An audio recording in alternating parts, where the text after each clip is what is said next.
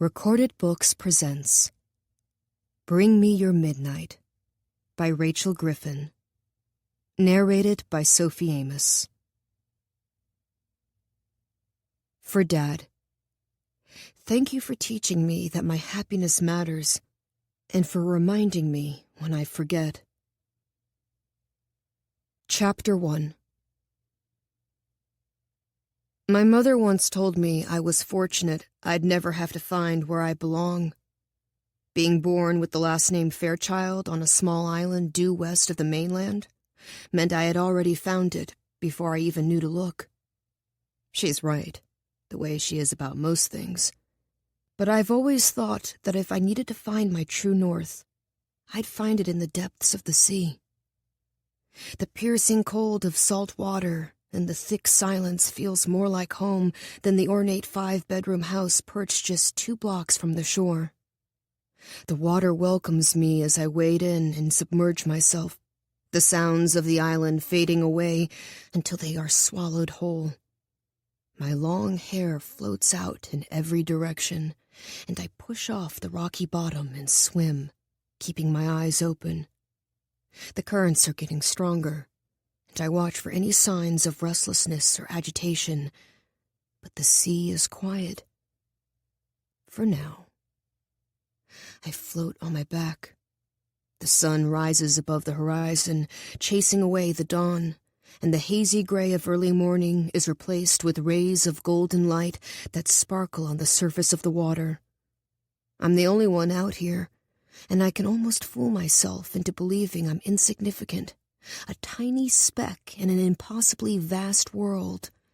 And while the latter is certainly true, insignificant I am not.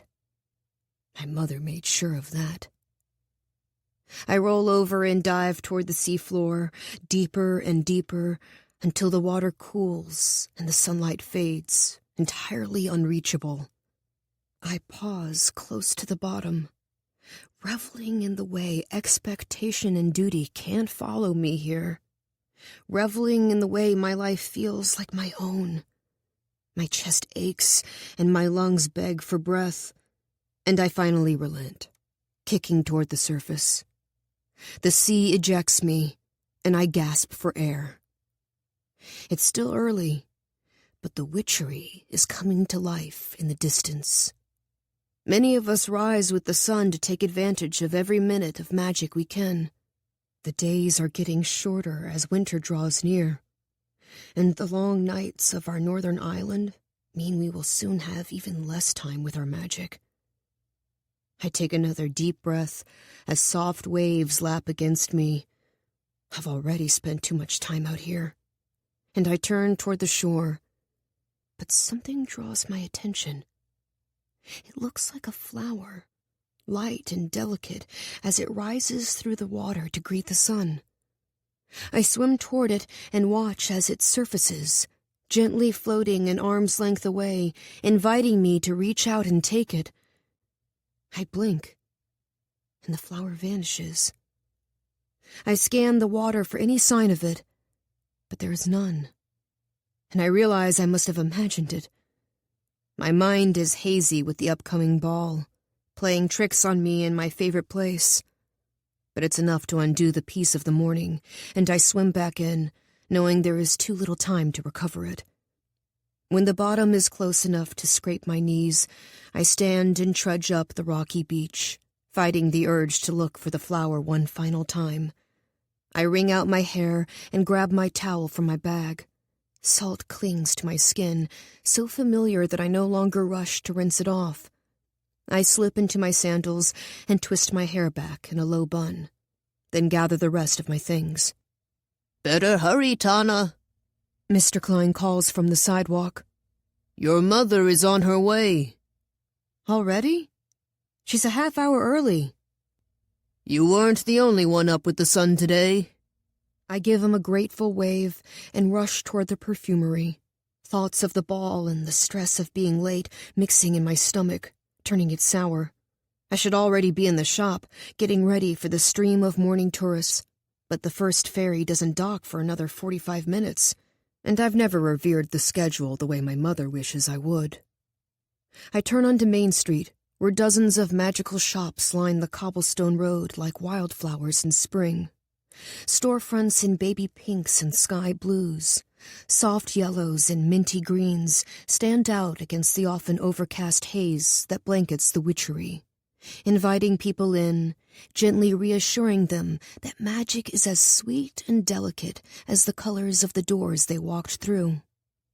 In an hour, this strip will be full of tourists and regulars from the mainland who visit our island for perfume, candles, tea, baked goods, natural textiles, and anything else we can infuse with magic. Dense green vines climb stone walls, and clusters of wisteria hang above doorways. Every detail meant to convey that this place is special, but not threatening. Peculiar, but not frightening. Enchanted, but not dangerous. An island so lush and lovely, one might forget it was once a battlefield. Large Daphne shrubs encircle bronze street lanterns, their strong floral scent filling the air with more magic than we ever could. I sprint over the cobblestones until the perfumery comes into view on the corner. My best friend is waiting for me, leaning against the door with a cup of tea in each hand. She raises an eyebrow at me as I bend over and rest my hands on my knees, trying to catch my breath. "Here," Ivy says, shoving the tea in my face. "It's our awaken blend." "I don't need your magic," I say, ignoring the tea. I push my key into the lock and open the door, ducking under a waterfall of lavender wisteria. "Really? Because you look terrible." "How bad?" I ask. "There's seaweed in your hair and salt crusted in your eyebrows," she says. I grab the tea from her and take a long sip. It feels good as it slides down my throat and settles in my stomach. It's magic working instantly. My mind clears and energy moves through me. I rush into the back room and change out of my wet clothing and into a simple blue dress. "Sit down," Ivy says, and I give her a grateful look. Her dark brown eyes glimmer as she moves her hands over my face. I feel the salt lift from my skin and light makeup settle in its place. I don't have a talent for makeup the way Ivy does.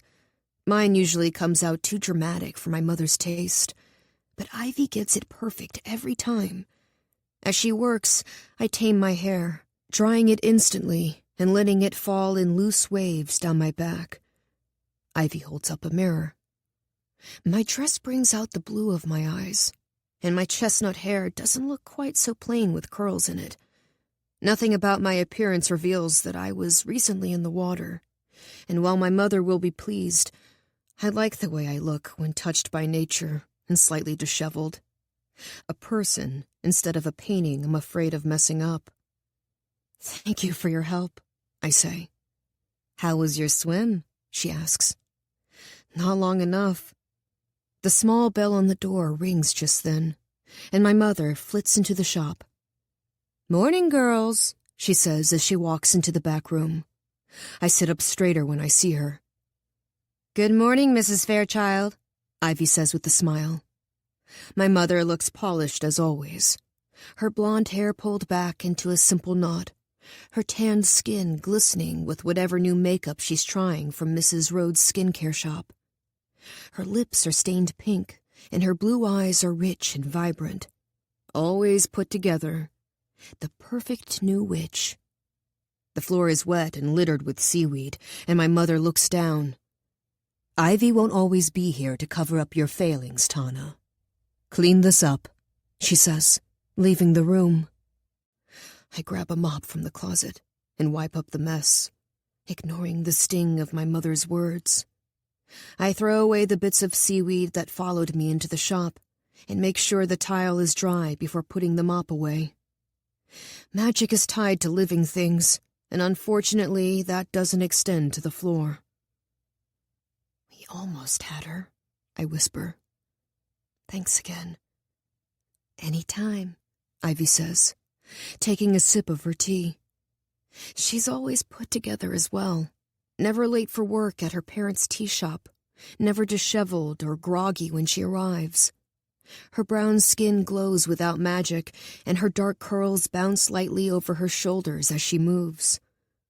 I grab a bunch of dried lavender from a glass jar on the wall and take out a mortar and pestle from the cupboard beneath the island.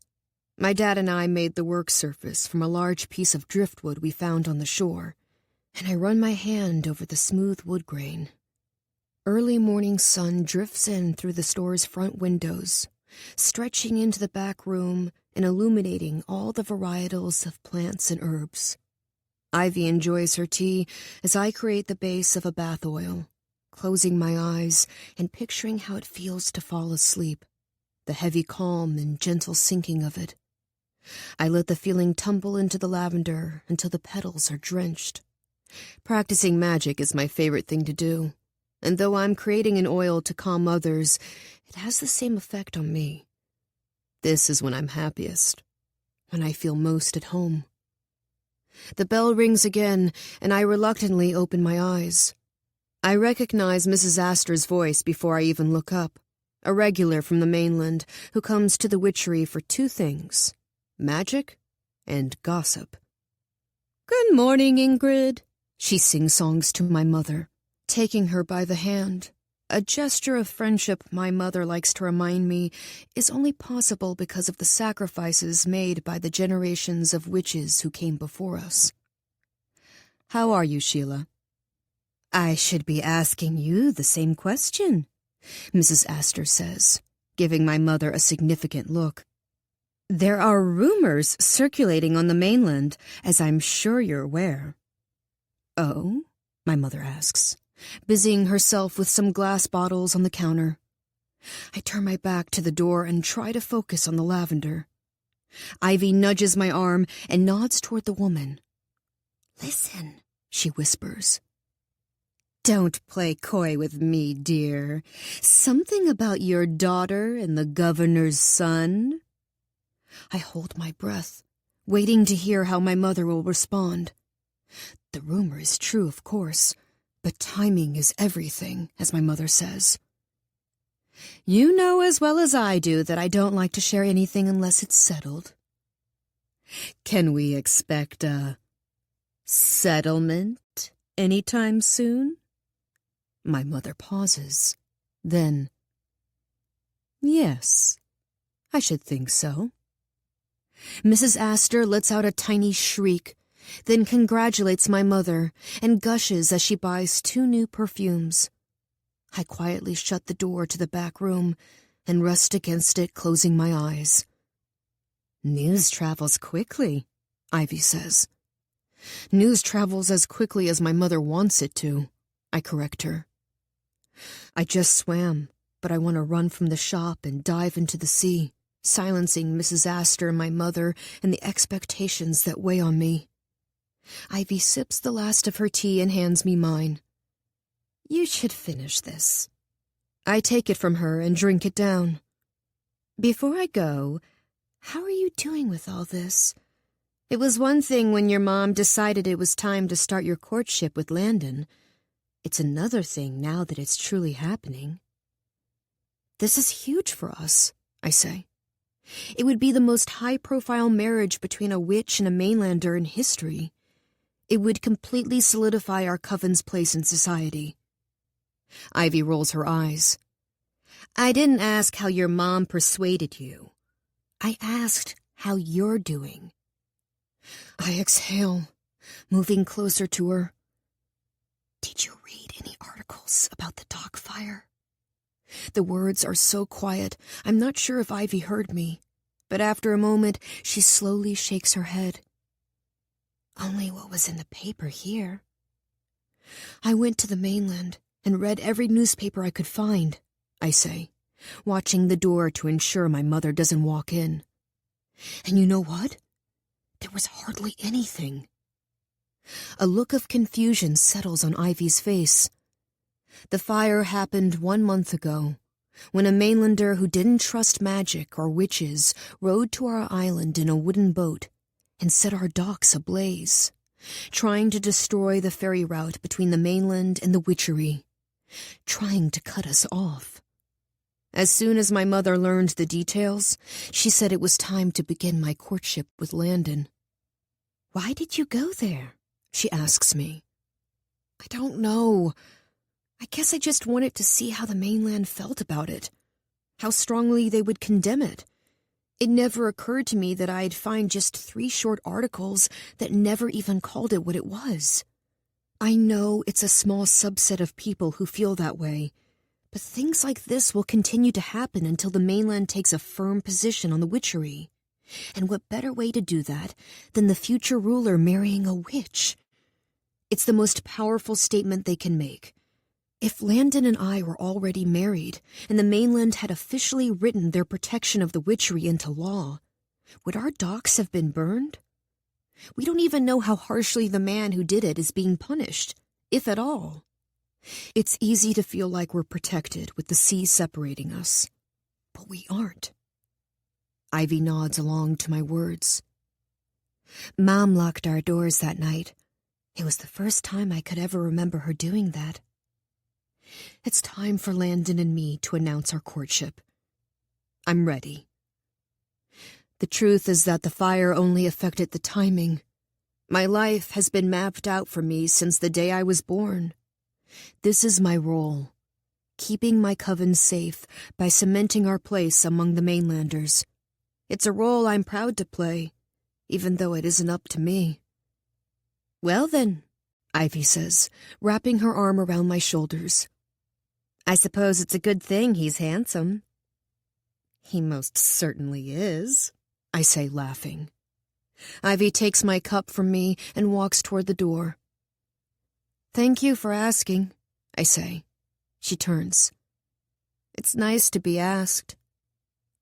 "I'm glad you feel that way, because I'm going to keep bringing it up." She grins and walks out the door, saying goodbye to my mother as she leaves. I've known my parents' plan for this wedding since I was a little girl, and Landon is a good person. He's decent and kind. We will formally announce our engagement on the same day as my covenant ball, when I will bind myself to my coven for the rest of my life. It's the same ritual every witch must go through, a choice that can never be altered, can never be undone. I must choose my coven or the outside, seal it with magic, and never look back. Without that choice, magic becomes volatile and dangerous.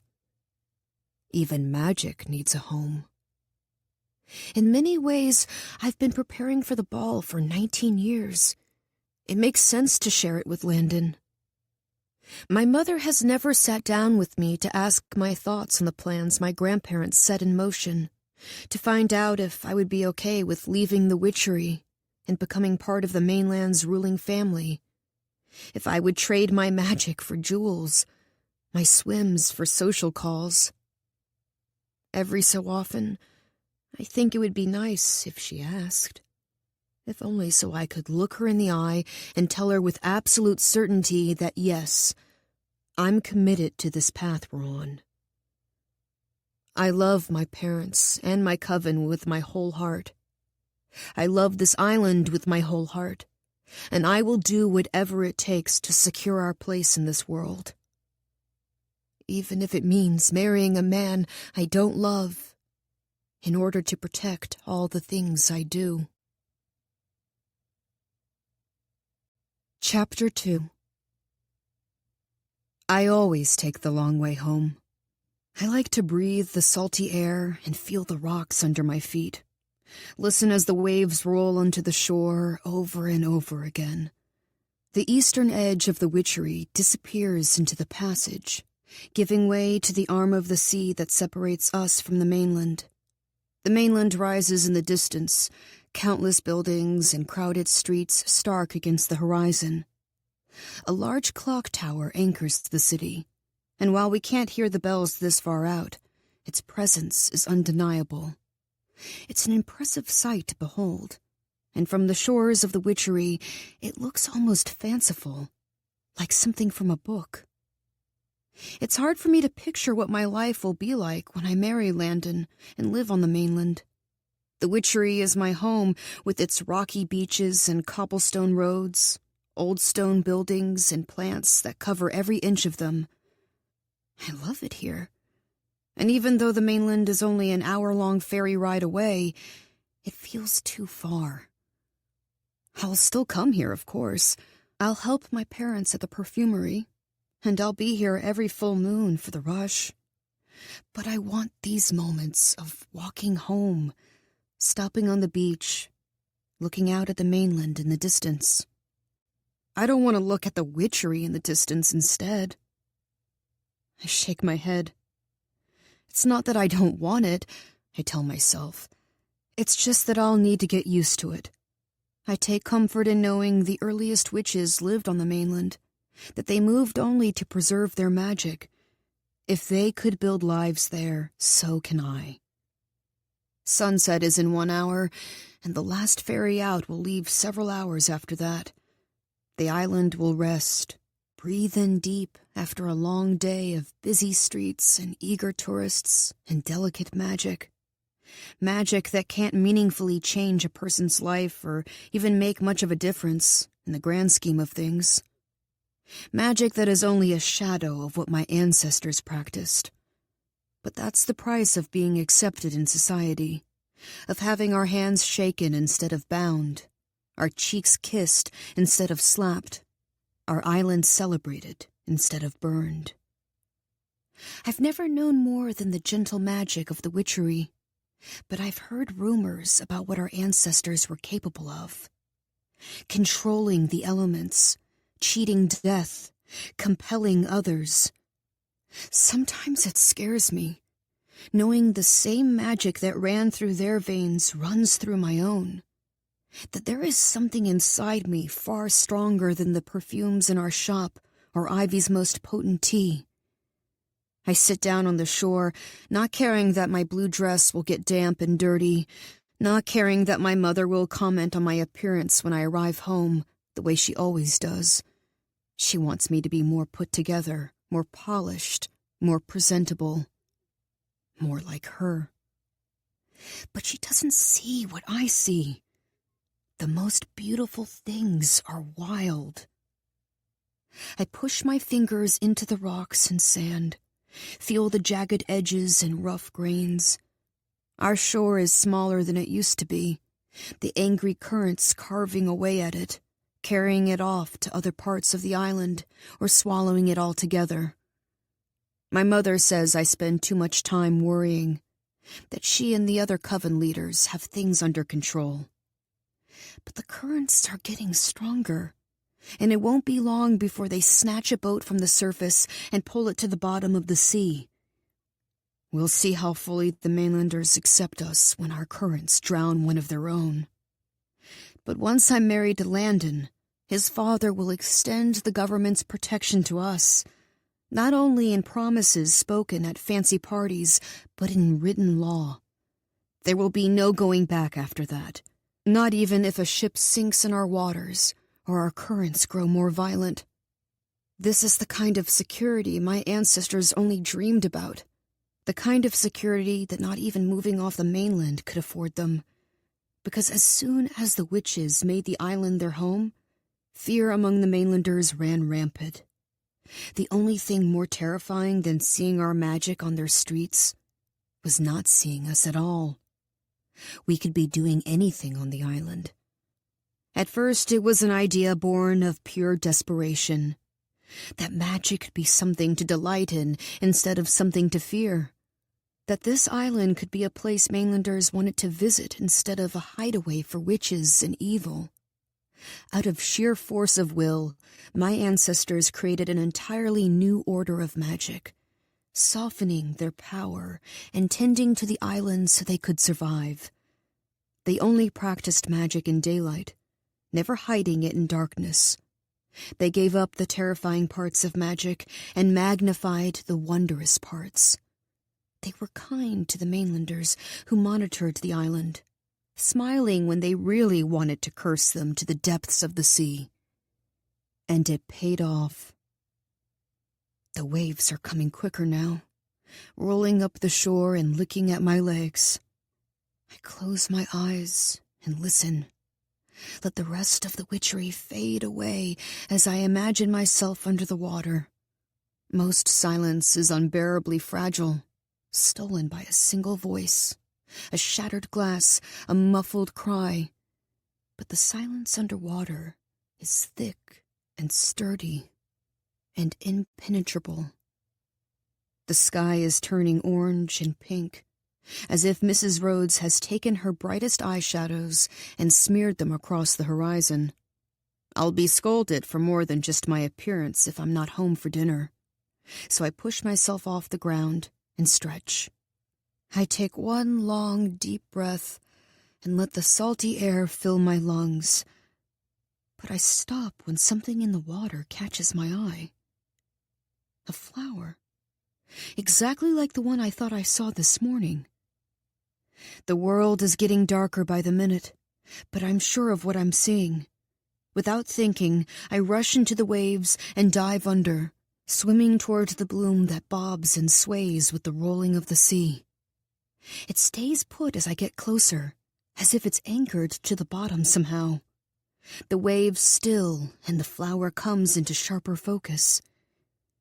My entire body tensing as it does. I gasp and thrash backward. It can't be real. I've never seen one in person. My heart slams into my ribs, fear seizing me. The flower rocks side to side, only unfurling with the arrival of evening, or in the presence of a witch. The trumpet-shaped bloom has stark white petals that almost shimmer, reminiscent of the moon at its fullest. Moonflower, deceptively beautiful and fatal to witches. It doesn't look threatening, though, with its long white petals tightly curled together. It looks beautiful. But I suppose we're meant to think the most dangerous things are lovely. The flower slowly unfurls, opening up to me as I shake with terror. The sea is stirring, and my breath catches when the flower gets caught in a current and swirls around in the water, going faster and faster until it's finally sucked below the surface. I kick my legs and shoot my arms out in front of me, pulling with everything I have, trying to create some distance between the current and me. I swim as fast as I can and beg the shore to meet me halfway. Land is getting closer, and I reach for it, stretching my arms as far as they'll go. I finally touch the bottom and pull myself the rest of the way up the beach, ignoring the jagged rocks that cut up my knees. The moonflower is gone, but I'm certain it was there, so mesmerizing that I can't quite bring myself to see it for what it is, a harbinger. Before the witches moved here, the island was used solely for harvesting plants and herbs, and only rarely. Endless fields of the poisonous flowers made it a perilous task. But when the mainland outlawed the use of magic, the witches chose to move to the island, and refuge just beyond the reach of the mainland's laws. It took years to get rid of the flowers, and I wish I could go back in time and tell the witches who came before me that one day the mainlanders would help us get rid of the deadly blooms. Help us create a home here after all but banishing us so many years ago. And they would do such a good job of it that there would be a generation of new witches who would never see a single moonflower in person. Until now. A sharp, prickling sensation begins at the base of my neck, crawling all the way down my spine. I turn my back on the water and run the whole way home. Every light is on in the 2-story house, the tall glass windows framing my father cooking dinner, and my mother pouring a glass of red wine. She puts the glass to her lips and closes her eyes, creating her own kind of silence. I walk around to the back of the house and quietly slip into the mudroom. As soon as I'm inside, I pull my soaking wet dress up and over my head, wrap a towel around me, and quietly walk up the back staircase. "Tana," my mother says behind me. I jump. "Where have you been? She asks the question even though it's obvious where I was. I thought I saw something in the water, I say. My dress is dripping on the hardwood steps, and I roll it into my towel to stop the mess. I told you to come straight home and help your father with dinner. Why were you there in the first place? I don't answer because nothing I say will satisfy her. My mother sighs. Go get cleaned up, and then you can tell me what you saw in the water. Her wine sways from side to side as she turns and walks away. I hurry upstairs to dry off, shuddering as I catch a glimpse of the sea. The sea is my safe place, my refuge, my haven. But tonight, it was dangerous. Just in time, Dad says when I walk into the kitchen. A dish towel is thrown over his shoulder, and he holds a wooden spoon up to his mouth, tasting the stew simmering on the stove. I'm sorry I wasn't here to help, I say. I'm sure you had a good reason. Dad winks at me and motions to the silverware drawer. Why don't you set the table? I grab what we'll need and set the table for 3, just like my mother taught me. Tonight's is a casual dinner, but I know how to set a table for a 12-course meal, a skill I have yet to use, but that my mother assures me is important all the same. When we all sit down, I place my napkin in my lap and take a long sip of water. Try to get a good night's sleep tonight, Mom says, eyeing me over her glass. You want to be well rested for the ball tomorrow. It's a celebration for Marshal Yates, Landon's father, marking his 10th year of governing after the late Marshal Yates Sr. could fulfill his role in title only, no longer able to keep up with the demands of ruling. It'll be big and loud, with many eyes watching Landon and me. This is your first outing since the mainlanders heard there might be something going on between you and Landon. She says heard as if she isn't the one who spread the rumors. We need to play this carefully. Tana will play it just right, Dad says, turning to me. Landon is eager to see you. That's all that matters. And I suspect you're eager to see him as well. I am eager to see my future husband, but I'm more eager to cement our union, to see the faces of the eldest in our coven when they hear the news. Of course, I say, taking a bite of my stew. Dad smiles at Mom, but she doesn't look convinced. We sit in silence for several minutes before Mom puts her glass down and looks at me. You will love him one day, she says with a nod of her head. Certain. I want to believe her. Landon has been just an idea for so long, something to wonder about as I drift off to sleep. What he will be like, what our life together will be like. But he is no longer an idea, no longer a distant point on the horizon, and I want the reality of him to match the picture I have been painting in my head all these years. The irony is that if we hadn't formed the New Order, my parents could simply concoct a perfume that would make me fall helplessly in love with him. But that kind of magic doesn't exist anymore. I smile at my mother. I'm sure I will. She nods in approval. Why don't you tell us what you saw in the water? She says, changing the subject. The question makes me tense, and my palms begin to sweat. My fear from earlier returns, grasping at my nerves, but I suddenly doubt myself again. Maybe it was some kind of cruel joke. There are still many mainlanders who hate magic, hate that our island is here at all, and perhaps one of them thought they'd get a good laugh out of making the witches believe moonflowers had returned to the witchery. My mother is the leader of the new witches, and if I tell her I saw the flower, she will be required to look into it. I'm torn over what I should do. I don't want to make a big deal out of nothing, but if it is something, she needs to know.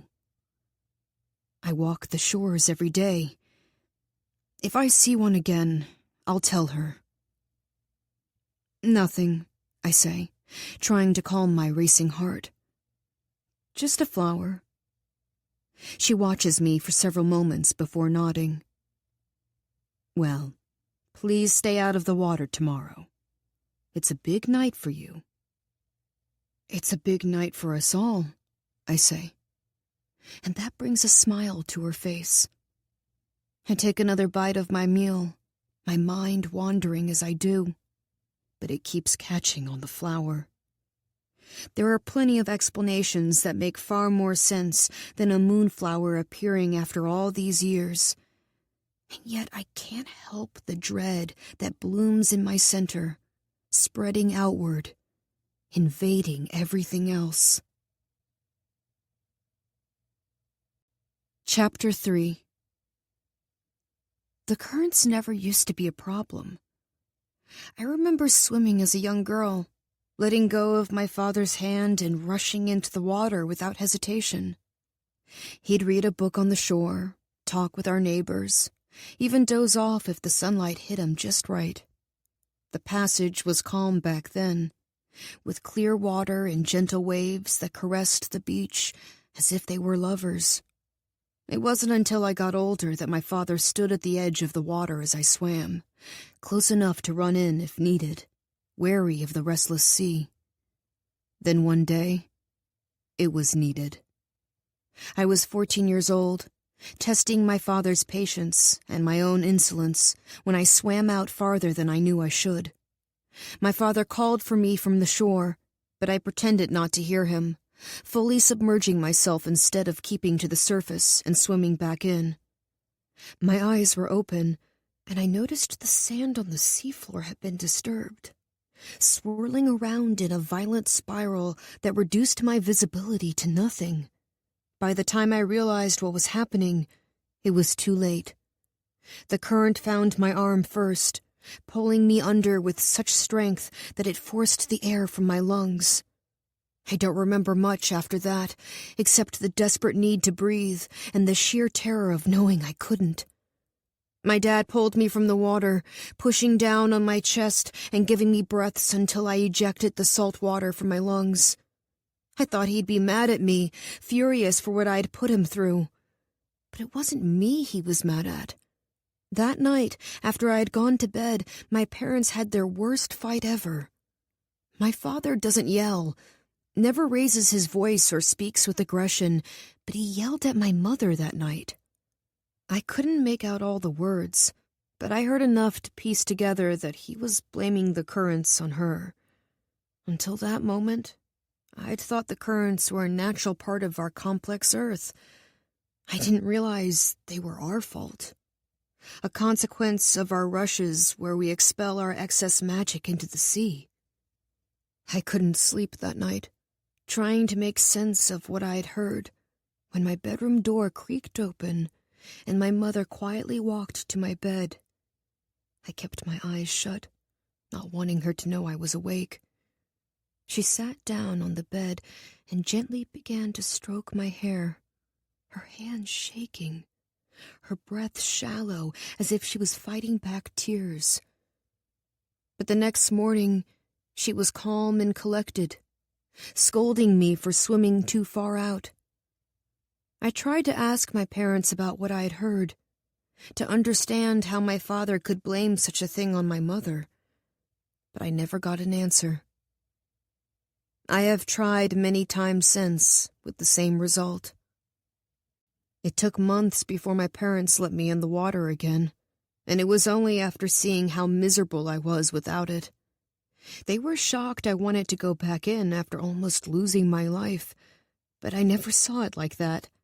I have only ever seen the sea as perfect. They set strict parameters around when I could swim, for how long and where. I push the boundaries every so often, but for the most part I stay within them. When I think back to that day, I don't think about the current or the fear or the horrible tightness in my chest. I think about my dad yelling at my mom, blaming her for something that couldn't possibly be her fault. And I think about my mom, hand trembling, fighting back tears as she stroked my hair. Tana? My mother's voice brings me back to the present, and I realize I've been staring at the large oil painting of the passage that hangs behind the counter of the perfumery. Mrs. Mayweather asked you a question. My apologies. I must have been somewhere else, I say, smiling at the woman in front of me. She's about my mother's age, and she has a daughter on the mainland who attended secondary school with Landon. She has become a regular visitor of the witchery in recent weeks, and I can't help but think it's because of the whispers that have started about me. Probably thinking about the ball tonight, she says with a knowing smile. Can we expect your presence? I look to my mom, and she gives a single nod. I think that would be a safe assumption, I say, mimicking the tone I've heard my mother use 1,000 times when she wants to seem modest about something. Then I will look forward to it even more. Mrs. Mayweather grabs her ivory bag from the counter, says goodbye, and leaves. I slip into the back room before another customer can stop me, itching for my magic, for the way it calms my nerves and quiets my mind. In this room, surrounded by flowers and herbs and empty glass jars, everything else seems to recede. I know my ancestors gave up a lot to create the new order, but I can't imagine anything better than the tender magic that fills this space. It isn't a sacrifice, this life. It's a gift. I gather fresh rose petals and pile them high in my mortar. I'm not as polished as my mother, and I don't always know the right words to say to people. But magic is one thing I don't have to try at. I don't have to do several test batches to get things just right or continually tweak my spells until I've achieved the desired effect. Magic comes naturally to me, the way leadership comes to my mother and sincerity comes to my father. I want a special perfume to wear tonight, one that feels like a spark, like that perfect moment when you see another person and your insides start to vibrate. I imagine it as the final note of a masterful concerto or the first bite of cold when entering the sea, surprising and delicate and exhilarating. It's what I hope I'll feel tonight when I see Landon at the ball. The rose petals eagerly soak up the magic, and I put them in a jar, add the base, and gently swirl the bottle. Is that Tana back there? I hear a customer ask, peering through the crack in the door. I sigh, capping my perfume and putting a smile on my face before stepping back into the shop. Hi, Mrs. Alston. She's a regular from the mainland, with several bags hanging from her arms and her warm beige skin glistening with a recently sprayed perfume. Hello, dear. Excited for the ball tonight? It's her way of asking if I'm attending, and after a pause, I reply, I am. Her eyes widen just slightly, and a large smile spreads across her face. I'll see you there, she says, paying my mother and breezing out of the perfumery. Mom waits until the door shuts fully before she turns to me. Why don't you go home and start preparing for the ball? But it isn't even noon yet, I say. I don't need the whole day to get ready. No, love, but you don't need to be bombarded with questions all day either. Go home, and I'll handle the store on my own. Her tone is sweet, but it's clear her mind is made up. Okay, Mom, if you think that's best. I do. She kisses me on my forehead, and I walk out the door just as a new wave of customers enters the shop. I hurry outside and hear my mom's warm greeting as the door shuts behind me, welcoming patrons as if they're the oldest of friends. While I sometimes think how exhausting it must be to hold herself to such high standards, the truth is that I'm in awe of her. It's an overcast day, and the cobbles are slick with rain. I lift my shawl above my head and make my way down Main Street, trying to avoid eye contact so I won't have to talk with anyone. Up until now, It's been my mother whom most people recognize, so I haven't had to worry about mainlanders stopping me on the street, unless they're regulars. But I suspect that will change after tonight. When I pass Ivy's tea shop, the Enchanted Cup, she knocks on the glass and waves me in. I look back toward the perfumery to make sure my mother isn't watching, then duck inside. The Enchanted Cup is one of my favorite shops on Main, and not only because it belongs to Ivy's family. The walls are a dusty rose pink with deep gold chair rails and matching crown molding on the ceiling. Candle sconces filled the space with delicate light, Ivy's parents opting for candlelight even after the island was electrified, because they wanted the shop to retain its original charm. But the real centerpiece is the grand chandelier in the middle of the room, with 12 teacups hanging from gold chains, each holding an ivory candle. All the chairs are shades of pink velvet, and each table is set with gold stirring spoons and lace napkins. "Where are you off to?" Ivy asks, clearing a table in the far corner and motioning for me to sit. "Home. I was being bombarded with Landon questions this morning, and I don't think I was fielding them as well as my mother would have liked." "No one fields questions like your mother." "I know. The bar is unbearably high." "I was just about to take my break. Want to sit with me before heading home?" "Definitely. My mom seems to think it will take me the rest of the day to prepare for the ball tonight." Ivy laughs. "What does she want you to do? Individually curl each strand of hair on your head?" "I'm sure she would love that," I say, draping my shawl over the back of my chair. "I'll be right back. Want anything in particular?" "Surprise me." I settle into my seat, and Ivy returns a few minutes later holding 2 teacups.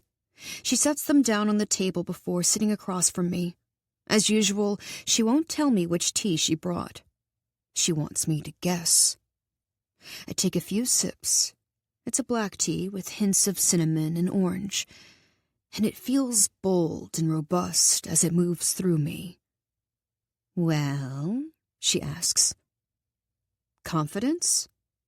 "You're close, but no." I think I see my mother out of the corner of my eye, and instead of trying to make myself smaller so she won't spot me, I sit up taller and lean forward. The woman turns, giving me a better look at her, and it isn't my mom. But I think I know what Ivy gave me. I laugh and look at her. "Bravery?" "Yes, for tonight," she says. "Why would I need to feel brave?" "Well, for starters, you hate being the center of attention. And this is the first time the mainlanders will see you in their world, so they'll be watching. It's also kind of your debut as a couple, and you'll be expected to dance. In front of everyone. It's a lot." I take another sip of tea, much bigger than before. "You know, I wasn't actually nervous until just now, so thanks for that." "No problem." Ivy smiles and brings her teacup to her mouth. "What are you drinking?" I ask. But before Ivy can answer, a teacup shatters on the ground. I look up and see an older woman standing at the marble counter, yelling at Mrs. Eldon, Ivy's mother. "This is too strong!" she shouts, shoving her pointer finger in Mrs. Eldon's face. "I can feel you trying to compel me. No one drink the tea," she says, turning to the other patrons in the shop. The room falls silent, all the conversation and clatter sucked up by the woman's words. Ivy stands and goes to her mother's side. "I can assure you that all the tea in this shop adheres to each and every standard of low magic," Mrs. Eldon says. "If you don't like the particular blend you were given, we'd be happy to replace it with something more to your liking." "I'm no fool," the woman says, her long gray ponytail swaying from side to side. "The problem isn't the tea. It's the magic. There is dark magic here. I can sense it." She practically spits the words, and murmurs break out around the room. I'm shocked that she would be so bold. Dark magic hasn't been on the island in years. It was all but eradicated with the new order. Mrs. Eldon takes a step closer to the woman, her expression turning from patient to stern. You are not to say those words in my shop. If you don't like what we're serving, you are free to leave, but I will not stand here and tolerate your disrespect. All of you are being brainwashed. Each and every one, the woman says, looking around the room. You should be protesting the existence of this island, not putting silver in their pockets. That's enough, Mrs. Eldon says. She walks to the front of the shop and holds open the door. It's time for you to go. This place is an abomination. You should all be ashamed of yourselves. The woman pushes past Ivy's mother and out onto Main Street, leaving behind a heavy silence. Mrs. Eldon takes a deep breath and closes the door, then turns to the other patrons. I'm terribly sorry about that, she says. For the record, I wish my tea was stronger, says a man on the other side of the shop, and it's enough to break the discomfort that had settled in the room. People laugh. Someone says, Hear, hear. And then the rest of the customers raise their teacups in agreement, drinking to the idea of more magic, not less. Mrs. Eldon smiles and walks back to the counter, but I see the way the confrontation weighs on her, the way her shoulders are drawn and her eyes are heavy with thought. Ivy and I haven't seen many encounters like this. People come to the witchery because they like magic. But our parents, and especially our grandparents, remember more frightening times when the majority of the mainland sought to get rid of magic altogether. They tell us the stories, remind us of how fortunate we are. But hearing it and seeing it are different things. Ivy wraps an arm around her mother and whispers something in her ear. Mrs. Eldon nods, then excuses herself to the back room. Are you okay? I ask, walking to where Ivy stands behind the counter, her eyes wet. I'm fine, she says, wiping at her lashes. These are angry tears. Seeing someone talk to my mom like that. She trails off, unable to finish her sentence. I know, I say, grabbing her hand.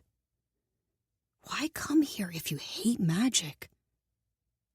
It's easy to fall prey to the belief that the entire population of the mainland is like the regulars who visit the witchery. But it isn't true. How many people are on the mainland, looking across the passage to our island, wanting it to go away? How many people still want the eradication of all magic?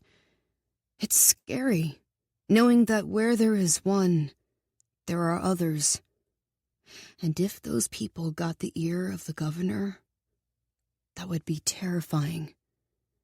I don't believe there are many people who want us truly cut off from the mainland, who would be willing to burn our docks under the cover of darkness, but it's becoming clear there are people who don't want to live in a world where magic is accepted. Even magic ruled by the new order, gentle and mild, is too much for some. But in order to do away with magic, they would have to do away with us. The memory of the moonflowers surges back to me, and I swallow hard. What are you thinking about? Ivy asks, taking a deep breath. Her eyes are dry, and any trace of her anger is gone. I sigh, then down the rest of my tea in one gulp. That I need to be flawless tonight.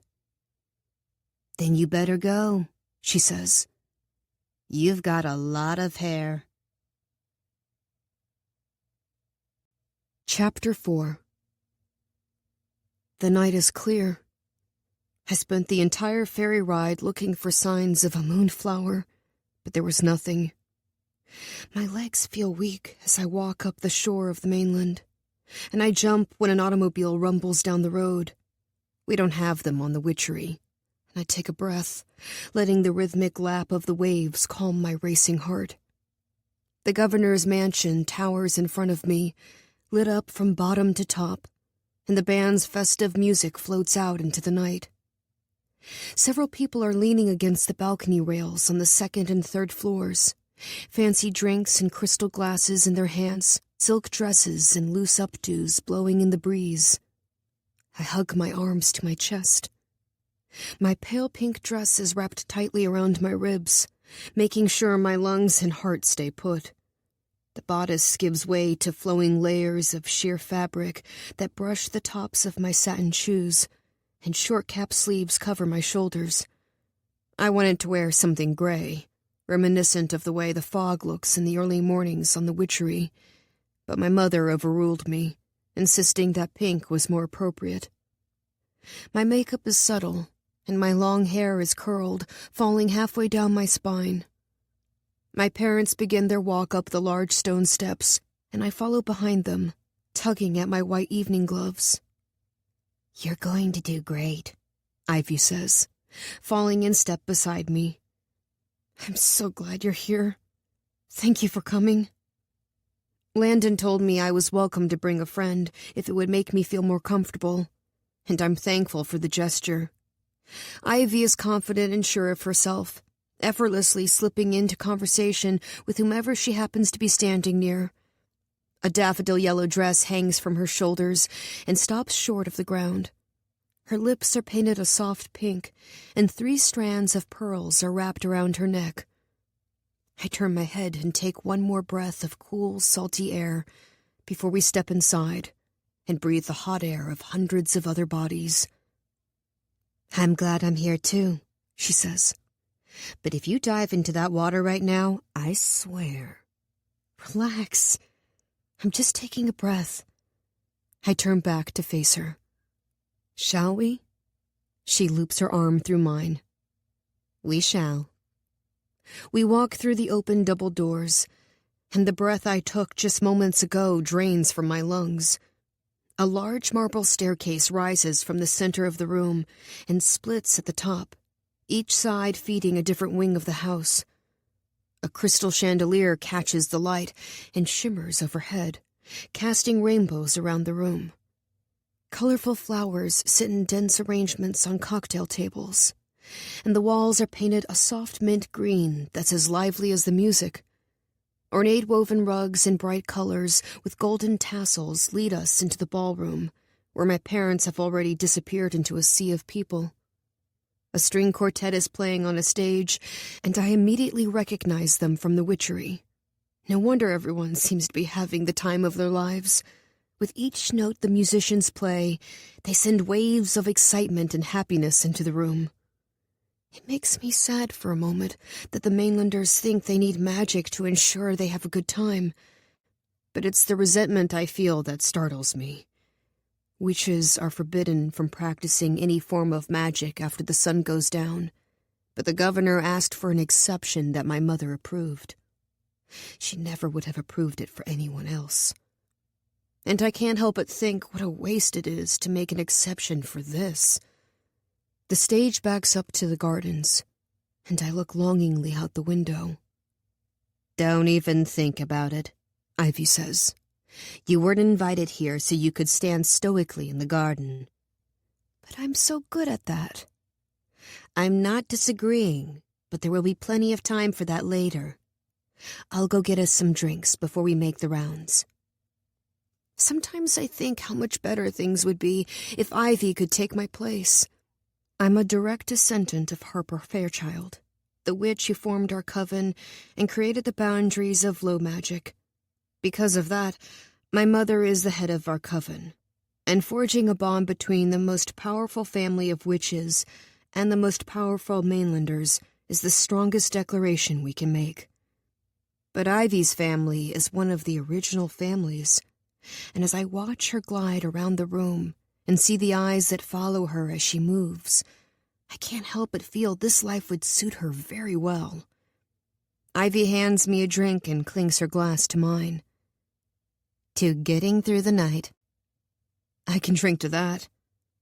I take a long sip and look around the ballroom. Large sheer curtains hang from golden rods and move with the breeze from the open windows, and multiple chandeliers glisten overhead. The room smells of candle wax and brine, and arrangements of white roses and greenery sit on crystal stands around the perimeter. It's grand and impressive, and nothing like my life on the Witchery. My parents are at the front of the room, talking with Marshall and Elizabeth Yates. They all look comfortable and easy, as if enjoying each other's company is a given, as if we didn't have to earn it. And then there he is, Landon. He walks around a large marble pillar, scanning the room. He's tall, and his navy suit pulls just slightly across his broad chest. His skin is smooth and tan, and his dark brown hair is cut short. He holds himself as if he owns the place, as if he owns the whole world. I stare for a single breath before his eyes find mine. A smile tugs at his lips, one that seems genuine, and it brightens the room. A smile that would make me believe he was indeed gifted the whole world. I stiffen next to Ivy, realizing I have no idea how to greet my future husband. Tana, you may want to indicate that you're happy to see him, Ivy suggests under her breath. Because right now, it looks like you might launch yourself through the window and swim the whole way home. I can't help but laugh. Very helpful feedback, thank you, Ivy. Of course. I take a sip of my drink, but what I could really use is Ivy's bravery blend from earlier. I close my eyes for just a moment and think about how it feels when I drink it. It feels the way Landon carries himself, like I deserve to be here. My spine straightens and my chin lifts. I roll my shoulders back, and when I open my eyes, they lock right on Landon. I give him a shy smile and tilt my head, beckoning him over. He can't hear the way my heart races beneath my too-tight dress, the way my lungs can't quite find enough air. Being brave and feeling brave are two very different things. Tana, he says when he reaches me, taking my hand in his and placing a soft kiss on my skin. You look lovely. Thank you, I say. Ivy, Landon says, straightening his stance. It's nice to see you again.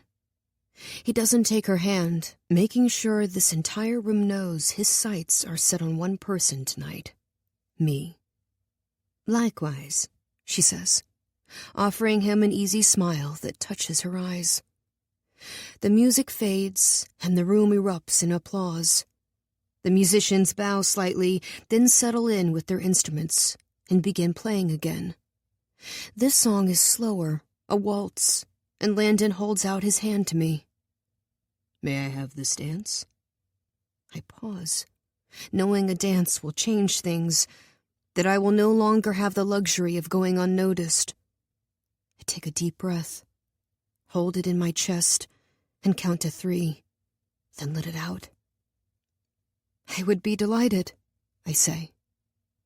I give Ivy my drink and let Landon lead me to the center of the room. The crowd parts, eyes following us as we turn to face each other. My right hand holding his, my left resting on top of his shoulder. He hesitantly places his hands on my back, his fingertips brushing the skin above my dress. My breath catches, and I finally raise my eyes to his. We watch each other for 1, 2, 3 beats, and then the music picks up, and we're spinning around the room. Landon is a skilled partner, leading me smoothly even when I miss a step or become too focused on the way his fingers feel on my skin. His eyes never leave mine, his gaze confident and assured. I thought dancing in front of so many people would be terrible, that I'd feel their eyes on me the whole time, but every part of me is focused on Landon, on the way he holds my hand, the way his touch remains just a whisper on my back, the way his breath mixes in the air with mine. Dancing is such a common part of his world, but it feels entirely intimate to me. This is my future husband, and the first time I've ever felt his touch on my skin is in the presence of an audience. "Are you enjoying yourself?" he asks, not seeming to notice the way the rest of the room watches us. "I am, thank you." "Tana," he says, his amber eyes never leaving my face. "I'm asking because I genuinely want to know." I'm so aware of his touch and the smell of citrus on his breath, and he's carrying on a conversation as if it's nothing. I laugh, quite enough that only he can hear. It's a little overwhelming, I admit. I'm not used to being the center of attention. I don't move my eyes from his because I'm scared of what I'll do if I see the way people are watching us, whispering to one another. I don't want to see the proud looks on my parents' faces, or the envious looks of the mainlander girls. I try to take a calming breath, but my dress barely lets in enough air to keep me conscious. "You'll get used to it," he says. "This is all for show anyway, for my parents.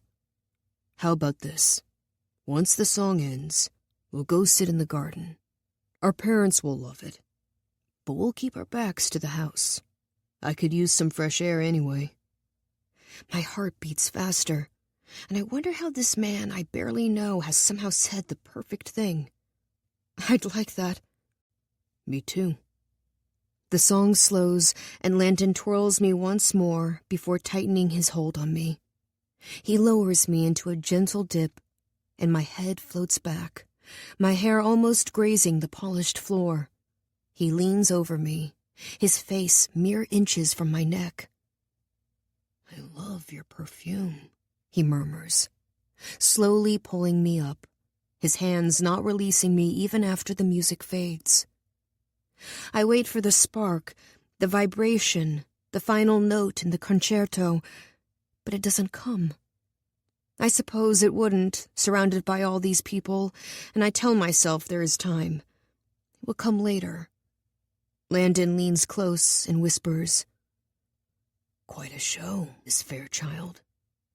I smile at that, a shy smile that barely tugs at my lips, but it's enough. Applause breaks out all around us. Suddenly I'm dizzy, and I grip Landon's back and rest my forehead on his shoulder to steady myself. He doesn't pull away, waiting patiently as I regain my balance. His pointer finger finds a section of my hair, and when I let him go, he carefully tucks it behind my ear. "That earned us at least 2 songs in the garden, I'm sure." He winks at me and leads me off the dance floor. Ivy is waiting for us at the bar, her back against the marble ledge, elbows propped up, as if she's never been more comfortable in her life. She hands me my drink, an amused expression on her face. "That was some dance," she says. "I was just telling Tana that I believe it earned us some time in the garden." She studies Landon, and her features relax, an expression I recognize as relief. Relief that this man I've been betrothed to since before I could even speak understands enough about me to know that a break in the garden is exactly what I need. We exchange a glance before Ivy looks back at Landon. "I think you're right," she agrees. "Would you like to join us?" I ask. "Absolutely not. I didn't get dressed up like this to hide myself in the garden." "May everyone here look upon you with wonder," I say. She bows her head. "Thank you." Landon takes my hand and leads me outside. The cold night air sends goosebumps up my arms, and I shiver, but it's the best feeling. I can hear the water again, the waves lapping against the rock wall, and my whole body relaxes. We walk to the far corner of the garden and sit on a stone bench that looks out over the passage. Lights from the witchery flicker in the distance, and my heart aches, knowing this will be my daily view not long from now. Landon slips out of his jacket and drapes it over my shoulders, bringing me back to the present. Thank you. He nods, and we sit in comfortable silence. I've never been one to enjoy parties, but I love being on the outside of them, close enough to hear the notes of the music and the murmur of voices, far enough away that the sounds fade into the background, quiet enough that I can still hear my own thoughts. I love knowing people are having fun and laughing and making memories that will stay with them for years to come. I like imagining the conversations and the shy glances and the way it feels to dance with someone you like for the first time. What are you thinking about? Landon asks me. How much I enjoy knowing people are having a wonderful time inside. He looks at me then. You're a really good person, he says, surprising me. We don't love each other. We hardly know each other. But as the night goes on, we're each discovering things about the other, and there's so much relief in knowing that the person you have no say in marrying is good. It isn't a masterful concerto, but it's something. Maybe my mother is right. Maybe I will love him one day. I have a gift for you. He pulls out an emerald velvet box and hands it to me. What's this for? It's a promise, he says, looking me in the eye. A promise that I will get to know the real you. Not the person your parents or my parents want you to be, but you, exactly as you are. Landon, I begin, but his name is the only word I can manage. A breeze rushes off the water and sends my hair out behind me. My fingers shake as I open the box. Sitting in the center is a single piece of sea glass, and I smile as I take it out and feel it in my hand. It hasn't been polished down. It's rough, exactly as I'd find it on the beach, turquoise and jagged and perfect. Your mother told me that you love the sea. I must admit I've only ever thought of it as an inconvenience, but it's important to me to know the things you love so that those things can follow you here after we marry. An inconvenience? I say, unable to believe that anyone would look upon the passage with anything but awe. Of course. It separates me from my intended. I look at him then. This union is as important to him as it is to me. And instead of finding comfort in that, I can't help but wonder if there's something in it for him and his father that I'm unaware of. I look down, scolding myself. My mother has been open with me about the terms of our agreement. They want more eyes on the witchery, on our magic, and they want a share of our silver. We want protection. It is beneficial for us both. I don't know what to say. I grip the sea glass tighter, let the weight of it anchor me in this moment. Thank you. You're welcome. My hands are shaking, and I'm not sure if it's from the cold or something else entirely. Landon hesitantly touches his fingers to my knuckles, and when I don't pull away, he takes my hand in his. The shaking stops, and I look down, wondering how much of this is for show and how much is real. Wondering if he, too, is hopeful we might one day love each other, like my mother says. A new song begins in the ballroom, and Landon stands. I believe we owe the room a final dance, he says. This time, his touch isn't enough to stop me from noticing the way every person in the ballroom turns toward us when we enter. My heart races, but I keep my head high, leaning into Landon. Then let's make it count. He smiles at that and leads me through the crowd, never once letting go of my hand. Chapter 5. The ferry is quiet as it takes us across the passage. Mom and Dad are talking in excited whispers, beside themselves at how well the night went.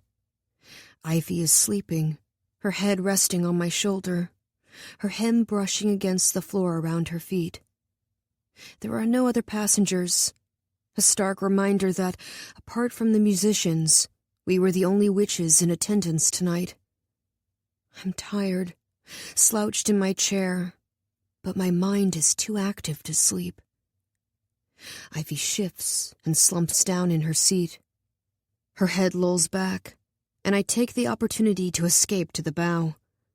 I have the entire deck to myself, and I walk to the railing and close my eyes as the wind whips through my hair, sending chills through my body. The witchery is mostly asleep in the distance. My perfect island quiet and dark after a busy day. It looks so peaceful. "You did great tonight," my mother says behind me. I turn to look at her. Her shawl is wrapped tightly around her arms, and the wind seems to avoid her, going around her completely rather than risking messing up her hair, which is still in a tight updo, every strand in place. She looks pleased, and it fills me with warmth. "Thanks, Mom. I'm glad you're happy," I say, because I am. That's all I really want, for the people I love to be happy. Happy and safe. She nods. "I am. So is your father." "That's good. Things are right on track for your covenant ball. Announcing your engagement to Landon that night will be perfect." "I think so too. I can't wait." "Really?" she asks, studying me. "Really?" I smile and turn back to the sea.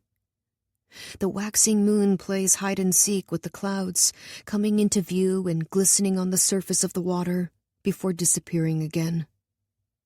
I've been looking forward to my covenant ball my whole life, so eager to bind myself to my coven in front of all my friends and family. If I'm being honest, that's the part I'm most excited about.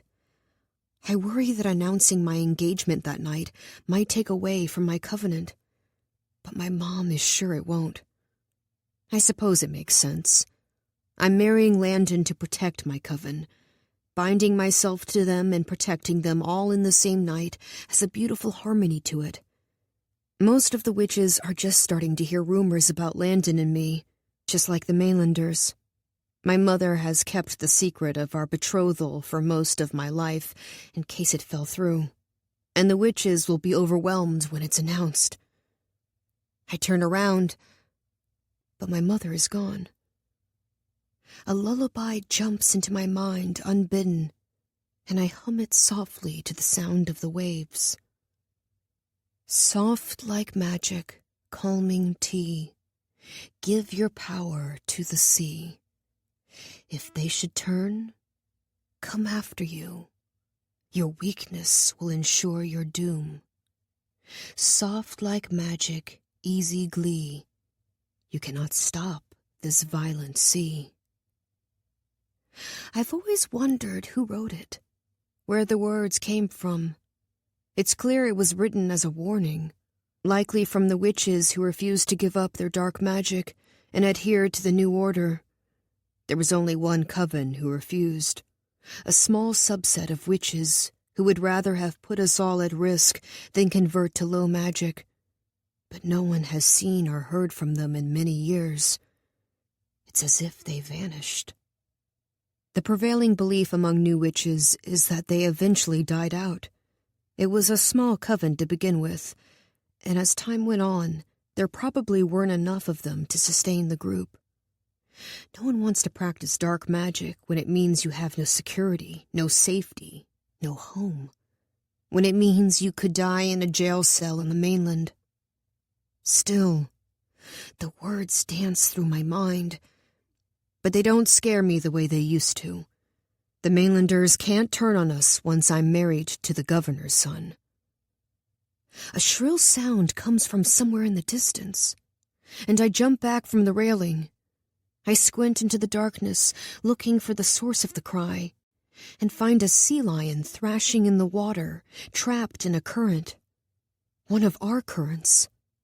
My heart aches as I watch the animal helplessly, wishing I could do something, but knowing I can't. There is nothing to do. The sea lion swirls in the water, roaring as it goes around and around and around. The sound is awful, tearing at my insides, sending bile up my throat. I run to the railing in case I get sick, and I swear the animal looks right at me. My eyes fill with tears, and I want to tell it I'm sorry. So sorry that the currents we caused are taking its life. Ivy rushes over to where I'm standing, grabbing my hand as if she's afraid I might dive in. "There's nothing we can do," she says. I'm leaning over the edge, as far as I can go without falling over, and Ivy gently pulls me back. We watch as the animal turns in the water, wailing into the night. Then it's pulled under the surface, and the sound abruptly stops. Eerie silence. Tears stream down my face, and I take a deep breath and try to regain my composure. The currents are getting worse, eroding our island and killing our sea creatures, hurting the things we love. My mother says they're under control, that the coven leaders are taking care of things, but watching a sea lion be drowned by its home is not control. It's failure. I think back to that night 5 years ago when I almost drowned, to my father's angry voice as he blamed it on my mother. What will he say to her tonight in the safety of their room, in whispers that can't get past the door? Will he blame this on her as well? Or were his words unfounded, brought on by the terror of almost losing his only child? "I'm so sorry," I whisper. The boat slows as it approaches the docks on the Witchery, and Ivy and I walk inside together. She leans against the wall of the ferry, and I rest my head on her shoulder and exhale. "You okay?" "I'm okay," I assure her.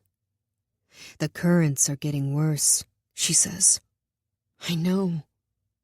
I pause and lower my voice.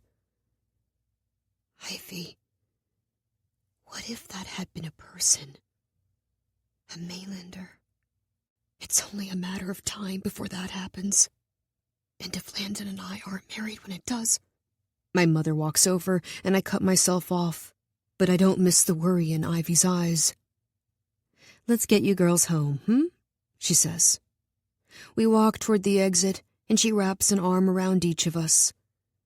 "Tonight was an incredible success. Well done." We follow my father off the ferry, over the rickety bridge and onto the dock. The clouds are getting heavier, concealing the moon and the stars. Everything is dark. We stop at Ivy's house first, and I give her a tight hug before she heads inside. "Do you really think that's a risk?" Ivy whispers as she hugs me back. "What you said about the currents drowning a Mainlander." "I think we've got time before that happens," I say, not wanting to make her worry more than I already have. "Mom says the council has it under control." I squeeze Ivy tight, and she nods and heads inside. My parents are walking slowly, their arms around each other, delighting in the memories of the night. I follow behind them, the lullaby still playing in my head, punctuated by the sounds of the sea lion slipping away. I grip Landon's sea glass tightly in my palm, its sharp edges digging into my skin. When we get home, my mother walks to the kitchen and pours 2 glasses of wine while my father lights a fire. "Would you like to join us, Tana?" she asks. "I'm tired," I say. "Of course. Get some rest, sweetheart." I nod and head up the stairs, the sound of my parents' happy laughter following me as I go. I love that sound. My room is dark, and I set the piece of sea glass on my dresser. I don't bother turning on the light before I unzip my dress and fill my lungs for what feels like the first time tonight. I walk into my bathroom and wash my face, pull my hair up and brush my teeth. I'm about to crawl into bed when a dim light outside catches my attention. I pick up the sea glass and open the window, inviting the sound of the waves into my room. I sit on the window seat and roll the glass around in my hand, watching the world outside. My head rests against the wall as I look out into the black night. The light gets brighter and brighter, coming from the lawn, a small brilliance against the darkness. I rise up on my knees and lean my head out the window, trying to focus on the light. And that's when I see it. A single moonflower, hanging contentedly over the perfectly trimmed grass. A shiver crawls up my spine. No, I whisper. It isn't possible. I blink and look again, but it sits there as sure as the clouds in the sky and the chill in the air. A flower so lethal that a single touch of its petals can kill. And it's illuminated by a light source I can't find. If they should turn, my grip on the sea glass tightens. Come after you. The sharp edges cut into my skin as I stare at the flower in disbelief.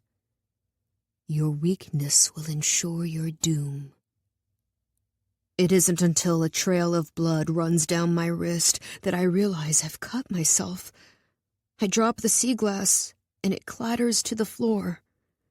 I rush to the bathroom and run my hand under the faucet. And when I'm cleaned up, I go back to the window. But the light and the flower are gone. Chapter 6. I know it's time to tell my mother about the moonflowers. But when I get downstairs the next morning, she's already gone. A child was born last night, and it's tradition for the highest witch to welcome a newborn into the coven with ritual blessings. Dad has made me a sprawling breakfast of fresh fruit, eggs, scones, and cinnamon rolls, and it's almost enough to make me forget about the white flower. What's all this for? I ask, setting the table and steeping some of Ivy's awaken blend tea. Does there have to be a reason? I raise my eyebrow, and Dad laughs. I won't always get to make you elaborate breakfasts, that's all. The comment makes an ache start in my chest. We're both realizing things are about to change. That soon breakfast with my dad will no longer be a given. A truly unfortunate part of adulthood, I say. We sit down at the table, and I take the largest cinnamon roll. How did you make them this big? Magic, he says, winking at me. I laugh. Dad usually refrains from using magic in the kitchen. He thinks he'll lose his edge if he does, but every once in a while he makes an exception. Good call, I say. You and Landon looked great last night. He says it casually, but I know he's bringing it up to see how I'm doing.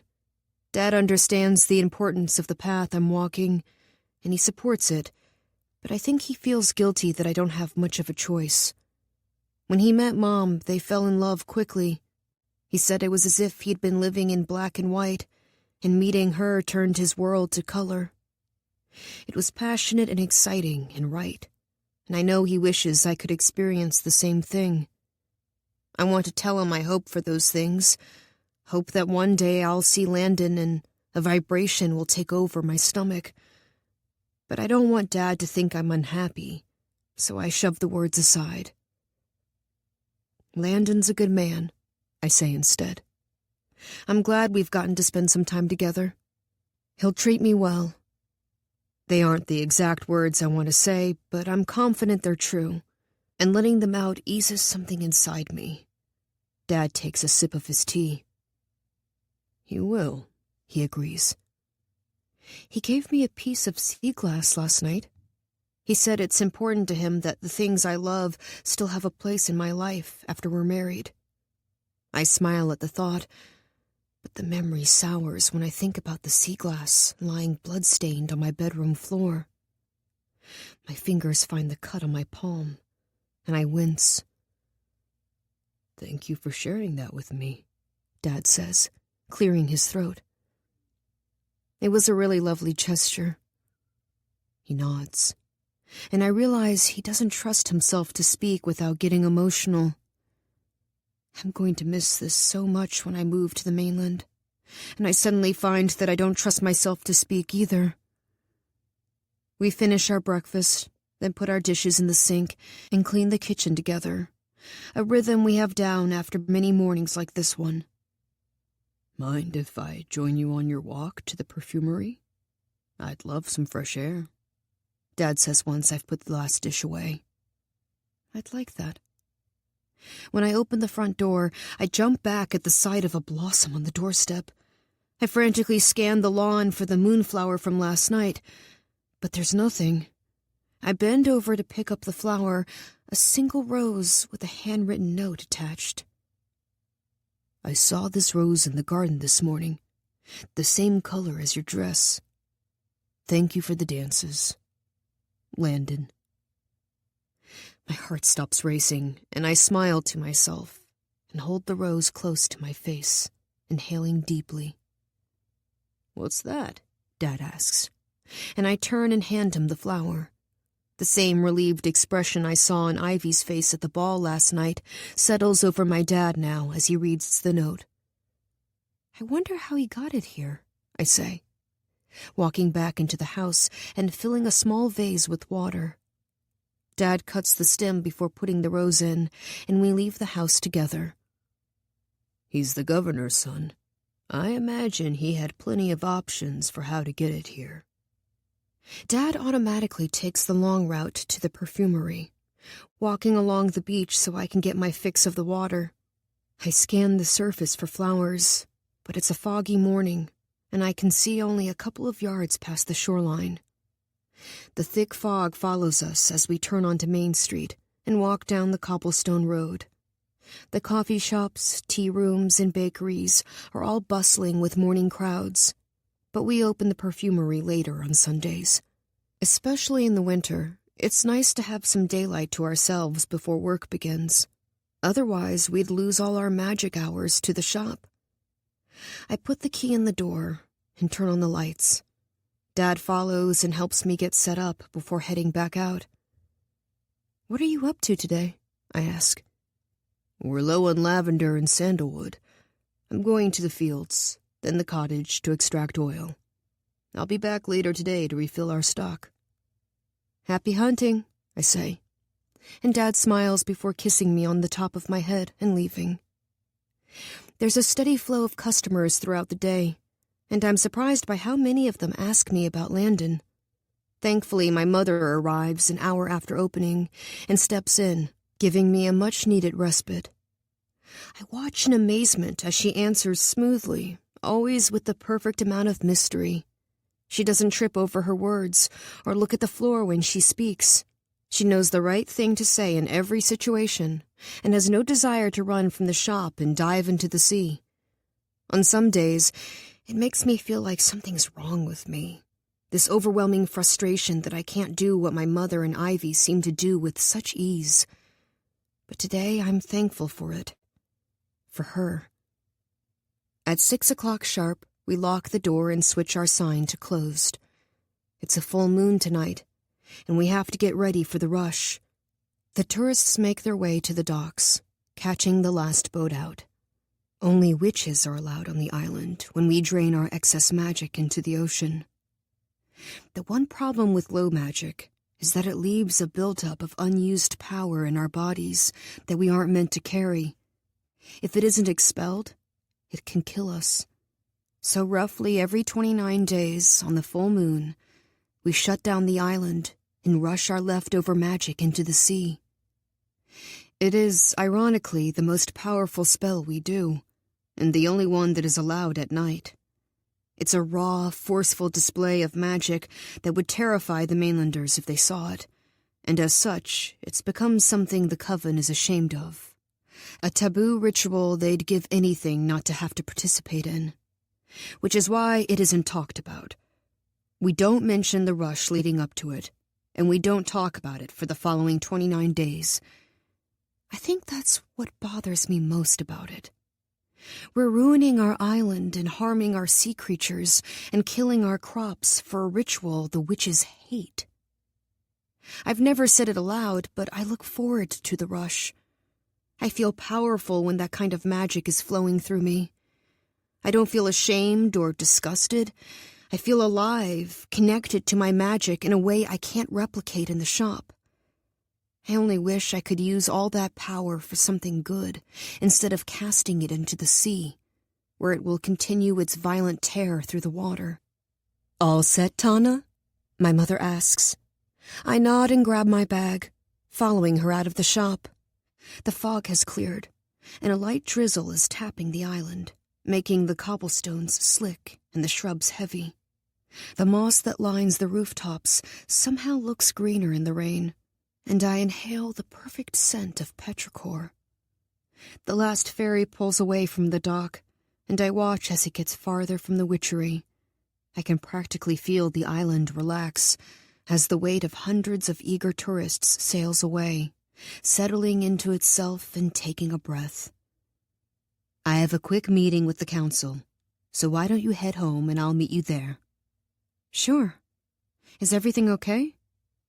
Their regularly scheduled meeting was last week, and it's rare to have another so soon. Of course. I think there are some members who feel they deserve a briefing on the governor's ball. You mean me, I say, instantly regretting the words.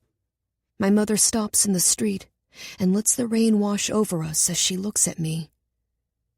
It isn't just about you, Tana. What you're doing, it's for all of us. It's for our children and our children's children. Don't you think the council has a right to know that after generations of uncertainty and fear, it's almost over? That the mainlanders will finally accept us and we will no longer have to worry that a single misstep could cost us our freedom, our lives? I look down. I'm sorry. I didn't mean to sound like I was only thinking of myself. My mother relaxes her stance and sighs. She puts her arm around me, and we begin walking again. I know, baby. It doesn't feel as tenuous to you because things have been stable for a while. But don't forget that we are on this island because those who came before us were forced here to preserve their magic. And they were given none of the necessities or comforts they were used to on the mainland. Having permanent safety and freedom is something the generation before you, and certainly before me, could never have dreamed of. I understand. I'm sorry, I say, thinking of the woman in Ivy's tea shop, thinking of the fire.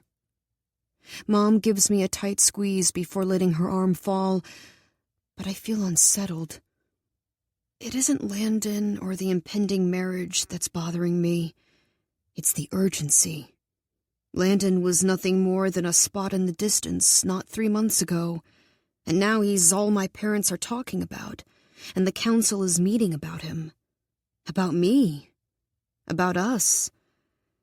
It makes me wonder if the fire was just an excuse to hasten the timeline, but guilt moves through me as soon as I think it. See you at midnight, my mother says, referencing the time we meet to avoid uttering the phrase, the rush.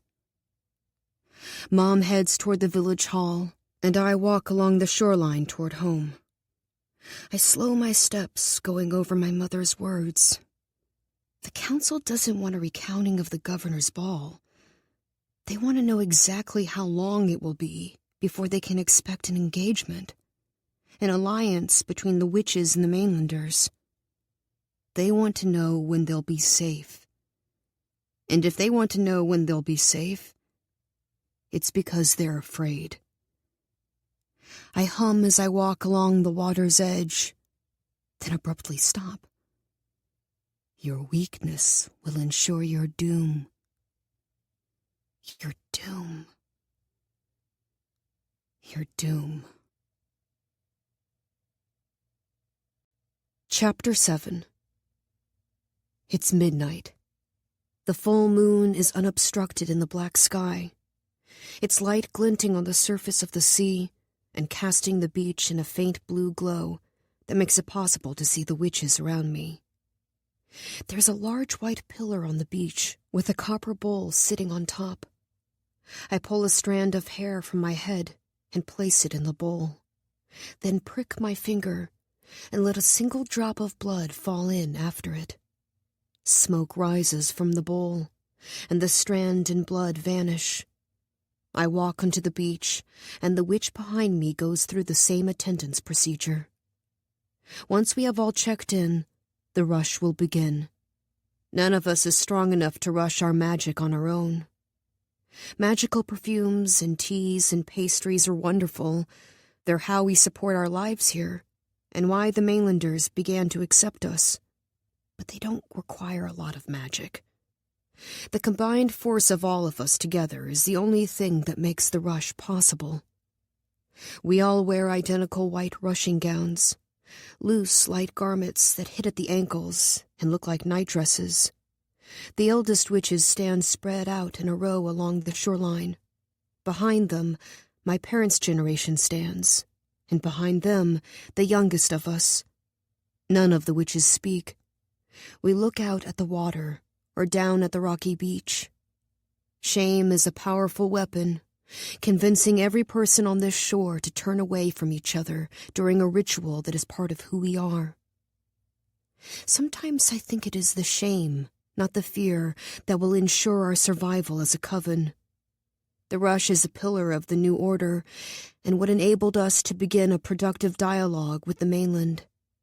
They didn't stop trying to eradicate magic until we proved to them that the new order was not a threat.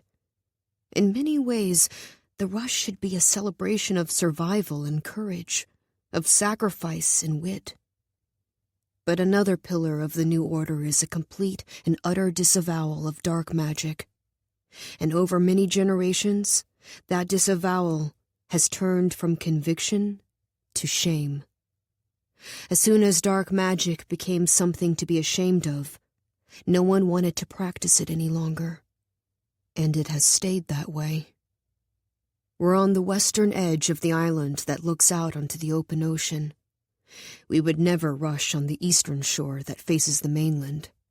Even with the passage as wide as it is, knowing the mainlanders could never see us from so far away, it would still feel too vulnerable. So instead, we make the trek to the western edge, turning our backs on the mainland for one evening per month. Just one. I jump when the copper bowl behind me goes up in flames, signifying everyone is here. "Let's begin," my mother says, her voice carried on a wave of magic so everyone can hear. In unison, we wade into the water, the eldest witches going out the farthest, and the younger witches following. Those not old enough to rush their magic are held by their parents, the spell powerful enough to coax what little unused magic is in their systems out to sea. The water has just touched my ankles when something catches the corner of my eye. I turn. It's a small circular light, identical to the one I saw outside my bedroom window, hovering above the ground, illuminating a moonflower. I look around, but no one else notices it, focusing instead on the water. The light gets brighter, and I can no longer ignore it. I carefully back away from the water, checking over my shoulder to make sure no one is watching. The actual rush won't happen for at least 20 minutes, and it doesn't take me as long to prepare as some of the others. As quietly as possible, I hurry up the beach and around a dense patch of flowering bushes, following the light. I'm no longer in view of the shoreline, and I move faster, chasing the glowing sphere. But the closer I get, the faster it moves away from me. I keep running, following it into an inland field, long grasses blowing in the nighttime breeze. They nip at my skin as I push my way through, and I keep my eyes on the light as best I can. It comes in and out of view, then goes out entirely. A shiver rolls down my spine. I run toward the last place I saw it, relying on the light of the full moon to guide me, and slam directly into another person. I fall to the ground, shocked and disoriented. The wind is knocked clear out of me, and I clutch my middle and groan, rolling onto my side. No one else should be here. Everyone is on the beach. What the hell? The voice is coming from a few feet away, and I push myself off the earth and frantically look around. The light is long gone by now, but slowly, another person rises from the ground. A person I've never seen before. I take a step back. "Did you miss the ferry?" I ask, wondering how I can possibly get him off the witchery before the rush happens. "You ran right into me," he says, ignoring my question. "Where the hell are your manners?" I'm completely taken aback, and I stare at him with my mouth open. "Well?" he asks. His dark hair is unkempt and falling into his eyes, the light of the moon casting his pale skin in a faint blue glow. The set of his jaw is hard, and he looks at me as if he's irate, as if I killed the thing he loves most in the world, instead of accidentally running into him. "I'm sorry," I say, trying to keep my voice even, in case his parents are people of importance on the mainland. "I should have been paying closer attention." He scowls at my answer, like he's disappointed in me. "Did you see that light?" he asks, and my heart picks up speed. "You saw it?" "Several times now," he says, shoving a hand through his hair. "I can't figure out where it's coming from." "Me neither," I say. The light went out right where we're standing, and in the span of a breath, the earth groans, and a single moonflower rises in the space between us, sprouting large, heart-shaped leaves. I jump back and take several steps away, putting enough distance between the bloom and me, but I'm not willing to run from it. Not this time. The boy raises his eyebrow and looks at me with an amused expression. "It's a moonflower," I say. "I know what it is." And with that, he picks it from the ground and touches it to his lips. He stretches his hand out, offering me the flower, and I move even farther away from him. "Don't come any closer." "They say these flowers are poisonous to witches, you know," he says as he looks at the flower, twirling it between his fingers. A sick feeling settles in my gut, and every impulse I have tells me to get out of here. I break out in a cold sweat, wondering who this person is, wondering if he hates witches enough to throw that flower at me. I should run. Need to run, but for a reason I can't explain, I stay where I am, frozen. "One touch can be lethal." He looks at me then and smiles, and for one terrible moment, I think he might be here to kill me. "I'll tell you a secret, though," he says, leaning closer. "It isn't true." I swallow hard. Sweat beads on the back of my neck, and I shiver. "I don't know who you are, but you need to leave. Now." "Why would I do that? I live here." "That's not possible," I say. "Of course it is," he responds. "Anything is possible." He moves his right hand through the air, back and forth, and the previously light breeze picks up into a gale-force wind, slamming into me, sending my hair and my dress every which way. Then, just as easily, he moves his hand down, and the wind calms. I know what I'm seeing. know what I feel on my skin, but there's only one explanation for it, and I can't make myself believe it. I close my eyes and shake my head, trying to clear my mind of the two words screaming inside me, but they won't go away. They get louder and louder until I'm forced to acknowledge what I saw.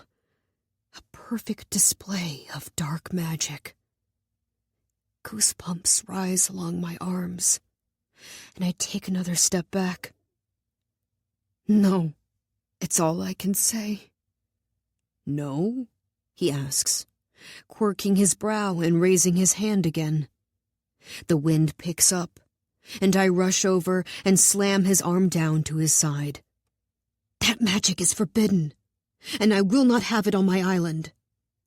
Our island, he says.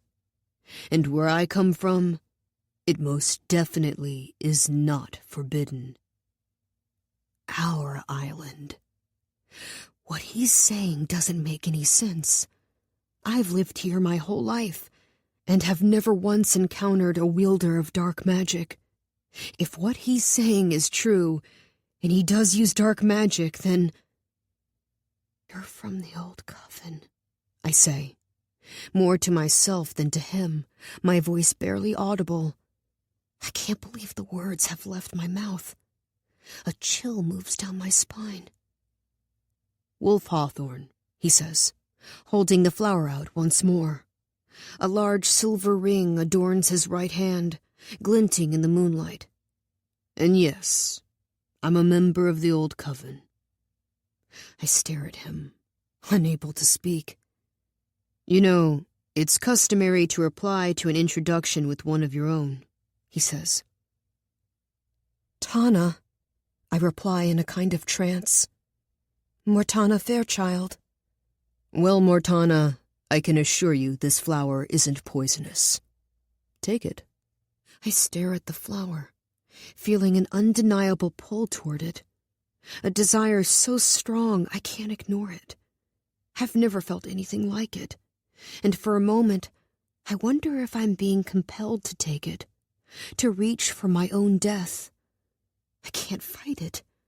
It feels as if I'm outside my body, watching myself from high above as I extend a shaking hand to accept the moonflower. I take hold of it, and nothing happens. It doesn't hurt. It doesn't burn. My heart is still beating, and my lungs are still breathing. I slowly bring the flower to my face and inhale. The petals brush my skin, and I remain unharmed. Every text I've read has described the pain as instant, followed quickly by death, but I feel normal. I'm trying to work through what I'm experiencing, knowing full well it's impossible, but no explanation comes to mind. I'm at a complete loss. Did you put a spell on it? I ask.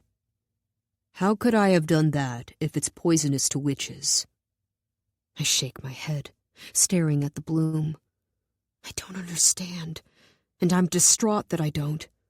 Moonflower is the first plant I learned to identify because it's so crucial to know what it looks like, so imperative to our survival. And here I am, holding one in my hand as if it's a common lupin. I scramble for anything that will make it make sense, that will tie up the threads unraveling in my mind, but I come up short. A drop of sweat rolls down the back of my neck. Then, all at once, I come back to myself and realize what I'm doing and who I'm speaking with. I drop the flower and jump back. My heart is beating so hard, it feels as if it could crack my ribs. The old coven is gone, I say. Now, how would you know that? His voice is casual, taunting even, and heat rises to my face. I don't know who you think you are, but this isn't funny. The old coven doesn't exist anymore. This must be some kind of joke, some elaborate prank to humiliate me. But then I think back to the way the wind picked up, the way it felt on my face, And I know it's real. I look at the flower on the ground and can't stop the questions that cascade through my mind one after another.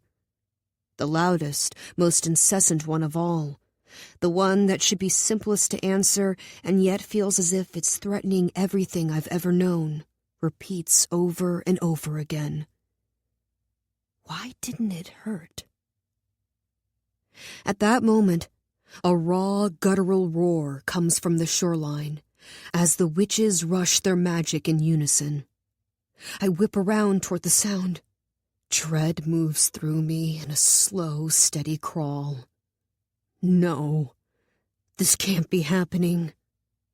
The sound gets more crazed the longer it goes on, and all I can do is stare in the direction of the sea, stunned.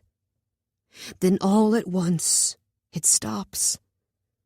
The silence of the night takes over again, and my entire body begins to shake with terror.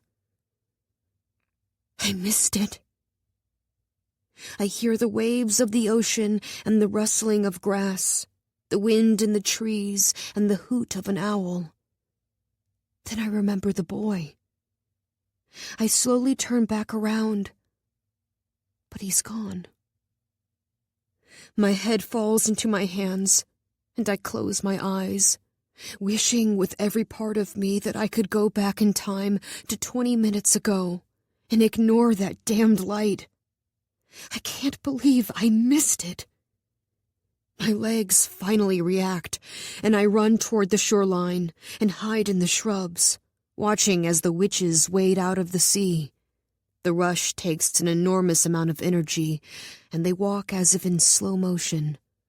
No one can know I missed it. Not with my upcoming engagement and my mother's place on the council. I wait until the eldest witches are past my hiding place, then run into the water and soak my gown. The fabric clings to my legs as I trudge up the shore. My parents are on the sidewalk, leaning into each other, and I slowly make my way to where they're standing. We walk home together, but I can't stop the shaking that has taken over my body. The only person in recent memory who has ever missed a rush was Lydia White, almost 20 years ago. She died 10 days later from the excess magic building in her system. No one has missed a rush since. We find a way to get everyone to this shore, no matter how difficult it may be.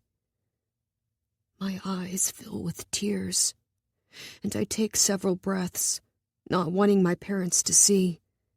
Even if I told them what happened, there would be nothing for it.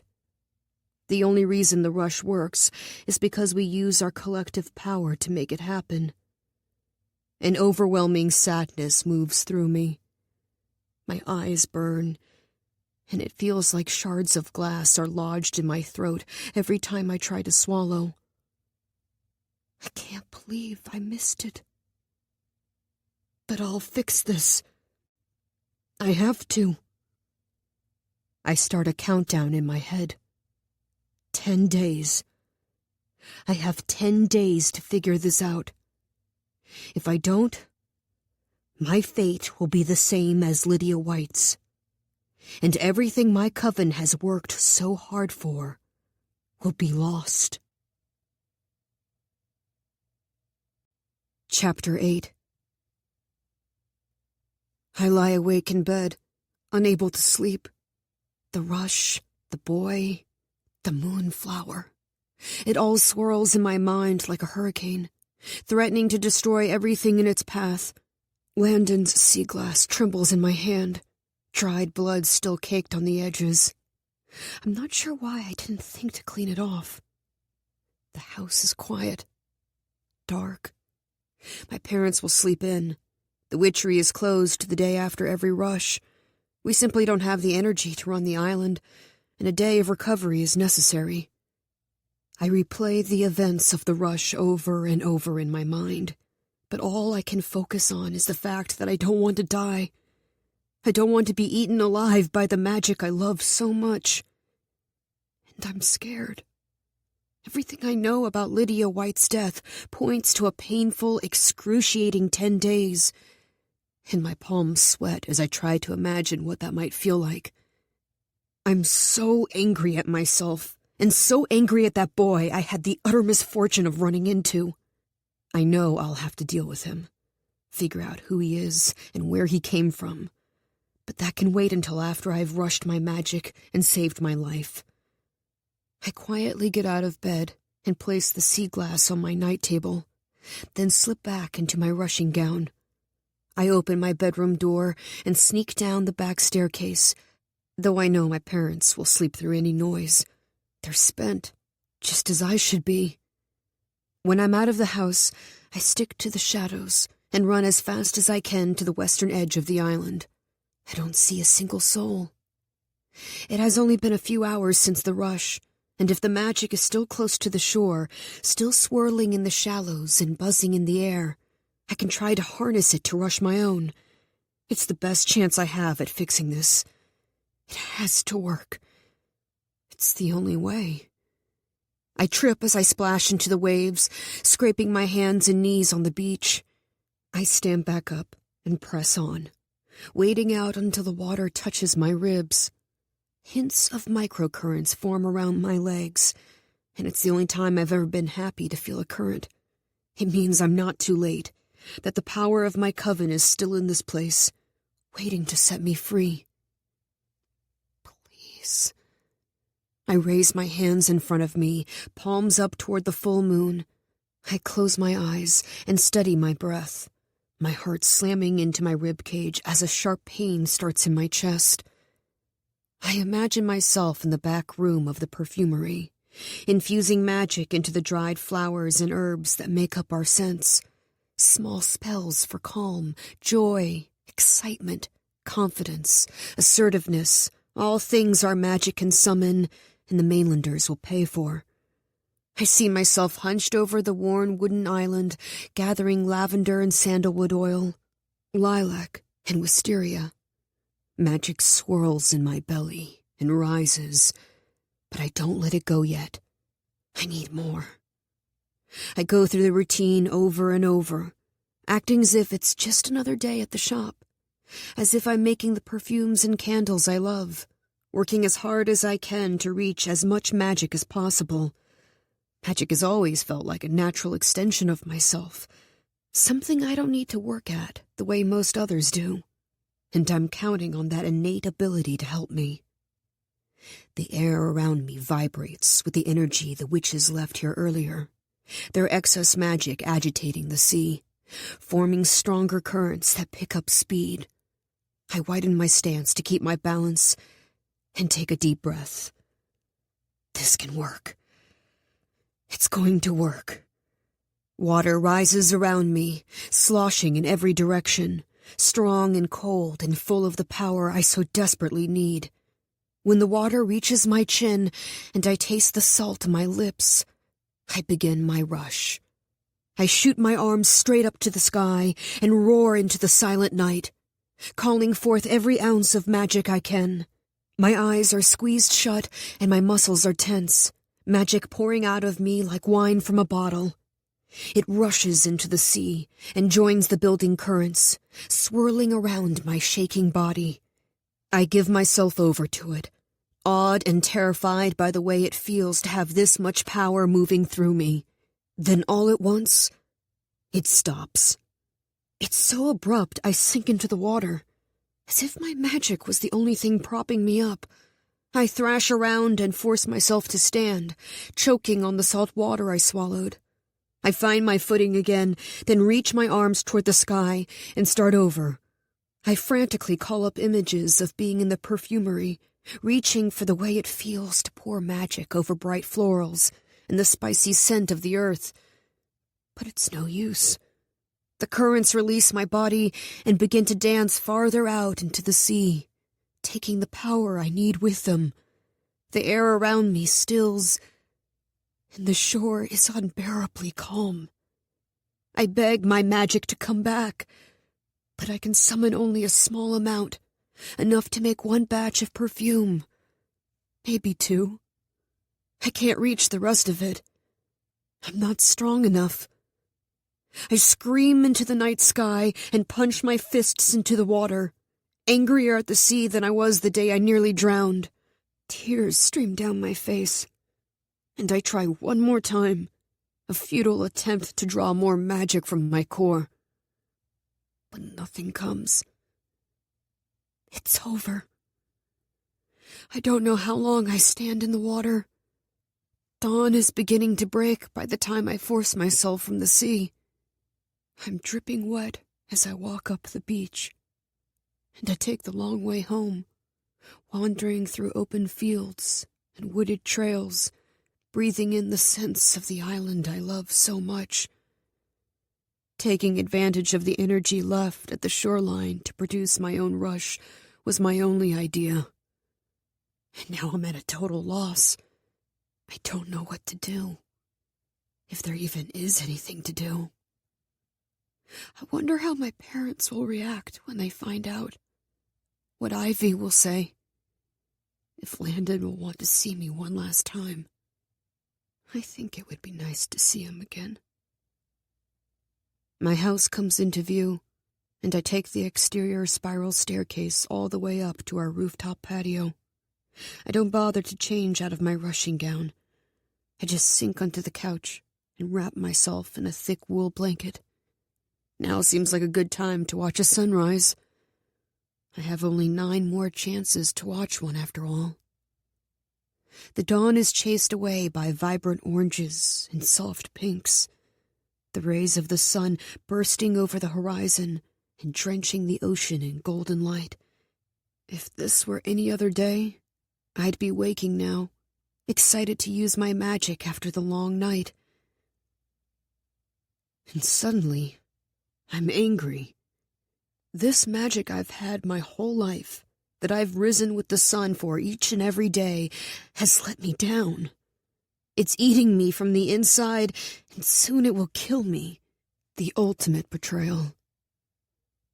Once the entire sky is painted blue, I go inside and peel off my damp clothing.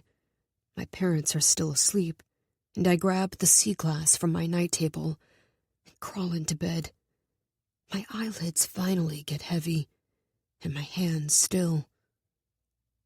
Then the boy from the field comes to mind, and I sit up. Wolfe Hawthorne. If the old coven really does exist, and he really is a member, he knows dark magic. I remember the way he called the wind as if it were nothing, the way he held the moonflower with ease. He can help me. He has to help me. This is his fault, and though the thought of seeing him again fills me with fury, I refuse to die because of him. If dark magic can summon the wind and heal the sick, it must be able to help me rush my magic. But as soon as I think it, I reprimand myself. That magic is forbidden, and more than that, I'm terrified of it. It goes against everything my coven stands for and everything my ancestors worked so hard to protect. I've heard stories of what a life infected by dark magic looks like, the ways in which it poisons a person. When the new witches gave up that kind of magic for good, our bodies forgot how to wield it, instead acclimating to the gentle magic we practice today. Illnesses ran rampant in the old covens, and witches went mad with power. Those things all but stopped when we switched to the new order. And it was only then that our ancestors realized that they never should have been practicing dark magic to begin with. It's pure evil, rotten the whole way through. I can't do it.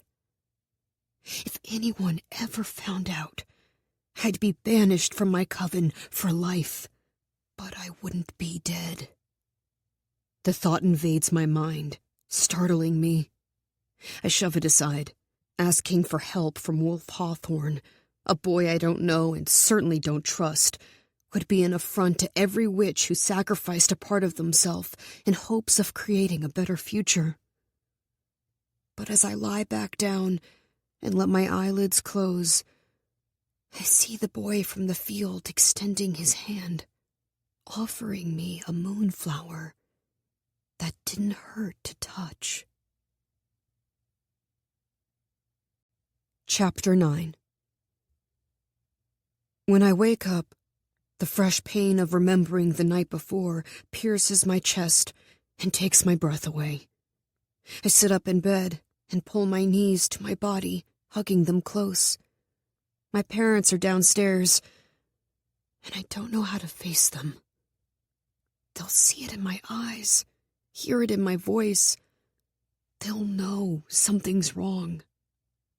The thought of their faces when I tell them I missed the rush is what makes the decision for me. I can't put them through that. Not unless I've exhausted every option to fix it. I'm going to find Wolfe Hawthorne, and when I do, I will force him to help me. I don't know where to find him, but he said this was our island, so he must be close. I roll out of bed, get ready, and pack a bag. When I get downstairs, my parents are both nursing cups of tea. They're still in their pajamas, sitting on the couch together, sharing a wool blanket. Dad yawns. "Want some tea, Tana?" he asks, moving the blanket from his lap. "No thanks, I'm fine." "Don't get up," I say. "I'm just going to eat a quick breakfast before heading out." "Where are you off to today? Everything's closed." "Just for a walk," I say. "It's nice to have the island to myself without all the tourists." I try to keep my voice casual, but it sounds eager and loud. My mother looks up at me. "You okay, hon? You should probably rest after last night. I don't want you overdoing it." I fight to put a smile on my face. "I'm fine. I'll take it easy, I promise." "I suppose it's okay, then. Have fun and be back before dinner." "I will," I say. I grab some fruit from the kitchen and hurry out the door before they change their minds. There's a bite in the air, and I wrap my arms around my chest as I skip down the stairs and head toward the western edge of the island. That seems like the best place to start. The sky is overcast, a low blanket of gray covering the witchery. I can barely make out the shore before the water is swallowed by the clouds. And if this were any other day, it would put me at ease not to see the mainland in the distance, to pretend it's just us here, safe to practice magic however we want. Just us. Just us and this island and our magic. But I can't enjoy it. An ache has settled deep in my belly, or maybe the ache is blooming from the excess magic that's killing me. I'm not sure. Rocky beaches encircle the island, but dense woods and overgrown fields make up the interior. Evergreens so tall they fade into the clouds, thousands of green giants watching over us. They sway in the breeze as if they have their own magic. And the thought makes me smile. If flowers and herbs, trees and fields, oceans and mountains aren't magic, I don't know what is. The salty air feels good in my lungs, healing. If I didn't know better, I'd believe that if I just breathed in long enough, I'd be okay. By the time I get to the western edge of the witchery, I'm no longer worried about running into anyone. All of our shops and homes are on the eastern edge, leaving this side of the island wild. The founders of the new coven made the choice to build up the witchery on the east coast. They thought we would be more motivated to maintain the new order of magic if we felt the mainlanders were always watching. And even though the mainland is far enough away that details are impossible to see, it's always there in the distance, always reminding us of the power that lies on the other side of the passage. But the western side is free from mainlanders. Here the grass is long and the shrubs are dense. There are no manicured gardens or carefully placed cobblestones, no pastel doors or sparkling street lamps. Everything is wild. The wind is getting stronger, and it blows my hair and nips at my skin. The sound of the waves rolling onto the shore follows me as I cut through the trees and toward the field where I met Wolfe. It makes sense to start here, but my footsteps slow as the reality of what I'm doing sets in. Part of giving up dark magic meant relieving the mainland of the notion that we were powerful enough to change the course of things. If that sort of magic existed, there would always be someone who wanted to use it for their own gain. No one is meant to have that kind of power, so we got rid of it entirely. Or rather, we thought we did. If what Wolfe Hawthorne said is true, there is still one coven left practicing it. It hurts to imagine telling my mother what I've learned, that we've all been tricked into believing the old coven is present only in our history lessons and myths, that they live right here on this island, poisoning it with their magic. But that will come later. Long blades of grass poke at my skin as I walk through the field where I first encountered Wolfe. I brush them out of the way and move toward the place where we collided, finding it easily enough. The grass is bent toward the earth where we fell, and the single white moonflower is still on the ground, wilted. "You," a voice behind me says. I jump and turn around. Wolfe Hawthorne stands several feet away from me, an annoyed expression on his face, as if he owns this field and I am nothing but a trespasser. "What are you doing here?" he asks. I could ask the same of you. "I came back for the moonflower. If people knew it was on the island, there would be a lot of panic." "Understandably. They haven't grown on the witchery in decades." "Is that what they told you?" he asks, an edge creeping into his voice. Coming here was a bad idea. "I told you why I'm here. Now it's your turn," he says. I pause, unsure whether I should answer or get far away from him. I know what I should do, but I want his help. I stay where I am and look at him. His jaw is sharp and his eyebrows are pinched together, and I wonder if he always has such an unpleasant expression, or if it's somehow related to me. I swallow hard and force myself to meet his eyes. My heart beats wildly, but I don't let him see how scared I am. "I need your help," I finally say. He cocks his head to the side. "My help?" "Yes, if you are who you say you are." He laughs, but it sounds mean. Implying I'm a liar while asking for my help is an interesting approach to take. I sigh. "Can you practice dark magic or not?" "High magic," he says. "What?" "Tell me more, Tana. What kind of magic do you practice?" It takes me a moment to respond, unsure what he's asking. "Low magic, of course." "Its full name." I exhale, frustrated. "Low tide magic. What does this have to do with anything?" "Everything," he says, bending to pick up the wilted moonflower. "And where do you think that name came from?" "It's named for the tides," I say, impatience lacing my tone. "For the gentle nature of low tide." "And how do you think the new coven came up with that name?" He twirls the moonflower between his fingers, drawing out his point, as if it's molasses, unbearably slow. "I don't have time for this," I say, my voice rising, too aware that every moment we spend talking is a moment we could be rushing my magic. "Do you truly believe our ancestors referred to their own magic with the same disdain the new coven does?" "Obviously not. Before the new coven was formed, our magic was called high tide magic," he says, his words sharp. I stare at him, shocked. I don't understand why I've never heard the term before now, and it pulls at another thread in my mind. "For the powerful nature of high tide," he adds, mocking my words from earlier. Anger flares inside me. "Don't they teach you anything over there?" I start to speak, wanting nothing more than to refute his words, but I don't know what to say. I wasn't taught that. Why wasn't I taught that? I close my mouth, dropping my gaze to the ground. To answer your original question, yes, I can practice high magic. His tone is smug and condescending, and it makes my stomach twist with ire. Still, if what he said is true, it's a part of our history I should have known.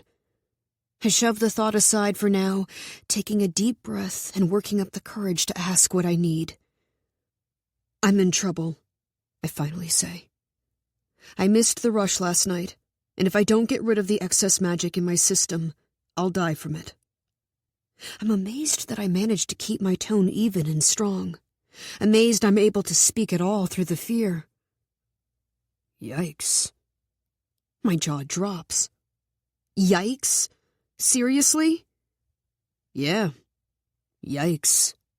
He brushes his hair out of his eyes and looks at me. I feel myself withering beneath his gaze, and I make a point of standing tall and rolling my shoulders back. I raise my chin and meet his eyes. You know, if you new witches practiced high magic, this wouldn't be an issue. He practically spits the phrase, new witches. Utter disgust. Well, we don't. And it is. Will you help me do my own rush or not? Wolfe looks up and to the right, then rests his chin on his fingers as if what I've asked requires a tremendous amount of concentration. Then he drops his arm to his side and meets my gaze. No. My heart beats faster, and I struggle to maintain my composure. No? No, he says with finality. And why not? I demand. It's your fault I'm in this mess in the first place, I say, my voice rising. My fault? You're the one who ran into me. You are infuriating, the words come out in a growl. You know, you actually have a chance to use your dark magic for something good. His eyes spark at that, and he stalks toward me until he's standing so close I can feel his breath on my skin. I force myself to stay where I'm standing. You have no idea what I use my magic for. We stare at each other for several breaths, neither of us speaking. I didn't notice last night, but his eyes are a marbled gray, the color of the sky as a storm approaches. Please, I finally say, the word nothing more than a whisper, so quiet he wouldn't hear it if not for his nearness. No, he says again, softer this time. Why? My eyes sting with the threat of tears. The word is a plea, a prayer. He takes a step back. You really want to know? I nod, unwilling to speak and hear the way my words tremble. Then come on. He shoves the moonflower in his pocket and grabs my hand, dragging me to the shore. I stumble behind him, trying to keep up. His hand is rough, and his grip is tight, but not unpleasant. It's urgent. When we get to the shore where the rush happened last night, he drops my hand and points to the sea. That's why, he says, his voice angry. But all I see is water. I don't understand. Your rushes are destroying this island. You're killing the animals and ruining our crops, and our shores are getting smaller by the day. Your currents will eat up our entire island before you do anything about it. And who knows what will happen when they start taking down boats and drowning people. Witches are stewards of nature, and look what you're doing to it. His voice gets louder and his words come faster, flying through the air like an attack, and they hit me right in my chest, because he's right. So no, Mortana. I won't help you with a rush. I nod and look out at the sea I love so much. There's nothing for me to say. I agree with his reasons. They are sound and good. You're right, I say quietly. I can't argue with any of that. I shift my bag on my shoulder and look away before the tears break free and roll down my cheeks.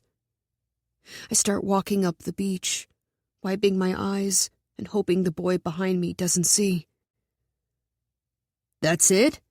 He calls after me. I stop walking and slowly turn to face him. "You're just going to let yourself die?" He still sounds angry, and I don't understand. I look at him but don't respond. What else is there to say? I asked for his help rushing my magic, and he refused. That's it. He walks up the beach and stops in front of me. "There's another way," he says. I blink and fight the hope that rises in my chest. There is? His eyes glint, and a small smile tugs at the corner of his lips. "I can teach you a few spells, enough to get the magic out of your system. You won't die, and you won't make the currents any stronger." He watches me intently as I process his words. "You mean dark magic. You'll teach me dark magic." "High magic," he says with annoyance. "And yeah, I'll teach you enough to get your excess magic out." "Why?" I ask, suddenly aware that there's nothing in it for him. He pauses, and his expression changes. His jaw tenses, and the way he looks at me sends a shiver down my spine. "Because you insulted me when you called me a liar and said I don't use my magic for good. I want you to have to go back to your fancy house and your protected coven and know with every rise of your chest that the only reason you're alive is because of the magic you've been taught to hate." I'm stunned. I open my mouth to speak, but nothing comes out. "If you want my help, meet me here at midnight. I won't offer again," he says. Then he's gone. Chapter 10. It isn't as hard to get through dinner with my parents as I thought it would be. Certainly not as bad as it would have been had I chosen not to do anything to fix my situation. For better or worse, my mind is made up, and I haven't second-guessed myself since my walk home. I want to live, and I don't think that means I'm disrespecting my magic or the values with which I was raised. I think it means I'm human. Landon is coming to visit the witchery tomorrow, and my parents are busy deciding what we should do, where we should go, who we should see. It will be our first public outing on the island, a very strong signal to the other witches that things are about to change. They won't see us as two young people falling in love for the very first time, star-crossed and shy, hopeful and self-conscious. They will see us as a walking alliance, a safety net, a vow of protection. They will see us as the brilliant end to a game we started playing generations ago, a game we're about to win. "A picnic," I say, cutting off my parents. Mom pulls her lips from her glass, and Dad looks up from his plate. "What?" my mother asks. "Landon and I will go on a picnic. I'll tell you the beach ahead of time, and you can spread that information however you like. Landon and I will be out in public for all to see, but in a place that feels private, with our backs to the island. We need to be able to talk and get to know one another without feeling like we're being paraded around. This may be about attracting attention for you, but it's my life." My mother nods along until I say the last sentence. Then she opens her mouth to speak, but Dad cuts her off. "I think that's a great idea, Tana. We can definitely work with it." Mom clears her throat and swallows whatever she was going to say. "Yes, we can work with that." "Great." I shove back from the table and carry my plate to the kitchen. I rinse it and put it in the sink before filling my glass with water and heading upstairs. "You're going to bed already?" Dad asks. He and Mom are still at the table, plates in front of them, drinks half full. "I'm sorry. I'm just exhausted. It was a long day." "It probably wasn't a good idea to go walking after last night. Get some rest, sweetie," Mom says. I nod and walk up the stairs, my parents' conversation about my picnic with Landon in full swing before I reach the top step. I go to my bathroom and wash my face and brush my teeth, then crawl into bed and anxiously wait for midnight. My heart races as I sneak down the back staircase and quietly slip out of the house. This is the most defiant I've ever been in my life. I don't feel guilty about it, though, and I'm not sure why. Tomorrow's visit with Landon will bring whispers and watchful eyes, and I'm glad I'm doing this tonight, before everything changes. When I get to the western shore, Wolfe is waiting for me. My heart beats faster when I see him, fear and adrenaline coursing through my veins, and I force myself to close the distance between us. "I'm impressed," he says. "Glad to see you have a survival instinct after all." "Do you always have to be this unpleasant?" "That's hardly fair.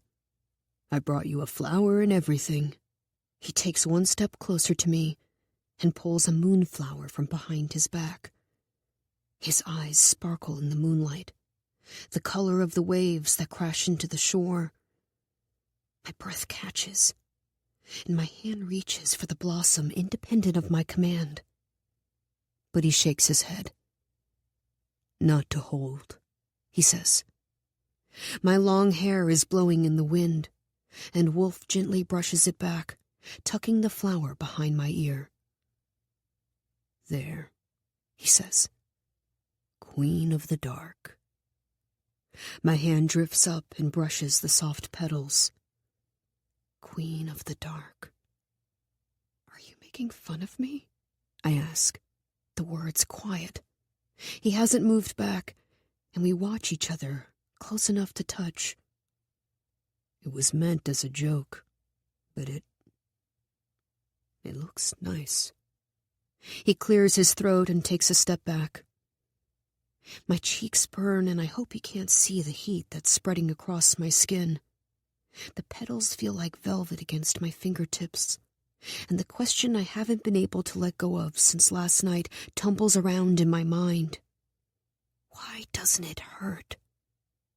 I bring my hand down to my side, ignoring the question for now. There are more pressing matters. "Can we just get this over with?" I ask, forcing my voice to stay steady. "Whatever my queen commands," he says, bowing, his tone ensuring I know I'm being made fun of this time. I shake my head. "What do I need to do?" "I thought we'd play with the tides," he says. It's impossible to miss the way his eyes light up when he says it, the way his voice lifts in anticipation. He's disagreeable, his face nothing but hard lines and sharp edges, his voice constantly laced with annoyance. And yet beneath it all is a boy who deeply loves his magic. I suppose that's one thing we have in common. "Will that cause more damage to the sea?" "No," he says. "Why do you think you'll die if you don't use your magic?" He doesn't wait for me to answer. "It's a gift, and it's meant to be used. Spells and charms burn away the magic once they're cast. The reason your rushes are so damaging is because the magic is just sitting in the sea, restless and edgy. That's why the currents are getting so much worse." He's back to being angry, his words pointed and accusatory. "I understand," I say. "Do you?" His question hangs in the space between us, and I breathe it in, let it settle in my core. Then I level my gaze at him. "Yes." "Good. Let's get started." He takes off his shoes and walks toward the shore until the waves roll over his feet. I do the same. High magic is all about balance. It requires respect and patience from the one who wields it. It requires discipline. The only time you ever come close to using a significant amount of magic is during your rush, a ritual that fully takes over you. But you can't lose yourself in high magic the way you do during a rush. You have to constantly assess how the world around you is responding to the energy you're using. It's rhythmic, just like the tides. If you learn only one thing tonight, let it be this. Magic isn't about you. It's about the earth. He lets his statement hang in the air, and I'm shocked when the words cause something in me to stir, as if that truth has always been inside me, and I'm just now realizing it. Let's start with something easy, he says. My heart slams against my rib cage, so loud and fast I wonder if Wolfe can hear it over the sound of the waves. Do you feel the breeze coming off the water? He asks. Yes. Fear has stolen my voice, making the words sound rough and quiet. It's easier to work with things that already exist around us. Much easier than creating something from nothing. Now, close your eyes, he says. I watch him, wary and nervous, scared and uncertain. I don't think I can do it. You're safe, he assures me. You're not doing anything unnatural. As much as you want to resist it, this magic, what we're doing tonight, lives in you. Close your eyes. I want to argue with that, but he's trying to help me. So I take a deep breath and close my eyes. I can still feel his stare on me and the emptiness of my stomach and the hammering of my heart, the goosebumps on my skin and the heat of my neck. We're going to let the wind carry us above the water. Levitation. My eyes fly open and I shake my head. Absolutely not, I say. I can't do that. Why? Because it's so obviously... My words trail off. It's so obviously high magic? I nod. Yeah, well, that's what we're here to do. Just think, if you're successful, you'll never have to use it again. Something changes in his expression when he says it, as if he thinks it's the saddest thing he's ever heard. Then he takes a step closer to me, and another, until he's so close I can smell the spicy scent of his soap, see the moonlight glisten off each strand of hair. What should scare you most about tonight isn't that you're about to use high magic, Mortana. What should scare you most is that you're going to want to use it again. I stare at him, my palms beginning to sweat. You're wrong. Not about this, he says. He watches me for another moment, then speaks again. Moving on. You're inherently connected to every living thing on this earth. That is our role. And as soon as you learn to recognize that connection, you can start practicing high magic. I nod along to his words. When I'm working in the perfumery, I don't have to spend time wondering which flowers or herbs will work best with the kind of magic I'm infusing into them. I just know. My hands reach for the things I need and leave the things I don't. It isn't something I think about. It's something I do. Close your eyes and concentrate on the wind. It will pull at something inside you, and all you have to do is let it. I nod again and do as he says. I focus on the way the air cuts through my hair and across my skin, the way I could almost feel it inside myself if I were still enough. I instinctively spread my arms out and turn my palms toward the sky. I tilt my head back and breathe deeply. Magic rises in my belly as if it wants to touch the breath in my lungs. Just like that. Wolfe's words fuel me, and as I breathe more of the wind, more magic rises to touch it. After several seconds, it's no longer clear to me where the air ends and my magic begins. We are connected, just like when I'm working in the perfumery. Except instead of dried herbs and flowers, it's wind. Let yourself fall backward and tell the wind to carry you, Wolfe says. It sounds so absurd, so easy, so harmless when he puts it that way. I'm scared. But if I fall, I know the water will catch me. So I do what he says. I focus on the connection and fall back. Please catch me, I whisper into the night.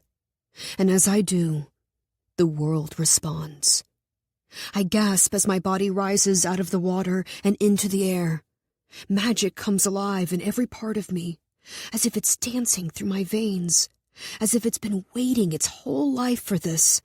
My eyes fill with tears, but I keep them shut, terrified of losing the connection. I can't believe it, I whisper, unable to keep the emotion from my voice. Pretty incredible, right? I open my eyes, and Wolfe is right beside me, floating in the air, his back to the water. He's looking at me in a way I can't describe. The hard lines of his face softer now, the sharp edges sanded down. He's beautiful. I startle as soon as the thought enters my mind, losing my thread of magic and falling into the water below. Wolfe looks down at me with a smirk, then joins me in the waves. You were doing so well. What happened? I got distracted, I say, completely mortified. That was good for your first time. Let's do it again. It's easy to find the connection now that I know what it feels like, and within seconds I'm back in the air. Magic rolls around inside me and pours into the night sky as I rise higher above the water. My whole body relaxes as the magic leaves my system, as if with each passing moment I'm reclaiming another year of my life. I'm not going to die in 9 days. Silent tears roll down my face, and the cool night breeze dries them on my skin. I stretch my arms out and revel in what it feels like to float, to live. Come back down, Tana, Wolfe says, his voice far away. I look down and see how high up I've drifted, but instead of feeling panic, I feel pride. What, can't keep up? I call down to him. I hear him laugh. You really shouldn't have said that. With a wave of his hand, the breeze stills, and my connection to it is lost. I scream as I plummet toward the water, such a long way to fall. I brace for the harsh impact, but just before I hit the water, a current of air slips underneath me and gently cradles me above the surface, right where Wolfe is standing. He looks down at me, his expression unreadable. We watch each other for several breaths. Then he gently slides his arms underneath me and places me back on my feet. That was good, he says. You're catching on very quickly. He says the words as if he's puzzled by them, and for some reason it makes me nervous. I turn away from him and shake my head, try to erase the feeling of being up in the air, because if I don't, I'm terrified I might realize that this is the most fun I've ever had, that this is the most alive I've ever felt. No, I say out loud. None of this is real. It's just the exhilaration of doing something I know I shouldn't be doing. It's the relief of knowing I get to live. That's all. What was that? Wolfe asks. Nothing, I say, turning back to him. Are we done? Done, he says, laughing. That was just a warm-up. Ready for the main event? His eyes don't move from my face, challenging me, daring me to follow wherever he wants to take me. I shiver and push down the fear that turns in my stomach. I can do this. And if I do this, I can live. I'm ready, I say. Chapter 11. The ocean spreads out in front of us, reaching as far into the darkness as I can see. The tide is low, and we walk far enough out that there are fewer rocks and softer sand. The shore is wet and shines in the light of the moon. The water seems infinite. Don't you think manipulating the tide feels a little extreme? I mean, can magic even do that? Wolfe raises an eyebrow. Our magic can. I don't miss the disdain in his voice, the judgment. You act as if you're better than I am because you practice high magic, but you're not. The only reason you're even able to practice that magic is because the new witches have convinced the mainlanders it doesn't exist anymore. Wolfe takes a step toward me. He's several inches taller than I am, and I have to look up in order to meet his eyes. We convinced you we don't exist anymore. We live on our own, hidden from view, so that we can maintain our way of life. We have to live in the shadows because your weak, fear-driven ancestors were all too willing to give up who they were to appease the masses. You're all a bunch of cowards. His voice is low and rough, and his eyes never leave mine. I lean closer to him. If we hadn't created the New Order, your ancestors would have been killed and you would never have been born. You owe your life to us. I owe you nothing. Then why are you here? I demand, daring him to answer. We stare at each other, breathing heavy and red with anger. Then he shakes his head and shoves a hand through his hair before taking a step back and turning away from me. I have so many questions, want so badly to understand his life on this island. But what I need now is to focus on surviving. Do you want to live or not? He finally asks. I want to live. Then let's get rid of that magic. I follow him in silence, trying to swallow my anger and questions so I can get through the night, the next 9 days. When we reach the water, he turns to me. This requires a lot of magic. It's an intermediate spell that I don't expect you to be able to perform. But trying something this intense will require a steady rush of magic, and we'll work at it until you're safe again. Thank you. He nods once and turns back to the sprawling sea. Kneel down. It will help you form a stronger connection to the water. I sink down into the sand and put my hands in the ocean. Wolfe kneels beside me and does the same. I want you to concentrate on the feel of the water. Its temperature, its viscosity, its grittiness. Breathe it into your lungs and taste it on your lips. This water is in you. Find it and bind it to the water around you. It's an extension of what we did earlier with the wind, what I do every day in the perfumery. It should be easy, connecting the place I feel most at peace to the magic inside me.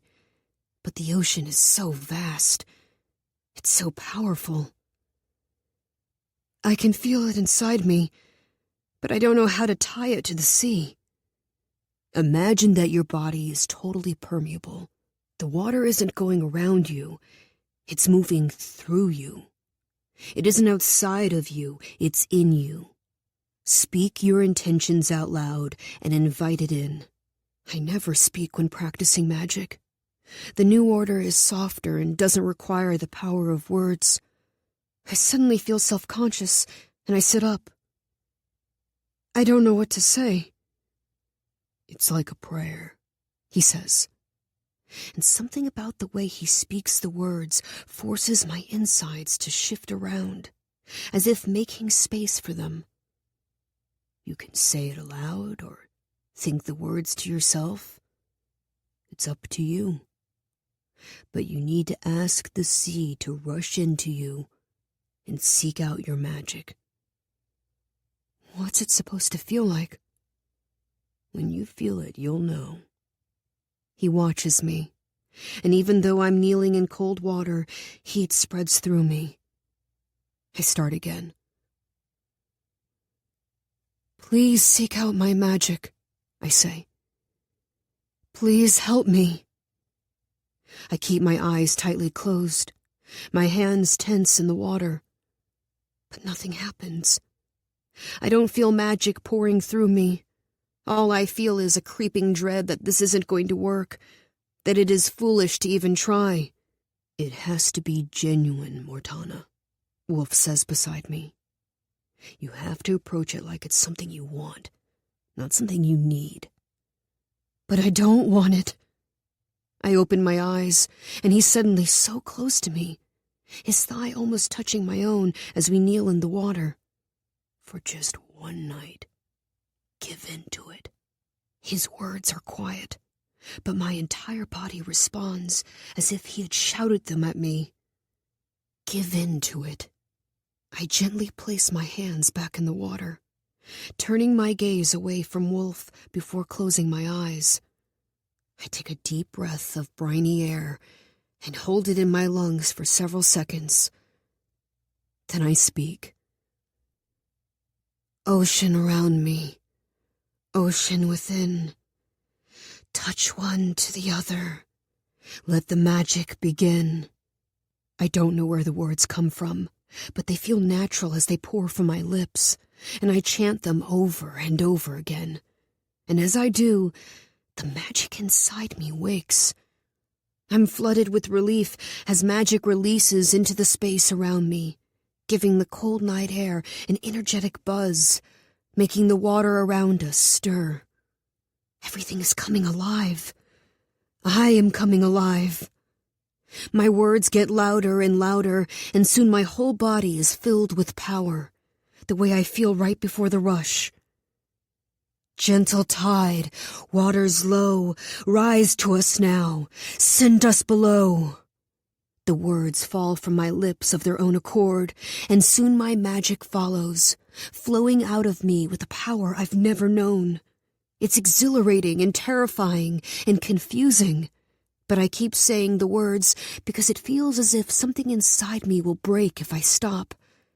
My body is shaking, and I'm unsure if it's due to fear or the magic roaring through me.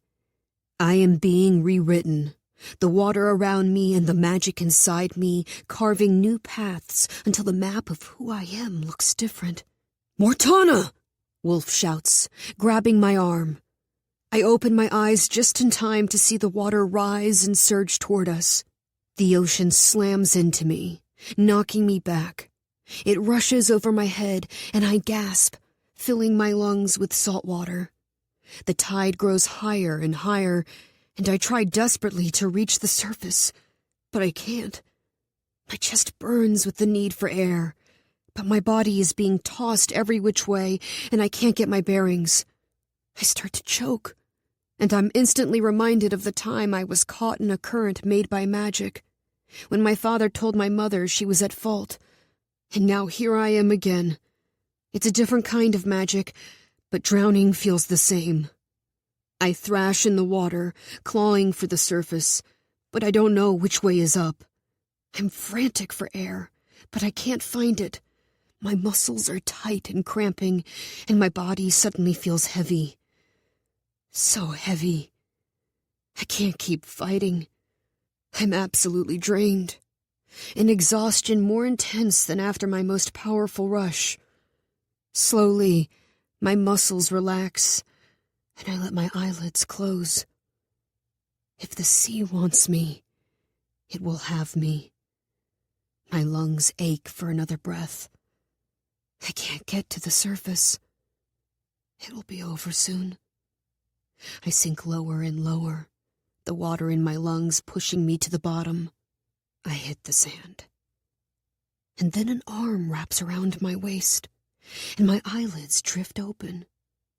Wolfe is holding me against his chest, kicking his legs, kicking and kicking. I try to move, try to help, but I can't. Everything goes dark. Total silence.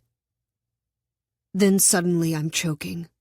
I'm sprawled on the beach on my back, water spouting from my mouth like a fountain. "Good. Get it all out," Wolfe is saying, gently holding up my head. I keep coughing until I'm sure my lungs will end up on the rocky shore.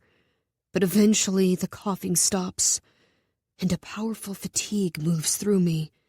I don't think I will ever stand again. Wolfe gently lets go of my head, and I lie back on the sand, staring up at the stars. He crouches next to me, stiff, as if he can't decide if he should stay or go. Then, slowly, he lowers himself to the ground next to me. His body is close to mine. If I moved my arm a single inch, it would rest against his. If I stretched my hand out, my pinky would find his. I've only ever been this close to a man when dancing with Landon. But this feels different. I'm aware of myself in a way that's entirely new, not out of self-consciousness or modesty, but something heady, more intense. Everything about this night is new. I suppose it's normal to feel a pull toward him. He did save my life, after all. The moon is starting to wane, and the stars are shining brightly overhead, thousands of sharp pinpricks in the curtain of night. "Mortana," Wolfe says beside me, keeping his eyes on the sky. "Do you know what you just did?" "I'm sorry," I say. "The spell got away from me. I don't know what I was saying." "No," Wolfe says, suddenly sitting up. He helps me into a seated position, and I watch him. "You pulled in the tide. On your own. Your very first time using high magic." Something like dread settles in my stomach. "I've never seen anything like it," he says. "I've always loved to swim," I whisper. "It's like I'm bonded to the sea. I've always felt that way." "You're incredible," he says, so low I barely hear it. "I'm incredible?" He swallows hard and looks away. "I mean, what you did. What you did is incredible." "You're incredible." I banish the words from my mind. "I don't think I'm strong enough to stand," I say, clearing his words from the air. "That's good," Wolfe says. "That means you got enough magic out. You're going to be fine." I can feel that it's true. My body is even weaker than it is after a rush. I'm going to be fine. I'm going to live. "Thank you for what you did." Wolfe searches my eyes for several seconds, then turns away. "You're welcome." We sit in silence for a long time. The sky turns a deep velvet blue, and I know I have to get home before my parents wake. "How do you do it?" I ask. I should leave, but for the first time in my life, I want to extend the night. "Do what?" "Stay hidden. What kind of a life is that?" "It's a full one," he says. "It isn't perfect, but it's ours." "But how is it that we don't know about your coven? How is that possible?" He shifts next to me, as if he's trying to decide how much he wants to share. "The home we live in is protected by magic," he says. I wait for him to elaborate, to explain how magic can shield them like that, but he doesn't. "We're pretty self-sufficient. We grow a lot of our own food, and the island provides for us in many ways. When we need to go into town, we use a spell that allows us to be perceived as tourists. Nobody gives us a second glance." "Have you seen me before?" I ask. The words whisper soft. He turns away from me and looks at the ocean. I don't think he'll answer the question, but then he lets out one tense word. "Yes." "Have we spoken before?" "No." I nod. Dozens of questions entering my mind, but I can't find the words to ask any of them. The night is quickly slipping away. It's time to go home, and Wolfe helps me to my feet, his ring reflecting the moonlight. He catches me when I sway a little. I steady myself. "I'll be fine." I tuck a strand of hair behind my ear, and my fingers brush the moonflower Wolfe gave me, somehow still in place after everything. I take it off and hand it to him, knowing I can't go home with it no matter how much I might want to. Wolfe walks me up to the shore until we reach the road. "You saved my life," I say. It seemed like a good use of a Monday night. Don't lessen it. I wait until his eyes find mine. Thank you, Wolfe Hawthorne. You're welcome, Tana Fairchild. We look at each other for a long time, and for reasons I can't explain, taking even the first step toward home feels impossible. Absolutely impossible. You better go, he says. The words come out strained. Will I see you again? He pauses before answering. Do you want to? Yes. The word slips through my lips before I have a chance to think about it, before I can come up with the right answer, which is, of course, no. Do you want to see me again? I whisper. He's quiet for so long that I think he didn't hear me, which is probably for the best. His jaw tenses and relaxes several times, like he's grinding his teeth. He looks at me as if it pains him to do so. Yes, he finally says. But the word is angry, frustrated, as if it's the wrong answer for him as well.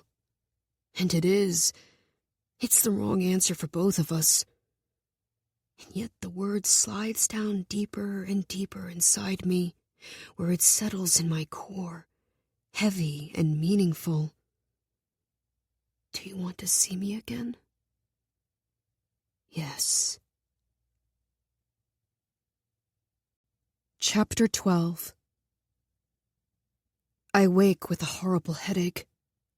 My entire body is sore, and I feel as if I could sleep for the rest of the year, as if I combined all the rushes of the past 12 months into one single night. But I'm going to live, and I'm all too aware that it's Wolfe and his dark magic that saved my life, just like he wanted. The scent of awaken blend tea drifts into my room, and I roll over and prop myself on my elbows. Good morning, Ivy says from the sky-blue upholstered chair in the corner of my room. I rub my eyes and groan. Let me guess. My mother felt I could use a little help getting ready for my date today. I collapse back on the mattress and stare up at the ceiling. She did. And it was either her or me, so I took it upon myself to make the choice for you. I reach for the tea, but Ivy holds it back and quirks her head to the side. There's sand in your hair. There's always sand in my hair. There's a lot of sand in your hair. She walks over to the bed and pulls down the quilt.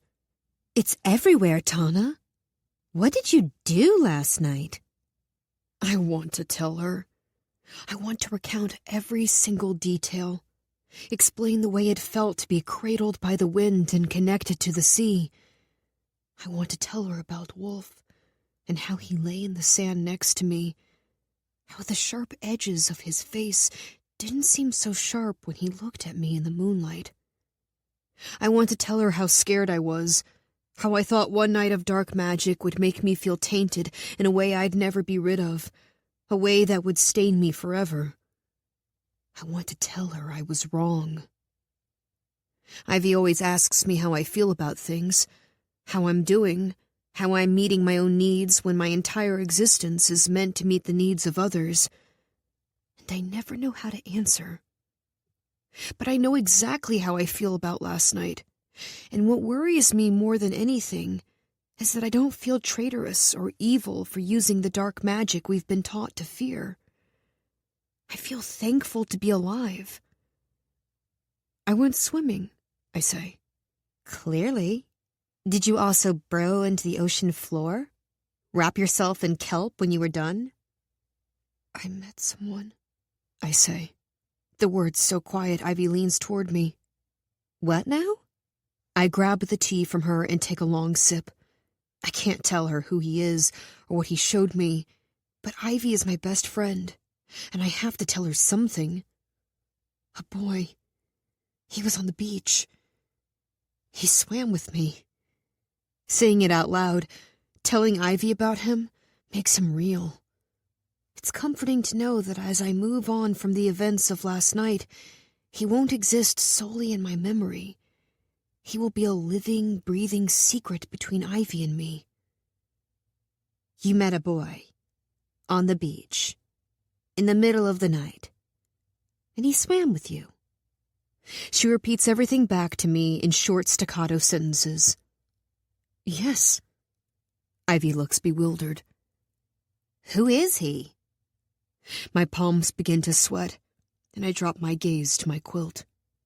I should have known this would be the first thing she asked, and while I hate the idea of lying to her, the alternative is worse. Far worse. He's from the mainland. He missed the last ferry and was camping out on the beach. Ivy stares at me, and I'm sure she can see right through my lie. See the dark magic snaking through my veins. Then one side of her mouth pulls up and she stands. Well, that's going to require another cup of tea, isn't it? Before I can respond, Ivy is out the door and rushing down the stairs. I hear her in the kitchen, and then she's back in my room. She closes the door behind her and climbs onto the bed, curling her legs beneath her and pulling her tea to her face. I'm ready, she says. I laugh and take a sip of my own tea. I tell Ivy all the details I can without giving away who Wolfe is or what kind of magic we practiced. I only tell her what it was like to be in the water with him, but it's enough. Ivy drifts closer to me, and by the end of the story, she's hanging on each word as if it's a lifeline. When I finally finish, she's quiet for several seconds. Damn. That pretty much sums it up, I say. I pause before speaking again. Last night was the first time in my life I can remember making a choice solely for myself, without thinking about what my mother would say or how it would affect the coven. And it worries me because I cut myself off. There are certain things that should not be spoken aloud. Because it felt good? I look at Ivy and nod, ashamed of myself. That's nothing to worry about. I'd be more concerned if you didn't enjoy making choices for yourself. Of course it felt good. You carry a lot of responsibility, and it's heavy. Ivy's brown eyes are filled with so much love for me, so much understanding. She reaches out and grabs my hand, squeezing tight. I'm so glad you had a night when things didn't feel quite so heavy. You are? I ask. There's something beautiful about it. Even though so much of your life has been mapped out for you, you still had this night that was entirely unscripted, entirely your own. I'm embarrassed when my eyes fill with tears. I turn away from her and wipe my face, taking a deep breath. When I've regained my composure, I look at Ivy and offer a smile. Thank you for saying that. I lean into her, and when we've finished our tea, I take our mugs and set them on my dresser. Okay, I say, standing in front of her and spreading my arms. Make me presentable for my future husband. Tana, Ivy says, her voice chastising. There's only so much magic can do. Go shower. She watches me for several seconds, and then we burst out laughing. I do as I'm told, running the shower as hot as it will go. Scalding water pours over my head and down my body, washing away any trace of Wolfe, any trace of our night together. I turn off the shower, watching until the last drops of water swirl down the drain. Then I get out, dry off, and prepare myself for Landon. I begged my parents to let me come down the stairs before Landon arrived, but no such luck. My mother wants me to make an entrance. I can hear my parents doting on him, and I nervously look at Ivy. Think they'll scare him off? I suspect he's used to involved parents, she says. Thank you for this morning. I take a final look in the mirror, but I know I look perfect for the occasion. Ivy's magic erased any trace of last night. My makeup is subtle and fresh, making my blue eyes pop and my lips look as if I just licked them. I used my own magic to blow out my hair and smooth it back into a classic chignon my mother will love. I'm wearing a camel-colored shift dress, a string of pearls around my neck, and nude leather shoes with a square heel. It isn't what I would have chosen for myself, but I look put together and classic. And most importantly, I look like someone who belongs by Landon's side. "You're welcome," Ivy says, handing me my shawl. I give her a quick hug, then take a deep breath and walk toward my bedroom door. "Tana, I turn and look at Ivy. enjoy yourself." I nod and open the door. When I come around the bend in the stairs, I see Landon waiting at the bottom for me. He smiles when he sees me, and much to my surprise, I smile back. Relief floods me as I realize it's nice to see him. He's wearing a white-collared shirt with a tweed jacket on top, and I suddenly get the feeling that we're playing dress-up, wearing these clothes that are meant to portray a level of maturity that I, at least, don't feel. But I suppose if I'm going to play a part, there are worse people to play with than Landon. "Tana, you look lovely," he says when I get to the bottom of the stairs. "Thank you," I say. "So do you." My parents are watching us, and I'm thankful when Landon asks what I have planned for the day. A picnic. We'll choose our food from some of the shops on the witchery, and then I thought I'd take you to one of my favorite lookouts to eat. Landon's smile is easy and generous, and it looks like he's truly excited. "Sounds perfect," he says. I grab the basket and 2 blankets from the table and say goodbye to my parents, and then we head to the door. Landon opens it for me, but just then I hear Ivy sneak down the stairs, and we both turn to look at her. Something like gratitude settles on her face when she sees us together. Ivy, my best friend, who has known about this arrangement almost as long as I have, is still struck by the magnitude of it. I blink several times and look away, trying not to get caught up in the emotion of the moment. "Have fun, you two," my mother says. Ivy clears her throat, and I give her a small smile before walking out the door with Landon. "Thank you for coming out here," I say to him. "I'm glad to be here. Thank you for planning such a great day. It'll be wonderful to see the island through your eyes." "I really love it here," I say, falling in step beside him. "Will it be difficult for you to leave?" I pause and look at him. "Yes," I answer honestly. He nods. "Then we'll have to create many reasons for you to visit." It's a kind thing to say, thoughtful and sweet, but it still doesn't feel like enough. And that's when I realize my life with him might not be enough. It will be so many things, good, important, monumental, safe. But it might not be enough. And I have to learn to be okay with that. "What are you thinking about?" Landon asks me after I've been quiet for too long, looking out across the water instead of responding to his comment. "Our life together?" "What about it?" "I was thinking that if I'm not going to have a lot of say in who I spend my life with, I'm glad I'm ending up with you." "And why is that?" "Because we believe in the same things. We value family and duty and progress. Many marriages have been built on far less." "That's certainly true," he agrees. "Do you think you ever would have chosen me on your own?" The question catches me off guard, and I pause before answering. "I've always known I didn't have a choice," I say. "But maybe I would have. I can see myself loving Landon one day. I can see that spark appearing. Maybe under different circumstances, I would have chosen him for myself." "What about you?" I ask. "I've never given it much thought. But under any circumstance, I would choose to honor my family. And my family has chosen you." It isn't romantic or transformative or even sweet, but it's honest. and that's the most we can offer each other right now. We start walking again, and I point out parts of the island as we go. He's interested, stopping to ask questions and get a better look at things. He cares, and it's satisfying showing him around, showing him the place I love more than anywhere else in the world. "Is that the only church on the island?"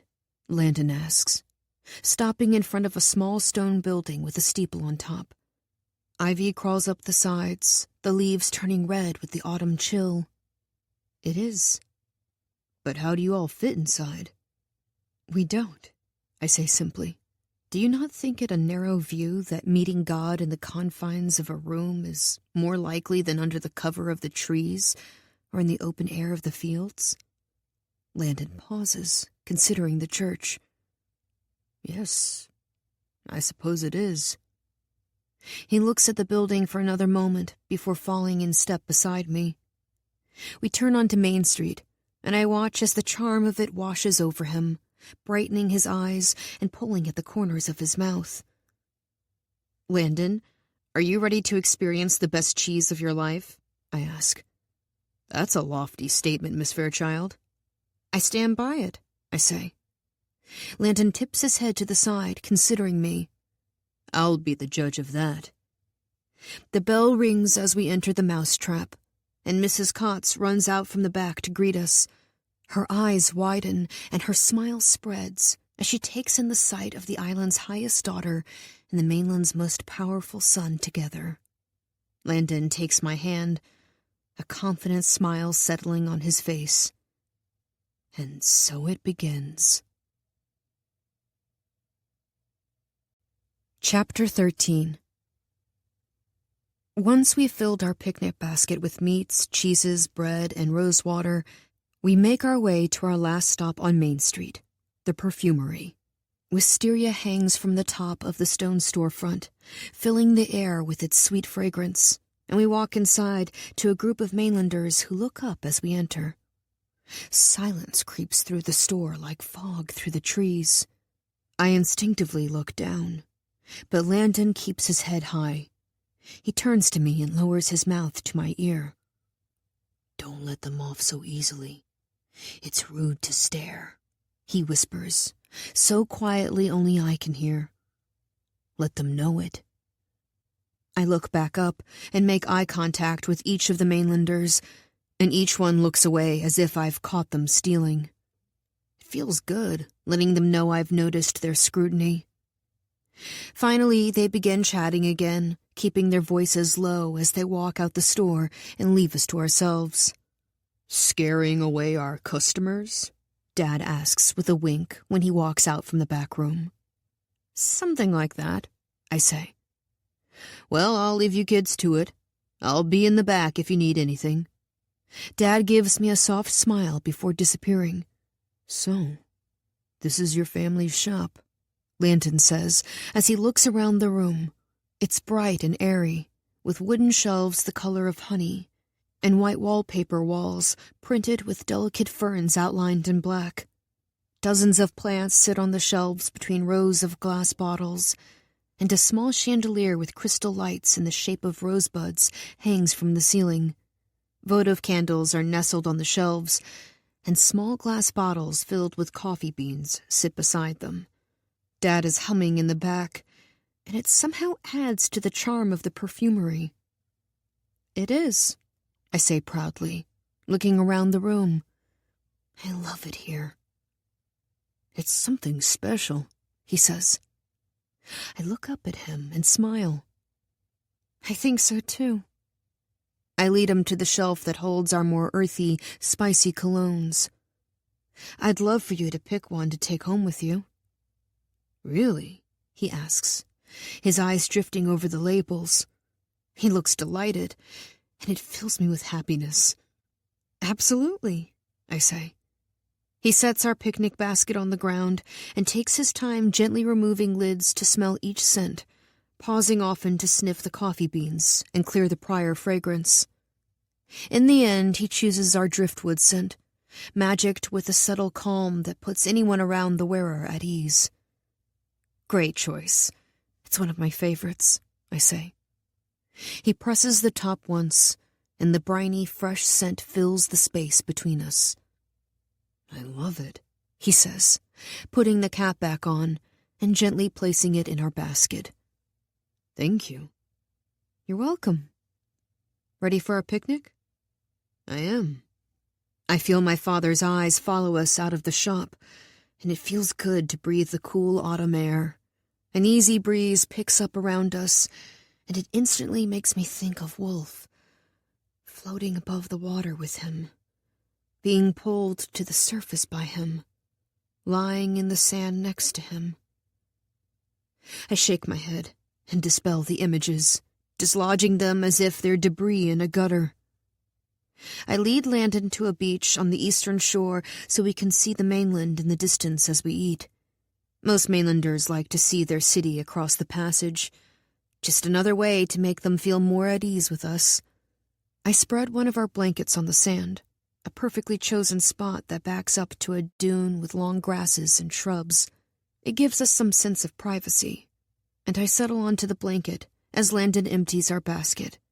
He pulls out a bundle of fresh lavender, studying it. "How are the flowers here always in bloom?" "Magic," I say. "How else could we keep our shops open year-round?" "Fascinating." He sets the flowers down and sits beside me. At first, we're stiff, each hugging our own edge of the blanket, but as the autumn sun glides across the sky and the tide goes out, we relax. The space between us begins to feel like air again, not an invisible wall we dare not climb. I take a sip of rosewater and look out at the mainland. It'll be my home after the Covenant ball. And this picnic will be nothing but a memory, a moment in time that slipped by me too soon. Landon offers me the last bit of cheese and leans back onto his elbows, staring out across the passage. "I was skeptical, but I have to say that was undoubtedly the best cheese of my life," he says. "I wouldn't steer you wrong." I blot my mouth and place my cloth napkin back in the basket. "No, Tana, I don't believe you would." His voice is laced with a seriousness that wraps around my insides. He looks at me then, his amber brown eyes fixed on my own, and it is suddenly difficult to turn away. We stay that way for several moments, and my heart speeds up as he inches his face closer to mine. I'm frozen, completely still, unsure of what to do. Part of me wants to close the distance between us, to press my lips to his, and let myself get lost in the moment.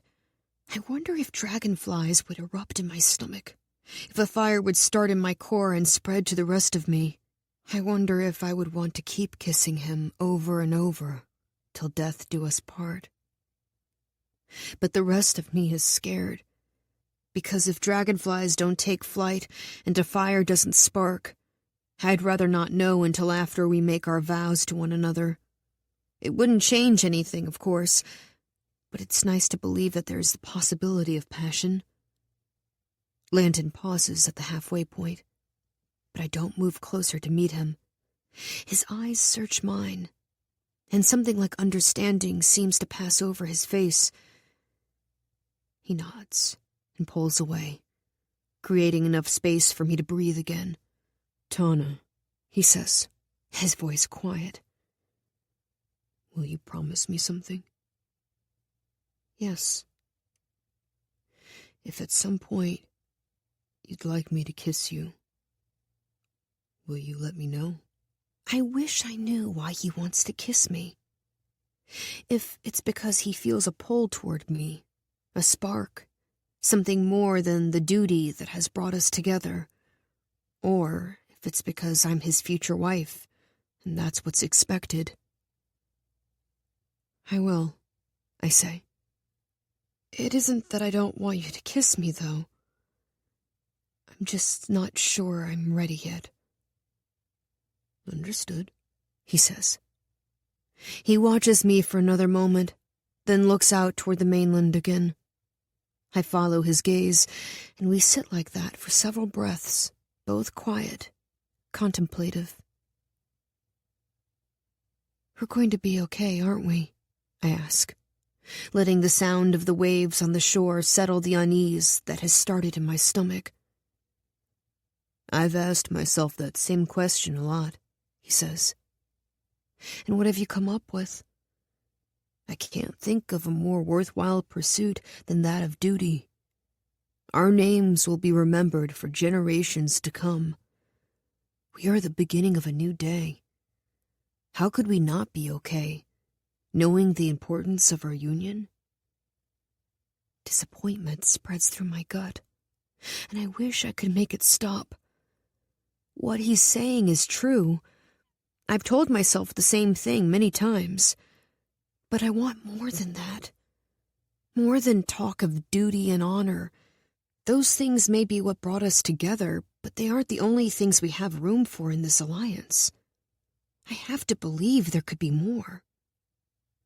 I've been quiet for too long. Landon looks at me, and I finally respond.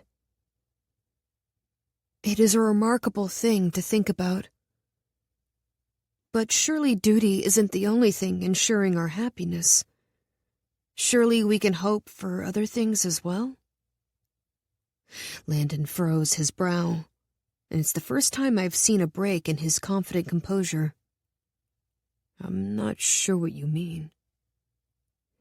Duty is why we're together, but we don't have to limit ourselves to that, do we? We could find true enjoyment of one another.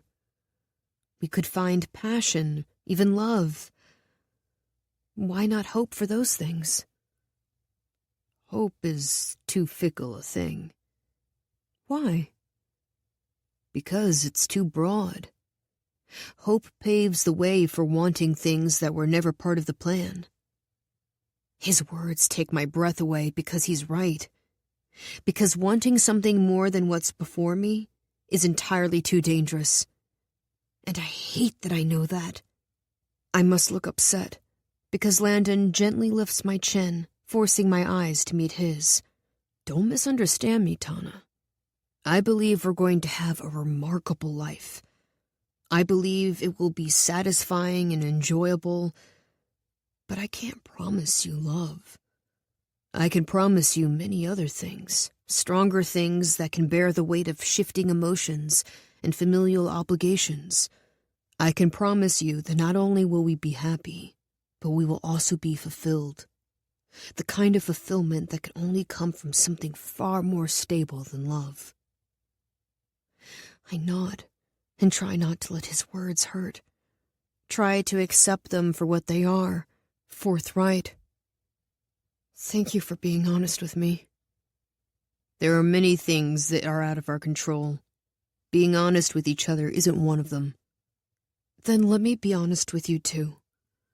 I understand your position, and I know you're right, but hope is not something I'm willing to give up.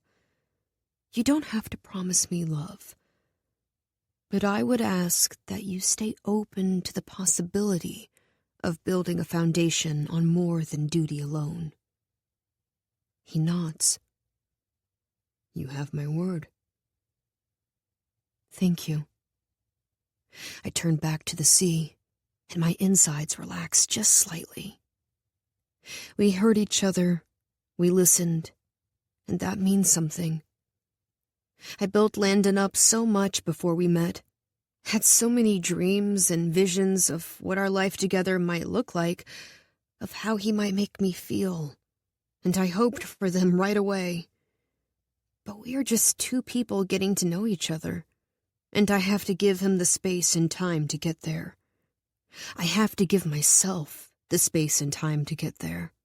Tell me something, Tana, Landon says, the heaviness gone from his voice. What would you be doing right now if I weren't here? You go first, I say, still stuck on his previous admission. There are stables about an hour's journey east of my home, and my father and I visit often. We ride the horses through the woods and discuss political matters if needed, but often we simply talk. It's a nice respite from the normal pace of things. That sounds wonderful, I say. Do you ride? I don't, but I'd love to learn. There are horses on the island, of course, but I've always preferred to walk. Then I will teach you. When I think about the mainland, I picture an endless city, brick and concrete as far as the eye can see. I'm so glad to know it isn't true, that there is a haven Landon visits, that I can visit as well.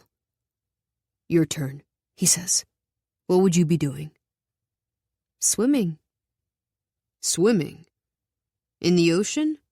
In autumn? I laugh at his response. I love to swim. It's when I'm happiest. What do you love about it? Everything, I say. But the thing I love most is the way the entire world quiets when I'm underwater. It's as if nothing can reach me there.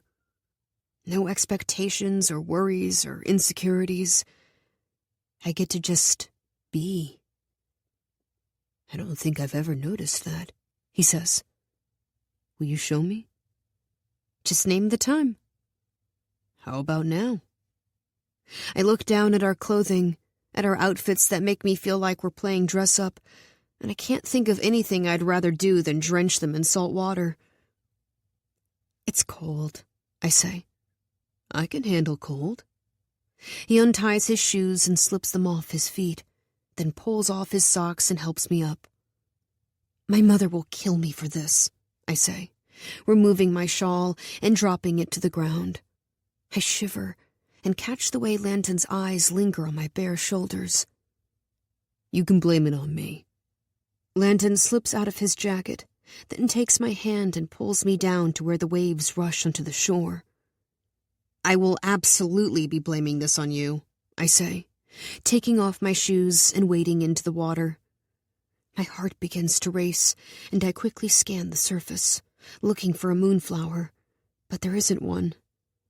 Being in the water with Landon in the light of the day makes the flowers seem so distant, not real somehow.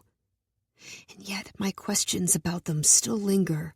I'm too scared to ask them aloud, to hear answers that don't fit into my world. I don't want to tell my mother about them and see how the information shifts her world either. So I push it all out of my mind and focus on the person beside me, the person who matters far more to our way of life than a near-extinct flower does. When we're in up to our knees, Landon looks at me and says, 1. I smile.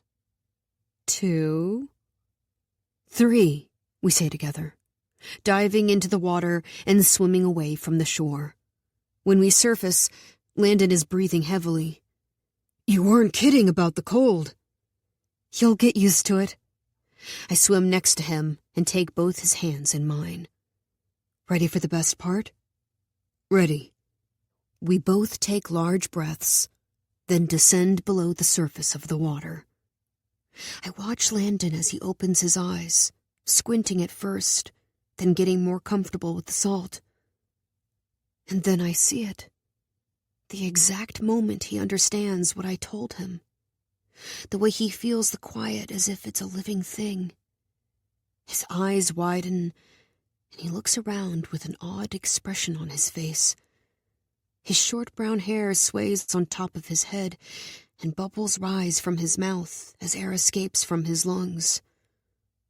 We look at each other for as long as we can stand it, suspended in the perfect silence, hair and limbs spread out around us.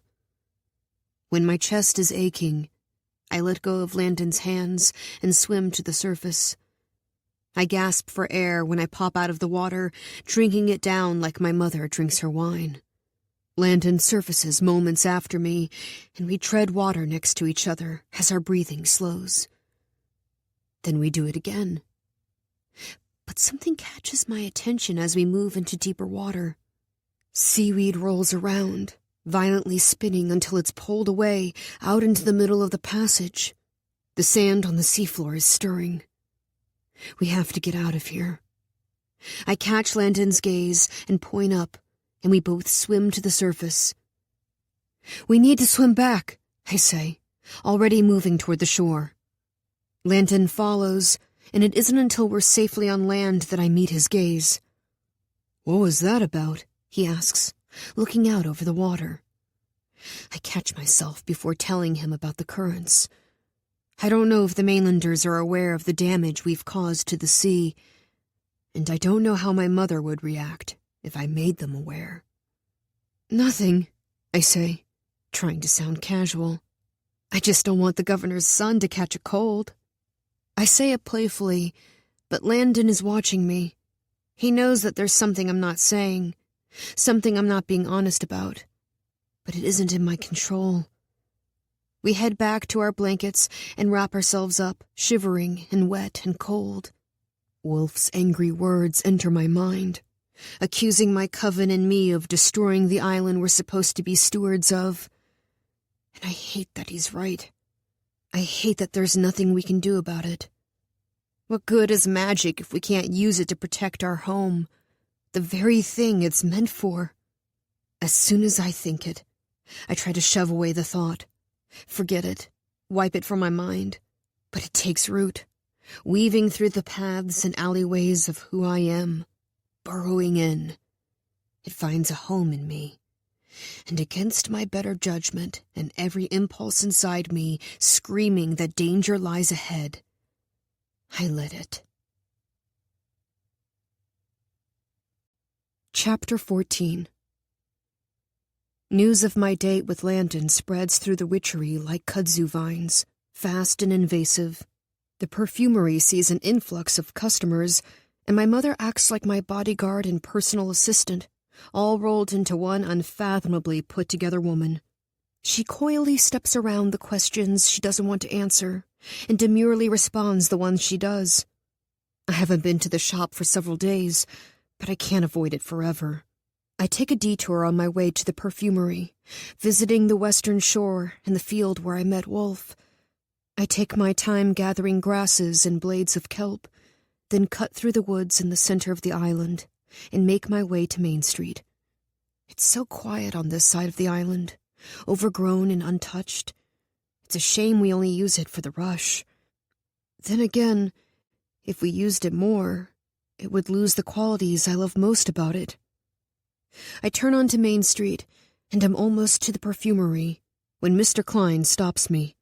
His white hair is blowing in the sea breeze, and his weathered skin crinkles around his eyes. He takes off his wool cap and holds it in his hands. "Hi, Mr. Klein," I say, hugging my basket close to my body. "How are you?" I'm well, Miss Tana. Thank you. "Glad to hear it," I say. I'm about to start walking when Mr. Klein says my name again. He's rolling his cap in his hands, and he looks at the cobbles as if he's nervous. When he raises his eyes to mine, they're wet. I wish my parents were alive to see this. They always believed it would happen one day. Just stay the course, they used to say to me. Landon is a wonderful man. I'm very lucky. I smile as I repeat the words my mother told me to say, and Mr. Klein's eyes widen as I confirm the rumor he heard. He takes my hand and pats the back of it. Landon is the lucky one, he says. Thank you. I gently pull my hand away and give Mr. Klein another smile before stepping around him and walking the rest of the way to the perfumery. But when I get there, I stop. The storefront is clogged with people, and I can't make my feet move. Can't force myself to go inside. I take several steps back and turn away before anyone sees me, then round the corner and walk down the path behind the building. I slip into the back room of the perfumery and breathe out in relief, thankful that the door leading into the retail space is closed. I hang my coat on a hook and set my basket on the island, taking out the things I gathered from the shore and the field. The sounds from the shop fade into the background as I put the grasses in a mortar and grind them into dust. The comfortable familiarity of the pestle in my hand eases the strain on my mind, and soon I'm replaying memories from the field and memories from the shore on a loop, over and over again. Memories of the magic. Memories of Wolfe. I'm ashamed that my mind finds refuge in remembering the lines of his face and the feel of his magic. Ashamed that when the house is quiet and my parents are asleep, I'm met with thoughts of him in the dark. It doesn't feel real, the night we had together. It feels like a dream, soft and hazy, already fading away at the edges. It's so far removed from my daily life that I'm almost convinced it didn't happen. And that's good. Dreams aren't threatening. They can't grab the corners of your world and pull it out from under you. They can't change the course of your ship. I continue to work the grasses into a fine dust, lost in the motion. When memories fade and time makes them weak, spray this perfume for the moment you seek. I don't even realize I'm speaking the spell aloud until the door flies open and my dad rushes in. I stare at him, waiting for an indication that he heard me, trying to formulate an explanation that would make sense, but he doesn't look my way. He quickly closes the door behind him and leans his back against the wood, pushing his palms into it as if an angry mob may come barging through at any moment. Speaking spells out loud isn't strictly prohibited, but most of us refrain because of the power it gives them. Low magic doesn't require it, and if my father heard me speaking a spell after 19 years of keeping them in my head, he would have questions. I silently reprimand myself for my carelessness, for letting my night with Wolfe seep into my days, but it seems my dad didn't notice, and I won't let it happen again. "Dad?" I ask, when he still hasn't looked at me. "Hey, Tana," he says with a laugh. "I didn't know you were here." In a moment of bravery, I decided to come to work today. Then I saw the crowd from the street and snuck in through the back. Dad nods and walks over to the island. "That was an excellent choice." "How's it going out there?" I ask. Dad reaches for his mortar and grabs a bundle of herbs on the side of the island. He gets to work grinding them down as he talks. "Your mother has it handled," he says. "She could run the whole world. And the good thing about our neighbors is that they feel guilty coming in for gossip without paying for it. So sales have been through the roof." "Well, that's a silver lining, I suppose." "I'll be here all night trying to restock our staples." My eyes drift to the glass in my mortar, and the sand beside me, to the wildflowers from the field and the kelp from the shore, and I realize for the first time what I intend to do with it all. Make a scent for Wolfe, as a gift for helping me. I suppose it's normal to want to thank the person who saved my life, but I don't want him to think I'm okay with his methods. I don't want him believing that the new coven's most influential daughter is indifferent to the use of dark magic, because nothing could be further from the truth. But I want to say thank you, and I want him to know I mean it. "Want some help restocking tonight?" I ask. Helping my dad is a better use of my time than giving gifts to Wolfe, and I know that. Dad looks up at me. "I'd love some," he says with a smile. We work in silence, and it's the first time I've felt truly at peace in days, my thoughts quieting and my shame fading with each grind of the pestle. Dad hums to himself, and I work the grass in time to the melody. We look up in unison when the back door opens. Ivy walks in with 3 cups of tea. "I come bearing gifts." "A true hero," I say. "I've got energize, persist, and invigorate." "I'll take persist." Ivy hands me a cup, and steam rises in front of me. "I'll take energize," Dad says. Ivy sets the tea down on the island next to his mortar. "Thanks, Ivy. You're a lifesaver. Tana, why don't you take a little break? You'll be here all night." "Thanks, Dad." "I'll take this out to Ingrid, though she hardly needs it." He winks at me, then grabs the last cup and walks out into the main store. "Do you have time to take a break with me, or do your parents need you back at the shop?" I ask Ivy. "We just got through the midday rush. I'm fine for a few minutes," she says. Want some fresh air? As long as we don't go down Main, yes. She holds the back door open for me, and we walk down the path and onto a trail in the surrounding woods. What kind of perfume were you making back at the shop? I haven't seen that combination before, Ivy says, and my cheeks flush. I don't say anything and stare intently at the dirt path in front of me. What? Ivy asks. It's nothing, I say, keeping my voice casual. Just a small token for Wolfe. Ivy stops and raises an eyebrow. Wolfe? The boy I met on the beach? So he has a name, she says, a slight pull to her lips. Of course he has a name. She holds her hands up in defense, and we start walking again. What kind of token are you making? Embarrassment makes me look away again. A cologne made from scents of our night together. Oh, Tana, Ivy says, her voice sad. That's a lovely gift, but it's... She struggles to find the right word. Do you think it's too much? I'm not really sure what the etiquette is on thank you gifts.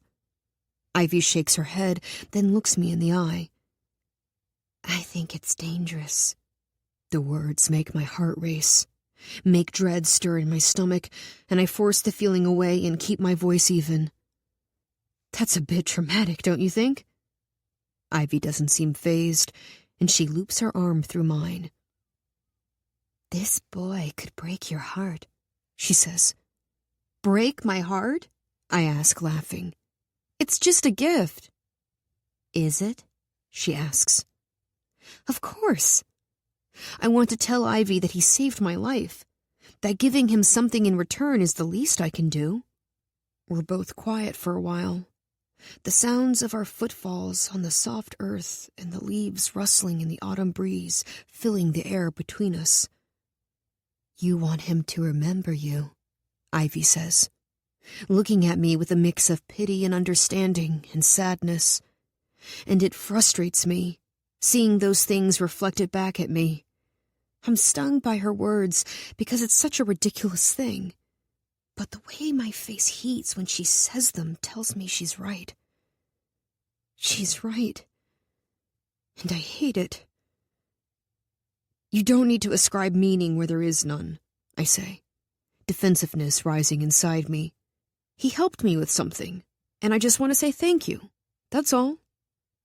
Ivy watches me, considering my words. How will you even find him? He told me the next time he'll be on the island. I lie, and I'm disgusted by how easily it rolls off my tongue.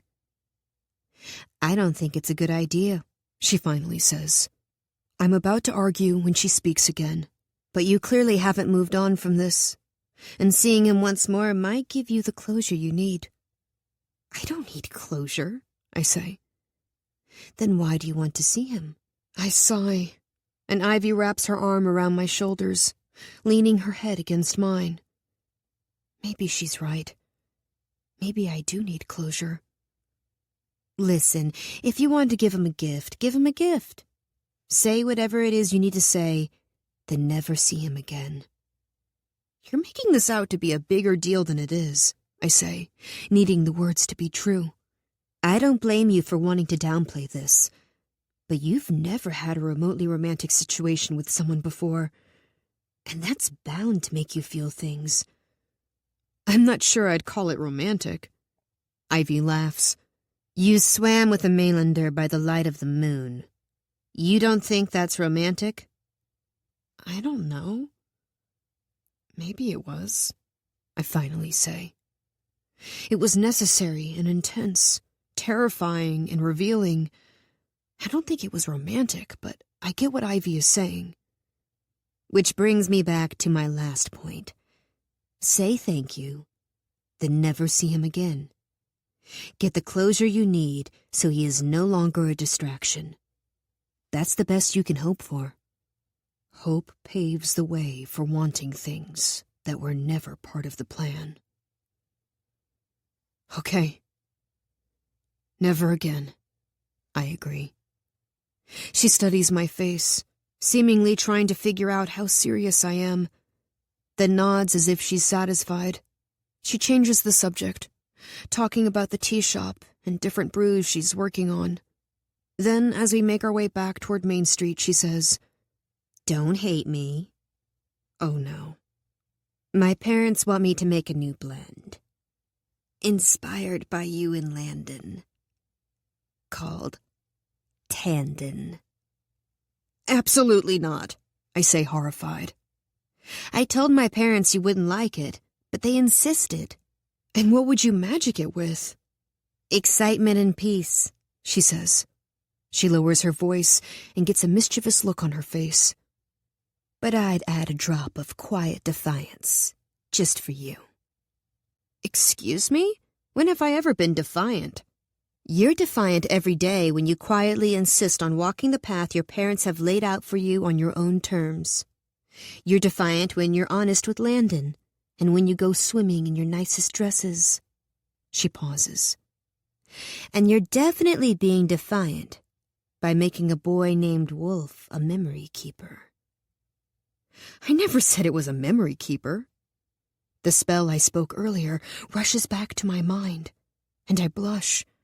You may as well have, Ivy says, rolling her eyes. I don't admit to it, but she knows me too well. We walk back into the shop, and I take off my jacket and head over to the wooden island to finish Wolfe's cologne. Dad pokes his head into the back. "I thought that was you. Honey, we're going to have to postpone our restock date. I forgot about the council dinner your mother has tonight. Can we do it tomorrow instead?" Ivy and I exchange a quick glance before I answer. "Sure, Dad. That works." "Great," he says, slipping back into the store and letting the door swing shut behind him. Tana, you can never see him again after tonight. Give him your gift, get your closure, and make sure he's on the last ferry out. I nod. She's right. So right it makes my chest ache. Never, she says. I know. She looks at me, head tilted to the side. Good, she finally says. Then she gives me a quick hug and leaves. Chapter 15. I arrive at the western shore a few minutes before midnight. That's how he told me to reach him. Whisper his name into the wind at midnight. If he hears it, he will come. I won't pretend to understand the way his magic works, and there's a part of me that worries he gave me false instructions just so I'd feel foolish whispering his name on the deserted beach. And yet, when midnight arrives, I do exactly that. His name falls from my lips and drifts into the velvety black sky. Wolfe. I say it only once. I'm self-conscious enough already, whispering his name while holding the memory keeper I made for him. I know the evening we spent together didn't carry the same weight for Wolfe as it did for me. He saved my life, and I will never forget it. But it also might be the only night that will ever be truly mine. A night off the path I've been walking my entire life. I watch the waves as they roll onto the shore, and I'm suddenly overcome with an urge to rush into the sea, to call up the wind and float above the water by moonlight. I want to be cradled by the earth's breath and invite the retreating waves back to where I stand. I pace along the beach, trying to fight the desire that's rising within me. I stop when Wolfe's words rush back into my mind. What should scare you most about tonight isn't that you're about to use high magic, Mortana. What should scare you most is that you're going to want to use it again. I swallow hard and let the realization crawl beneath my skin. I want to practice dark magic again. I didn't know it until I was back on this beach, standing in the same place as before, reminded so vividly of the magic that had coursed through my veins. But Wolfe was right, and it terrifies me. I made a mistake by coming here. I shove the memory keeper into my pocket and walk back up the beach. I hurry to the road that will lead me to the safety of my large house and dark bedroom, my mother's watchful eyes and lantern's sea glass, the road that will lead me firmly back to the path I'm destined to walk. I exhale when my feet leave the unstable rocky beach and touch the secure, steady pavement. But then I hear his voice. More Tana? I tell my legs to run, to pick up speed and carry me back home, but they don't listen. I slowly turn to see Wolfe walking up the beach, following my escape route. You called for me. He tilts his head to the side, but gives nothing away. I can't tell what he's thinking. I didn't mean to, I say, cringing at how ridiculous I sound. My eyes drift to the sidewalk. He takes a step closer to me. You didn't? I mean, I did. But then I changed my mind. I need to stop talking. I'm really sorry, but I have to go. My legs finally respond, and I hurry down the road, but stop when his hand touches mine. It isn't bad, you know. I inhale and make the catastrophic mistake of meeting his eyes. What isn't? I ask, already fearing his answer. Your pull toward high magic. I wanted you to find me again. I tense and make my next mistake when I ask him why. You have an incredible gift. How could you give that up? I take a step back. Because I don't want anything to do with your magic. Then why are you here? He asks, echoing my words from the last time we saw each other. I take a deep breath and reach into my pocket. I just wanted to thank you for what you did for me. I hand him the memory keeper and look at the clouds passing in front of the moon. I avoid his face as if he's the sun, as if looking directly at him will cause irreparable damage. I hear him take the cap off and inhale its earthy scent. He releases a single spray into the space between us.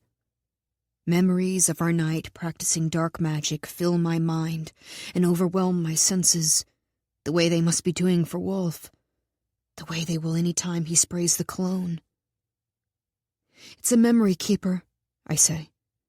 Something to remember me by. I want to make myself smaller somehow, and I wrap my arms tightly around my chest and dip my head.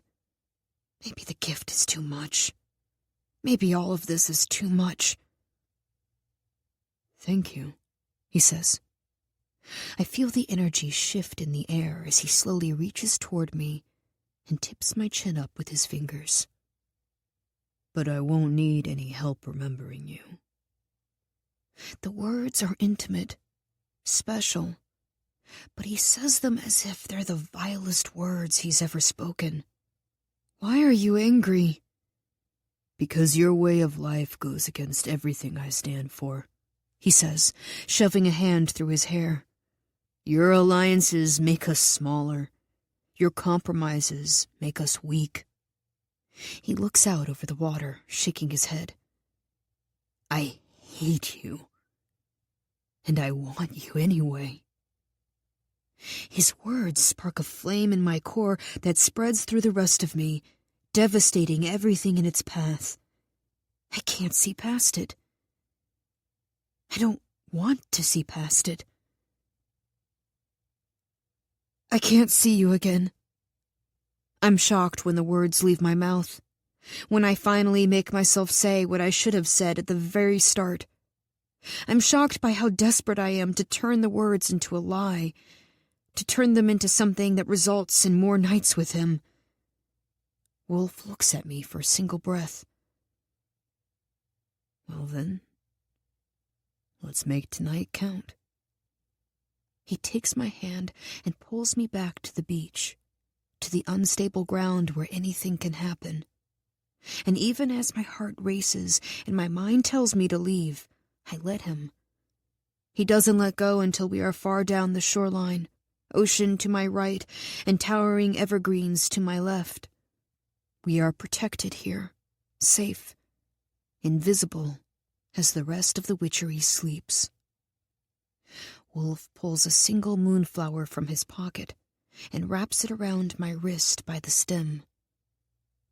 For tradition's sake, he says. Where are you finding these? I ask, looking down at the flower. We have them at my house, though the one I saw with you was the first I've seen beyond our gates. It's been said that the very first witch was born on this island in a field of moonflowers, hundreds of them, and that instead of reaching for her mother, the first thing she touched was a blossom. You don't practice magic only during the day because it's more palatable to the mainland. You practice magic during the day because magic is most powerful by the light of the moon. Practicing during the day automatically weakens it. I've never heard that, I say. My fingers tremble as they run over the white petals, not understanding how Wolfe's history of the flower is so different from my own. Not understanding why there is no pain, why my life is spared every time I encounter one. This damned flower has pulled on the thread of my life, and if everything unravels, I will know it started that night in the field when a flower fatal to witches proved to be anything but. Why doesn't it hurt? I finally ask. The words so quiet, so vulnerable. I hold my breath as I wait for his reply. Because it isn't poisonous to witches. Wolfe's tone isn't passive, but he watches me as if my response matters somehow. Why does my entire coven believe otherwise? Wolfe's jaw tenses, and he looks out over the water as if considering his words. You should ask your mother about it, he says, and it sounds like a challenge. But my mother believes it's poisonous. Wolfe exhales, a long, heavy sound that makes me nervous. Just ask her. Maybe I will, I say, my fingers brushing the petals on my wrist, my stomach twisting at the thought of mentioning the flower to my mother. But something in Wolfe's tone makes me think it's important, so I tuck the thought away for later. Good. Let's move on. Every living thing has its own heartbeat, its own energy that it pours into the world. Wolfe motions to a fern growing at the base of a tree, its leaves rustling in the wind. As a witch, that energy is accessible to us, just waiting to form a connection. He touches his fingers to the plant and closes his eyes. He takes several deep breaths, then moves away from the fern and touches the bare dirt beside it. Where once there was one, another.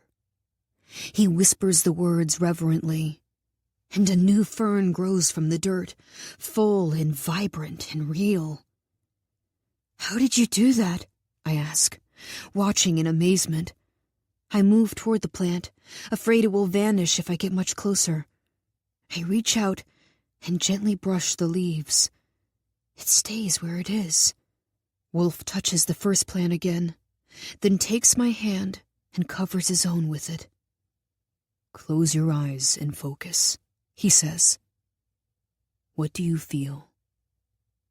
The fire in my belly rages at his touch, but I know that's not what he's referring to. I force myself to focus on everything else, everything other than his fingers under mine. I've worked around plants my whole life, and after several seconds of concentration, I know exactly what he's asking me. A pulsing stream of cool, clean magic waits in his hand. I feel it as clearly as the heat in my gut and the wind in my hair. There, he says. That's it. Gently, I pull the magic from him. I don't know why I think to do it, how I even know it's possible, but it feels natural to me. Where once there was one, another. I take the fern's heartbeat and plant it in the earth. Another fern grows before us. I plant more and more of them, watching them sprout from the dirt, one after the other. I want to plant hundreds, thousands of them, my own secret meadow I can go to whenever I want. Another. I laugh, utterly delighted by the feel of the plant's energy wrapped up in my own. It isn't like this with low magic. We add our magic to what already exists. Perfume, tea leaves, makeup, dough. But this tangling of my magic with the fern, with the wind and the sea the last time I saw Wolfe, it's intoxicating. It's how it's meant to be. As soon as I think it, I scramble to undo it. But it's too late. The thought settles, taking root in my mind like the ferns that surround me. "Thank you for teaching me," I say. "I'm glad I got to experience this." "Is that all you want to do tonight?" I can feel the magic waking in my body, stirring, wanting more. But that is a dangerous feeling. "Yes." Wolfe nods. "Then you're welcome." We walk back toward the main beach, out of the cover of the trees, and I try to ignore the sinking feeling in my stomach. Then every part of me freezes with panic. Mrs. Wright is walking along the beach, humming to herself, her dog a few yards in front of her. She's on the council with my mother, and I stare in horror as she gets closer. A cloud drifts in front of the moon, shrouding Wolfe and me in darkness. But soon she will see us. Suddenly, my body takes over. I sense the breeze over the sea and latch onto it, building it up until it's a strong wind. I send it barreling off the water, sea spray suspended in the air, covering the beach in a hazy mist that moves straight toward Mrs. Wright. A breeze to a gale, fresh off the sea. More distance is needed. Walk away from me. I frantically whisper the words under my breath, over and over, hoping they're enough. "Oh my," Mrs. Wright says, so close I can hear her. A few more steps and she'll see us. I kick up more wind, ready to send her way, but Wolfe collides with me, sending us flying into a thicket of long grass and overgrown shrubs. He lands right on top of me. "What was that?" I hear Mrs. Wright say. Her dog runs over, sniffing at the grass, but as soon as it gets here, it whines and runs away. Wolfe holds a finger to his lips, and I can feel his chest expanding against my own, our breaths tangling in the space between us. I push one more strong gust of wind her way, and it's enough to send Mrs. Wright back the way she came. I hear her muttering about unpredictable weather, and then her voice fades to nothing. My heart beats against my ribs so violently I'm afraid it might break free. Wolfe is still on top of me, making it hard to breathe. The clouds continue their march across the sky, and the moon comes out of hiding once again. It pours its pale blue light over Wolfe, over his disheveled hair and gray eyes, illuminating his expression, illuminating the way his gaze finds my lips. All I can think about is closing the space between us. I want to know what he feels like. I want to know how he tastes. I want to know all these things that are forbidden to me. I almost do it. I almost close my eyes and touch my lips to his. But then I think of my parents' expectations and Landon's sea glass, my ancestors' sacrifices and Ivy's belief in me. And I can't do it. I want it more than I've maybe ever wanted anything, but I can't do it. I clear my throat and roll to the side, but I don't stand up. Instead, I stay on my back and look up at the stars. Wolfe does the same. You're not going to like what I'm about to tell you. I turn to him, but he doesn't look at me. He keeps his eyes on the waxing moon, on the sparkling starlight. What is it? I ask. Terrified of what he might say, I think about my early days in the perfumery, infusing feelings into scents. I never had to work at it. And I think about how nothing, not even making perfumes, has ever come as easily to me as pulling the wind from the sea. What you just did is impossible for a witch of the New Order. You shouldn't have been able to do it. He pauses. Do you know what that tells me? I'm silent. I don't move, don't breathe, don't blink. I wait for his answer, afraid it might shatter my whole world. You're practicing the wrong magic. And I'm right. It does. Chapter 16. Main Street is bustling with tourists, a sea of scarves blowing in the autumn breeze, and gloved hands holding warm beverages. The maples are changing, the green and yellow leaves morphing into shades of deep orange and blood red. The cobbles are wet from the recent rain, but today is clear and bright, and the sunlight catches the raindrops that rest on the foliage and vines. Ivy's arm is looped through mine, and we follow my mother as she weaves her way through the tourists.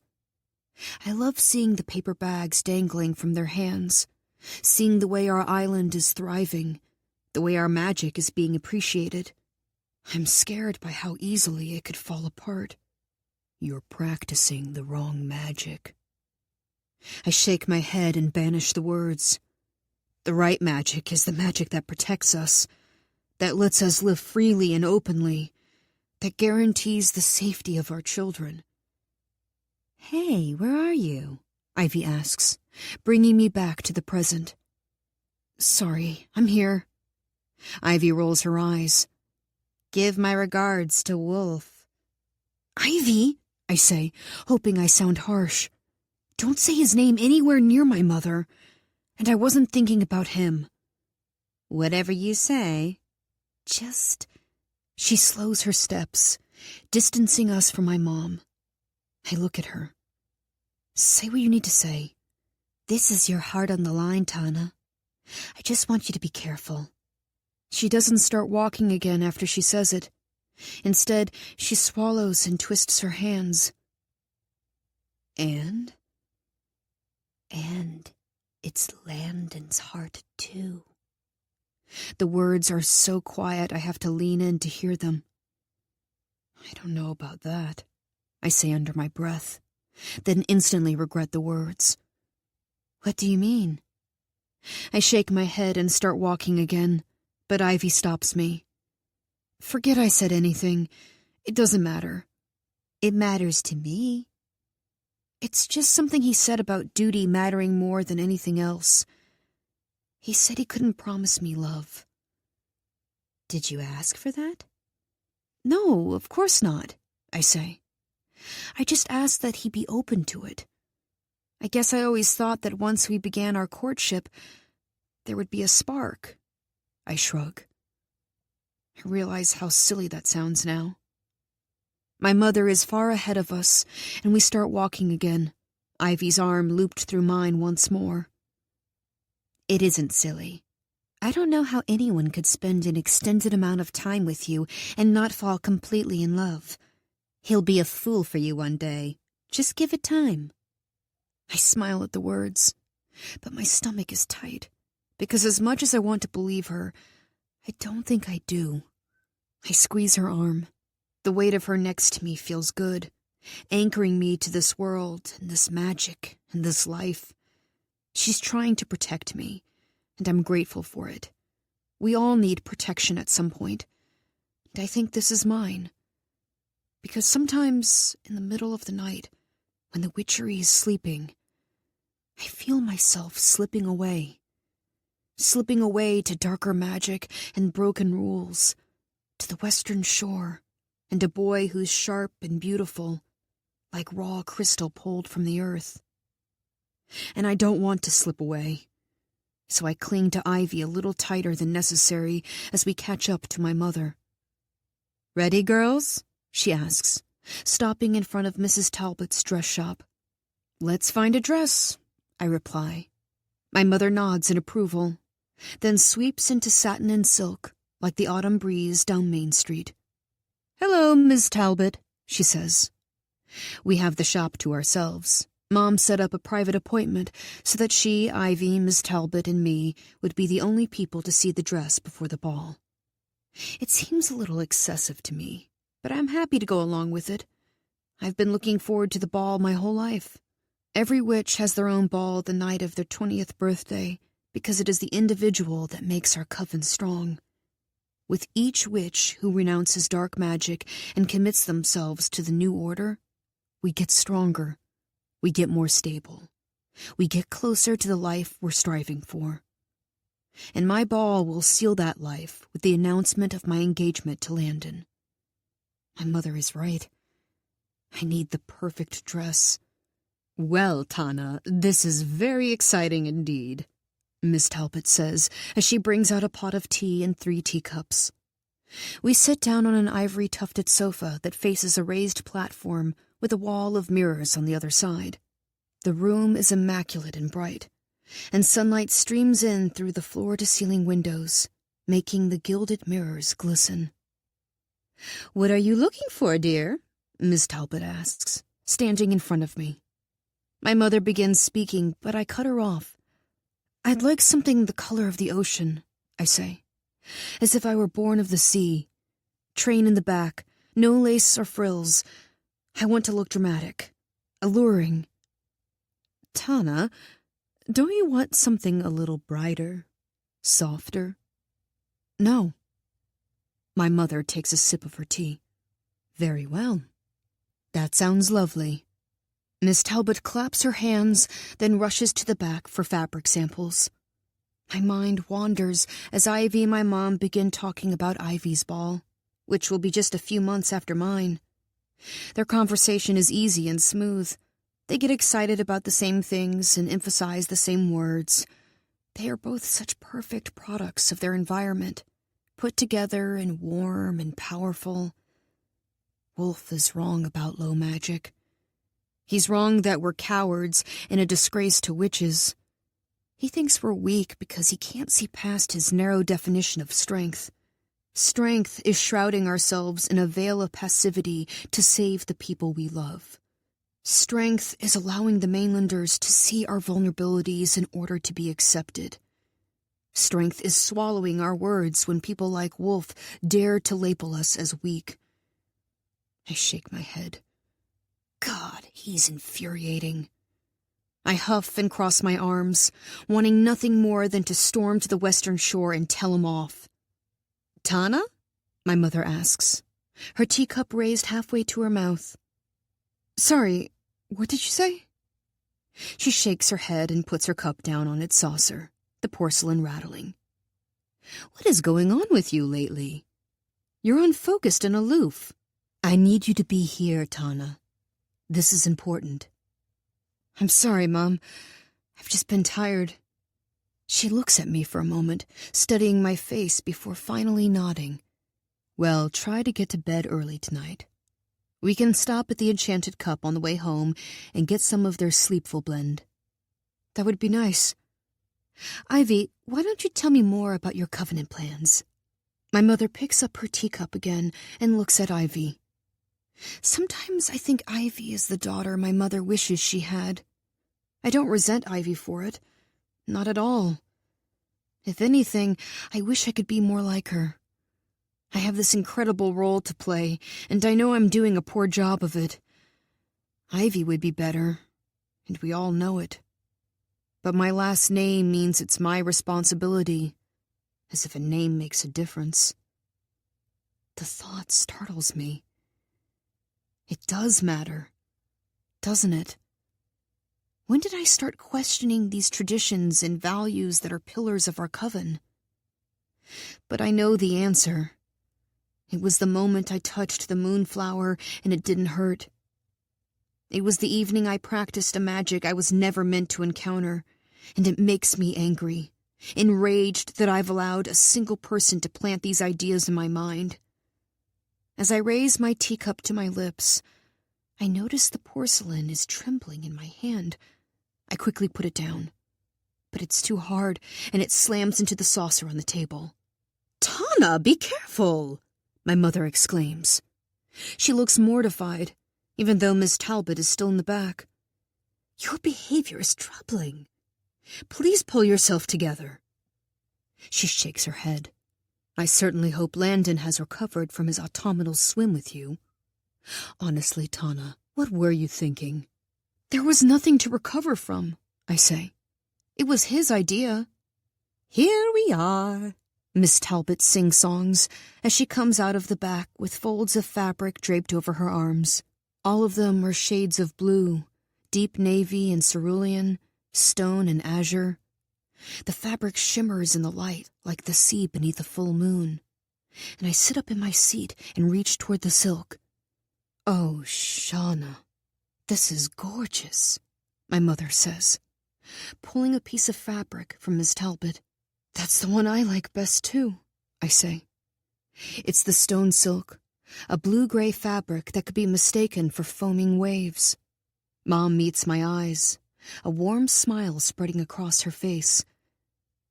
"It will look perfect on you," she says, and it somehow fills all the empty spaces inside me. She's proud of me. I know it even when I set my teacup down too hard and when my mind is elsewhere. I feel it radiating from her, and I wish I were at the perfumery so I could bottle it up in one of our scents, spray it in the air when I need a reminder. "Tana, that color was made for you," Ivy says. Miss Talbot beckons me to the platform and begins taking my measurements. She wears narrow wire-rimmed glasses, and her brown skin is pulled taut at her forehead by the sleek bun atop her head. She bites her lip as she measures, writes down the numbers, then measures again. The dress will be cinched at the chest and will flow down from the waist, but there will be no crinoline or extra fabric beneath the silk. It will trail behind me, and I will glisten just like the water. I've never had anything like it. Such a far cry from the pastels and soft colors of the witchery. I can't wait to wear it. My mom comes up behind me and places a gemstone necklace around my neck, heavy with the weight of a dozen sapphires. My hand drifts up to the necklace, but as I look at myself in the mirror, it doesn't feel right. "I was hoping I could wear your pearls," I say. I see the surprised look on my mother's face, followed by the small smile that tugs at her lips. She swallows and pulls the necklace away. "Of course you may," she says, her eyes meeting mine in the mirror. When Miss Talbot is done with my measurements, she tells us to come back in 2 weeks for my first dress fitting. We finish our tea and walk out onto Main, not as busy now that it's later. The days are getting shorter, and most of the shops have lanterns lit outside that cast a warm amber glow over the cracked stone and climbing vines. "Why don't I take you girls out to dinner?" my mother asks, pulling Ivy and me in close. "Just the 3 of us?" I ask. "We eat dinner with Dad almost every night. I don't think Mom has ever taken me out to dinner with a friend." "Just the 3 of us." "I'm free," Ivy says, and I lean into them. Sounds perfect. There are moments when I think I'll be crushed by the weight of expectation and responsibility, when I worry I will never live up to the role I'm meant to play. But then there are moments when I look around the witchery, at my parents and friends, and I'm filled with a deep pride that runs beneath my skin, nourishing every part of me. Now is one of those times. We don't talk about Landon over dinner. We don't talk about the mainland, or the Covenant ball, or the proper etiquette when hosting a distinguished visitor. We talk about the small, inconsequential details that make up our lives on this tiny island. And it's everything. Chapter 17. I haven't slept well since my date with Landon, preoccupied with things I shouldn't give space to.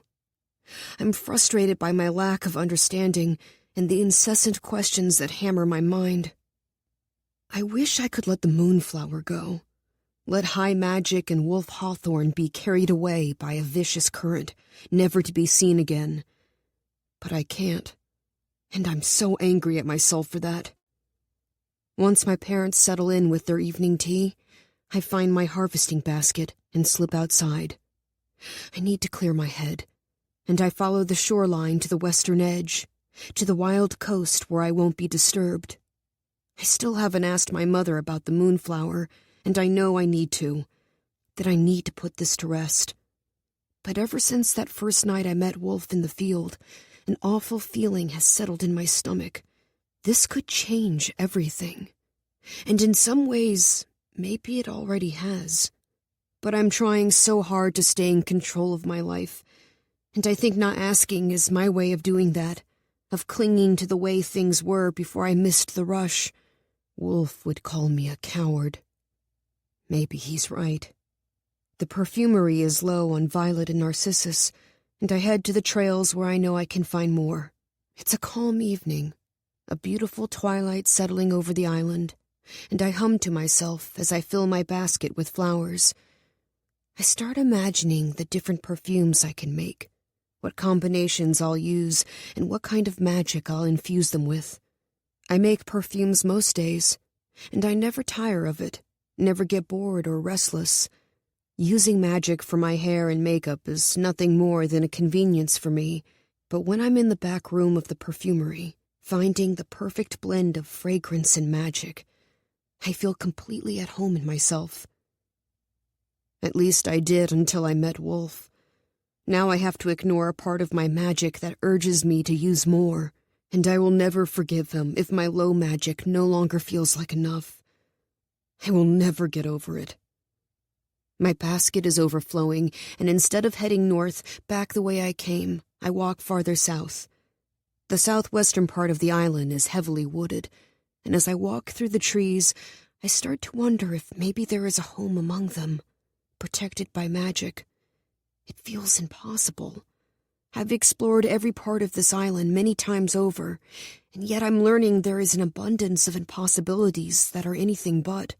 I scan the woods, searching for any clues that point to human life, gardens or smoke or gates that might confirm the things I don't want to believe. If there is a home on this island that none of us know about, it would be in this area, farthest from the houses and shops of the new coven. But I see nothing. The sky gets darker as I move deeper into the trees, and I suddenly realize how far from home I've walked. I turn to leave when I hear a branch break in the distance. I squint into the darkness, but all I see are the shadows of evergreens. "Who's there?" a voice asks, and I recognize it instantly. I don't know what comes over me, but I turn the other direction and run, not wanting him to see me, not wanting him to know I was looking for signs of a magical house or forgotten coven. It's so dark now, I can barely see where I'm going. My foot catches on an exposed root, and I fall to the earth hard. My basket lands several feet away from me, the flowers scattered across the forest floor. For a moment, it's painfully quiet. "Mortana?" I look up, and Wolfe is standing over me. I try to respond, but can't find the words. "What are you doing out here?" he asks. He offers me his hand, and I slowly take it, ignoring the jolt that moves through me when I do. "I got lost," I say, getting to my feet, unwilling to meet his eyes. "You got lost? On this small island where you've spent your entire life?" I'm looking at the ground, but I can hear the mockery in his tone, can imagine the smirk on his face. "It's dark out," I say weakly. I walk to my basket and start filling it with my spilled flowers, and Wolfe bends over to help me. When I've retrieved everything I can see, I stand back up. "Are you hurt?" Wolfe asks. "No." He doesn't respond, and instead starts walking, picking herbs and plants and adding them to my basket. I follow him slowly, my chest aching as I see the care he takes with each and every plant. The way he gently removes them from the earth and sets them in my basket, as if they're glass that might shatter at any moment. It's difficult to see, but something stains his fingers. I stop and take his hand, pulling it close to my face. "You're bleeding." "It isn't blood," he says, watching me. "I was painting." "You paint?" "Yes." The word is tense, as if he has admitted to something he meant to keep hidden. "What do you paint?" Wolfe starts walking again, and I follow behind him. "People, mostly." "Your coven?" "Yes, my coven." "Why?" I ask, wanting him to keep talking, to keep sharing this part of himself with me. "Because if I don't, how will we be remembered?"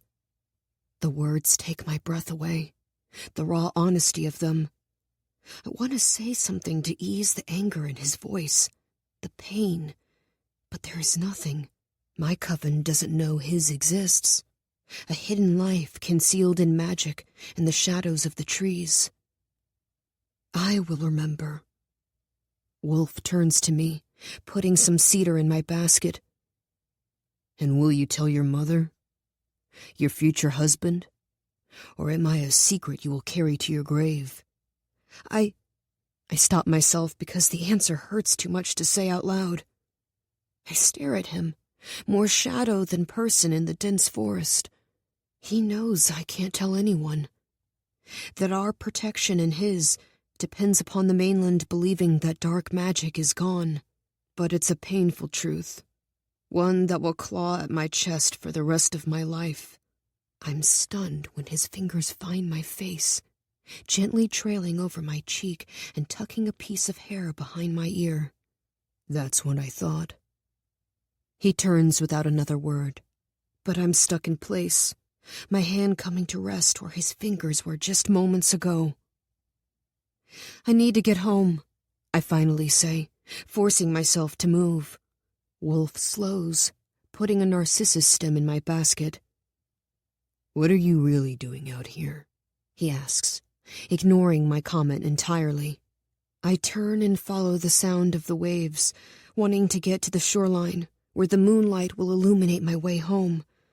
Wolfe falls into step beside me.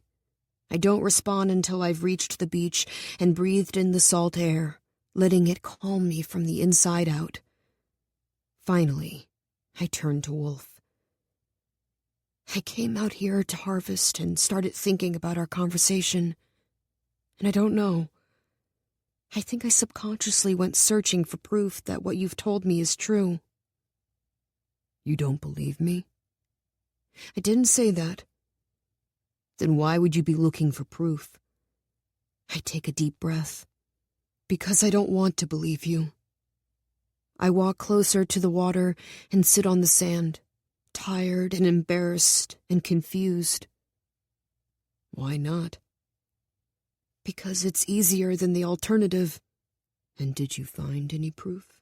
he asks, sitting on the ground next to me. His tone gives nothing away, but there's a softness to him that I haven't felt before, and I don't understand why. Maybe he can see all the threads he's torn loose from me. "Well, I found you. Either you're following me, or you have a magical house on this island that I got a little too close to." "I'm not following you," he says. I pause. "I know. So how does it work? How did you know I was out here?"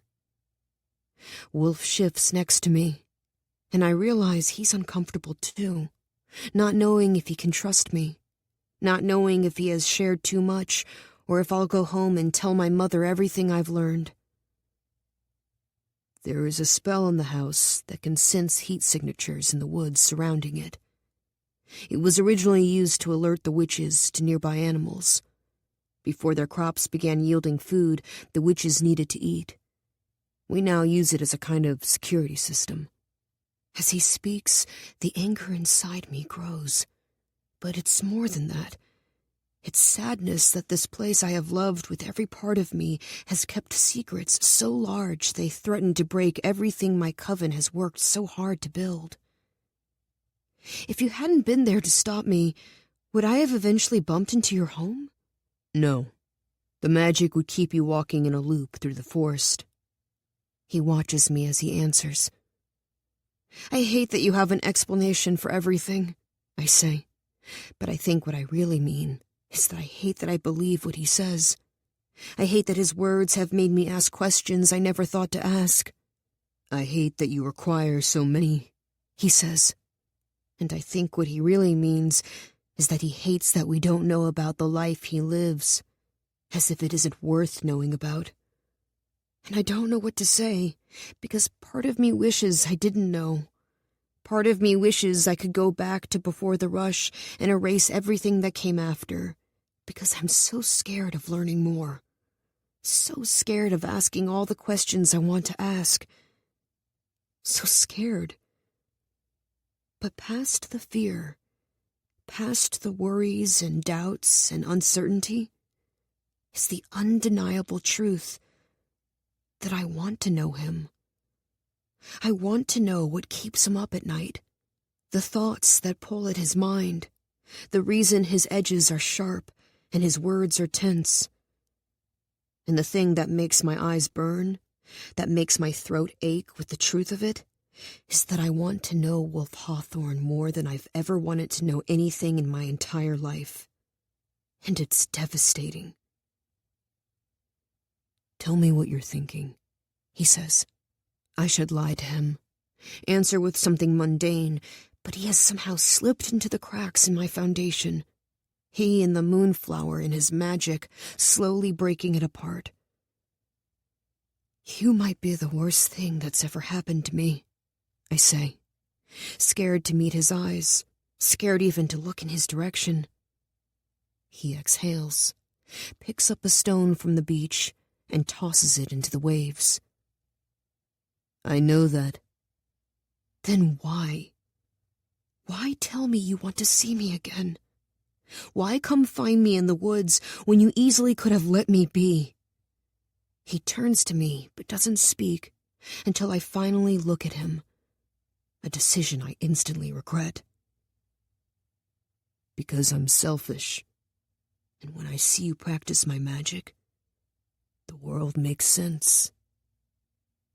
I want to yell at him, tell him how unfair he's being, how incredibly cruel this is, but more than anything, I want to whisper that on those nights, practicing his magic by the light of the moon, my world made sense too. It made sense even as it was torn apart. Chapter 18.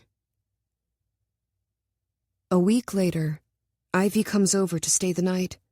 We haven't had a sleepover in so long, and after laughing with her in my room and whispering about things that have nothing to do with benign flowers or dark magic, I'm feeling like myself again. My parents are downstairs drinking wine in front of the fire.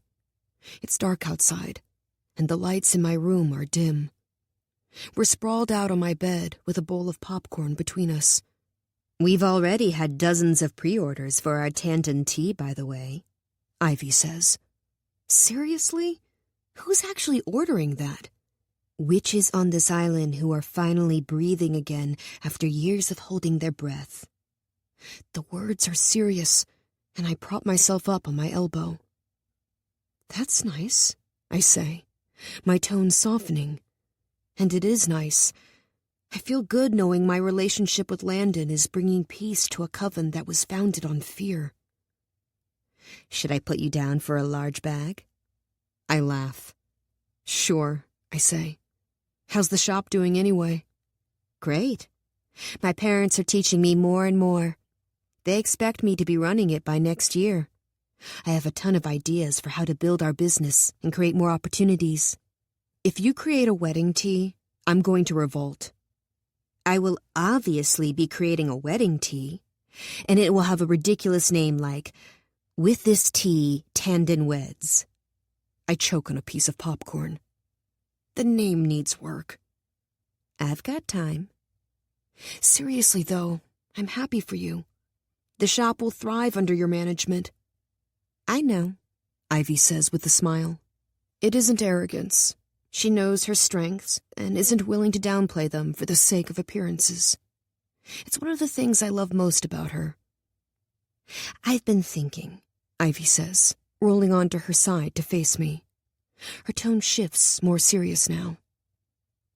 How you met Wolfe doesn't make sense. A knot forms in my stomach, and my palms begin to sweat. Do we have to talk about him? No, not for long. I'm just curious how it happened. The mainlanders keep a tally of the visitors who come here each day to ensure everyone returns in the evening. They would have known someone missed the boat and alerted your mom. The knot gets tighter. Ivy is my best friend, and I want to share this with her. And maybe sharing something with Ivy will ease the worry in my mind demanding that I talk to my mother. Maybe it will help me move on. I take a breath, deciding I don't owe it to Wolfe to keep his secrets. At least not from Ivy. I wasn't totally honest with you. I didn't want to scare you, and I was caught off guard by the whole thing. I look at her, but her expression gives nothing away. He's a witch, I say carefully. What family is he from? I've never heard that name before. I war with myself, knowing that telling this secret could change everything. Our coven believes the old witches are gone, that dark magic is obsolete. I don't know what would happen if people knew the truth, but I also don't want to carry this alone. You have to swear you won't say anything, I finally say. Ivy sits up. Why? Swear it. I swear, she says, her voice uneasy. I sit up too, so we're on the same level. He's a witch from the old coven. Ivy laughs, exhaling loudly. You had me worried for a second, she says, lying back down on the bed. I grab her arm and gently pull her up again. I look her in the eye. I'm serious, Ivy. The old coven still exists. It's small, but it exists. Wolfe is one of them. The smile falls from Ivy's lips, and her skin turns ashen. It's not possible. That's what I thought too, but he proved it. How? I pause and look down. I can never unsay what I'm about to tell her. He proved it with magic. Her mouth drops open, and she shakes her head back and forth and back and forth. But that means... I nod. Dark magic, she says, her voice trembling. Well, technically it's called high magic, but yes. Ivy looks at me as if I'm a stranger, as if we've never met. My heart breaks when I see the betrayal in her eyes. And you let him show you? You let him get away with it? We have to tell your mom, she says, pushing herself off the bed. I grab her arm. Ivy, no, please, I beg. Please, just listen. Ivy looks toward my door, and it's clear that she's torn. Finally, her shoulders relax slightly, and she sits down on the bed. It isn't evil, I say, choosing my words carefully. What he showed me, it's based on a connection with the earth. It's natural. Ivy stares at me. It's dangerous. No, I say, willing her to understand. I thought so too, but it wasn't harmful or anything to be afraid of. Ivy's face is pinched like she ate something sour.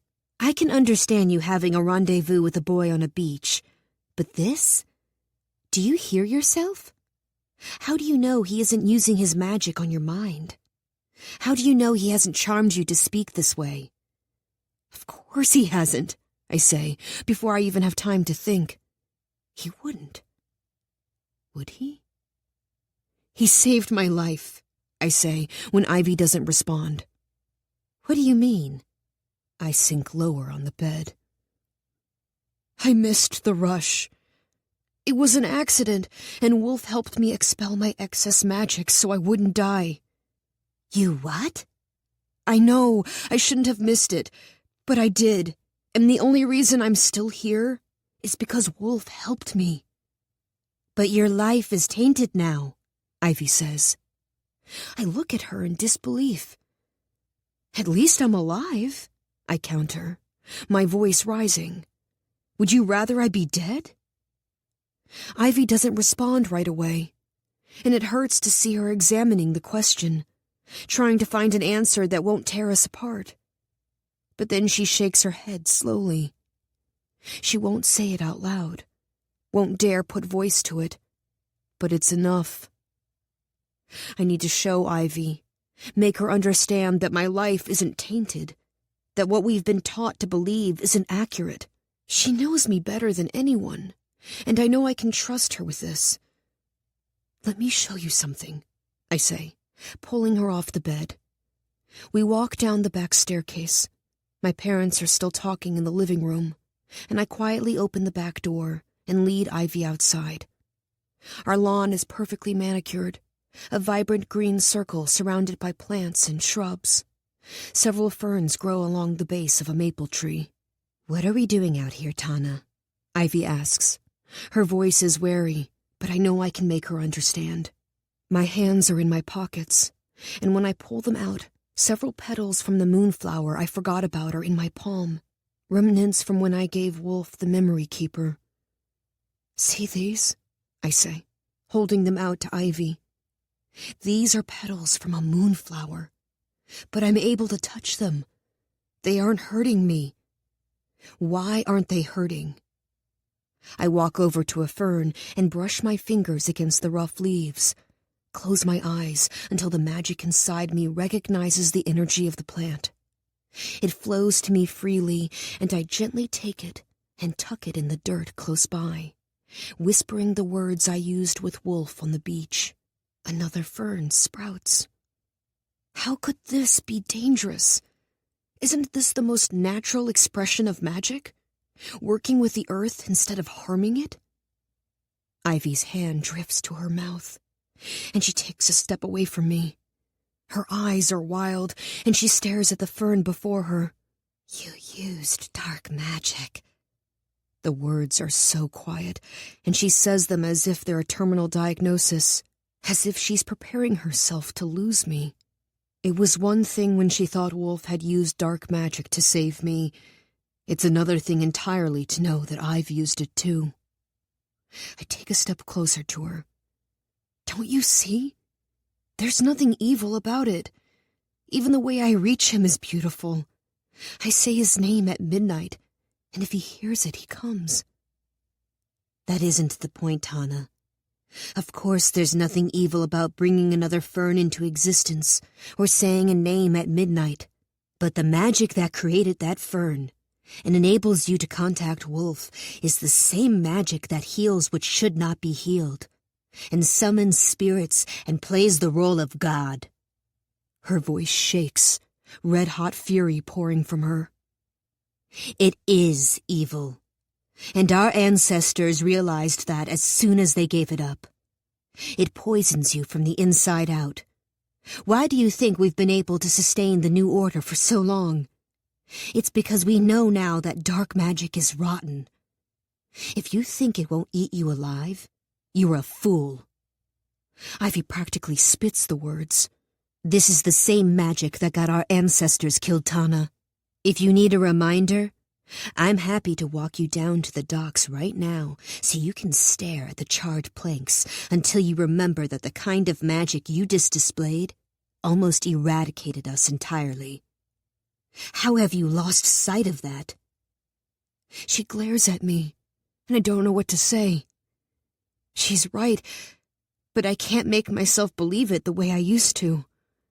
It's heartbreaking to realize I'm doubting things I never before doubted. I want to believe in our magic, and I do, but I also believe in the magic I practiced with Wolfe, I feel as if I'm on my knees crying out to God about the beauty of the devil. I don't know, I finally say. It's him, she says. Wolfe. I look at the ground, at the fern that just appeared.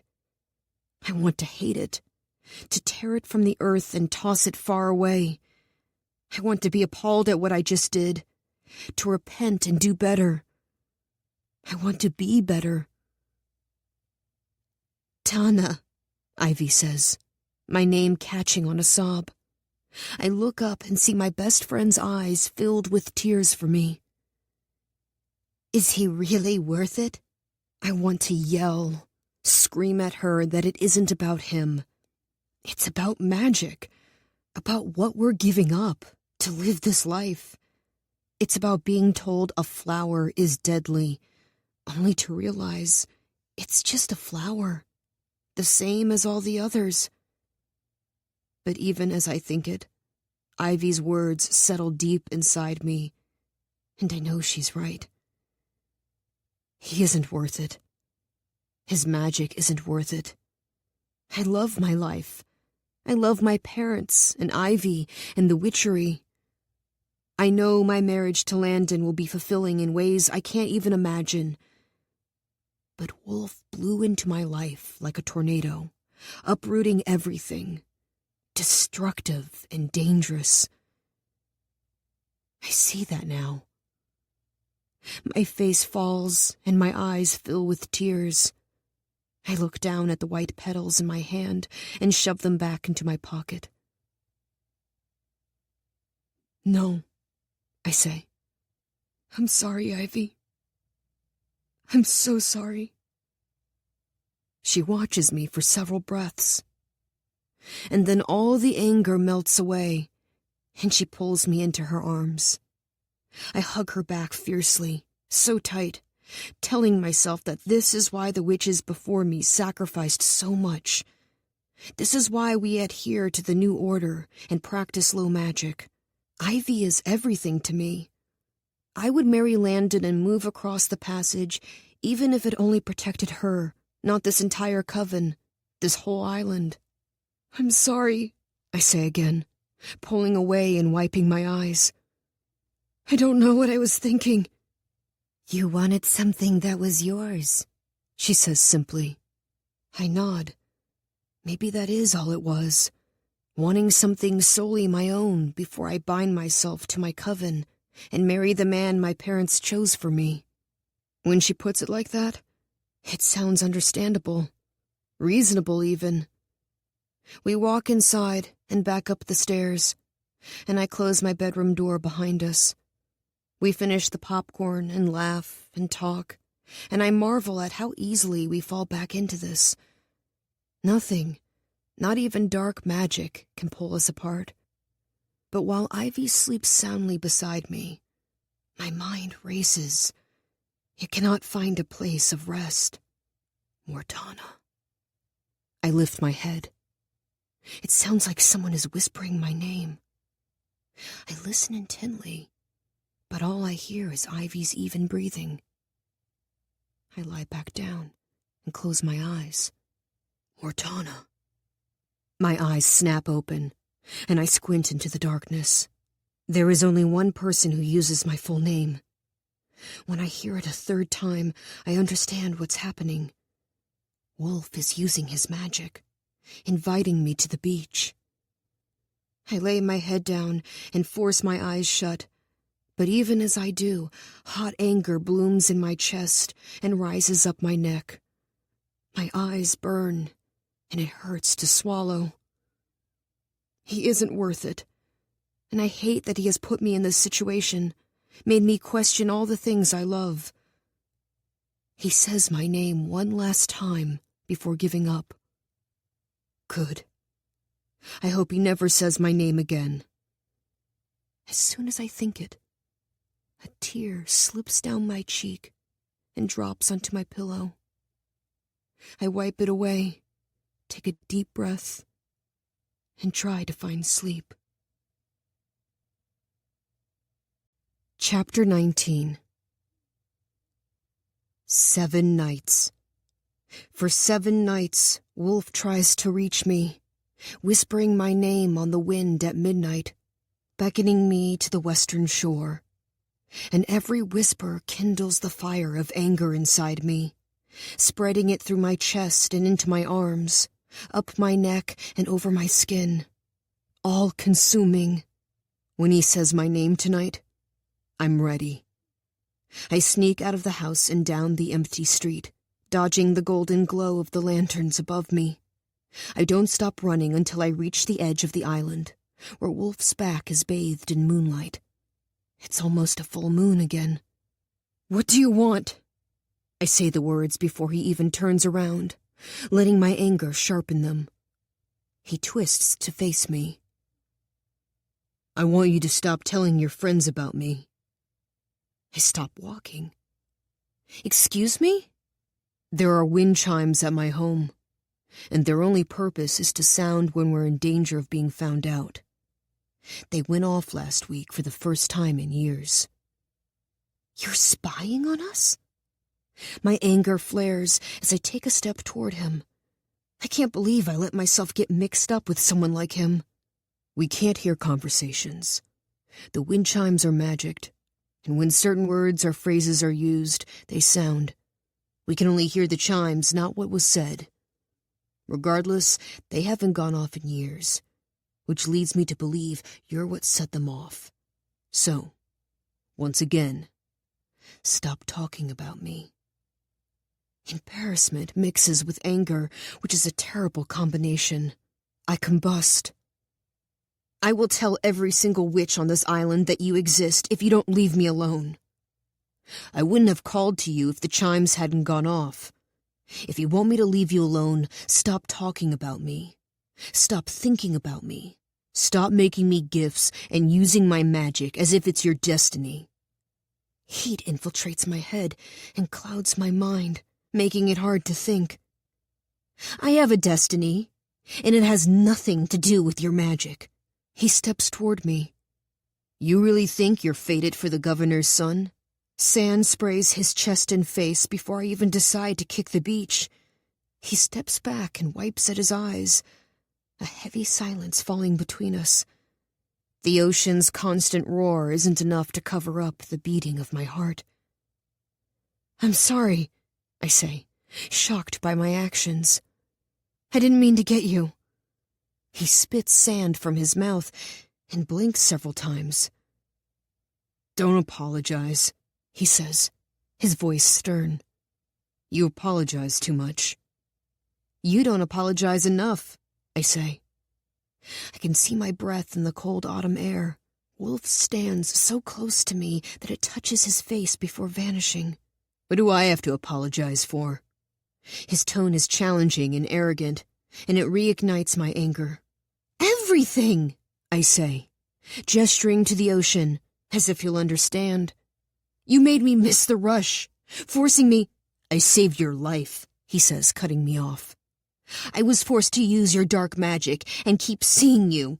So we're back to calling it dark magic now? Stop interrupting me, I scream, momentarily forgetting that no one can know I'm here. The piercing words echo for a breath before being swallowed by the sea. I was happy before you came along. I can't help the tears that burn my eyes and spill over my lashes. I was happy. You were ignorant. What did you say? I said you were ignorant. Wolfe shakes his head and looks out into the distance, and even though my vision is blurred, I can see how good he looks drenched in moonlight. It doesn't matter. He is nothing to me. He can't be. We have the same history, the same stories. The fact that I chose a different life after hearing all the information doesn't make me ignorant, I say, taking a deep breath and drying my eyes. You haven't heard all the information. That's what I'm trying to tell you. What are you talking about? I ask, exasperated. Wolfe watches me as he can't decide whether he wants to continue down this path or not, whether he wants to say what's on his mind. I don't move my eyes off his, daring him to speak. The moonflower, he finally says. Have you asked your mother about it? No, I say as a chill moves through the air. I shiver. Why not? I know this might be difficult for you to understand, but I don't just sit at home and think about you. I have things going on, big things, and it hasn't crossed my mind. What I don't tell him is that I have thought about the moonflower many times, but I haven't had the courage to ask my mother about it. See? That's the problem, Wolfe shouts, walking away from me and toward the water. It should cross your mind every second of every day. You should demand to know the truth. Don't you care at all about that? You know what I care about? Protecting the people I love. Practicing magic out in the open without fear of being killed for it. Seeing this island thrive and knowing our children will have safe and happy lives. I don't care if those things seem foolish or silly to you, Wolfe. I don't. While you're being selfish, putting us all in jeopardy because you don't know what it is to sacrifice, I'm out there putting in the work to protect this island. And that includes you. I sacrifice everything for this life. I live in a manor covered in a veil of magic, completely invisible to the outside world.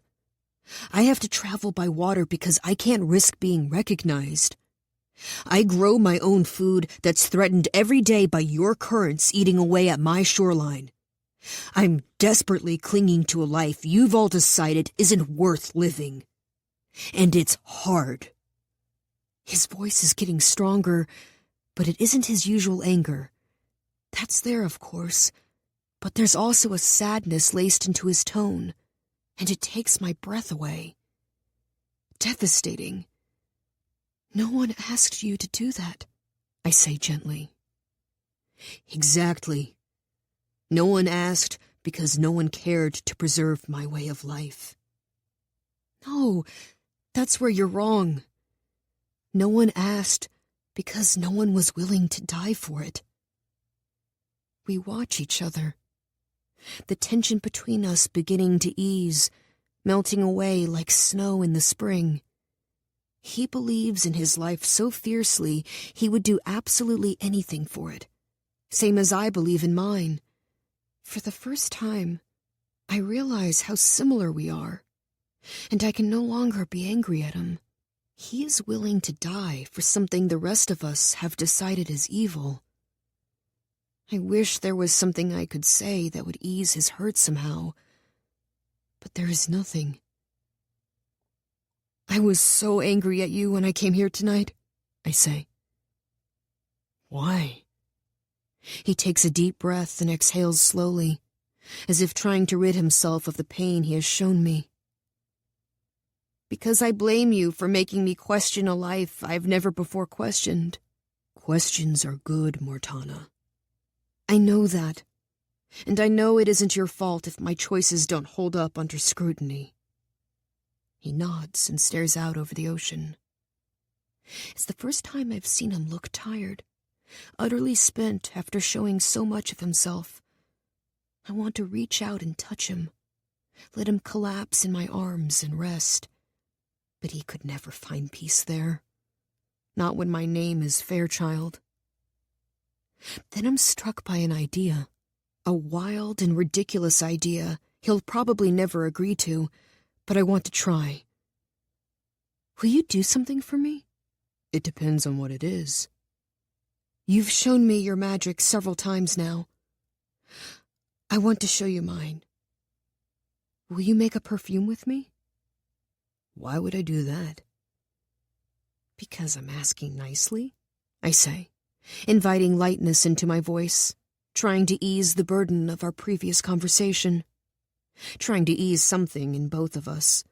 There are moments when I think I might understand you better than I've ever understood another person. And then you suggest something as absurd as making a perfume together. And I'm sure you're the most baffling creature I've ever laid eyes on. I'm going to take that as a compliment, I say. If you insist.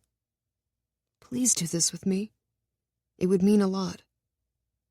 Wolfe watches me, and I can tell he doesn't want to do it, doesn't want to sink to the level of low magic. But then he takes a deep breath, and I know I've won.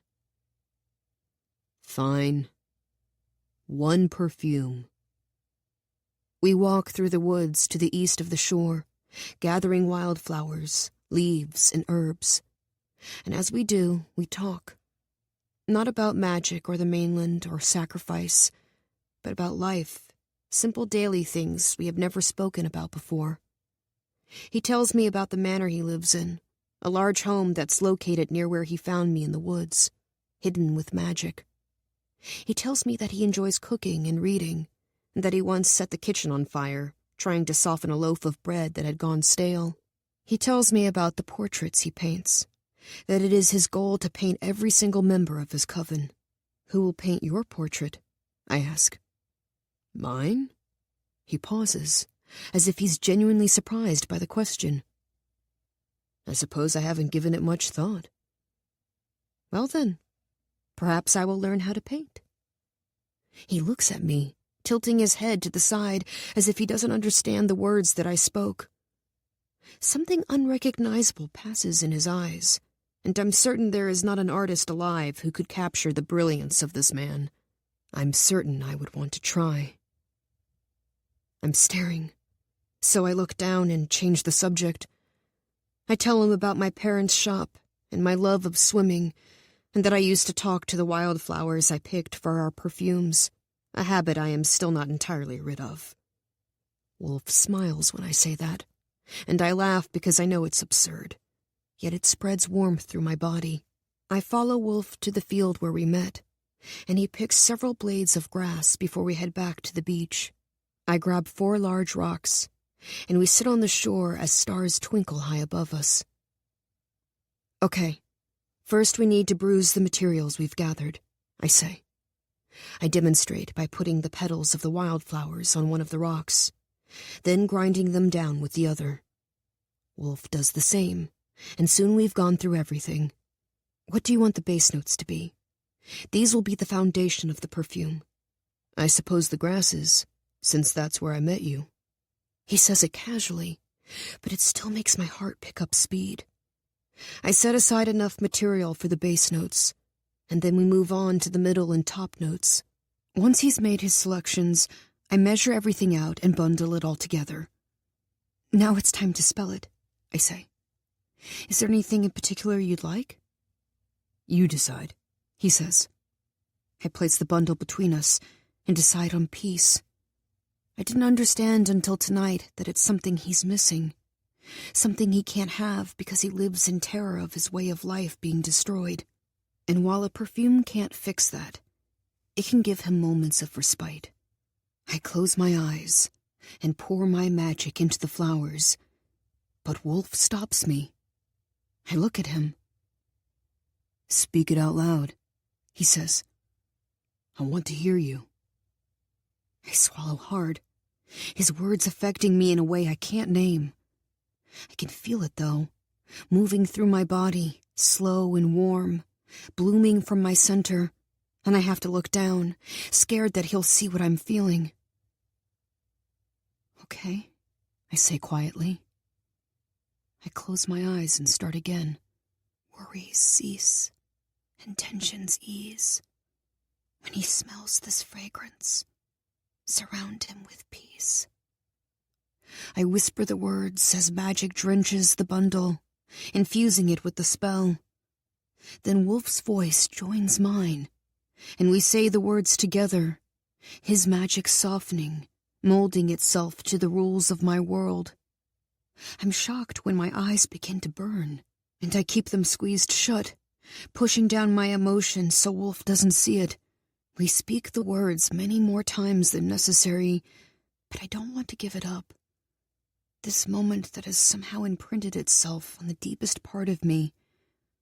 I know it must end, though, and I go through the words one final time before falling silent. Wolfe is watching me when I open my eyes. His back is to the shore, and with the moon high above the sea, it's hard to make out his features, but he almost looks overcome, moved by the experience in the same way I am. Why did you choose peace? He asks me. Because you deserve it. He nods, and I pull from my pocket a linen handkerchief that my mother insists I carry around for emergencies. I doubt this qualifies, but I carefully wrap the bundle of flowers and herbs, leaves and grasses with the cloth before handing it to Wolfe. He takes it from me and gently places it in the pocket of his jacket. I should go, I say, standing. When you get home, put that bundle in oil and let it sit for a week or two. Then pour it into a bottle and add some alcohol and spray it whenever you need. Instant peace. I think he'll roll his eyes at that last part, but he doesn't. I will. He says it in a way that makes me believe he'll follow each instruction perfectly. Good. I begin my walk up to the road, but something stops me. I turn. Wolfe is still standing where I left him, watching me. I'll keep your secret, I say. You have my word, because as much as it hurts him to be kept a secret, hidden away from the eyes of the mainland, he knows that it's necessary to his survival, to the survival of his coven. I believe you. I nod and try to make myself walk again, but it feels so hard, as if I'm standing in quicksand and can't get out. But I have to. I force myself to move, and when I get to the road, I fight the urge to turn back and see him one more time. I keep my face forward and make my way home, but I can feel his eyes following me, watching until the road bends and the connection is finally lost. Chapter 20. I'm exhausted when I wake up the next morning, my head throbbing. Another night of magic no one can ever know about, and I justify it by telling myself we only practiced low magic. But even as I think it, I know it is beyond justification. We were still practicing at night, and Wolfe is still a member of the old coven. Nothing will change that, not even making something as harmless as a perfume. When I get downstairs, my dad is fixing breakfast, and my mom is nursing a cup of tea. Morning, baby, she says. Late night last night? Dad asks. And for one awful moment, I think they know. I'm silent, my mind racing, trying to figure out what to say, how to apologize, what to admit to. But then he speaks again. It isn't like you to sleep in this late. His voice is casual, teasing, and my whole body relaxes as I realize my secret is safe. Wolfe's secret is safe. I was just thinking, I say, making myself a cup of tea, then sitting next to my mother on the couch. She tosses half of her blanket my way, and I curl up under it with her. What's on your mind? She asks. I'm about to say something about my covenant ball, or the perfumery, when Wolfe's words jump into my mind unbidden. You were ignorant. You should demand to know the truth. My heart begins to race as I work over his words, wondering if I can actually summon the courage I need to ask the question that's been plaguing my mind. Why didn't it hurt? My palms are sweaty, and I rest my mug on my thigh so it doesn't shake. Have you ever seen a moonflower? I ask, trying to keep my tone casual, curious. A moonflower?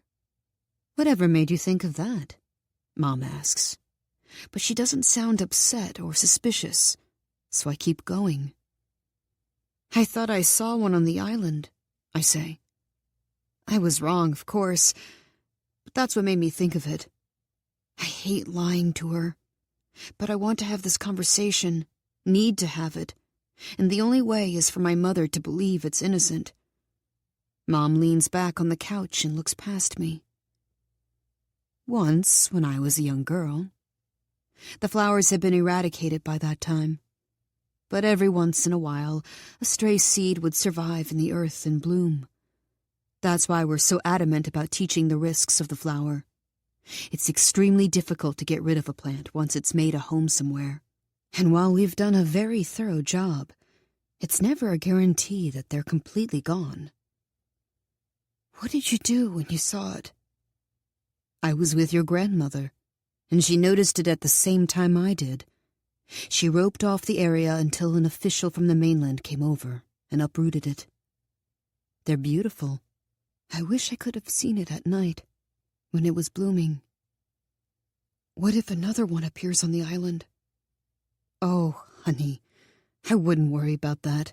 The one I saw as a girl was one of the very last sightings. And if you did see one, you would know how to react. You wouldn't touch it, and you'd come to me. But what if I did touch it? A heavy silence settles in the room.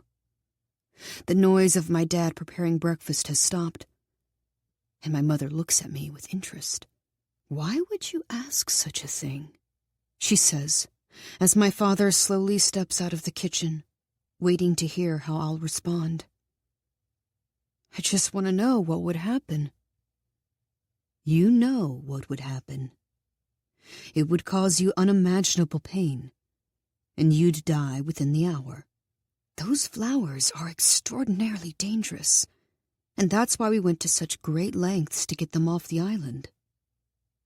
There is nothing in her tone that sounds off, nothing that makes me think she's being anything but honest, and I realize she doesn't know the truth. She has been told the same thing I have since she was a child, the same lie, and she knows nothing different.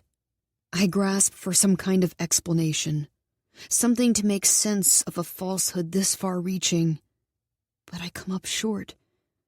My mother has always been a steady foundation for me, has always had the answers, but she doesn't have this one, and it feels like the ground I stand on is beginning to shake. I blink and bring myself back to the present, realizing both my parents are still watching me. Well, I certainly hope I never come into contact with one then, I say. I try to make the words sound light, but I don't succeed. Your mother's right, sweetheart, Dad says. You don't have to worry about that. It's a very recognizable flower, so even if one did appear, which is highly unlikely, you'd know it before you ever risked touching it. My dad believes in me, and it makes my heart break that he's trying to comfort me, trying to assure me that the flower is nothing to worry about. My mother nods in agreement and rests her hand on my knee. Thanks, Dad, I say, giving him a small smile. Are my girls ready for breakfast? He asks, moving back into the kitchen. Absolutely. I stand up and follow him, grabbing silverware and setting the table. We sit down and talk about the shop and my next date with Landon, and the flower doesn't come up again. But I still need the truth. Need to understand how my mother, the most powerful person on this island, doesn't know about moonflowers. I don't want to be ignorant anymore, and I don't care if the knowledge shatters my foundation, because it's shattering anyway. I feel it as I clear the table and do the dishes and walk with my mother to the perfumery. I feel it the entire day, each step a little less stable than the last. Ivy walks through the door of the perfumery moments before we close, handing me a leftover scone from the tea shop. It grounds me, this routine of ours, and I breathe just a little deeper. What kind did you make today? I ask. Lavender and honey. It's one of my favorites, and I eagerly take a bite. Delicious, I say. How was your day? Busy. Would you like to guess what our current bestseller is? You can't be serious. I am. Our Tandem blend is a huge hit. Oh, it's delicious, my mother exclaims from behind the register. Have you tried it yet, honey? Tana won't try it on principle, Ivy says. And what principle is that? Well, for starters, it's called Tandem, I say, and Ivy rolls her eyes. You'll try it one day, she says. I know. My mom turns off all the lights, and I flip the sign on the door to closed. The three of us head out into the chilly evening air together, and Mom runs a quick errand while I walk home with Ivy. Our houses are only 10 minutes apart. And it is so hard to think that one day soon, those 10 minutes will stretch to the entire width of the passage. My parents are going out tonight, so I thought I'd harvest some of our night flowers for a new blend I want to try.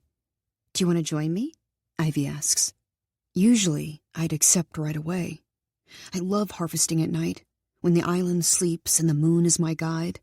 But Wolfe was right. I want to know the truth. And if my mother doesn't have it, I need to find it somewhere else. I would, but I didn't sleep well last night and have a headache I haven't been able to shake all day. I think I'm going to go to bed early and try to sleep it off. Even though both things are true, the words still turn my stomach sour. I'm not helping Ivy because I'm planning to search for answers in a place she would never approve of. And I can't tell her that. I'm sorry you're not feeling well, she says, stopping at her front steps. Let me know how you feel in the morning, and if your headache is still around, I'll make you a pain reliever. You're too good to me, I say, and she wraps her arm around my shoulders. I think I'm just good enough. She gives me a quick hug, then heads up her steps. See you tomorrow, she calls over her shoulder. I'm thankful for the walk home, for a few minutes to myself before I sit through another meal with my parents. The truth can't possibly be as bad as the not knowing. And once the question is answered, I can move on. Maybe that's what I've needed this whole time, the closure Ivy was so sure I was seeking. Maybe this has nothing to do with Wolfe and everything to do with a toxic flower that didn't hurt to touch. Mom grabs sandwiches from the deli on the way home, and we have an easy dinner that is free of any tension or concern for my parents. Good news, Mom says, looking up from her meal. We'll be getting our final shipment of lumber from the mainland this week. By this time next month, any trace of the dock fire will be gone. That is good news, I say. But replacing the scorched lumber isn't enough to make any of us forget what it was like to see our docks go up in flames. The fear that followed. The absolute terror that time was shifting backward. No one was killed, which was the only good thing about that day. Do you think maybe we should keep a single burned plank as a way to remember? I ask. My parents look at me. That's an interesting idea. What are you thinking? I'm not sure. I just think that maybe the reminder is good that we have to look out for ourselves instead of relying entirely on the mainland. Erasing it feels like resignation, like we're okay with the fact that this happened. Just because we practice weaker magic doesn't mean we must be weak. We could keep the burned wood in a discreet place, too, so it wouldn't draw the eyes of tourists. But I like your idea, Tana. I'll run it by the council, Mom says. Really? Absolutely. There's something to it. I smile and finish my meal as my parents chat about other things. Once we're done eating, I clear the dishes and go to my room. I sit on my window seat, looking out at the passage, rolling Landon's sea glass around in my hand, my fingers used to its sharp edges by now. I listen as my parents make their way up the steps and into their room, and slowly the house begins to settle. I throw a thick sweater over my day dress, and when I'm sure my parents are sleeping, I sneak out of the house. I wish I were harvesting with Ivy right now, seeing all the plants and flowers in the moonlight, a wholly different experience from harvesting under the sun. But I know I will never get the closure I need unless my questions about the moonflower are answered. And so I walk through the darkness to the western shore and call for Wolfe one last time. Chapter 21. Wolfe walks out of the water and slowly makes his way up the shore to where I'm standing. It is almost a full moon again, and I can't believe the ways in which my life has changed since the last one. So many things I didn't know then, so many questions I didn't have. Do you always travel by water? I ask. Yes. We can't use the streets. He mutters the word dry under his breath, and his soaking wet clothing dries instantly. He's wearing trousers and a long-sleeved white shirt that hugs his body, and I try not to notice the way the fabric pulls across his chest as he moves. 2 nights in a row, he says. To what do I owe the pleasure? I asked my mother about the moonflower, I say. A mild breeze rolls in from the sea, and I wrap my arms around my chest. And? She told me the same thing I've been taught my whole life, that if I were to touch one, I would experience pain like nothing else, and then I'd die. And yet, here you are. Here I am, I say. She doesn't know the truth, and I don't want to keep wondering about it. That's why I'm here. Do you really believe that? Believe what? That she doesn't know. He makes it sound like a question, but it's clear it isn't one. Yes, I do. I say it with finality, and he looks as if he's going to argue with me, but then simply nods. He watches me, and I gather up the rest of my courage to ask the question I've needed to ask since the moment we met. Will you tell me the truth? The words are quiet, my voice shaking. I am painfully aware that things will change after this, but not all change is bad, and that's what I tell myself as I wait for Wolfe's reply. Are you sure you want to know? I hesitate for 1, 2, 3 beats of my heart, and then I answer. I'm sure. Come to the water with me. I follow him into the shallows and kneel down next to him. The water laps over my knees, and I shiver. What are we doing? Do you remember the spell you used to pull in the tide? Yes, I say slowly, not understanding. What does that have to do with anything? Try it now, he says. What?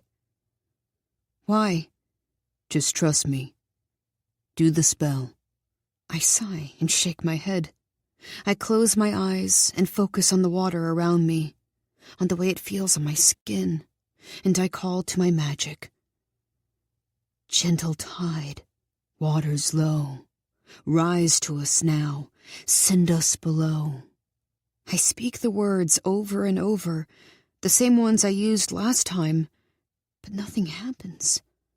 My magic doesn't rise within me, and the water doesn't change. It's as if the sea has forgotten me. I don't understand, I say, opening my eyes, looking at Wolfe. He takes off his silver ring and gently slips it onto my thumb. It's heavy, with intricate carvings of waves and moonflowers adorning the metal. I let my fingers brush over it. Try again, he says. I give him a questioning look, but follow his instructions. I close my eyes and try to form a connection between the magic inside me and the water around me. And this time, my magic surges. I repeat the spell once more, and the tide rushes toward us, slamming into my chest and pushing me backward. I cough as salt water enters my lungs, and I scramble to my feet. Wolfe is at my side, offering me his hand, and I take it, letting him lead me up the shore. We sit back down, and Wolfe dries our clothing. What just happened? Do you remember the story I told you? About the first witch being born in a field of moonflowers? I nod. It's true. We are all descended from her, and that flower is the source of our power. More specifically, all magic flows from that flower's relationship to the moon. It's what sustains our connection to the earth and enables us to manipulate the world around us. In the absence of it, magic is not possible. Wolfe reaches out and takes my hand. He keeps his eyes on mine as he slowly removes his ring from my finger and places it back on his own. This ring is filled with moonflower petals that I replenish every few days. This is the first time I can remember taking it off. He says the words quietly, as if they're special, important somehow. So your ring is what enabled me to pull in the tide? The moonflower in my ring, yes. But that doesn't make sense. I use my magic every day to make the perfumes in my shop. Wolfe puts his head in his hands and lets out a heavy breath. I really wish your mother had told you the truth. I told you, she doesn't know. He looks at me with an expression I can't read. Pity or sadness, maybe. He shakes his head. It's in the water supply. He says the words plainly, void of emotion. A shiver runs down my spine, and I hug my arms to my chest. That can't possibly be true. It is. It's actually pretty smart. They control exactly how much is in the supply. Just enough to make low magic possible. Not nearly enough to use high magic. They've all but ensured that high magic is eradicated. Who's they? He sighs. You know who it is. I shake my head, back and forth, and back and forth. This can't be true. It can't be. Let me get this straight. You're telling me that the head of the council, my mother, has a private garden of moonflowers that she puts in our water supply to keep our magic going, and that she has purposefully lied to our coven about it so dark magic is never used again? It didn't start with your mother, of course. But yes, as far as we know, it gets distilled into an oil that is added to the island's drinking water. Moonflower is most potent in its natural form, which is why oil is used instead. I think back to every time I've practiced dark magic with Wolfe, and sure enough, he always presented me with a moonflower before we began. My whole body starts to shake, as if I can't carry the weight of a lie this big, this sweeping. I'm overwhelmed by it, and my eyes burn, and my throat aches as I try to keep it together in front of Wolfe.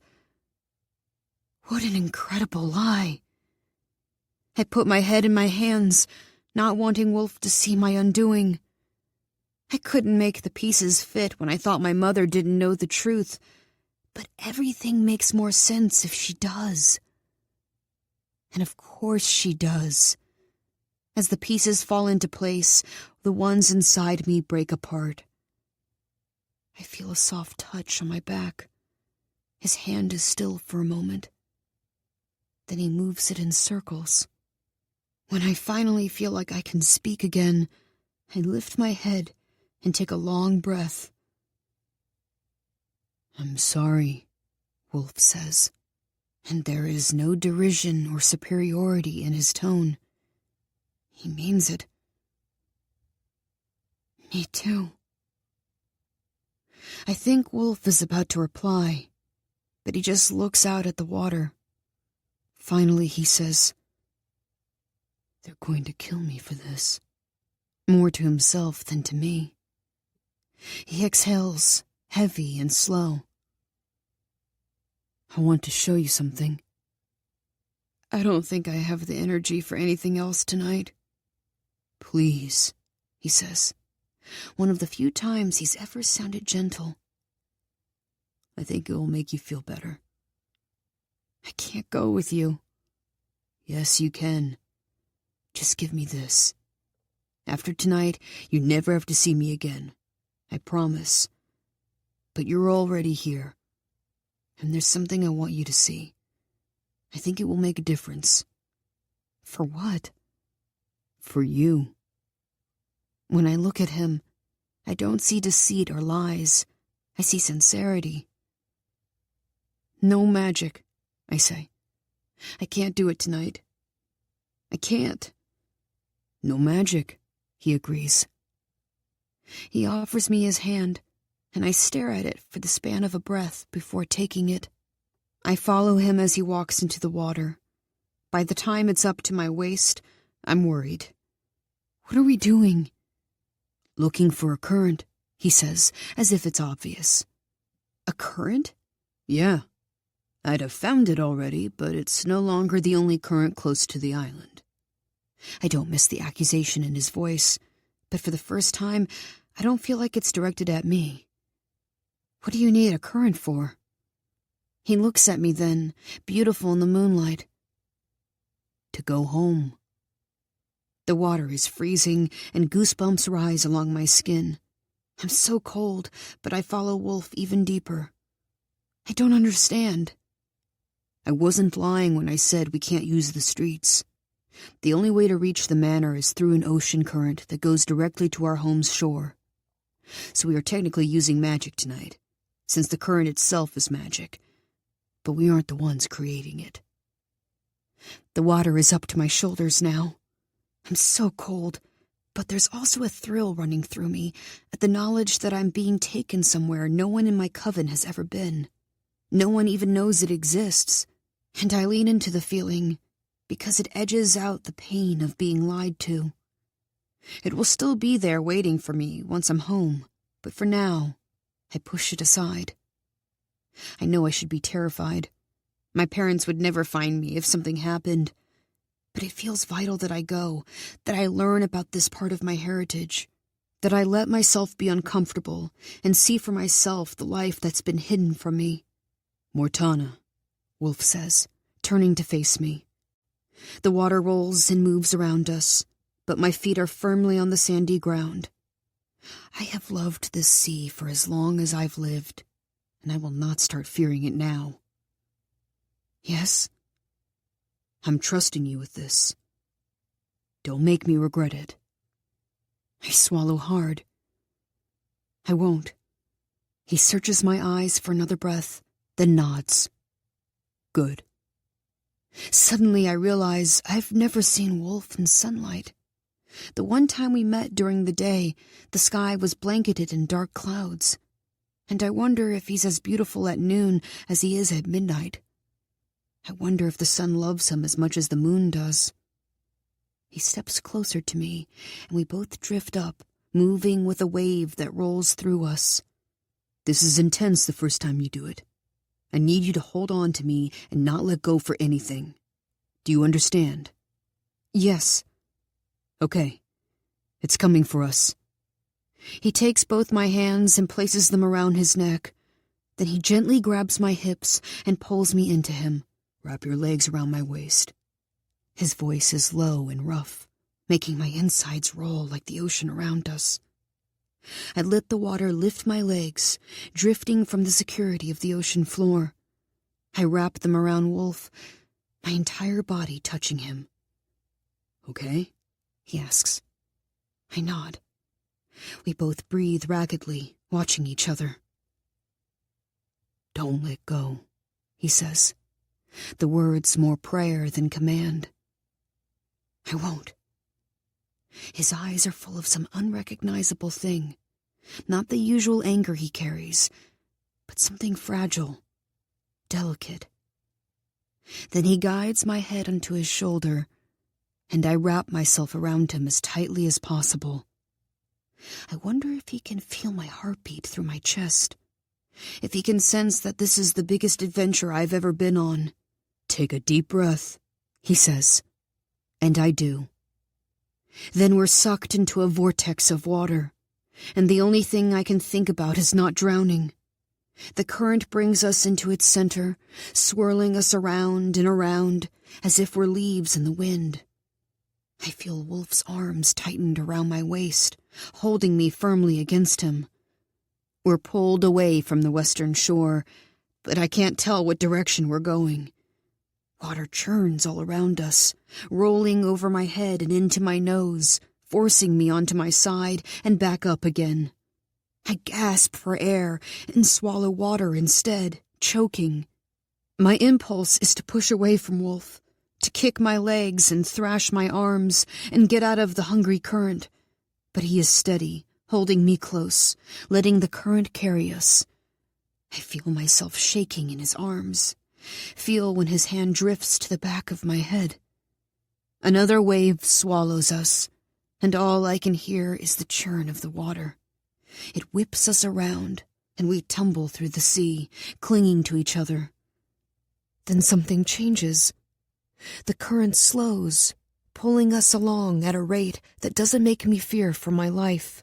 We surface, and Wolfe's rough voice reaches me, his wet lips brushing against my ear. "Breathe," he says. I do as I'm told, drinking in the briny sea air, filling my lungs with it. But I don't dare let go, keeping my arms and legs wrapped firmly around him, knowing with absolute certainty that I feel safe here. That I am safe here. The water pulls us along, and my ragged breaths slow down, deepen. I try to forge it into my memory, the way it feels to be carried by the sea, the way it feels to be wrapped around this mystifying boy in the waters I love so much. "Almost there," he says, and I feel him start to kick. He moves as if I'm not even here, light in the water, even though I'm weighing him down. It isn't until his feet touch the ground that I slowly unwrap myself from him. My back is to the shore, and I watch in amazement as the current swirls away from us. The water is smooth and calm again, and I feel Wolfe graze my hand. "Ready?" he asks. I'm suddenly afraid of what I'll see when I turn around. I close my eyes and take a deep breath, then slowly rotate in the water. I think about my parents and Ivy and the Eldons asleep in their beds. Think of all they've given up and continue to give up to secure our place in the world. I think about how carefully constructed it is, how even one misstep could obliterate the whole thing. I think about the moonflower and the lie and how grand a deceit it is. I find Wolfe's hand beneath the water, lacing my fingers through his. Then I take a deep breath and open my eyes. Chapter 22. I see nothing but forest, dense trees stretching almost all the way to the beach, same as the rest of the western coast. I look to Wolfe, confused. "Our home is spelled," he says. "Only those who have been invited to see it are able. To everyone else, it looks like a continuation of the woods." He pauses, and his fingers tighten around mine, the only indication he's nervous. "Let her see," he whispers. Such a simple sentence that couldn't possibly lift such a powerful spell. But it does. I blink several times and gasp. The trees slowly fade, revealing a large brick manor sitting atop a long, sloping lawn. There is just enough moonlight to see a silhouette of a steep roofline and multiple spires reaching toward the sky, looming over us. Tall trees surround the manor on both sides, shrouding it in darkness. "Where are we?"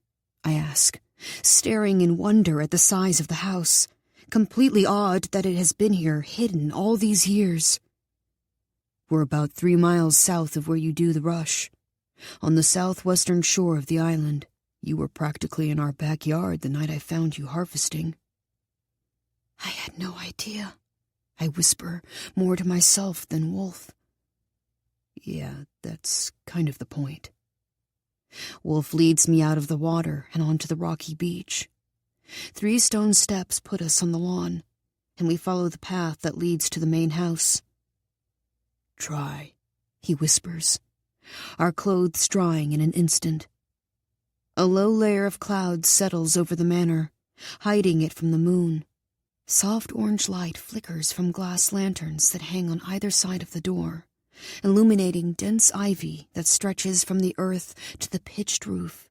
To the side of the house is a garden, a sea of white in an otherwise dark night. "Are those all moonflowers?" I ask, mesmerized at the sight of so many at once. "They are." I've explored every inch of this island, and never once seen the manor before me. I'm amazed that this kind of power lives inside Wolfe. Magic so strong it can hide an entire manor for years on end. A power that he thinks lives in me, too.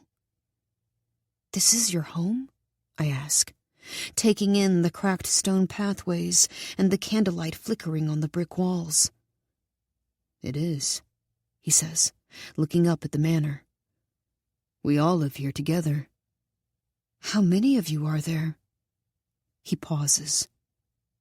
73. 73? I repeat, shocked. There are 73 witches practicing dark magic on this island? I feel an immediate urge to run home and tell my mother. Tell her that the old coven is alive and well, thriving on our island. We've been fooled. All of us.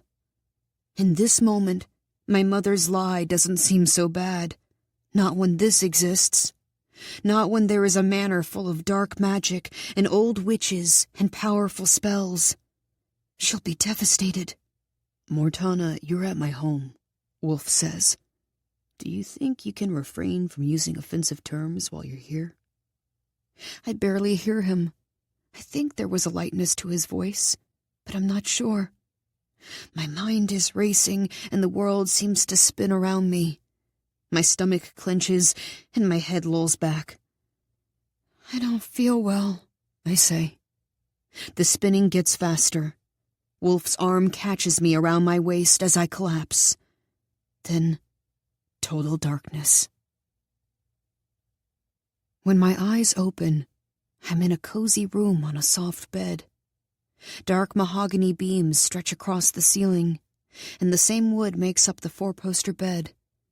A large fireplace rises from floor to ceiling on the opposite wall, the logs popping and crackling as they burn. A glass bottle on the bedside table reflects the firelight, and I recognize it as the memory keeper I gave Wolfe. And sitting beside it is a jar of oil with the flowers and herbs we gathered together, his peace perfume. An ache starts in my chest. A pile of leather-bound books covers the table on the other side of the bed, and a canvas with a half-finished portrait rests on an easel between two large windows. Wooden brushes sit in jars, and tubes of paint are scattered around them. I don't recognize the person in the portrait, but that makes sense.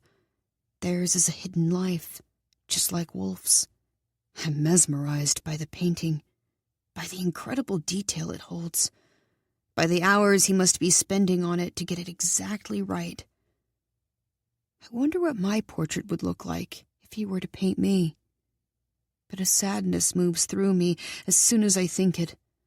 I have no need for one because I will be remembered. I slowly stand, but I sit back down when I hear voices beyond the door. "What were you thinking bringing her here?" A voice says. "She doesn't see." I can't make out the rest of Wolfe's reply. After several more sentences that are too quiet for me to hear, the door opens and Wolfe steps inside. He gently closes it behind him. "How long was I out?" Wolfe pauses when he hears my voice. "Long enough for me to get you settled in my room." My cheeks heat as I wonder how he got me here. How much of this evening I'll spend enveloped in his arms. Wolfe looks at the fire, and the flames get stronger, and for half a second I'm stunned. Then I remember where I am. "I always forget you can use magic at night." "So can you," he says plainly. I sigh. "Do we have to argue right now?" "No," he says.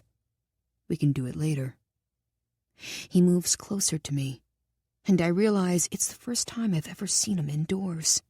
Candlelight flickers against his dark hair and pale skin, and he seems softer here in the refuge of his home.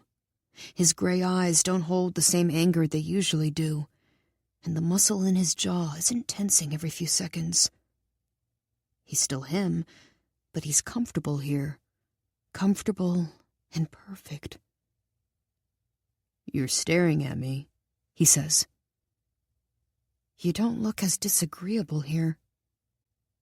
There's a slight tug at the corner of his mouth that worsens the ache in my chest. I'm flattered. I meant it as a compliment. I whisper the words, worried that all 73 of the witches living here will hear me otherwise.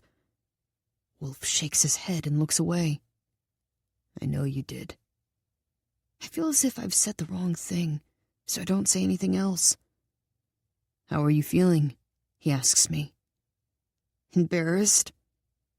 There's something about him that makes me want to tell the truth, and I realize I've felt that way around him from the moment we met. I've shown him my anger and insecurities and wonder and fear, and never once has he said I'm too much. It feels as if I've been living in the shadows and he's invited me into the light. His dark expressions and dark magic and dark home have lit me up inside, illuminating the things I've been taught to keep hidden. His eyes find mine. Trust me when I say you have nothing to be embarrassed about. He pauses. Not now, not ever. We watch each other, and I'm overwhelmed with the urge to reach out to him, to take his hand and pull him close to me. In the current, I wrapped myself around him because I had to, because I'd drown if I didn't. But what if I drown right here in the quiet of his room, suffocated by how desperately I want him? Do you feel well enough to meet my dad? The question catches me off guard, sparing me from my thoughts. It must have been his dad he was speaking with outside the door. Yes. He nods, and I slowly scoot off the bed and make sure I feel steady on my feet. Wolfe keeps his hand on my lower back until I'm sure I'm stable. Then we walk into the hallway. The same mahogany wood as in Wolfe's room lines the walls and floors, and a long red and gold rug runs the length of the hall. Candlesticks and glass sconces adorn the walls. Why do you burn so many candles? I ask. How else are we to see? I look at him, confused. You don't have electricity here? It would have been difficult to convince the mainland to extend power to this side of the island, given that we don't exist. Don't you agree? My cheeks flush, and I shake my head. I'm sorry, I say. You have nothing to apologize for. Besides, I'm partial to candlelight. He looks at me for another breath before walking again. His hand is hanging loosely at his side, and I can almost convince myself that it's angled back at me, an invitation, and I fight the urge to reach out and take it. Hushed voices float from behind closed doors, and I startle when a little girl jumps out from behind a potted tree. Her dark hair is braided, and there's a gap in her smile where her front tooth used to be. She slaps Wolfe on the leg and screams, "Tag, you're it!" Wolfe scoops her into his arms as she shrieks. Those aren't the rules we agreed upon, now are they, Lily? She giggles and peeks at me from over Wolfe's shoulder. Who's your friend? She asks. This is Mortana, Wolfe says. Mortana, this is Lily. His best friend, Lily says, eyeing me warily. Yes, my best friend, Wolfe agrees. He sets Lily back down, and she watches me from behind his leg. It's nice to meet you, Lily. I have a best friend, too. Her name is Ivy. Do you like to color? She asks me. I love to color. Can she come color with me? Lily asks, seemingly satisfied that I'm not a threat. Not right now, Bug. It's late. You should be in bed. Lily groans. But I'm not even tired, she says on top of a yawn. I know.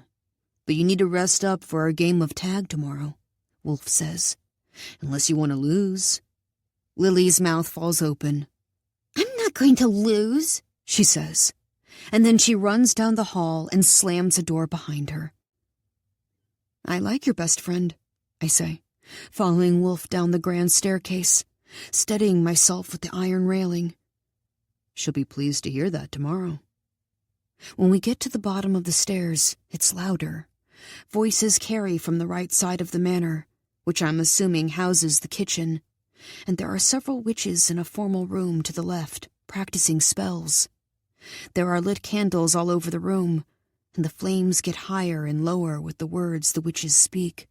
"Hey, Wolfe," someone says from the room, sending a ball of fire into the foyer that circles around us before dying out.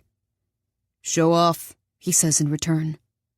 Laughter follows us as we come to a study near the front of the manor. The door is open, but Wolfe knocks anyway. "Come on in," the voice says. My heart beats wildly, and my palms are sweaty. I'm not sure why I'm nervous, but my hands tremble as I enter the room. A man stands behind a large wooden desk.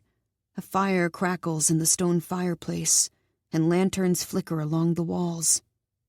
There are hundreds of leather-bound books sitting on black iron shelves with a ladder that stretches all the way to the top.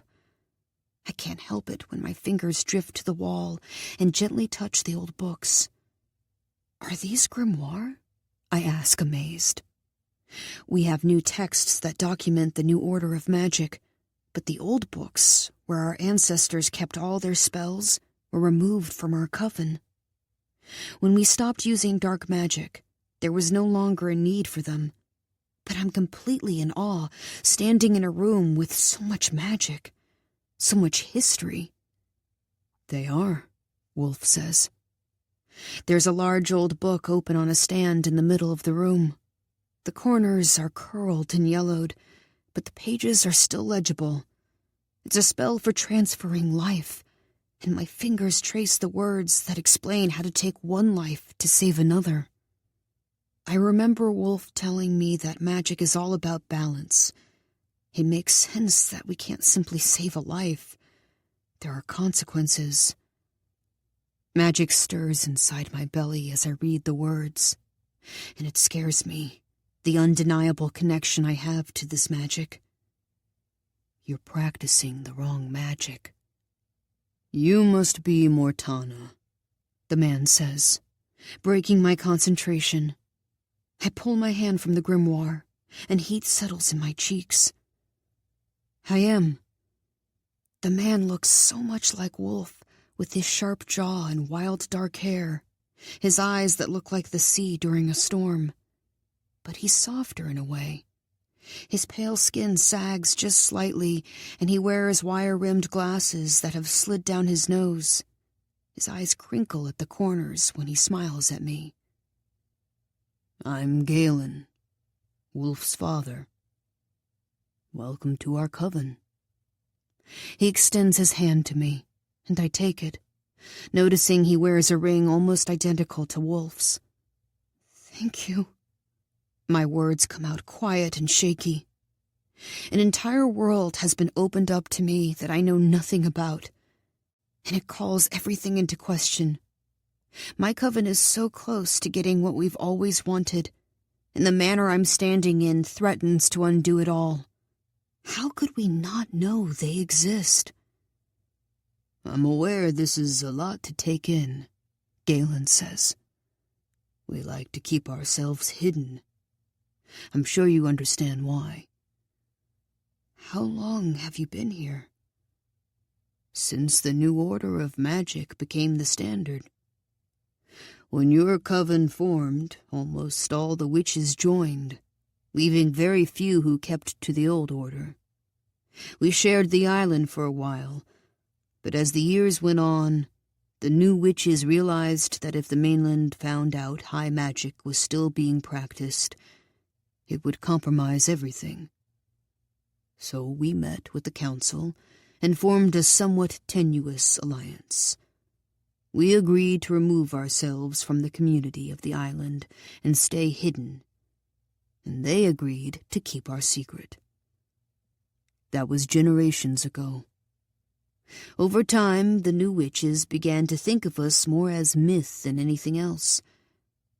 But we're still here, practicing high magic. Why, though? Why choose to live like this? Where else are we to go? The mainland? I'm quiet because he's right. Magic is forbidden on the mainland, and the consequences if anyone found out they were there would be severe. It's safer for them to practice magic on the witchery, even if it means hiding themselves away. How are there so many of you? There used to be a lot more of us, Galen says. He doesn't sound nervous or unsure as he answers my questions, not the way Wolfe does. He is casual and warm with no hint of severity. Their secrets don't seem as hard for him to carry as they are for Wolfe. We gain new members occasionally. There are still descendants of the original witch on the mainland, and when they realize they have magic, they tend to find their way to us. And when someone from the new coven denounces low magic at their covenant ball, we take them in. And of course, there are many families within our coven, and they have children. The truth is that we can't survive forever, not without more members joining us. But that is a problem for another day. How will we be remembered? Wolfe's words enter my mind, and I'm completely overcome by his devotion to his coven, by his dedication to ensuring that each and every one of the witches in this manor will live on in oil and canvas, long after their bodies have perished. I thought anyone who didn't accept the new order was banished to the mainland, I say, my voice quiet. What else could you assume if you think the old coven no longer exists? I nod, feeling foolish that I'm learning more in this dim office than I ever learned in my lessons. And how do you stave off the illnesses brought on by high magic? There are no such illnesses, Galen says. That's a myth to perpetrate the idea that high magic is somehow evil or poisonous. It simply is not true. I'm sorry, I say, embarrassed to have asked, embarrassed that I believed it. I don't mean to sound insensitive. Galen watches me and pulls off his glasses, folding them and placing them on an open book on his desk. You look a lot like your mother. My mouth gets very dry. I swallow. You know my mother? The words stick to my throat as I force them out. Of course, Galen says. This entire island answers to her. It's my job to know who she is. I see. I pause before speaking again. Does she know who you are? Galen looks to Wolfe before looking back at me. It would seem she does not, given your reaction to seeing our home. I remember fainting, and my cheeks turn a darker shade of red. Sit down, both of you. Galen motions to a large black couch next to the fireplace. My heart is calm and my breathing is even, and I'm too distracted to figure out what that means. Mortana, I'm glad my son met you, and you're welcome here any time. But this will get very complicated for you very quickly. Do you understand that? Yes. Galen settles in a chair across from us, leaning back. I'm not worried about your coven learning of our existence. Our plans require it. But the timing is something I'm sensitive to. Plans? As witches, we are stewards of this earth. We are healers. And your coven is killing the only home we have. We will not stand by and let that happen. I shift in my seat. You're talking about the currents, I say, and for some reason my voice sounds relieved. Galen nods. We're strong enough to do something about it. But we need your coven's help. And I suspect your mother won't like that. I suspect she won't, I say. The ocean is everything to me, and even before I missed the rush, the violent currents often occupied my thoughts, filled me with worry. We have to do something about them, and I've known for a long time that my mother isn't doing enough. I'm glad someone intends to do something about it. Maybe that makes me a traitor. I support you in that, I say, looking at Galen. You do? He asks, raising his brows. Shadows from the fire dance over his face. Yes. I won't tell my mother about your existence until you decide to do it yourself. I pause and take a deep breath, looking Galen in the eye. But if you do anything to hurt a single person I care about, I'll turn the full force of the mainland against you. Galen watches me for several moments before a large smile spreads across his face. I believe you, and you have my word. Good. Well, I'm glad we got that settled, as it seems my son has a hard time staying away from you. I look down, but Wolfe levels his dad with an icy stare. Thanks for that. Anytime, son, he says, standing. Mortana, it was a pleasure meeting you. Galen reaches out his hand, and I stand and take it. The pleasure was mine. I'm looking forward to seeing you again, he says, and the certainty in his voice, his absolute confidence that I'll be back, sends a chill down my spine. Until then, enjoy the ceremony. He places a hand on Wolfe's shoulder and walks out of the study, leaving a million questions in his wake. Chapter 23. What ceremony? I turn to Wolfe, my voice urgent. My mind is overwhelming me with images of dark rituals and darker magic, urgent chanting and too powerful spells, and I'm suddenly terrified of what I've walked into, of what he brought me here for. A vow renewal, he says. What kind of vow? My words are angry, accusatory, and panic tightens my chest. Wolfe raises an eyebrow, amusement tugging at his mouth. Marital vows. What? I ask, the words not making sense. All the fight drains out of me. What were you expecting? Did you think I brought you here for some kind of blood oath, or perhaps a sacrifice? Oh, I know. Maybe we were going to reach into the underworld and summon cruel spirits from the pits of hell and stalk the witchery. Or maybe we were going to plant horrible nightmares in the minds of the mainlanders to make them turn on you for good. Or maybe... Can you do that? I ask, cutting him off, completely horrified. Wolfe looks at me as if my face has turned inside out. Of course not. My God, what are they teaching you over there? I shrug, not finding the thought nearly as outlandish as he does. They don't teach us much about the inner workings of dark magic. It leaves a lot of room for our imaginations to run wild, I suppose. Wolfe closes his eyes and takes a long, deep breath when I use the phrase dark magic. Sorry, high magic. Mortana, I swear. I said I was sorry, I say, holding my hands up. There's a knock on the door, and Galen pokes his head in. We're about to start. Wolfe nods, and the door shuts, leaving us in private once again. You should get ready, Wolfe says. I'm not staying. This is an intimate, special thing. I don't want to intrude. You aren't intruding, but you are running late, he says. Flustered, I look down at my clothing. I don't have time to get ready.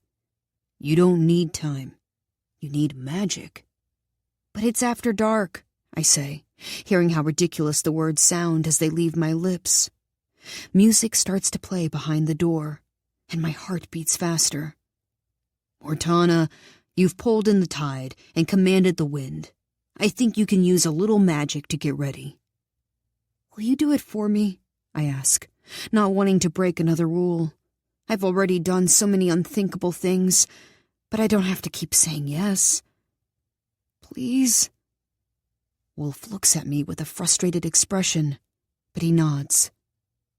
Okay. Before I can even say thank you, Wolfe's magic surrounds me, smoothing my hair and brushing makeup over my face. He steps out of the study and returns moments later carrying a dress. I'll wait outside while you change, he says.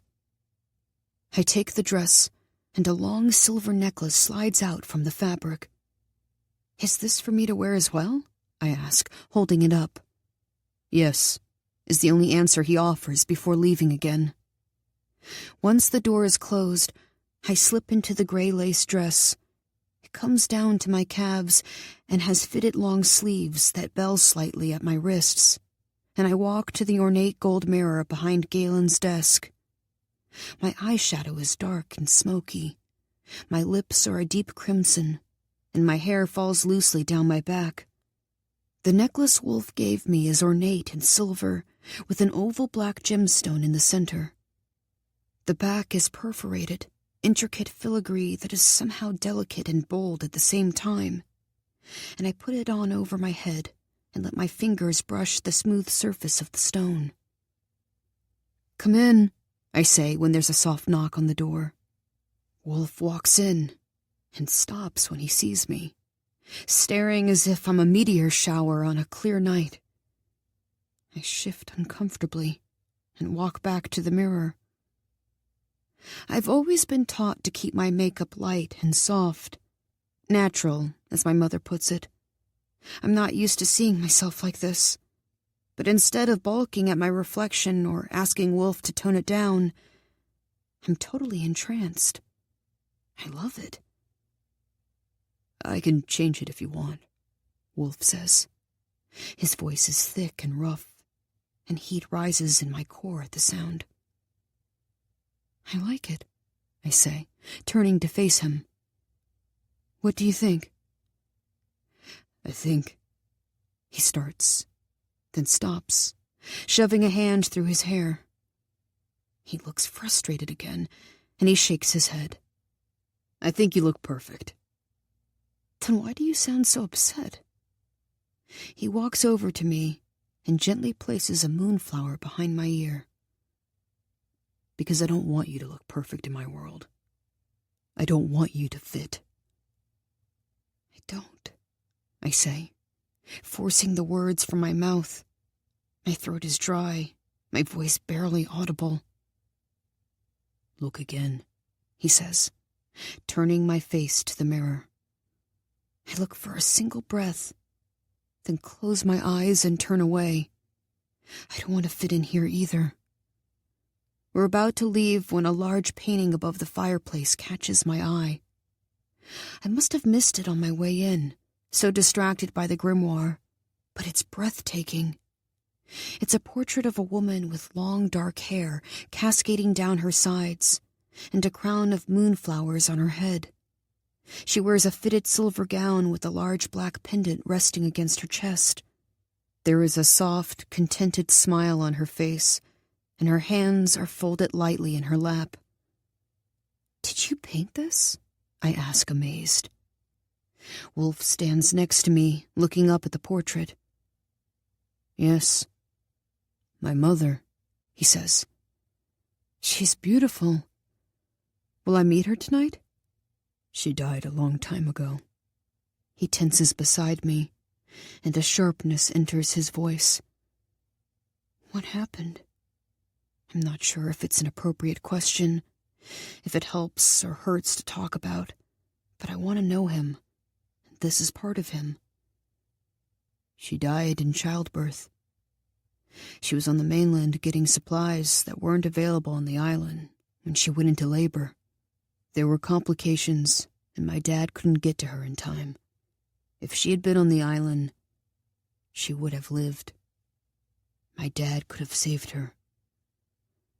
That's awful, I say, staring up at the painting. I'm so sorry.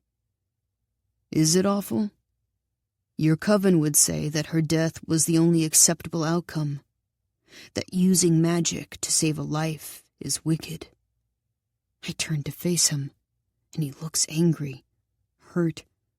Which is it, Mortana?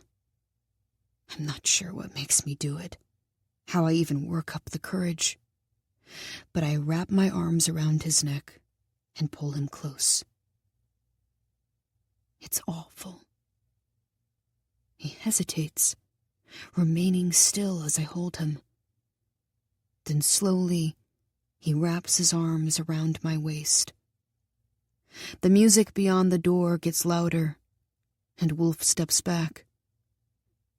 We need to go, he says. He walks to the door and opens it without another word.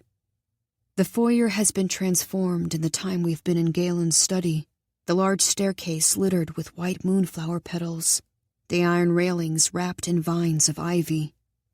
Black pillar candles line the stairs, and deep, rich music drifts inside from the open doors.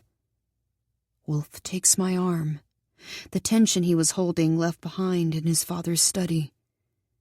We walk outside to the long, sloping lawn that leads to the water's edge. Black wooden chairs face the shore, each one looking hand-carved, and hundreds of white moonflowers float in the water and reflect the moonlight. A large iron arch sits on the beach, wrapped in more ivy and illuminated by candlelight. I'm stunned at the beauty of it, how alluring and rich it is. I've been to dozens of weddings on the Witchery, but none of them were like this. A large garden sits to the north of the manor, much larger than the one I saw earlier, but it's too dark for me to make out what's in it. That garden is huge, I say. We grow most of our own food. It's almost like your own little town, I say. The garden stretches so far I can't make out the edge of it in the darkness.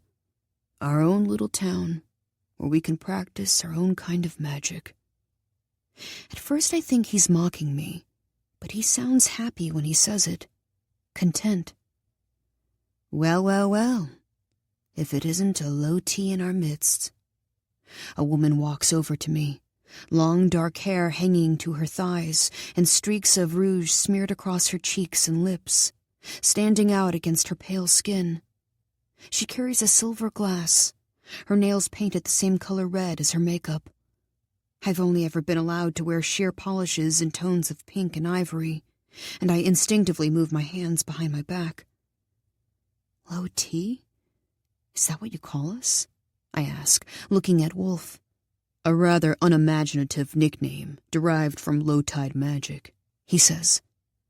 I see. You look good, the woman says, an amused expression on her face. Dark colors suit you. I'm sorry, have we met before? You're the most powerful daughter on the Witchery, love. We all know what you look like. She winks at me and drapes an arm around my shoulders. I'm Jasmine. Let's get you a drink, she says, leading me away from Wolfe. Jasmine? I ask, the name shaking something loose in my brain. Jasmine Blake? She looks at me, raising an eyebrow, and then a smirk pulls at her mouth. Yes.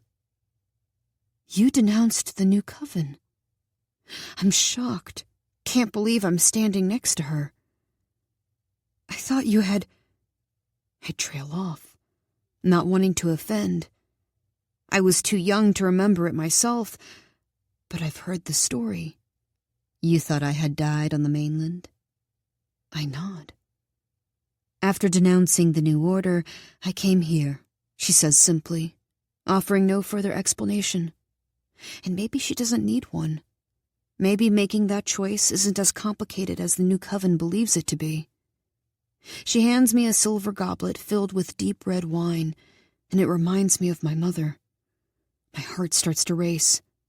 I hear you're quite gifted in the old order, Jasmine says. You must be misinformed. I'm a practitioner of low magic, I say, gripping my goblet too tightly.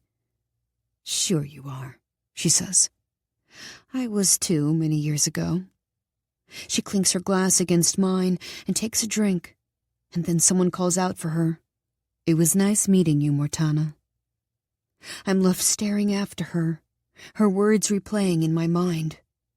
To my knowledge, Jasmine Blake was the last witch to leave the New Order. Choosing the outside during her covenant ball, a choice must be made.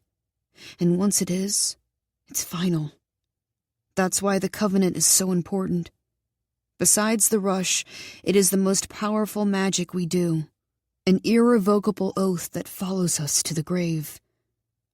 I am too young to remember Jasmine's covenant ball, but year after year, our witches choose the New Order. It's hard to imagine what a ceremony would look like if someone chose the outside, the kind of anger and chaos it would evoke. The music stops, and everyone makes their way to their seats. I know Wolfe told me there were more than 70 witches here, but seeing them all in one place, dressed up and laughing and talking, overwhelms me. 73. And we had no idea. "Are you okay?" Wolfe says, and I jump at the sound of his voice. I didn't see him walk over. "Why did you bring me here?" I ask. Before he can respond, Galen walks up to the iron arch, and the ceremony begins. I quickly take my seat next to Wolfe, spinning my glass in my hand, nervous energy humming inside me, refusing to move on.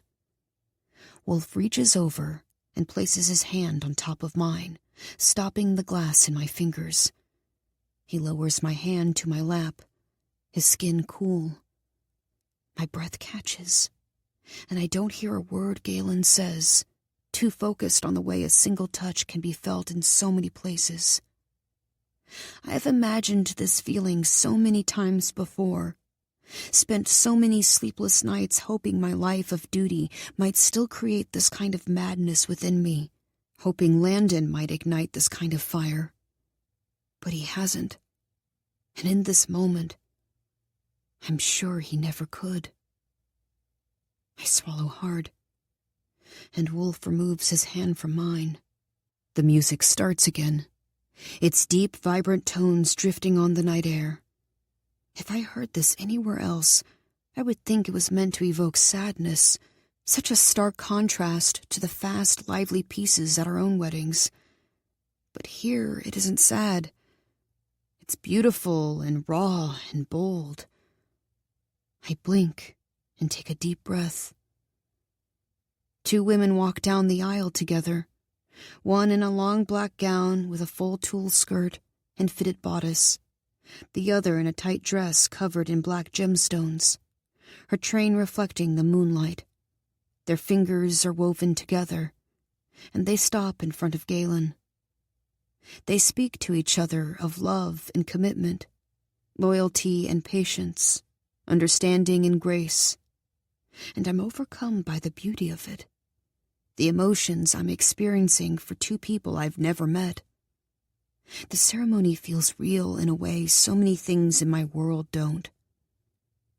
I raise my hand to my eye, fighting back tears, and I notice Wolfe shift in his chair, moving closer to me.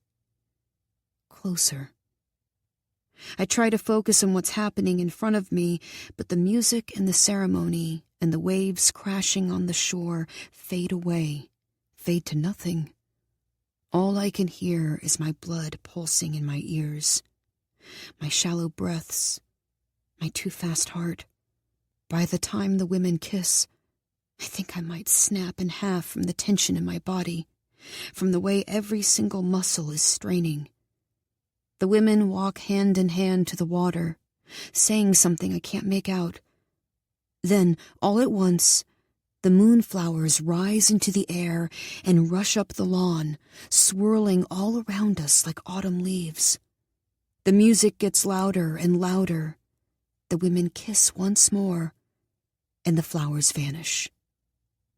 In unison, the witches around me say, "May your love be as constant as the tide, as powerful as the moonflower, and as patient as the winter seed. Blessings."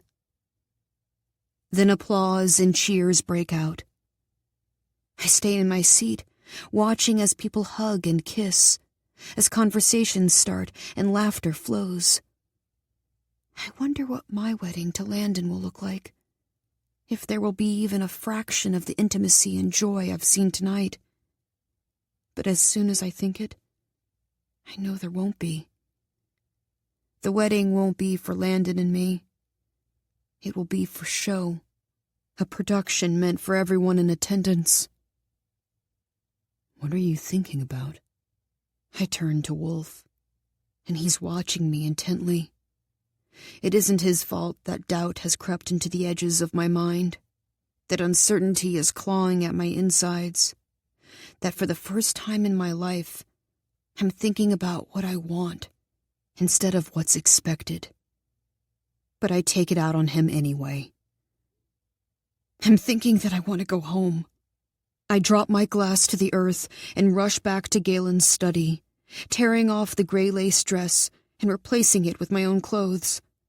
I need to get out of here, get back to solid ground. Get this off, I say when Wolfe finds me, motioning to my face. His hand reaches for mine, and I step away. Please. Okay. My face cools with his magic, and I instantly miss what it felt like to be in his world, to look the part. What's wrong? He asks, but it's an impossible question to answer. Everything. Everything is wrong. I see a large wooden door carved with silhouettes of moonflowers, and I know I've found my exit. I force it open, the door groaning on its hinges, and hurry out into the night. Chapter 24. Wolfe follows me to the edge of the trees behind the manor. I can see the path in the distance that will lead me home. Why did you bring me here tonight? I ask again, facing him. He looks at me intently, his eyes never leaving mine. Because you're trying to force yourself into a box you don't fit in. This is the life you were taught to despise, he says, pointing to the manor behind us, his voice rising. We aren't a bunch of evil witches chanting in circles and conspiring with the devil.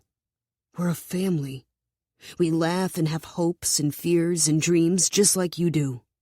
We farm and raise our children and try our best to protect this earth. It isn't that simple. Yes, it is. This is a life, Mortana. A vibrant, full life. His words are urgent and loud and angry. And what do you want me to do about it?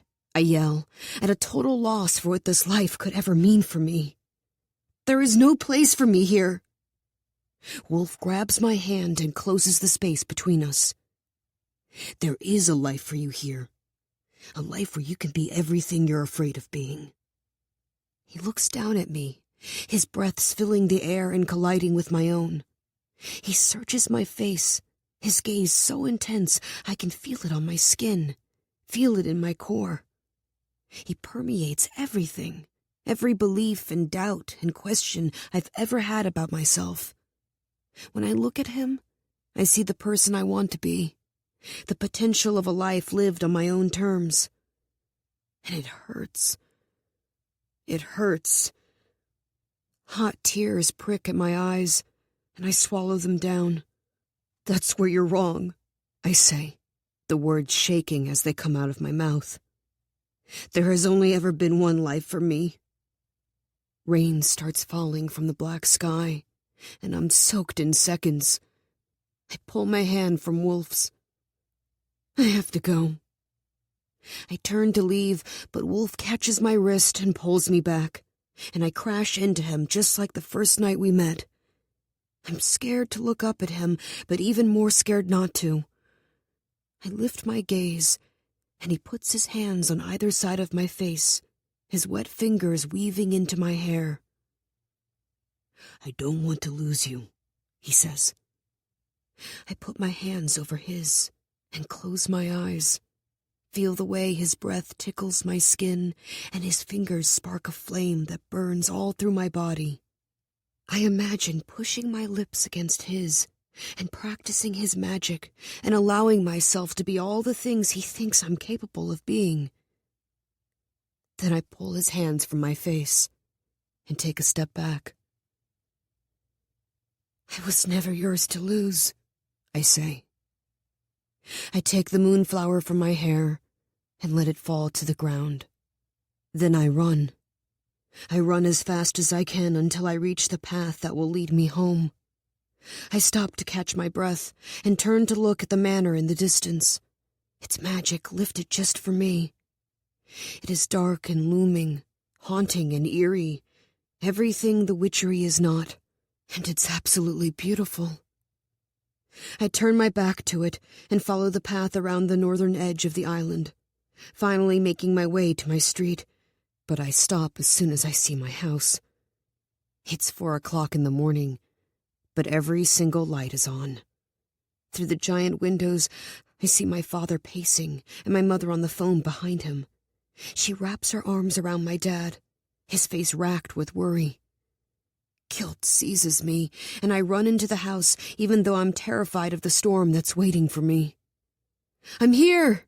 I shout, jumping up the stairs and rushing into the living room. "My God, Tana, where have you been?" my dad asks, hurrying over to me and pulling me into his arms. "We've been so worried." He tucks my head under his chin, even though I'm soaking wet, and I can't help bursting into tears. "I'm so sorry," I say, clutching my dad. "I couldn't sleep. My mind was racing, and I thought it might help to take a walk." My mother hangs up the phone, and I catch her eye from against Dad's chest. Then she sighs, heavy and loud, walks over and wraps her arms around us, so tight. Too tight. "What's going on?" I ask, realizing something other than my absence woke them. My parents exchange a look.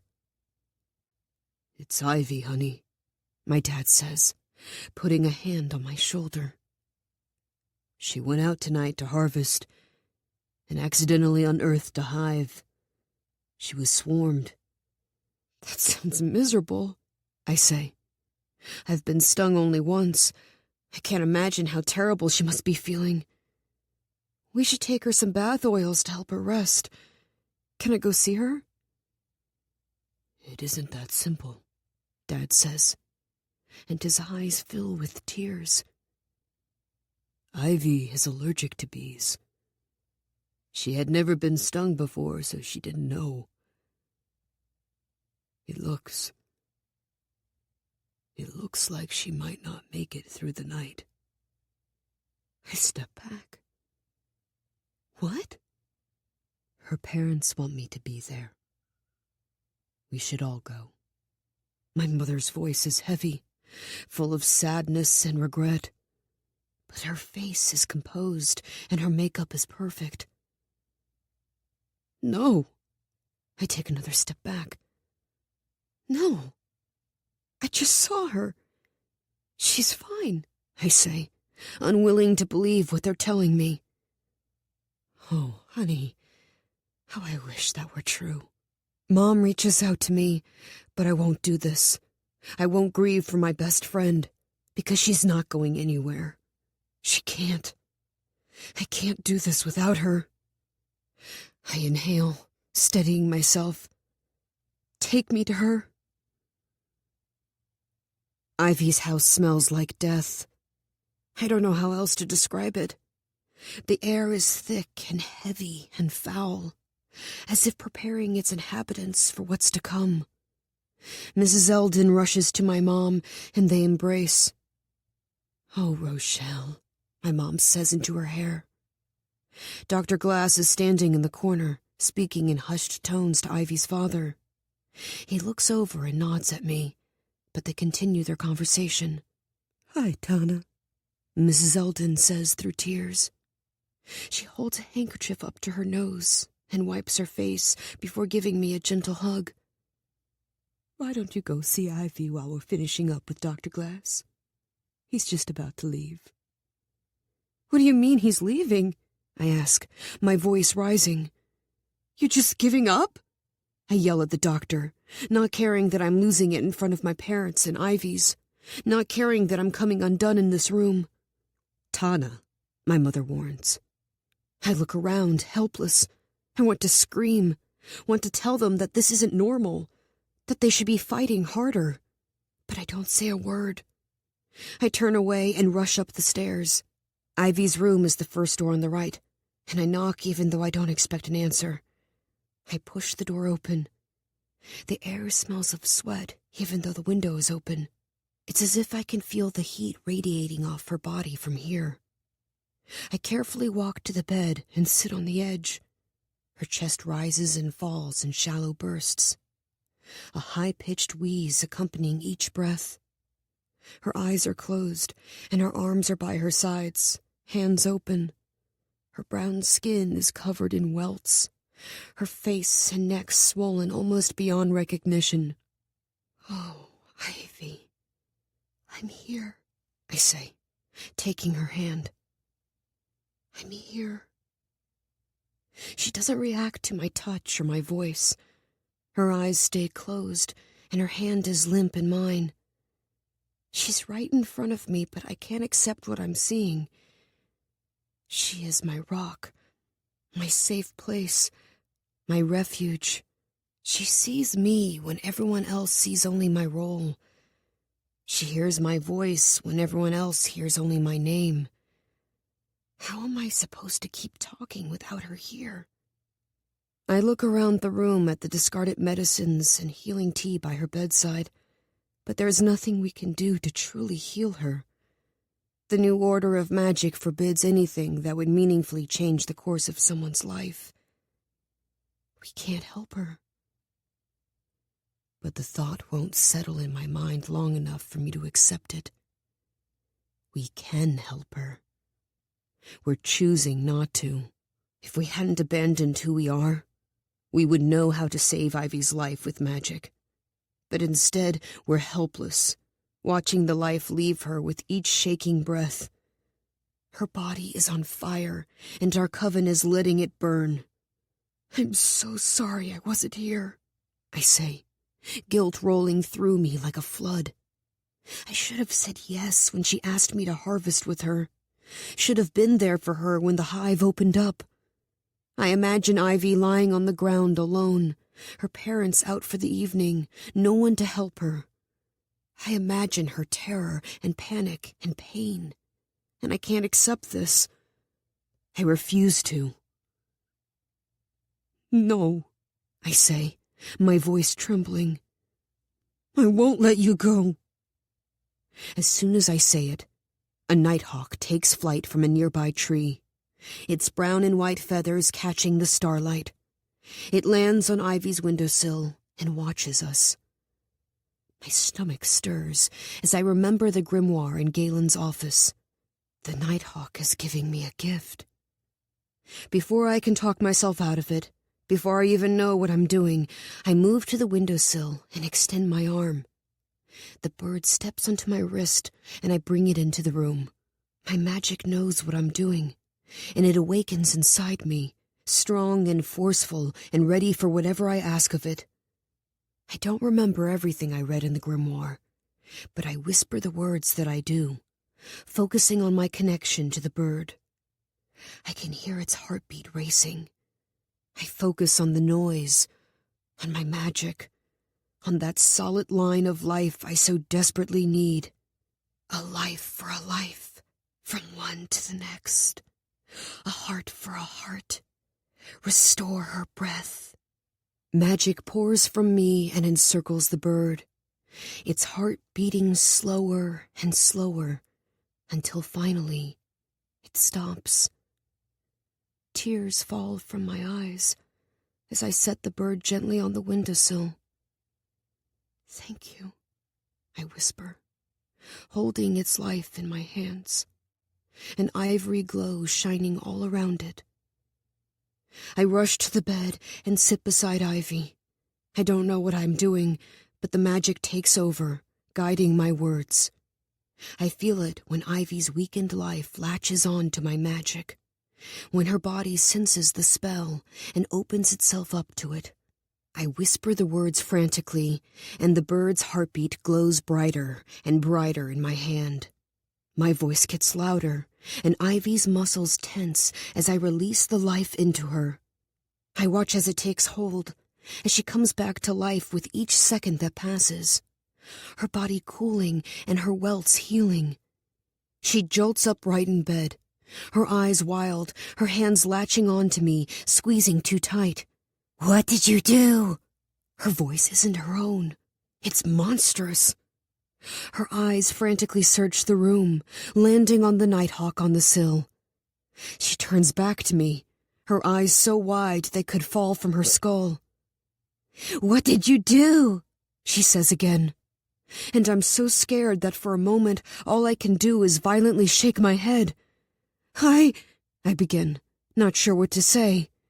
Terror grabs me as the full weight of my actions comes crashing down on me. "I couldn't let you die," I finally get out. "That wasn't your choice to make," Ivy yells, shoving me off the bed. I land on the floor, knocking into the dresser behind me. "It was the only choice," I plead, begging her to understand. "You've ruined me," she says, crying out for her mother. The door flies open, and Ivy's parents and mine rush into the room. "Ivy!" Mrs. Eldon shouts, hurrying to the bed.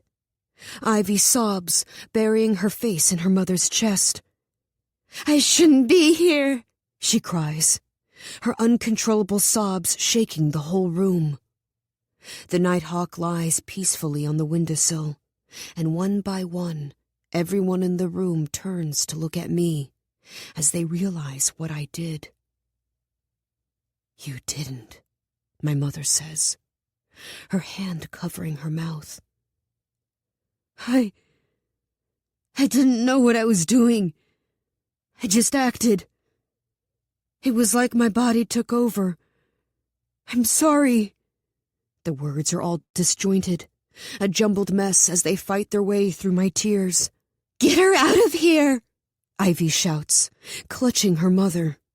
I scramble to my feet and try to find the words to explain, but Ivy looks at me as if I'm evil incarnate, the most vile thing she's ever seen in her life. "Now!" she shouts. My dad helps me out of the room, and Ivy's father slams the door behind us. But it isn't enough to block out the sound of Ivy's screams. They take hold of me until I'm certain I will never stop hearing them. Not for a single second for the rest of my life. Chapter 25. My dad has to drag me home. I claw and yell, desperate to get back to Ivy, desperate to heal what I broke. But once I'm on the couch staring into the fire, I realize I will never be able to fix it. The way she looked at me told me all I need to know. My mother has stayed behind, presumably to figure out how to get Ivy's parents to keep my secret.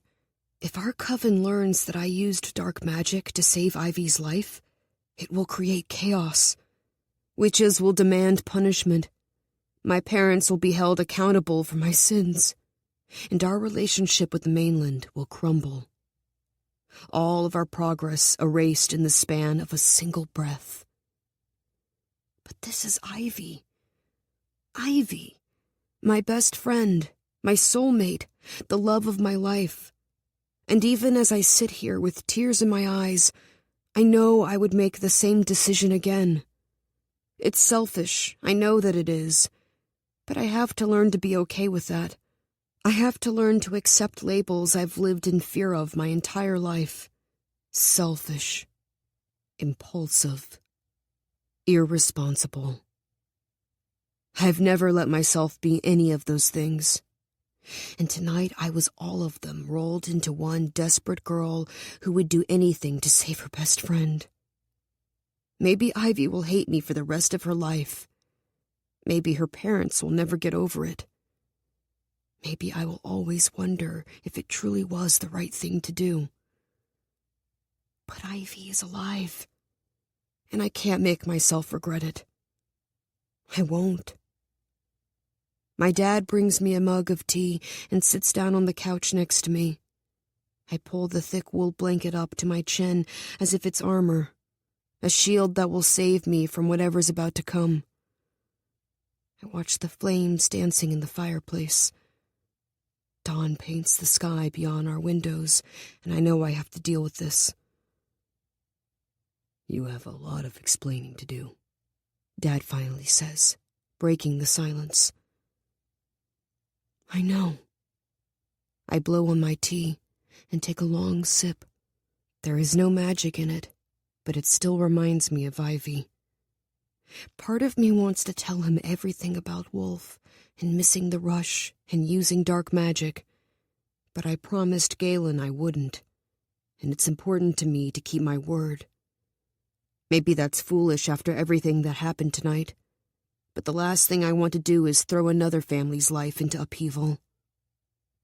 One day I will tell my parents everything that happened, but tonight I will tell them only some of it, and that will have to do for now.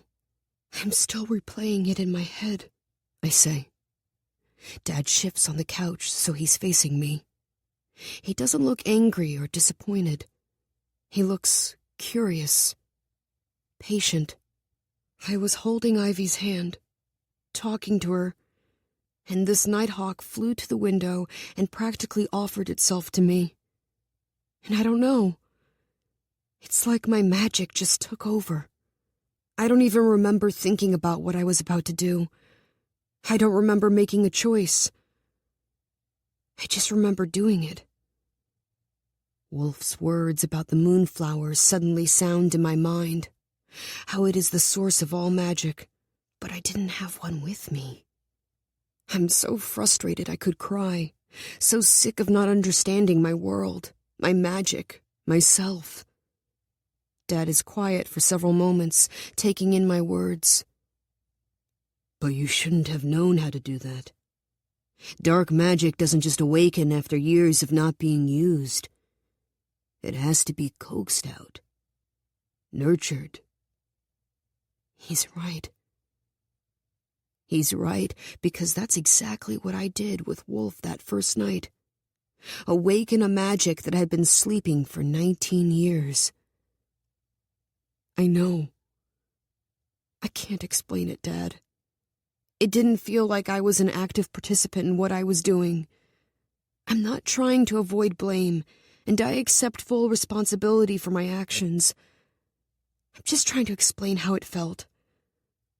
Dad looks outside at the sky, growing brighter with the promise of another day. All I want is to sleep. We are very close to the rush, Dad says, more to himself than to me. Which means you have more magic in your system now than at any other point. Maybe the combination of the hawk and Ivy's imminent death sparked something. He trails off and shakes his head. It doesn't make any sense. Dad, I whisper, my voice trembling. He looks at me. I'm glad she's still alive. Each word is dressed in terror as it slowly falls from my lips. I know, honey, he says. He scoots closer to me and puts his arm around my shoulders, and I collapse into him. He knows, and he still holds me. He knows, and he still made me tea. He knows, and he still loves me. Guilt claws at my stomach for all the ways I've betrayed my family. All I've ever wanted was to make them proud, and instead I've put our entire way of life in jeopardy, hanging in the balance of how my mother and the Eldons decide to move forward. I've always known my role, but as soon as I chased that light during the last rush, as soon as my world collided with Wolfe's, I've been in the weeds, so far from the path I've always walked that I wonder if it's too late to find my way back. I wonder if I even want to. Selfish. The front door slams shut, and my mother comes into the living room. Dad doesn't move away from me, and that simple gesture fills me with strength. I can do this. I can find my way back. You've made quite the mess, my mother says, sitting in a teal-tufted chair beside me. She sinks into it and leans her head back, And I'm struck by how human she looks. How real. Her eyes are tired, and she yawns without covering her mouth. And for some reason it breaks me open. Right now, Ingrid Fairchild is my mother. She isn't the head of the council, or the coven's darling. She's my mother, exhausted by the chaos of her daughter. It makes me want to cry. She kicks off her shoes and looks at my tea. Hun, I could sure use a cup of that. Dad gets up and kisses her forehead before walking into the kitchen. And for an instant, all I can think about is how I want to love like that. I used to think my mom walked all over my dad, but it isn't true. He encourages her leadership and assertiveness, and she encourages his patience and gentleness. They see the strength in each other, and I desperately want the same thing. Maybe my fascination with Wolfe is tangled up in my love of his magic, so fully entwined I can't separate the two. Or maybe I'm fascinated with the way he sees my strengths before I can see them myself. Dad walks over and hands Mom her tea, then sits down next to me. Are you okay? She asks. You want to know if I'm okay? You are my daughter, she says, holding her teacup close to her face. I don't know. I don't understand what happened. I pause. How is Ivy? Ivy had finally fallen asleep by the time I left. She's confused and angry. Her life is tainted with darkness, and it will take time for her to recover from that. I want to tell her it isn't true.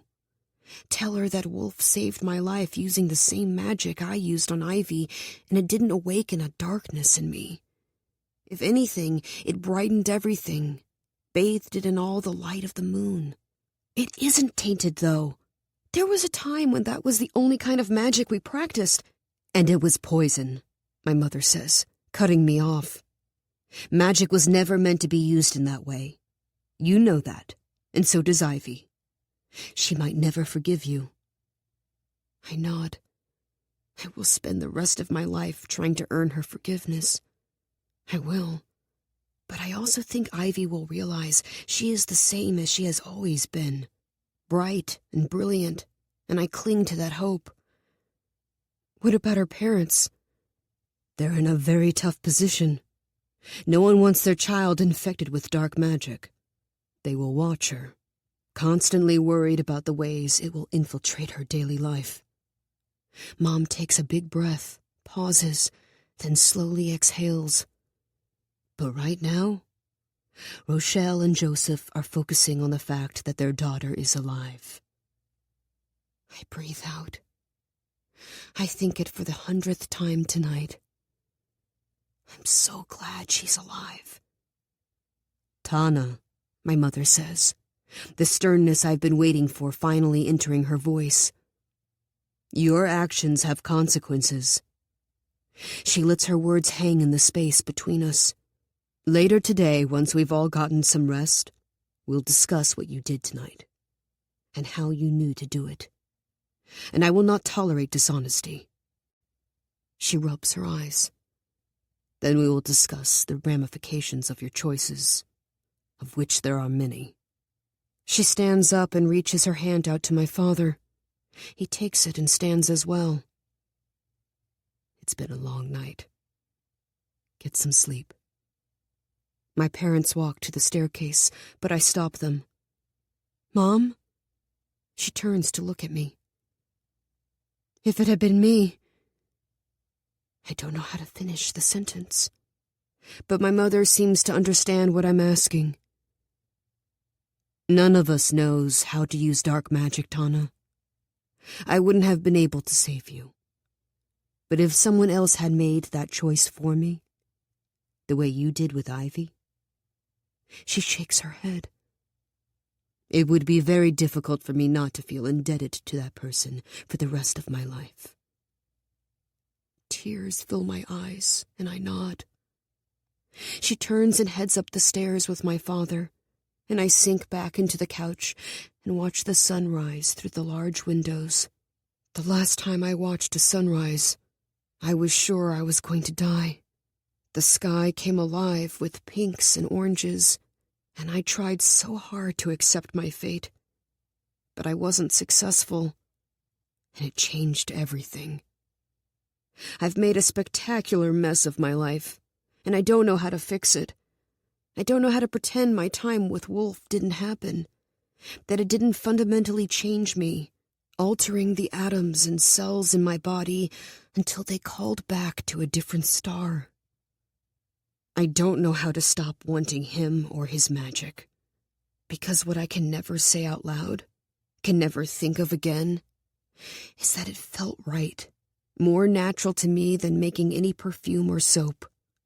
It wrapped me up in its power and whispered, "You're home," just like the depths of the ocean. It made me feel like I was worth something, like I was worth everything, like all the questions I've ever asked about myself were finally answered, and I don't know how to come back from that. That, more than anything else that has happened during this disastrous month, is what terrifies me the most, because I will be forced to make a choice. I will be forced to look at the life I didn't choose and weigh it against the life I dream about when the witchery sleeps. And if this past month has taught me anything, it's that when it comes to Wolfe Hawthorne, I never make the right choice. It isn't until I'm in my bedroom changing for bed that I notice the long silver necklace Wolfe gave me still hanging from my neck, tucked beneath my dress, resting over my heart. I hold it up, rolling it around in my fingers. And there, through the filigree, are the white petals of a moonflower. Chapter 26. My mother goes to Ivy's house once we've all slept, but I'm forbidden from coming. Ivy doesn't want to see me. I did everything I could to save her life, gave up everything, and I lost her anyway. I'm waiting by the door when Mom walks back in. She hangs up her coat and slips off her cashmere gloves, giving me a sideways glance. "She's back to normal," my mother says. "Whatever you did, it completely healed her." She says it with no emotion because it isn't something to celebrate. Not to her. Will she ever want to see me again? I follow her into the kitchen, where Dad is pouring 2 glasses of wine. I sit at the kitchen island and wait for her to answer. "I don't know, Tana." She's still torn up over it. She takes a long pull of her wine, then gently sets the glass down. "The good news is that Ivy's parents have agreed to keep this a secret, contingent upon several things. But before we get into that, I need to know exactly what happened last night." I shift in my seat, turning to face my mother. I tell her exactly what I told my dad, that the nighthawk flew up to the window almost like an offering, and something in my gut took over. I wasn't thinking, I was doing. My dad reiterates what he said to me last night, his theory that the buildup of magic in my system could have contributed to my actions.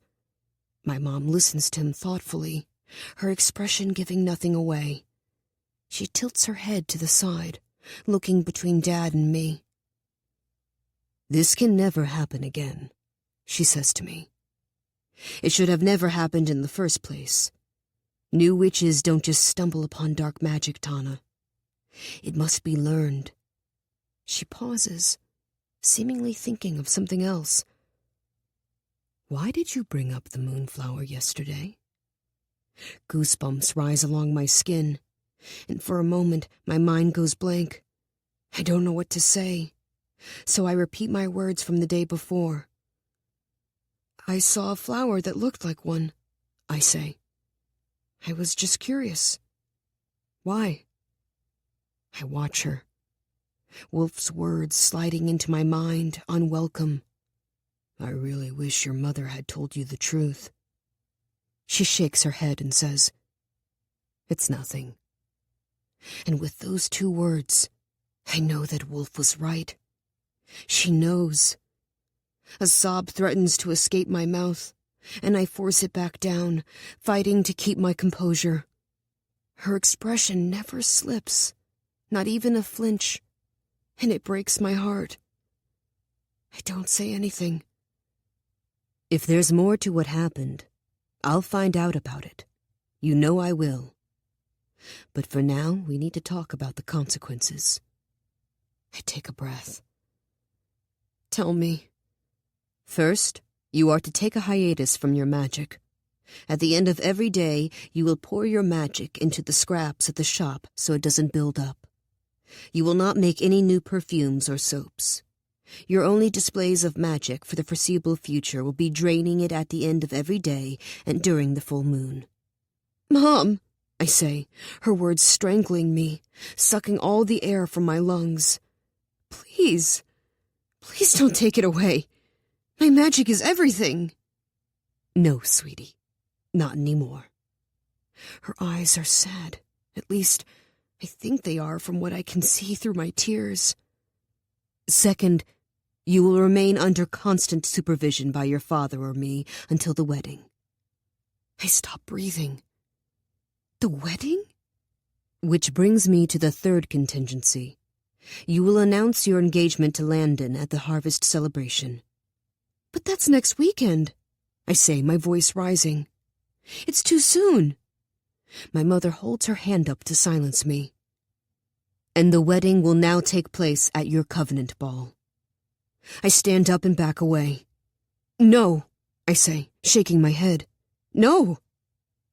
Honey, it's the only way. Her voice is calm and collected, and that might be what hurts me more than anything else. You know what the punishment is for new witches who attempt dark magic. I nod. It's part of our agreement with the mainland. We send them across the passage to be tried. They inevitably miss the rushes while they are held in prison, where their magic eats them from the inside out. It's a death sentence. I shake my head and start to cry, covering my face with my hands. This is the only way. This is what Ivy's parents require. An alliance with the mainland. That's what their silence is worth to them. Give them time, please.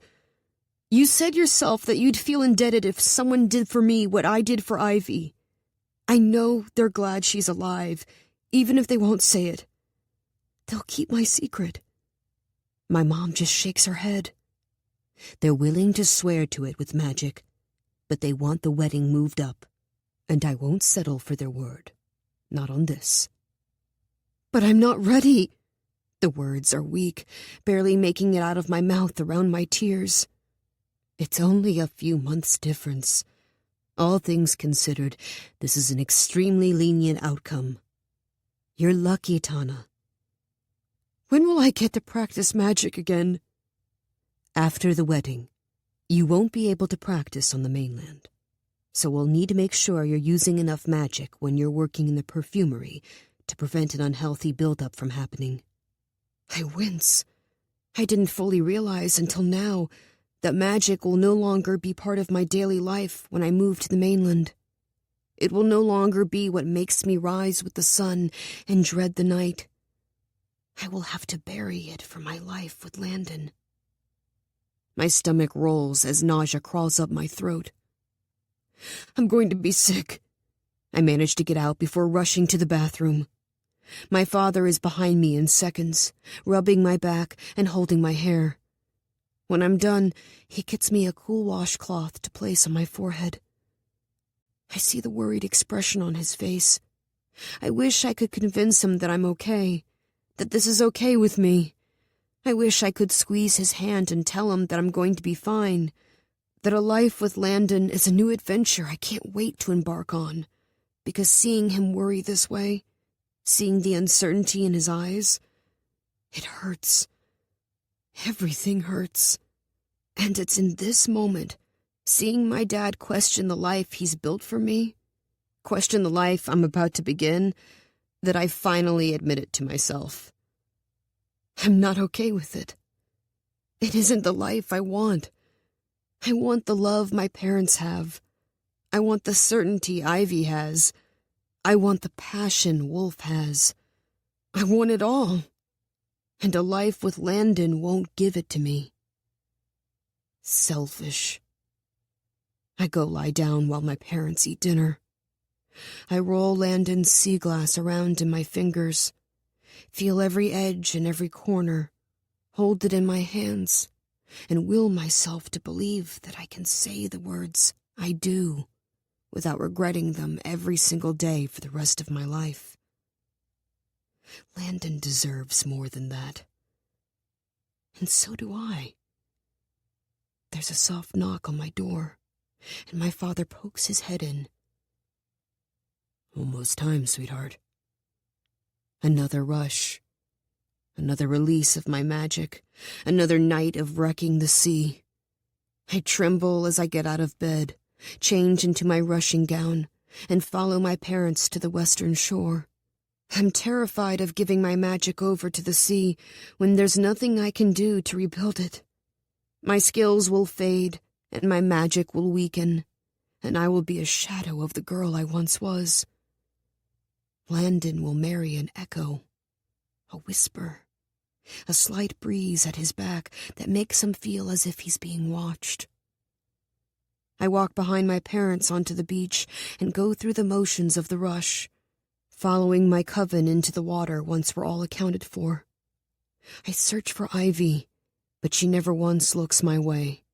She's on the far side of the shore, and I know she put herself there on purpose, keeping as much distance from me as possible.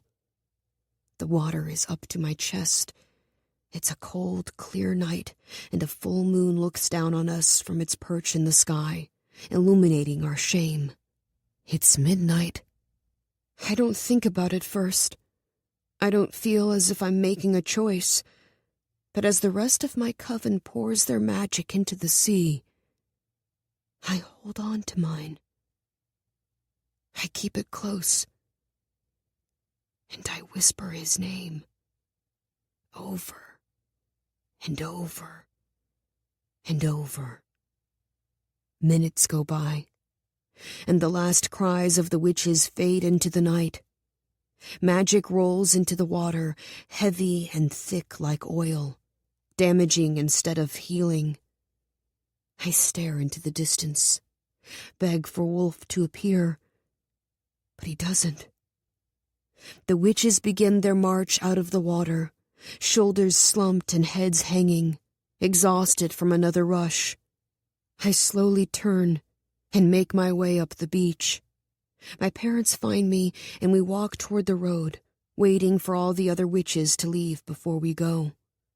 No one says anything, too ashamed to speak to one another, even though we all have gone through the same thing. Finally, it's just the three of us. Mom leans into Dad. "Ready?" she asks. He nods, and we start the walk home. I'm already on the street when I think I hear my name. Though it could just be the wind rushing off the waves. It could be nothing at all.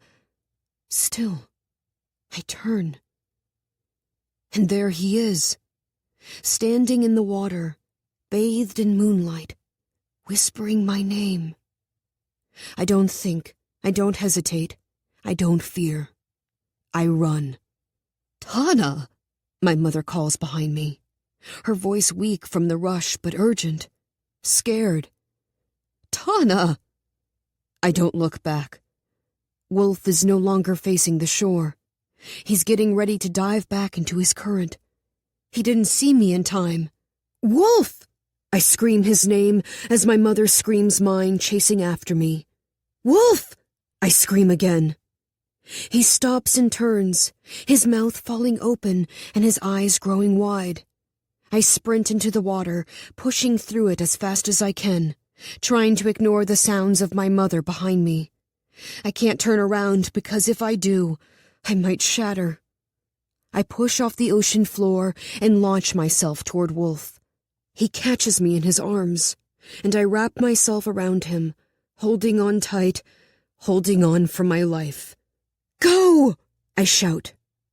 My father is in the water now, swimming toward us, thrashing through the waves, even though he's weak from the rush. Too weak, and yet he expends every last ounce of what he has left coming after me.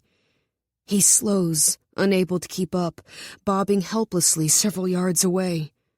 I hold on to Wolfe tightly to keep myself from swimming to my father, but I watch him the whole time, and I know this image will stick with me for the rest of my life, no matter how hard I try to erase it. He shouts my name and begins to choke, the sound tearing me in two. My mother finally reaches him and pulls him toward the shore. Tears roll down my face as I tuck my head into Wolfe's shoulder and take a deep breath. He dives into the current, and the image of my father is replaced by dark water rolling over my head, erasing all the light, erasing all the love, erasing everything. Wolfe's arms are wrapped tightly around me as we're swept out to sea, but I'm not sure it's the ocean we're in anymore. Maybe it's a buildup of tears and anguish so vast and wide I'll never find my way back out. Mom calling my name. Dad thrashing in the water. I will never recover from this. Not if I live 100 years, 1,000 lifetimes. This moment will scar every part of me, and I will never be without it. I squeeze my arms and legs tighter around Wolfe, because I am afraid if I don't, I'll give up and let the ocean do with me whatever it will. But Wolfe's arms are secure around me, holding me together when I'm sure I'll fall apart. The current slows, and we surface. We both pull in air, our chests expanding into each other as we breathe. I cling to him as if he's a life preserver, and in this moment I'm sure that he is. The water pulls us along. I look toward the shore, but we're far away from the beach where the rush took place. Far away from my parents, far away from my heart. Wolfe's feet touch the ground, the water pouring over his shoulders, but I don't move. I stay wrapped around him, afraid that as soon as I let go, the weight of my decision will crush me until I'm nothing more than a grain of sand on the beach. I slowly pull my head back and look at Wolfe, meeting his eyes for the first time tonight. His breathing picks up, and he moves his hands to either side of my face. Water drips from his dark hair, his eyelashes, his lips. He looks so perfect it physically hurts. "What did you do?" he asks, his voice rough, accusatory. He searches my face, frantic, his palms pressed against my cheekbones. I became everything I'm afraid of being. Then I kiss him. His breath catches when my lips touch his, a gasping sound that turns me into something wild. I grasp at his face, his hair, his shoulders, hungrily taking his kisses as if they're air, the only thing keeping me alive. He opens his mouth and groans when my tongue meets his, the sound moving through my whole body. My legs stay wrapped tightly around his hips, and he moves his hands to my back, pulling me closer, closer, closer. I'm crazed, my lips finding his jaw, his neck, his temple.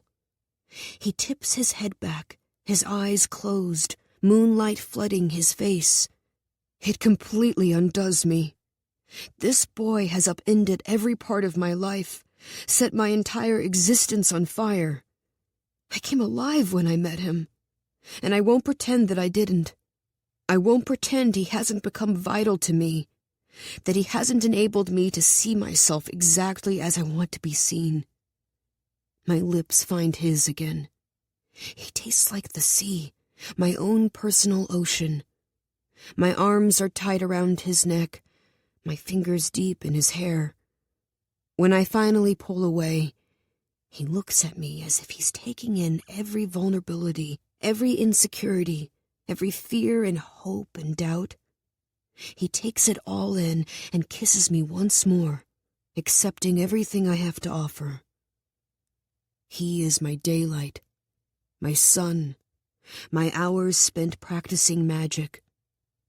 I know that now, and I vow to be the same for him. But we aren't confined to daylight. Here we can be whoever we want to be. I watch him, impossibly beautiful in the moonlight.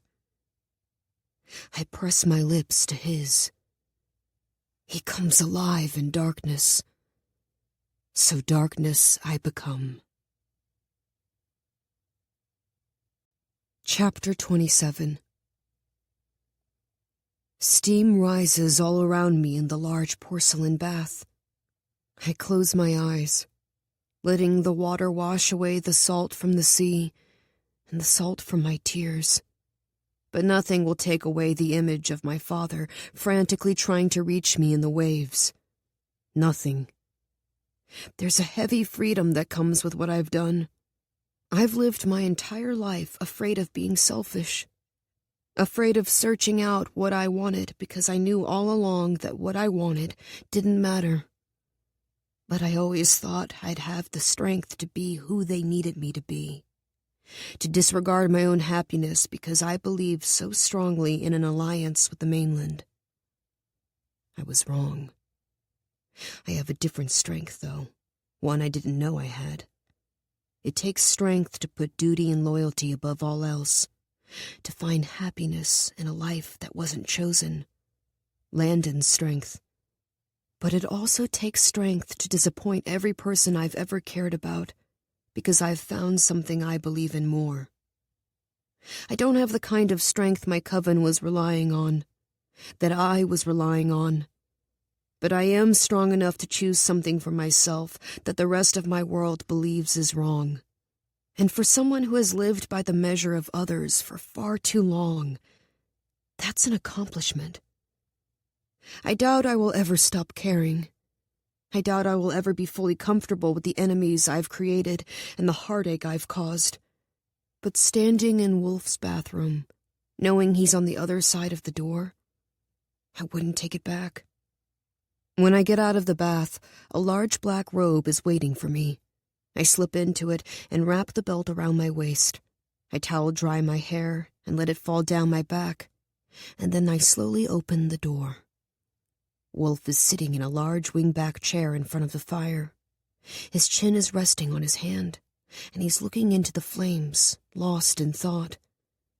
The door creaks, and Wolfe turns toward me. It's the first time I've seen him look nervous.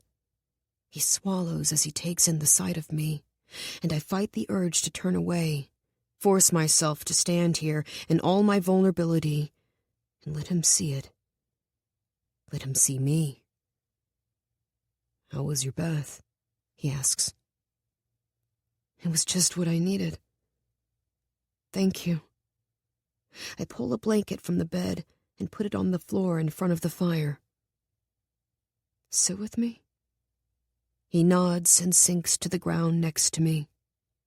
I lie on my side, propping myself up on my elbow, and he does the same. And for a moment we just look at each other. "Tell me what happened," he finally says. So I do. I tell him about Ivy and the Nighthawk, and how I saved her life, how something inside me took over and I let it. I tell him about the deal my parents made, the consequences I would have to endure in order to stay on the island and have my secret protected. And I tell him that during the rush, all I could think about was running, but not running away from what I'd done, running toward what I want. "What you want," he says, repeating the words. You and your magic." He looks away, into the fire, and I see his jaw tense. Something flashes across his face that I can't read, and I sit up. "Did I say something wrong?" I ask. He sits up too, but doesn't meet my eyes. He shakes his head, and I'm suddenly worried that I chose something that isn't available to me. My heart races, and my throat gets dry. No, he finally says. I'm used to being in control, Mortana. He pauses, looking at the chaotic flames. But against you, I am powerless. Is that what you're afraid of? I ask, the words quiet. That I make you weak? He looks at me then, an intensity in his eyes that sends a chill down my spine. His jaw is tight, his mouth a hard line. I would set the world on fire just to see your face. That's what I'm afraid of. I slowly lean into him, my lips brushing against his. Then we can burn together. He takes my face in his hands and kisses me with desperation, like we will never have to leave the safety of this room if he kisses me long enough, deep enough, fervently enough. I wrap my arms around his neck and pull him into me, shifting to get closer, angling myself so I can reach more of him. My robe slides off my shoulder, and Wolfe moves his fingers down my jaw, my neck, my collarbone. I lie on my back and pull him down with me, his lips following the trail his fingers left. He pauses when he's at my sternum, lets his head rest against my chest. His eyes close. I can hear your heartbeat. His mouth finds my rib cage, and he kisses the bones around my heart as if they're sacred, as if they're guarding the most precious thing in the world.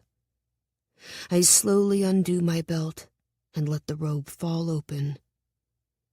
Wolfe hovers over me. I lie perfectly still as his eyes follow the curves of my body, committing them to memory.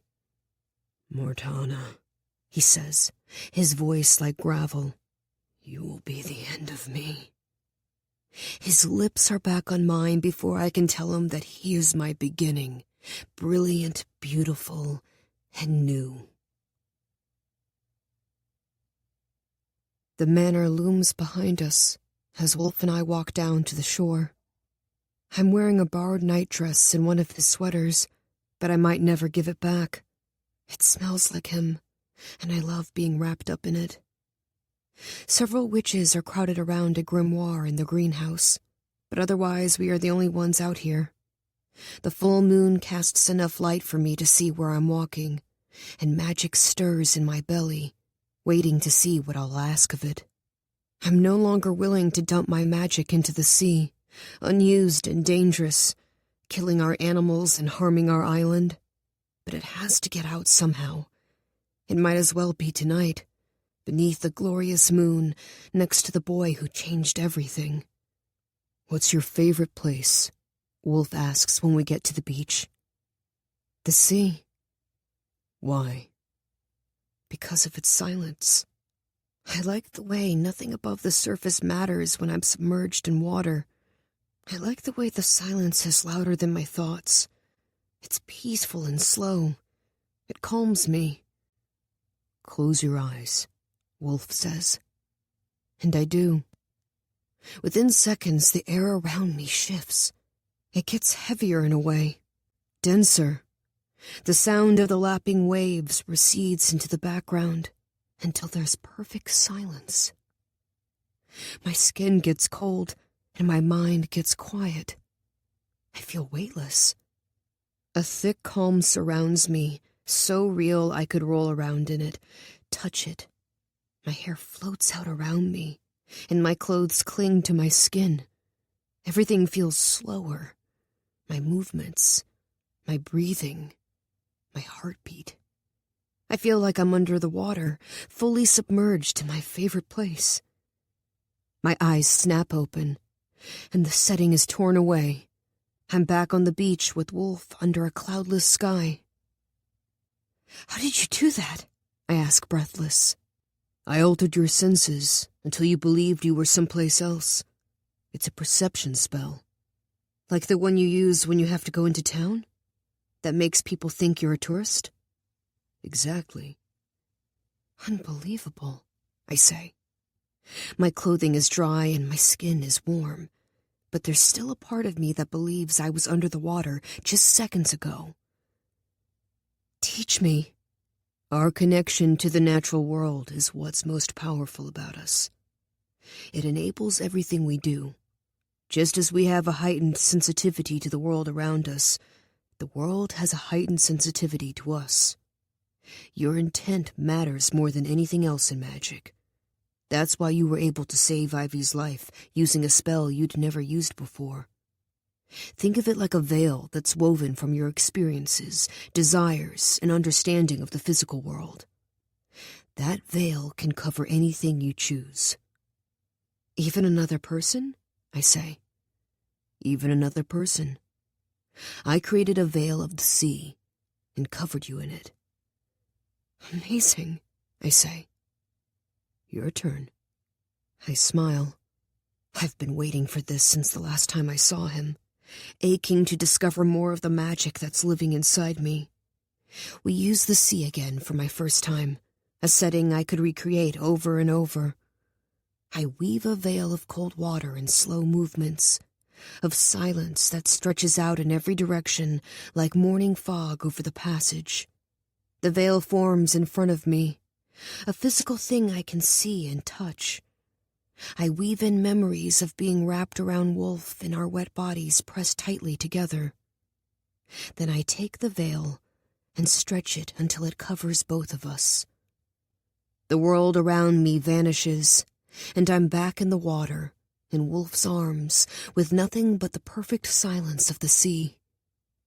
Magic pours out of me, sustaining the veil, engaging all of my senses until I fully believe the image I've woven. I'm under the water, moving with the motion of the waves, weightless in Wolfe's arms. We are quiet and still and content, holding each other in the belly of the sea. I pull the veil away, and we're back on the beach. I look at Wolfe and run my fingers through his hair, sure it will be soaked, but it isn't. Did it work? I ask. I know what I felt, but that doesn't mean Wolfe felt it too. He nods. You are much more powerful than you realize, he says. You could have changed the perception of every witch in this house. Why? I ask. Why does this come so naturally to me? I don't know, he says, shaking his head. I think it has to do with all the time you've spent in the water. You were so connected to this place. Every time you've accidentally swallowed seawater, every time you've gathered flowers and herbs for the perfumery, all the hours you've spent wandering this island, you've invited this world in, and it has taken root inside you. I think that's why. The words cause something inside me to break open. I've been scolded most of my life for getting too dirty, swimming too often, preferring trails in the woods to ballrooms and high teas. It is something I've been taught to apologize for. But in Wolfe's world, it's a gift. An extraordinary gift. We practice more magic, weaving veils of different places and calling the wind from the sea. We create fire from dust and capture the light of the moon in our hands. We use more magic than I would ever expel during a rush, and instead of hurting the earth, we're delighting in it. We walk onto the lawn, and I collapse on the grass, exhausted. Wolfe lies beside me, and we watch the stars. The rest of the witches have gone inside, and it feels as if we have the entire world to ourselves, as if the moon and stars are shining just for us. Do you know that I've never seen another moonflower on the island since the night we met? I ask, rolling onto my side. I've only ever seen them with you. It's like we were fated for each other, like the flower's only purpose was to bring us together. I lean down and kiss him. He's hesitant at first, his movements slow and unsure. Then he opens his mouth and pulls me into him, weaving his fingers through my hair and kissing me as if he'll never be able to kiss me again. I move my hand beneath his shirt and trail my fingers over his skin. He inhales sharply, and I'm ravaged by the way he unravels. He breathes my name into my mouth and clutches me tighter, rolling me over so his body is on top of mine, the weight of him anchoring me in this perfect moment. Then someone calls his name, and he quickly moves off me. I'm mortified when I register his father's voice, and we both sit up. I wipe my face and smooth my hair, as if that will do anything. "Get up, you two," Galen calls as he walks down the lawn to meet us. Wolfe helps me to my feet, and I fidget with my clothing, hoping the darkness is enough to conceal the heat in my face. "Lovely to see you again, Mortana," Galen says when he reaches us. He sweeps a hand over both of us, and I feel my hair settle and my skin cool. He keeps his back to the manor, watching me, and goosebumps rise along my skin. Something isn't right. "Hello, Ingrid." His voice is even. It feels as if my heart stops, and all the blood rushes out of my body. "Galen," she says in response. I follow the voice, and there at the top of the hill, with the manor in perfect silhouette behind her, is my mother. Chapter 28. My mother walks down the hill, and all the air leaves my lungs. I reach out and take Wolfe's hand, holding it tightly. "Don't let go," I want to say to him, but I can't make the words come out. I look at the manor, where witches stand at the windows, watching from behind thick curtains. Others tentatively step onto the balcony, and I realize everyone in this house knows exactly who my mother is. When I first came here with Wolfe, I was amazed, my world cracking open, so much bigger than I ever imagined. But now, as I watch my mother approach, I start to feel as if I've been fooled. As if this manor on this shore has always been known to all but me. I kept this secret and guarded it like a precious gem, only to discover the witches here didn't need my protection. My grip on Wolfe's hand gets tighter. "Hi, honey," my mother says when she finally reaches us. My greeting sticks to the inside of my throat, and I can't get it out.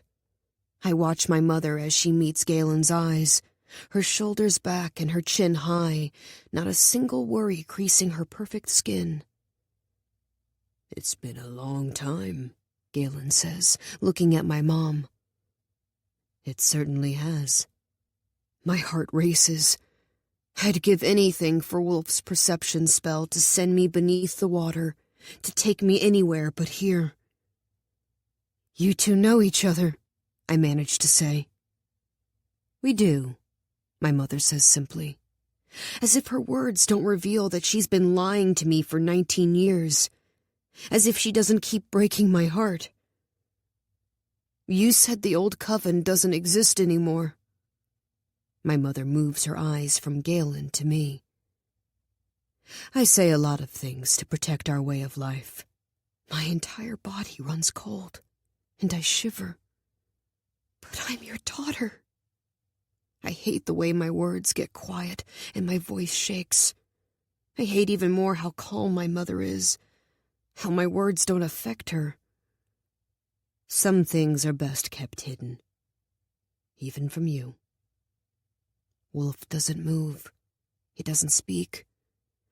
But if I listen closely, I can hear his breathing over the sound of the waves. And it's enough. That sound is enough. But I was willing to give up a life of my own to protect our coven. I did everything you ever asked of me in service of that goal. Surely I deserved the truth. My mother looks to my hand, to my fingers laced with Wolfe's and her brows knit together. For a single moment, she looks sad. Then it vanishes. "You're speaking in the past tense," she says. "I'm staying here." It takes all my strength to get the words out, to make them sound sure and steady. Oh, honey. My mother sighs, and it sounds pitying, like she feels sorry for me.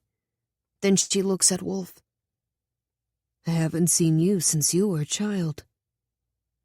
Forgive me, I don't remember. He shifts, but meets my mother's eyes.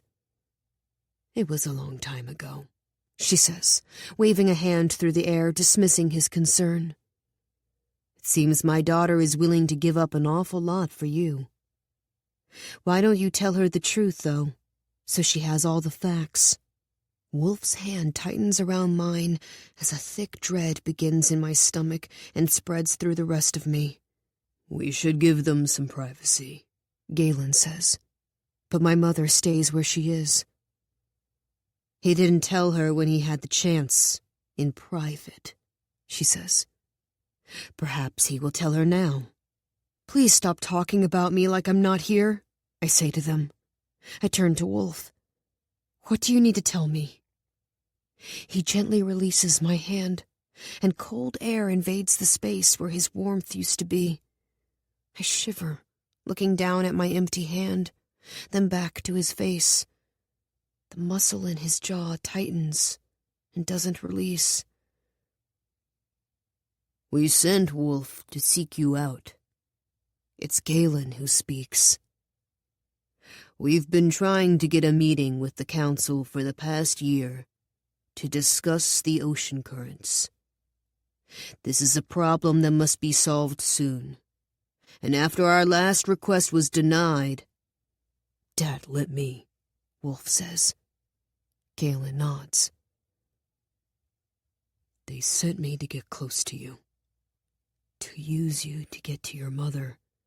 To get her attention some other way. The moonflowers? I ask, my voice a whisper. That was me, he says, angrier than I've ever heard him. I planted them for you to find. I magicked the light you saw to lure you to the field that first night. I hear the way his voice catches on the word lure, and my breath does the same thing. I remember my words from just moments ago, my overwhelming belief that the moonflower was fate, and my cheeks burn with shame. You were using me?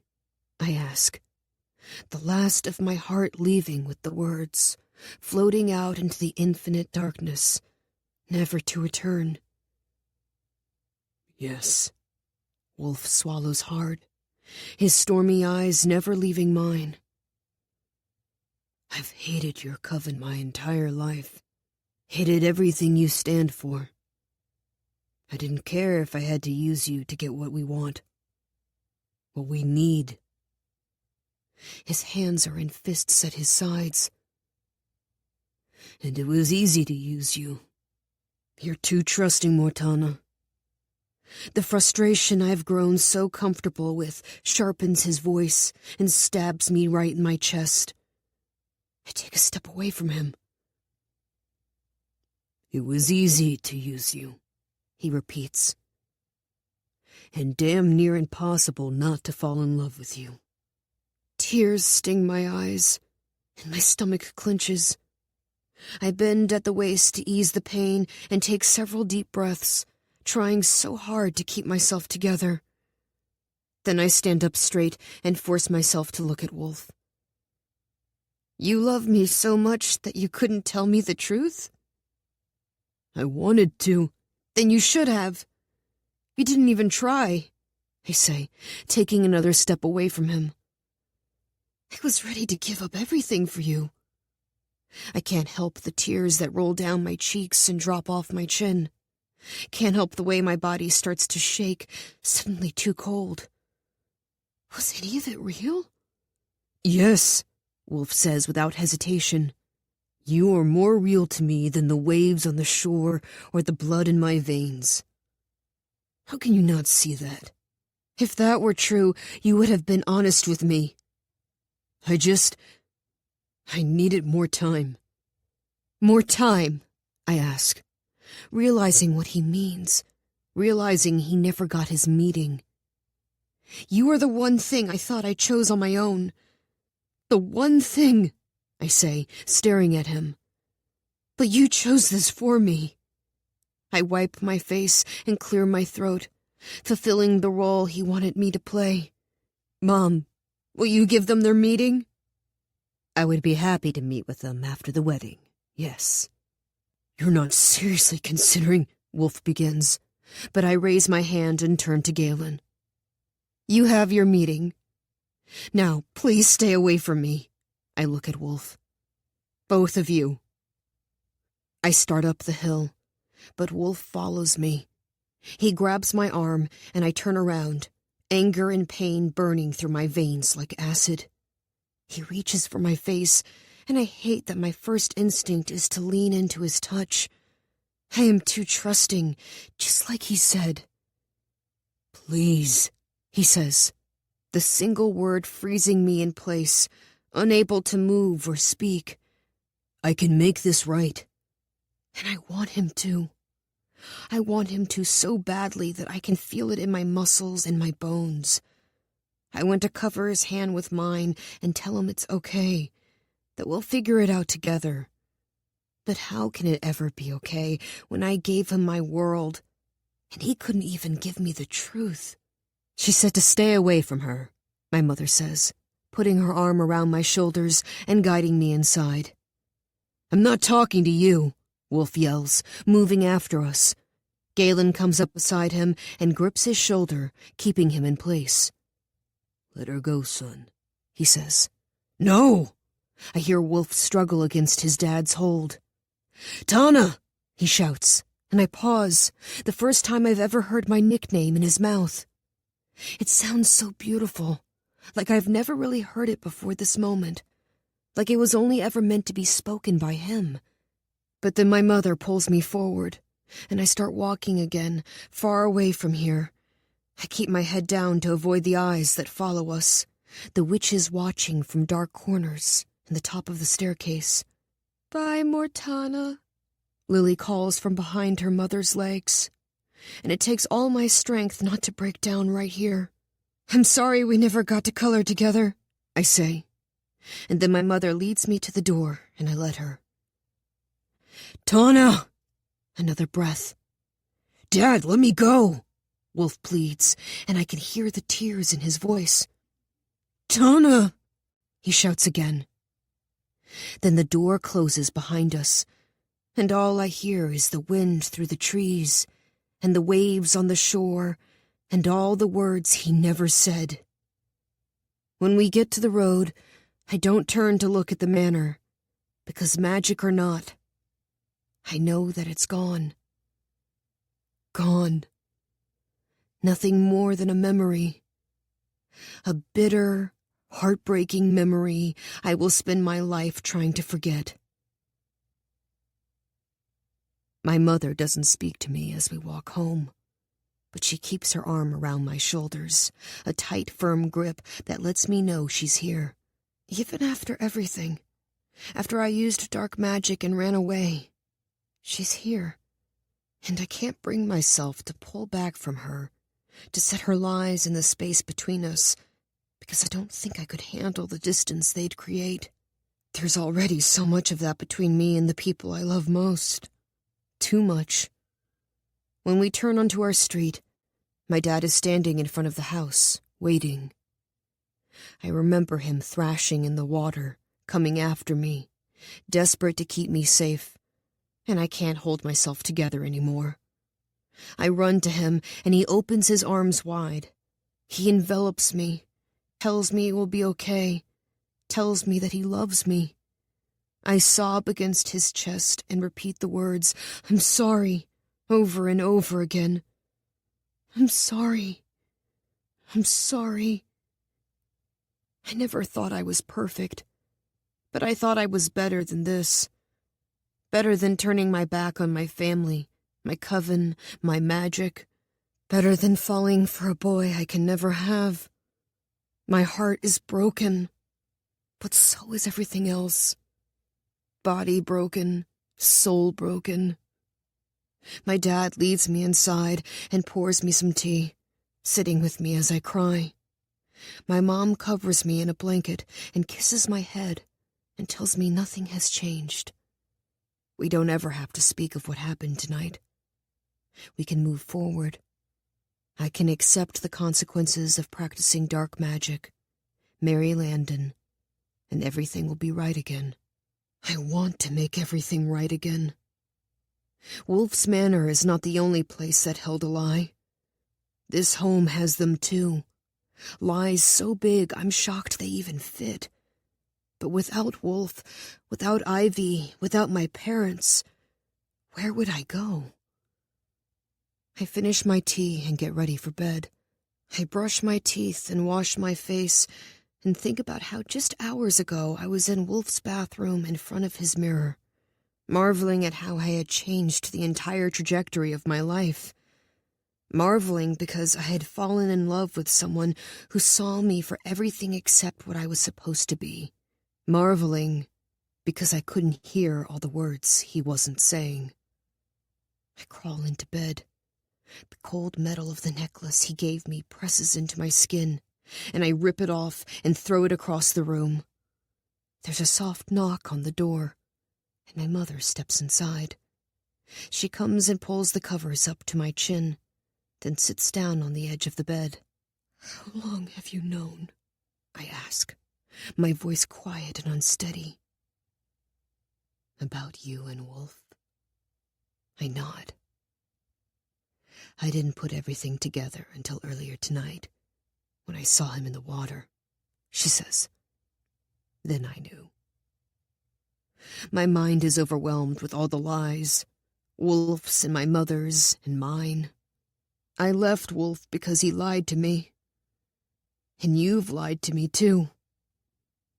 If you want me to stay here and continue down this path, you have to tell me all the things you've been keeping from me.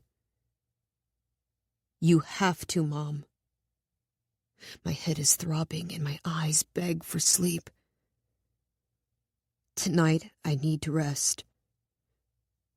But soon. "Deal," she says, stroking the quilt over my arm. She kisses my forehead, then stands. Landon's sea glass sits on my bedside table, shiny now from all the hours I've worked it in my fingers. She picks it up and hands it to me. "Not all love hurts," she says, turning off my bedside lamp. But I wonder if that's true, because what I felt for Wolfe was a physical ache I carried in my chest even before I knew he had used me to get to my mother. And it hurt not because it was bad, but because my happiness was no longer my own. It was dependent upon the survival of another person. My lungs and my heart had to shift, rearrange themselves to make space for all the love, and even then, it was more than I could hold, a constant pressure against my ribs.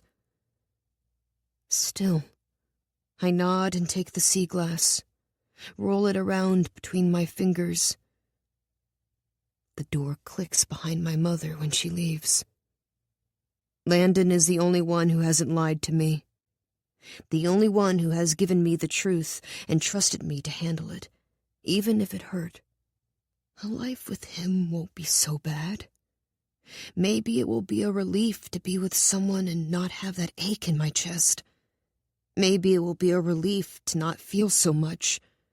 I don't know when my hand stills and the sea glass falls into my quilt, when my mind finally gives up the day and falls into darkness.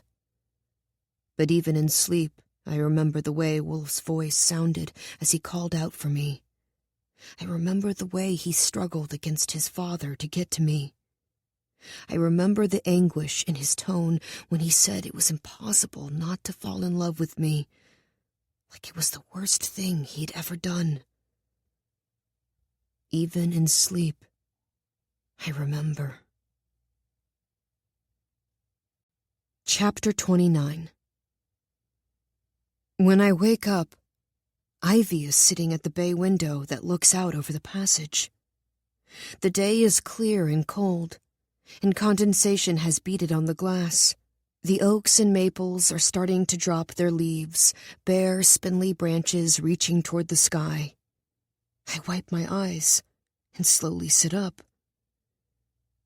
"You're here," I say. I'm here. She doesn't look at me. I want to tell her I'm sorry, to fix what I broke between us. But I'm so glad she's here, so relieved. And I can't apologize for what I did, because I'd do it over and over again if it meant waking up to her staring out my bedroom window, angry and hurt. "I'm so happy to see you." I say it because it's true, and after last night, the truth is all that matters. She turns to look at me then. I might never forgive you for what you did. I nod and look down, scrunching the quilt up in my fingers. I can live with that. What I can't live without is you. She raises an eyebrow. You aren't going to apologize? "No," I say, exhaling. "Because I'm not sorry. You're my best friend, Ivy, and I'd use all the dark magic in the world to keep you here. It was selfish of me, and I accept that. But you deserve the truth.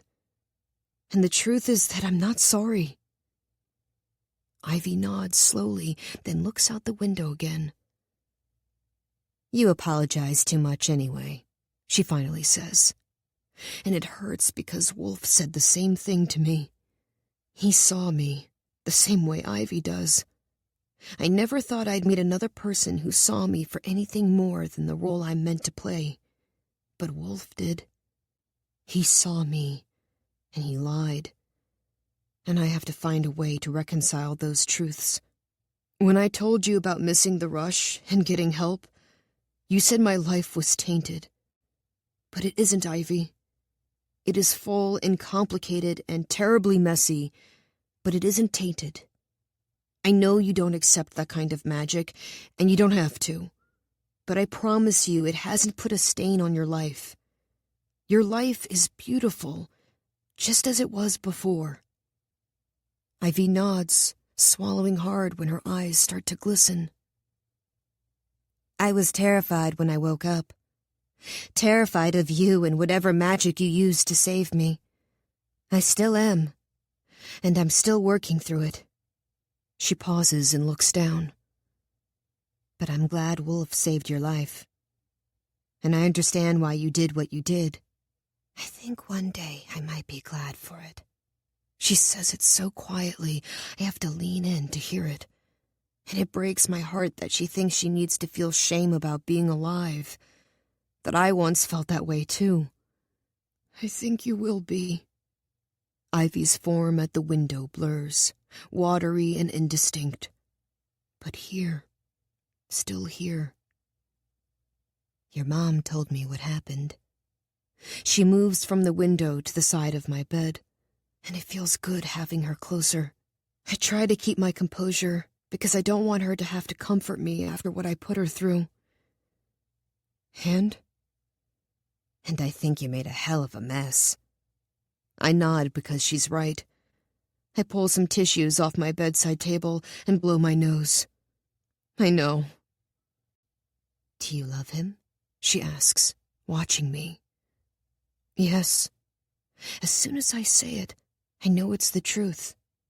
My life has been full of deceit and lies lately, but in the middle of them all is the unwavering truth that I love Wolfe Hawthorne and would have given up everything to be with him. Maybe I'm a fool, but I'm a fool who believed in something strongly enough to fight for it with everything I had. I scan the floor, looking for the necklace I threw off last night, but it's gone.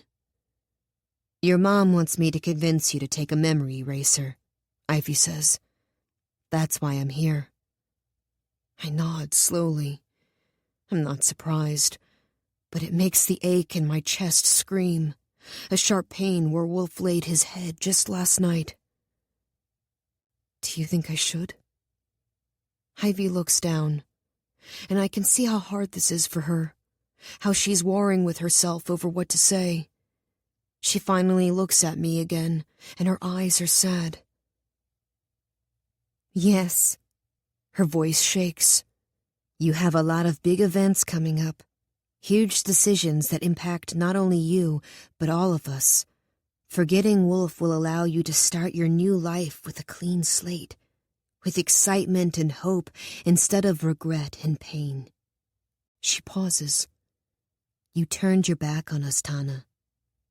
You turned your back on me. But that doesn't have to be the end. You can still do what you need to do. You really believe that? Yes, she says. This is bigger than you. It always has been. I bring my knees to my chest. Maybe this is my chance at redemption. My chance to make up for all the mistakes I've made and put myself back on the right path. I can still turn this around and bring security and peace to my coven. I can still make this right. How does it work? I ask, my voice quiet. We'd make you a tea using something of Wolfe's, she says, eyeing the black sweater hanging off the foot of my bed, the one I wore home last night. It still smells like him, like wood smoke and salt. I instinctively reach for it. The tea will be very specific, and target only memories including Wolfe and dark magic. Everything else will remain intact. But it won't be perfect. There is a risk your memories will come back at some point. We wouldn't be erasing them so much as suppressing them. They won't come back unbidden, but there are certain events that could trigger them. That means I would also forget about my mother's lies, because each one is linked to something I learned from Wolfe. I don't want to be okay with forgetting, to settle for ignorance, but I'll have to if I decide to go through with this. There is no way to untangle my mother's deceit from memories of Wolfe. I wouldn't forget anything else. Nothing about you or my parents or the sea. Nothing about Landon. She shakes her head. You'll forget this conversation, and any others we've had about Wolfe. If you think back on it after taking the memory eraser, it will feel foggy. You'll remember I was here, but you won't remember what we talked about. Is this allowed within the new order? I ask. It sounds a lot like dark magic. It's a gray area, Ivy admits, and I don't miss the way she flinches at the words dark magic. We'd never offer something like this in the shop, but given that it would be suppressing your memories instead of stripping them, the council granted us approval. The same effect could be produced with wine or spirits. This is just a more intense version. But that's why it isn't perfect, because it's weak enough to fit within the rules. But you would still remember all this. Is my mother okay with that? I would never do anything to jeopardize our alliance with the mainland. She knows that. I suppose it should upset me that Ivy gets to remember things I have to forget. But she's right. She would never do anything to put our coven at risk. She believes in this life more than anyone I know. And if my memories are safe with anyone, it's her. I breathe out, heavy and long. How can this be right when the thought of it is devastating? I close my eyes and picture Wolfe in the moonlight. Remember what it was like to use his magic and feel like myself for the first time in my life. I see him watching me with awe, kissing my skin, touching me as if I was the answer to every question he'd ever asked. I hear the anger in his voice when I don't give myself enough credit, when I apologize for who I am. I taste the salt on his skin from when we clung to each other in the water, holding on as if we could each save the other's life. And that's when I understand. I won't make the right decision if I remember.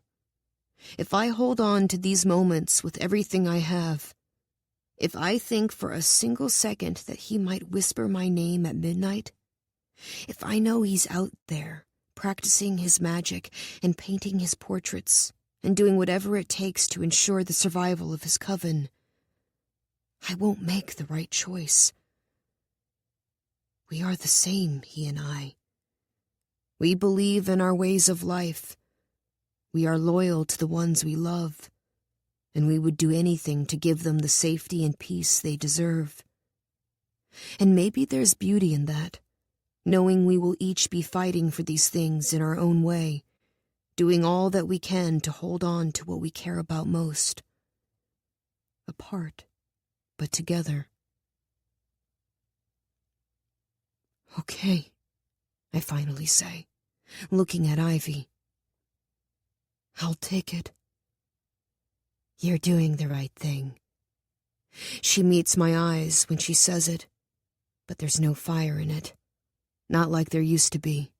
Maybe I put it out when I saved her life with dark magic. Or maybe she won't let her guard down around me anymore. I'll tell your mother. We should have it ready later today.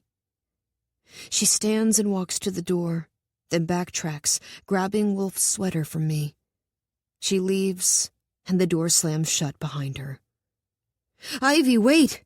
I yell, jumping from my bed and rushing out of the room. She's halfway down the stairs when I pull the sweater from her and clutch it in my hands, bringing it to my face so I can smell him again. My tears soak into the fabric and leave tiny wet spots that will soon dry. Maybe they will end up in the memory eraser.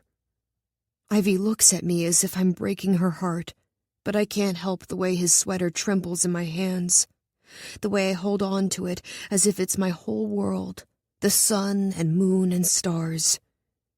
I shove my face into the fabric, hiding from Ivy and her memory eraser, my entire body shaking. Then, ever so slowly, Ivy pulls the sweater away from me, and ever so slowly, I let her.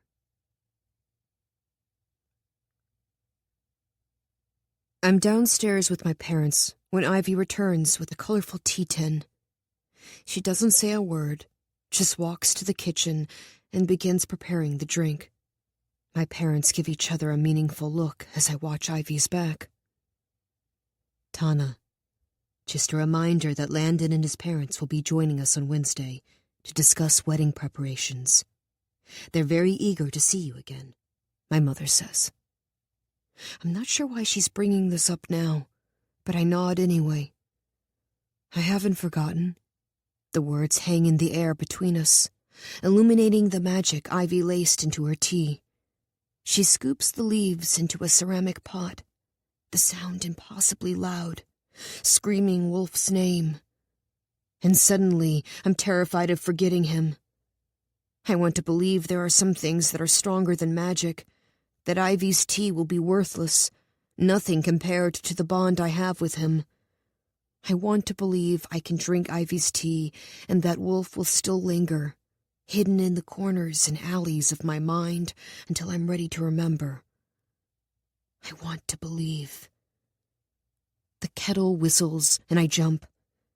Ivy pours the boiling water over the tea leaves, and steam rises into the air. She sets a timer and lets the leaves steep, making sure every drop of magic makes it into the teacup, makes it into me. Images of Wolfe flood my mind, and I squeeze my eyes shut, desperate for them to leave, desperate for them to stay. What should scare you most about tonight isn't that you're about to use high magic, Mortana.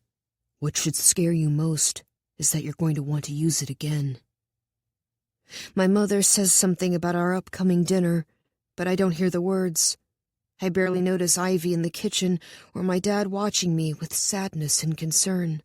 All I see is the life I fought so hard for slipping through my fingers like grains of sand, impossible to hold.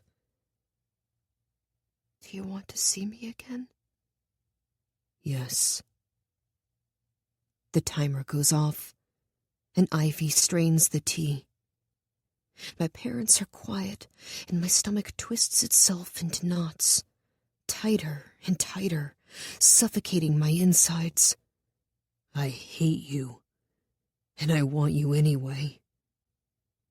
I think of the memory keeper I made for Wolfe, how self-conscious I was when I gave it to him.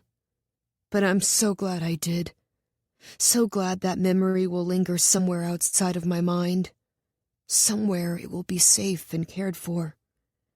Speak it out loud. I want to hear you. Ivy puts the teacup on a saucer and brings it over. It clatters against the marble counter when she sets it down in front of me.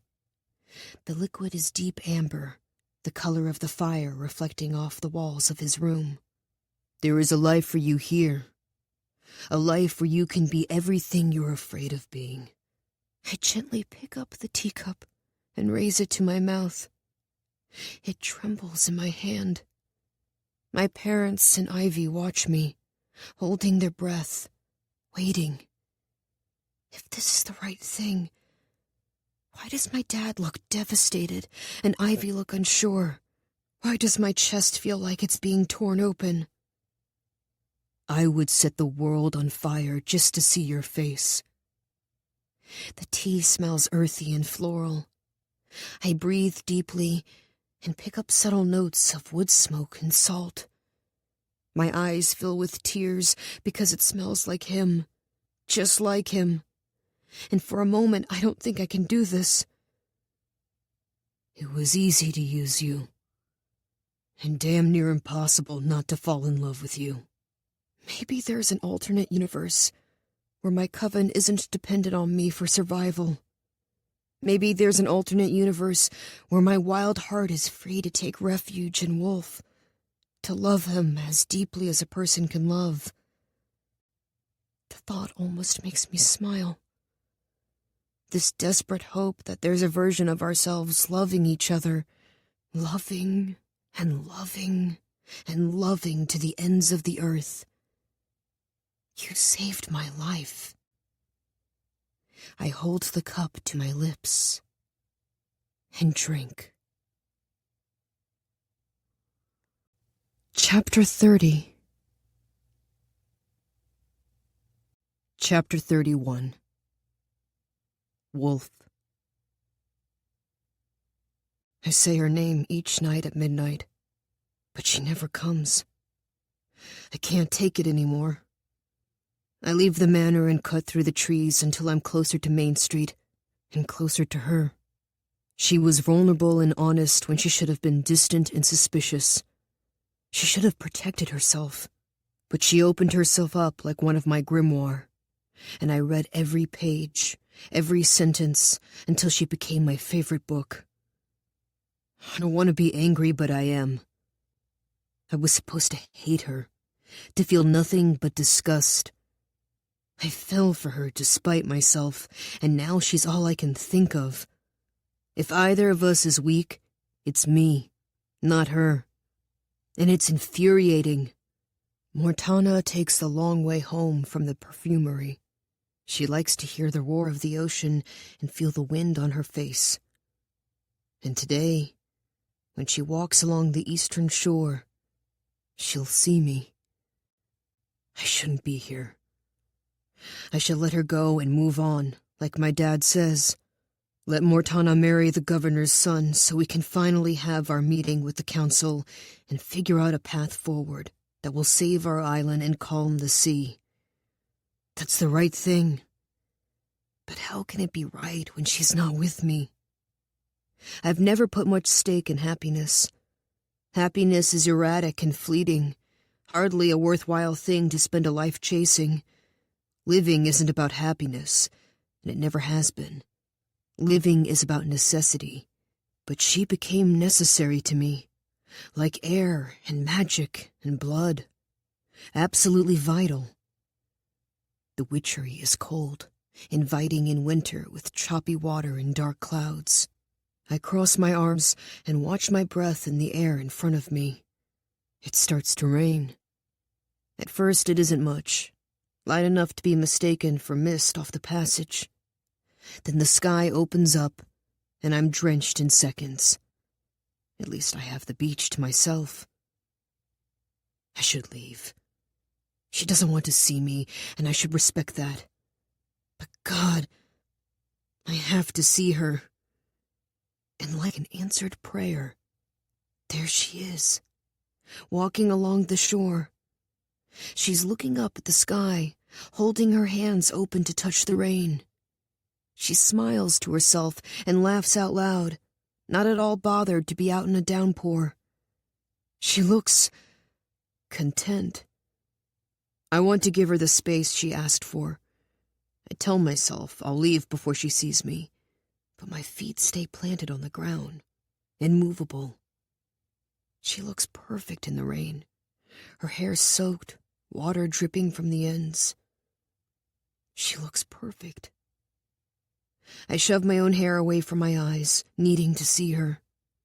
She looks up directly at me. I think my heart stops. Her steps slow, and she tucks her hair behind her ear. But something isn't right. Her eyes don't spark the way they normally do when she looks at me. I know because every time it happens, I want to sell my soul just to make sure it happens again. Quite the weather to get caught in, she says. Do you know how to find your way back to the ferry? I stare at her. All the heat drains from my body. Mortana? The word sounds harsh, but I don't mean it that way. I'm sorry, have we met?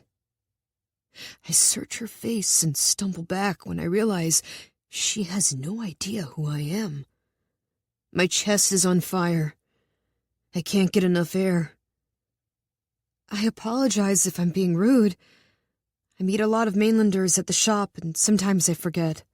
She waves her hand through the air and smiles. Polite. Professional. She apologizes too much. No, I say, shaking my head.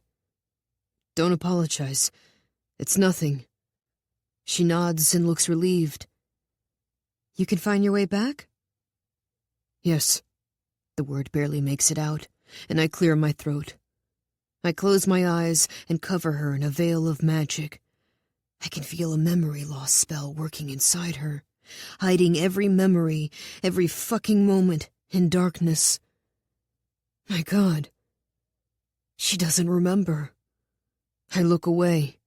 My eyes are burning, and it feels like there's a boulder lodged in my throat. I can't breathe.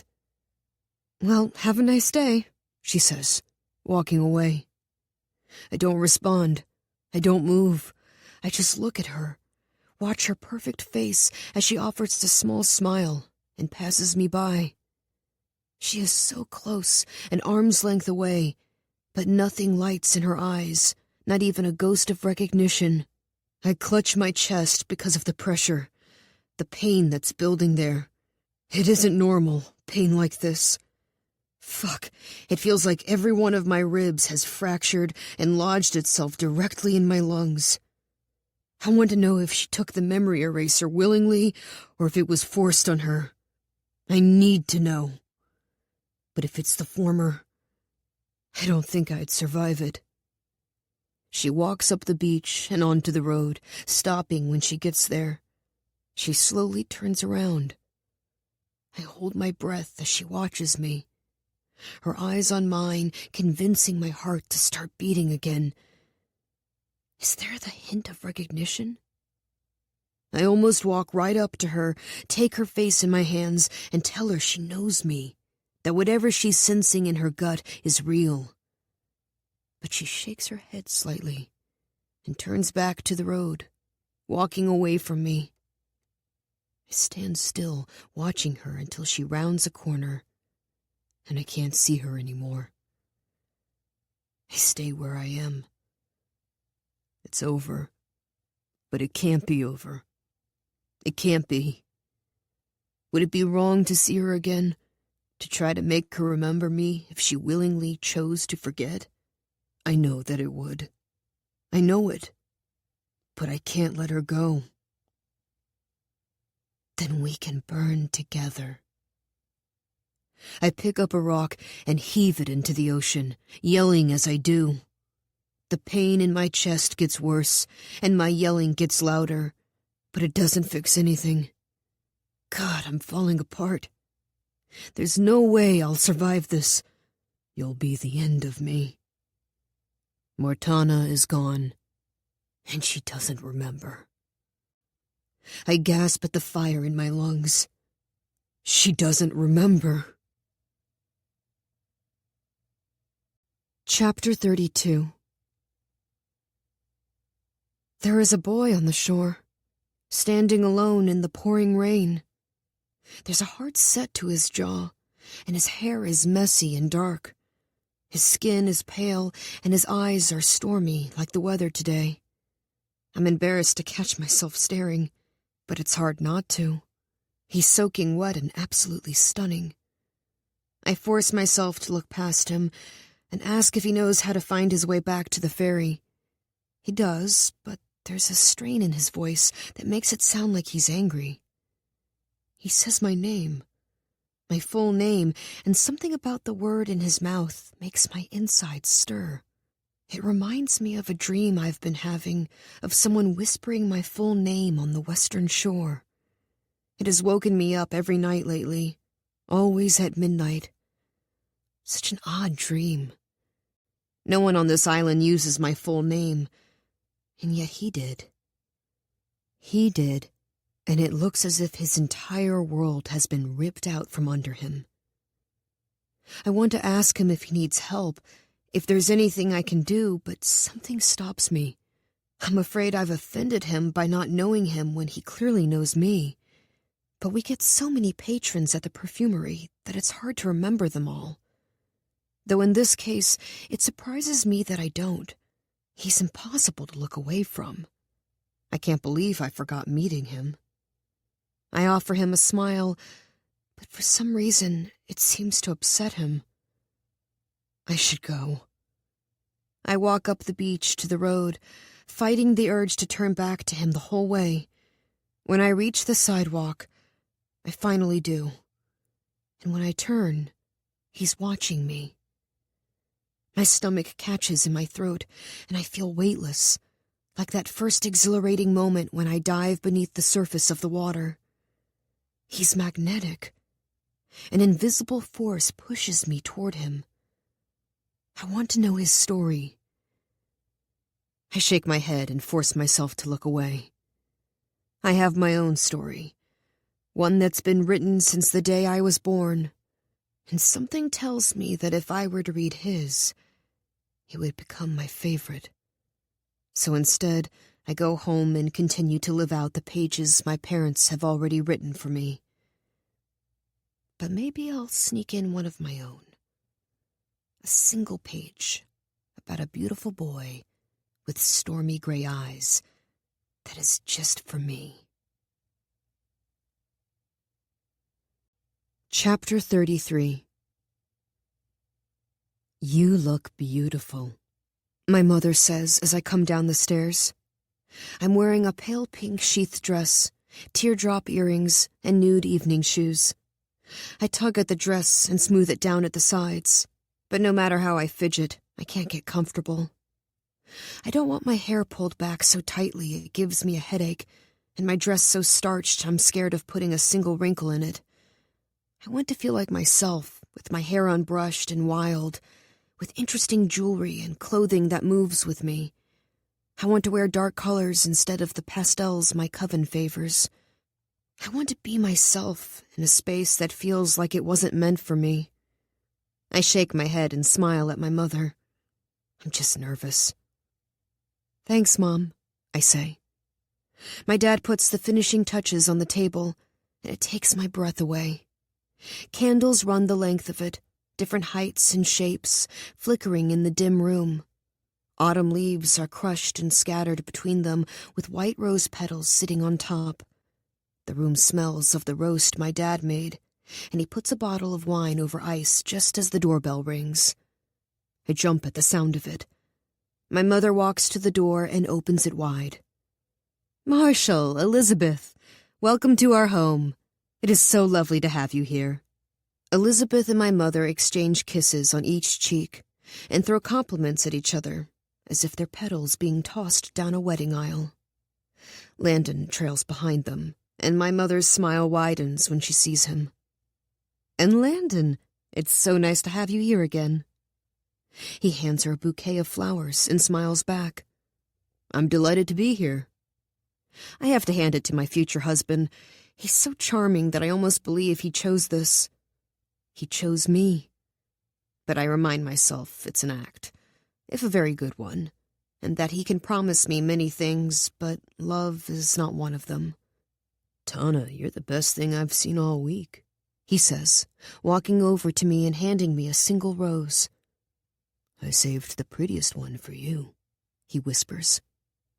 "You're quite the charmer," I say, taking the rose from him. "Is it too much?" he asks, a smile playing on his lips.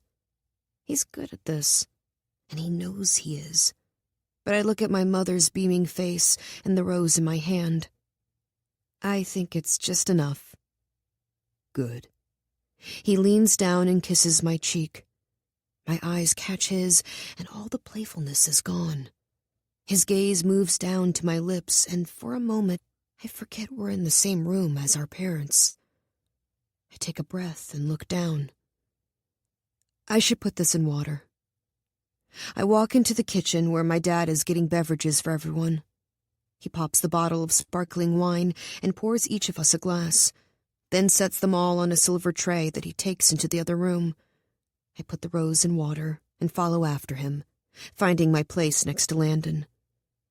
"A toast," Dad says, raising his glass. "To family."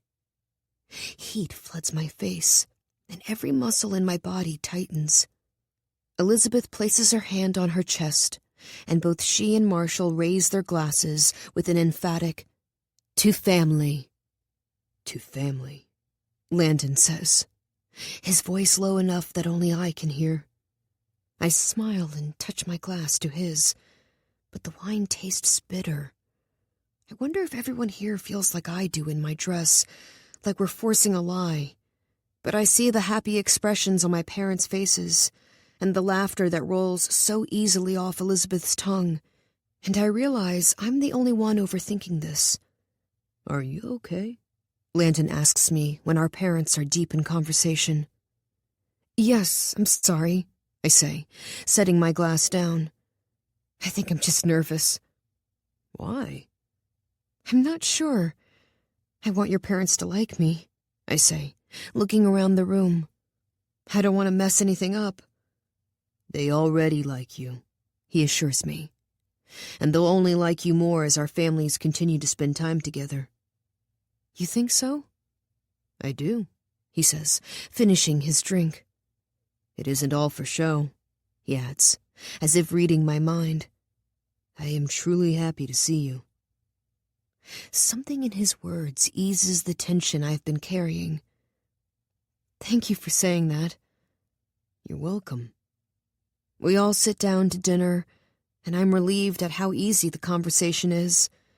My parents and Landon's seem to enjoy each other's company, and seeing them together like this reinforces what a good arrangement this is. Not just necessary, not just advantageous, but good. "Tana, tell me about yourself.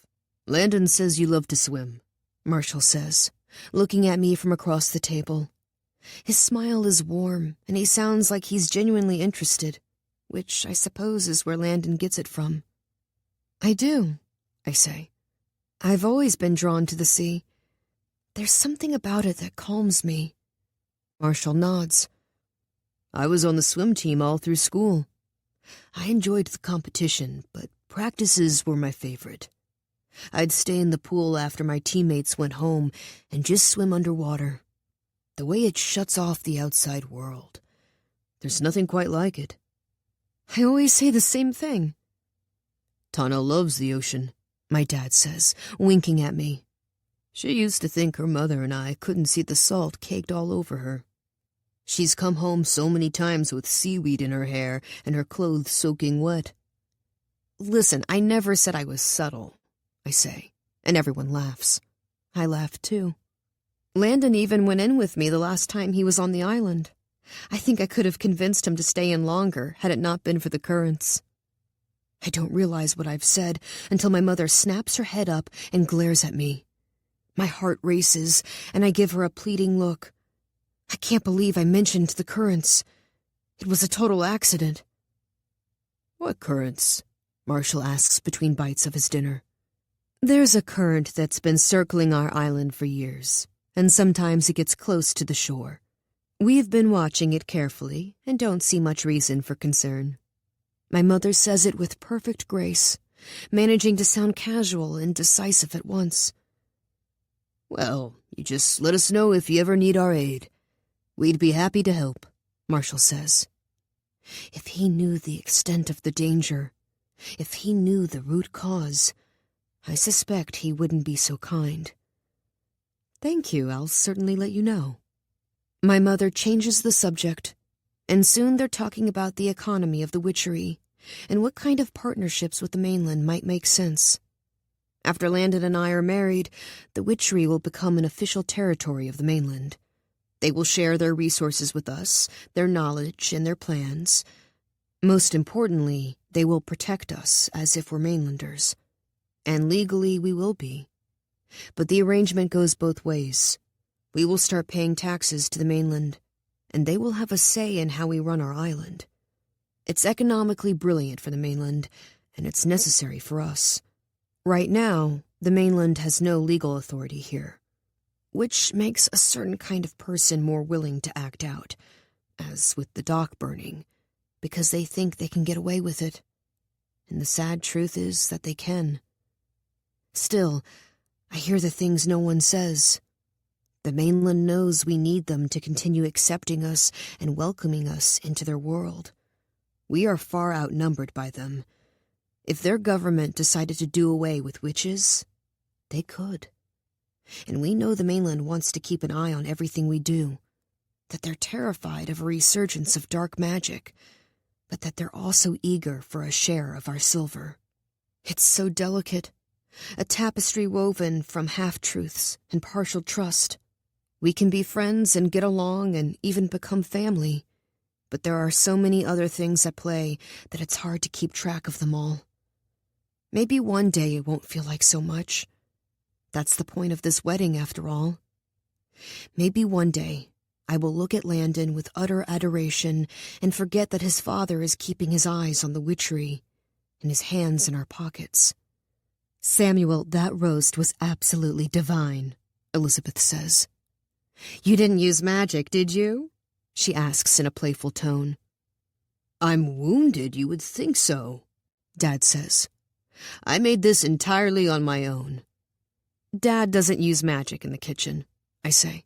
He thinks it weakens his natural ability. I laugh and give him a smile that lets him know how adorable I think it is. Well, I'm even more impressed then, Elizabeth says. Why don't we move to the sitting room for some tea before dessert? My mother suggests, and everyone stands. Tana, I bet Landon would love to see the rooftop. I look at Landon. That does sound like something I'd love. His smiles come easily, but it's hard for me to distinguish the ones that are genuine from the ones that are just for show. I've had to work exceptionally hard at hiding how I really feel in favor of how I'm supposed to feel.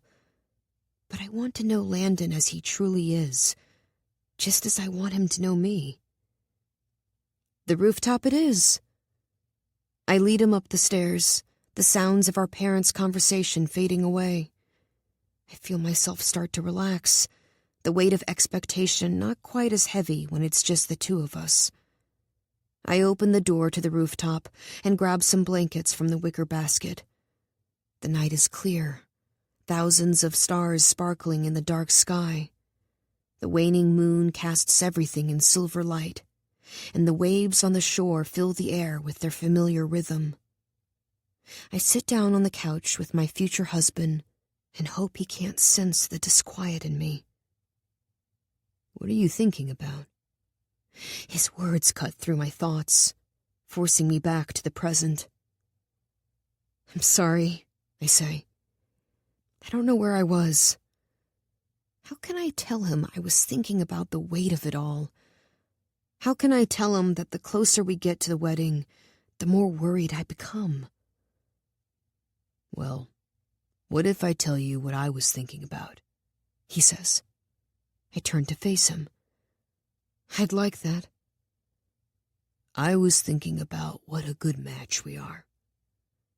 The words catch me off guard, and for a moment I'm speechless. "Why is that?" I finally ask. "Because you're good, Tana. Sometimes I get the sense that you're trying so hard to be what you think you're supposed to be, and I admire that. I admire that you believe in this so much that you're willing to try." I'm mortified when tears sting the back of my eyes. I look away and take a steadying breath. Let the chill of the night calm me.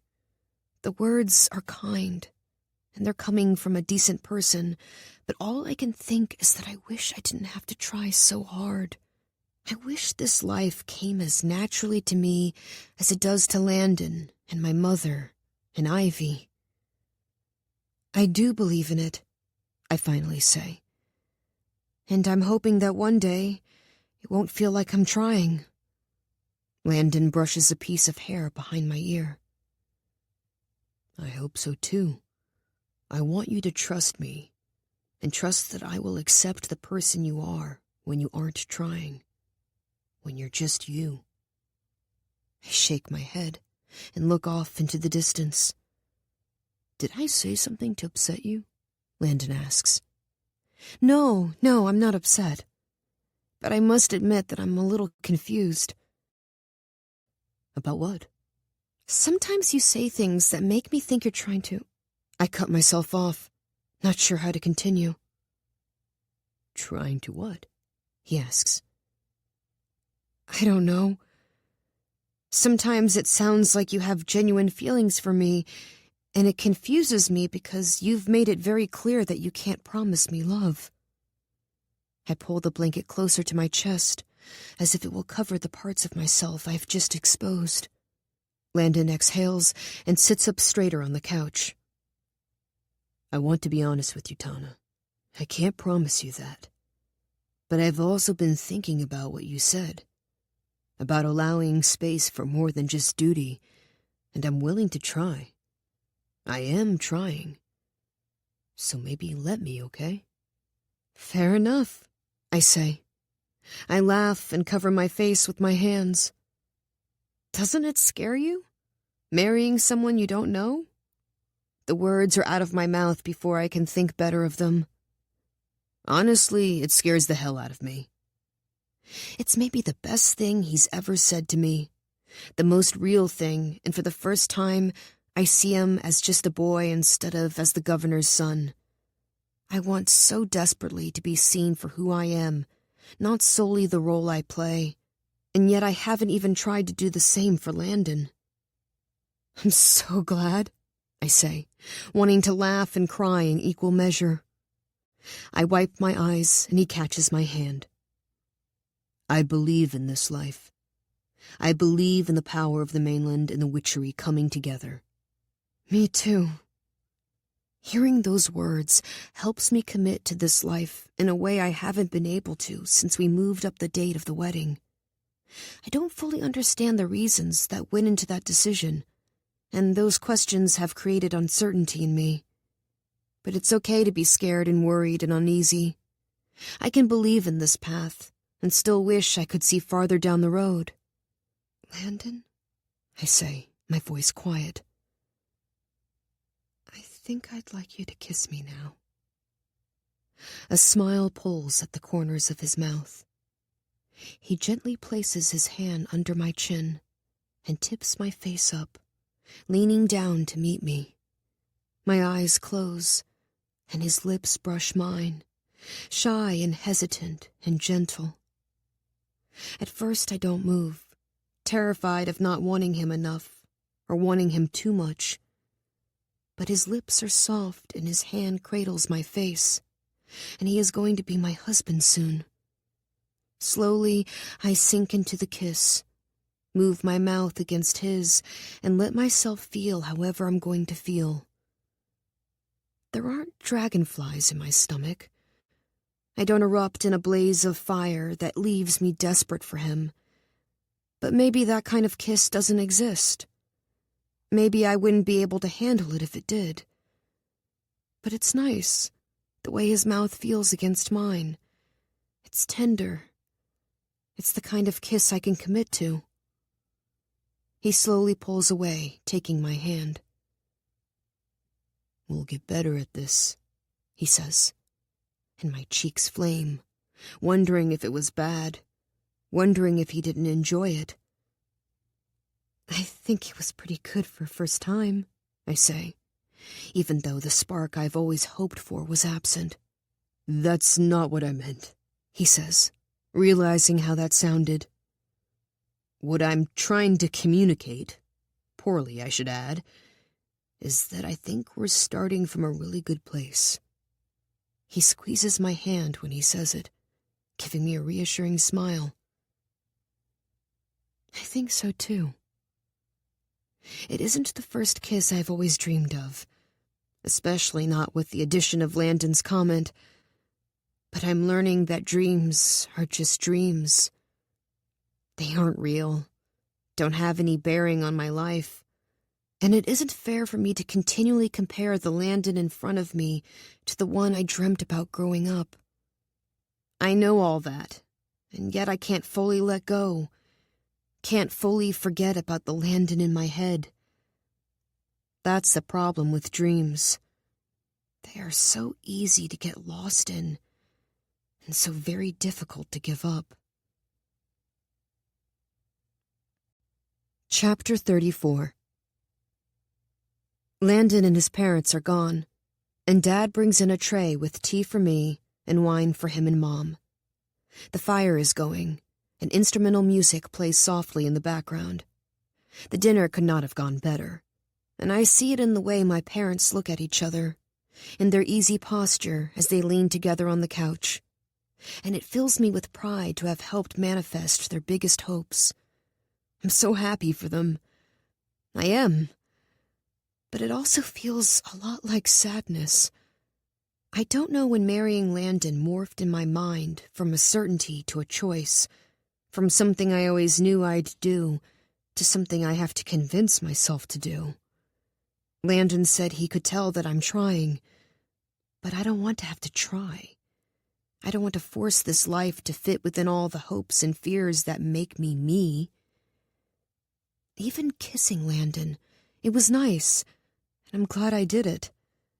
But I can't help but wonder what it would be like to kiss someone because I desperately wanted to kiss someone because I couldn't possibly go a single moment longer without it. "What a great night," my mother says, leaning into my dad.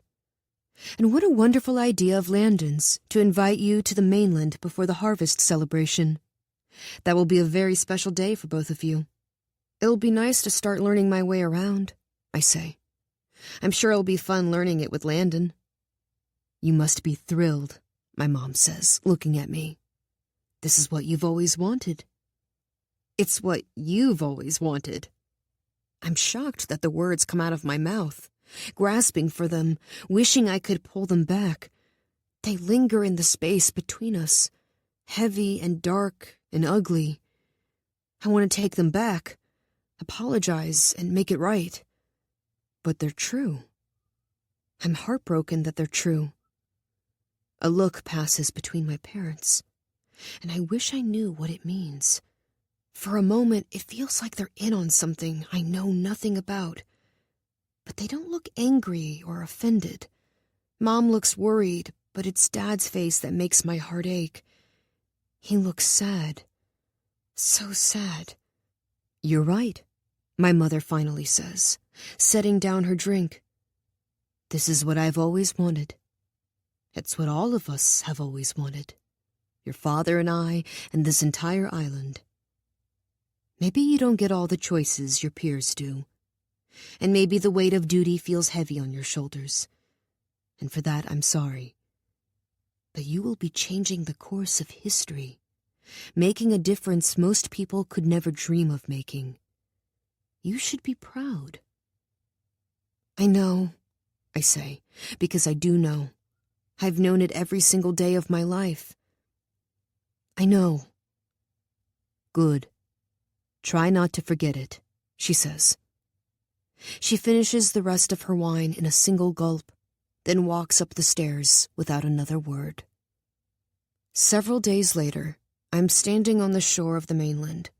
Any lingering tension with my mother all but gone, now that I'm visiting Landon.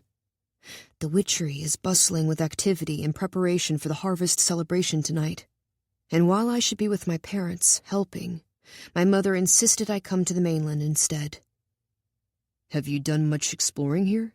Landon asks, and I pull my gaze from the island. "Hardly any," I admit.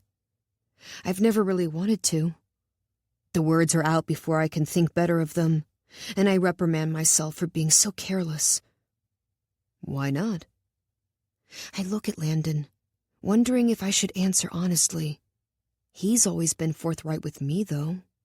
I want to trust that I can be the same with him.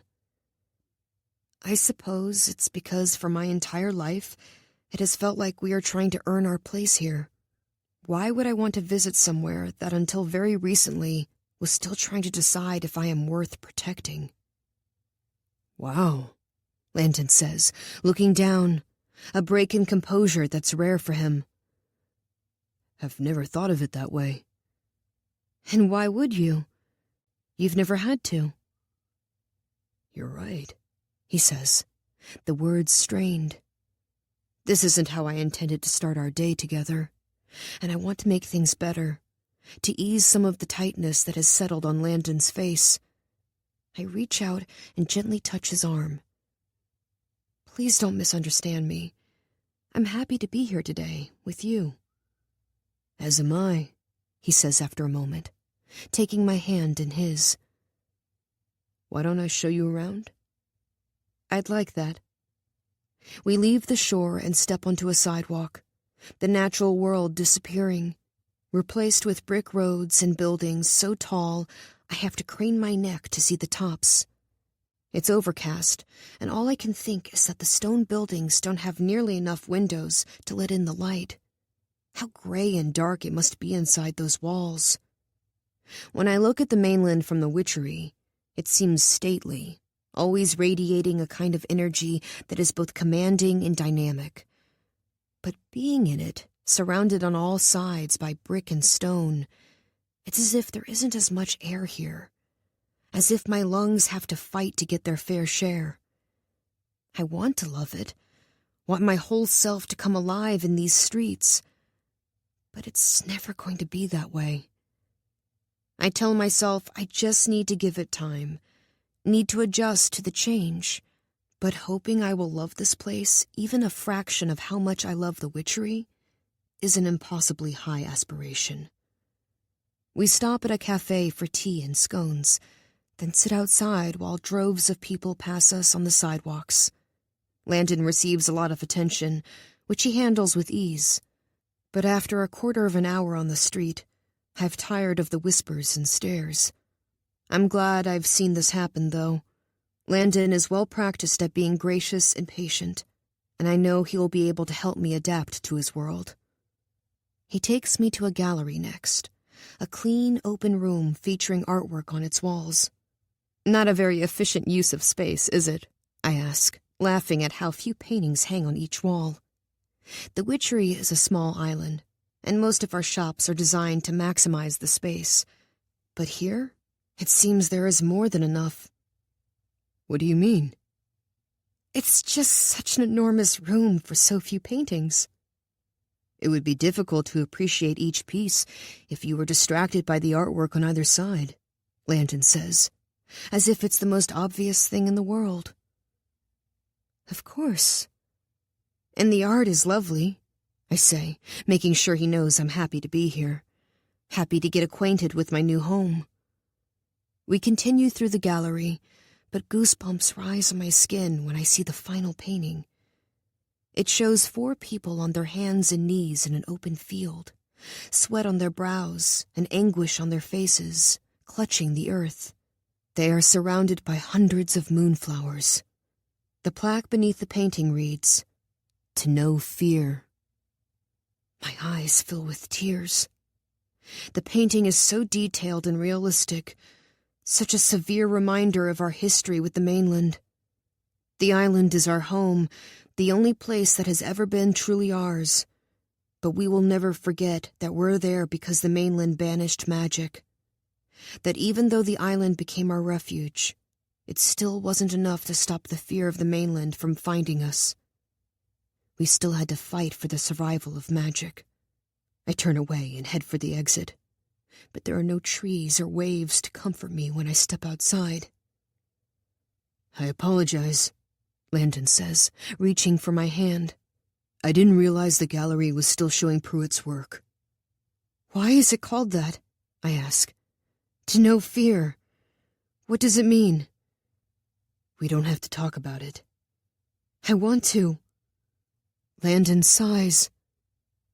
It is meant to portray the transfer of fear that happened when the witches left the mainland for the island. How after hundreds of years of us fearing magic, it was finally the witches' turn to know fear. Arriving on an island full of toxic flowers must have been terrifying. My palms sweat, and I try to keep my voice even. And you have that hanging in your gallery? Out of all the artwork to give an entire wall to, that is the one you choose. Like I said, I didn't know Pruitt's work was still on display. Do you fear magic? I ask, watching Landon closely. That painting is from a moment in history, Tana. It isn't meant to reflect today's sentiments. We've stopped in the middle of the sidewalk, and people slow down, looking at us as they pass. Even the automobiles brake, passengers craning their necks to get a look at Landon and his future bride. I can't hear myself think, can't calm my racing heart. Landon takes my hand and leads me back to the shore, where there aren't as many observers. That doesn't really answer my question. I say it in a soft tone, trying to conceal the hurt in my voice, but it still comes through. I think we're all a little afraid of the things we don't understand. Landon takes a deep breath and exhales slowly. But magic has become a delight for us, and I'm excited for you to help me understand it better. That's what our union is doing, Tana. I believe there will be a day when no one remembers Pruitt's work, when no one fears magic. My immediate reaction is to be defensive, to tell him that if anyone should be afraid, it was always going to be us. We have magic, but they have numbers far greater than ours. Even the most powerful magic isn't enough when there are only so many witches to wield it, when there is a seemingly infinite number of mainlanders willing to fight it. And fearing something you don't understand is not the same as fearing something because it has proven to be dangerous. We have always known fear. Landon called the painting a moment in history, but we are announcing our engagement tonight because my coven is still fearful. We have made this arrangement because the mainland wants its eyes on us. Fear is everywhere. I look forward to it, I say, the words burning on the way out. I want to argue and yell and head back to the witchery alone, but that is not my role. So instead, I smile, loop my arm through his, and walk up the boardwalk and onto the dock to wait for the ferry. I will teach Landon that magic is nothing to fear, and our children will know magic is one thing and one thing only: a gift. My role may require me to bite my tongue and temper my tone, but there is power in it as well, and I intend to use it. Landon points out something in the water, but my eye catches on a sign hanging above us. It's large and colorful, proclaiming, "Experience the witchery. Calm your nerves, increase your happiness, delight your lover. All this and more from a magic so subtle, you'll hardly feel it." I stare up at the sign, at what our magic has been reduced to. I don't feel proud that the mainland is advertising our island. I feel ill, filled with a thick, gross sludge that spreads out from my gut. My face heats and my palms sweat, and I close my eyes to stop the tears from running down my face. "Ferry to the witchery, now boarding," a man calls out. "Ready for tonight?" Landon asks. a spark in his eye that wasn't there before. I can't wait, I smile at him, but it feels forced and tight.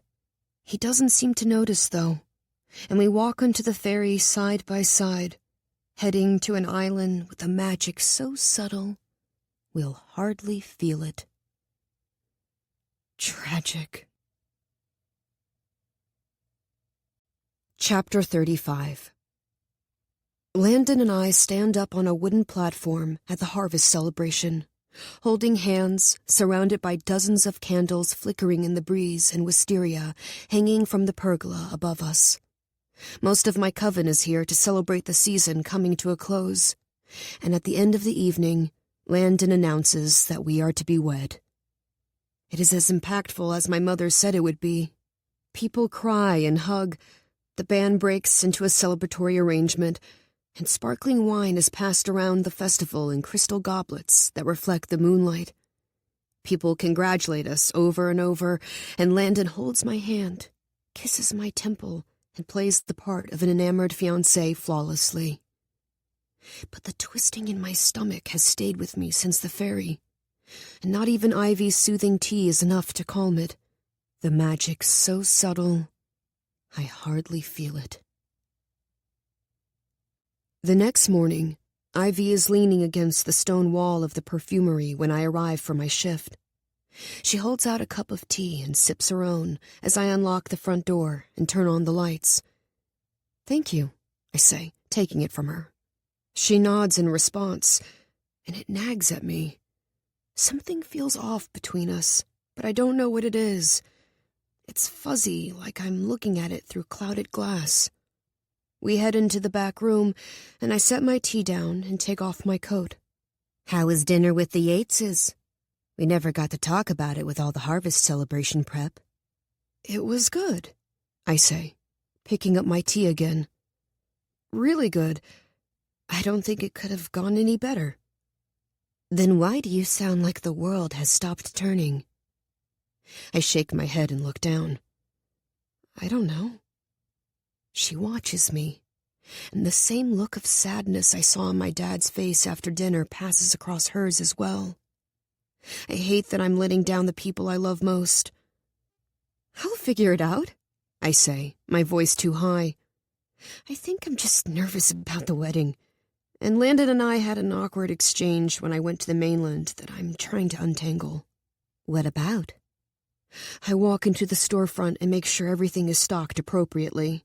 Then I lean against the counter and look down, remembering my conversation with Landon. He said he's afraid of magic. What? Ivy asks, clearly surprised.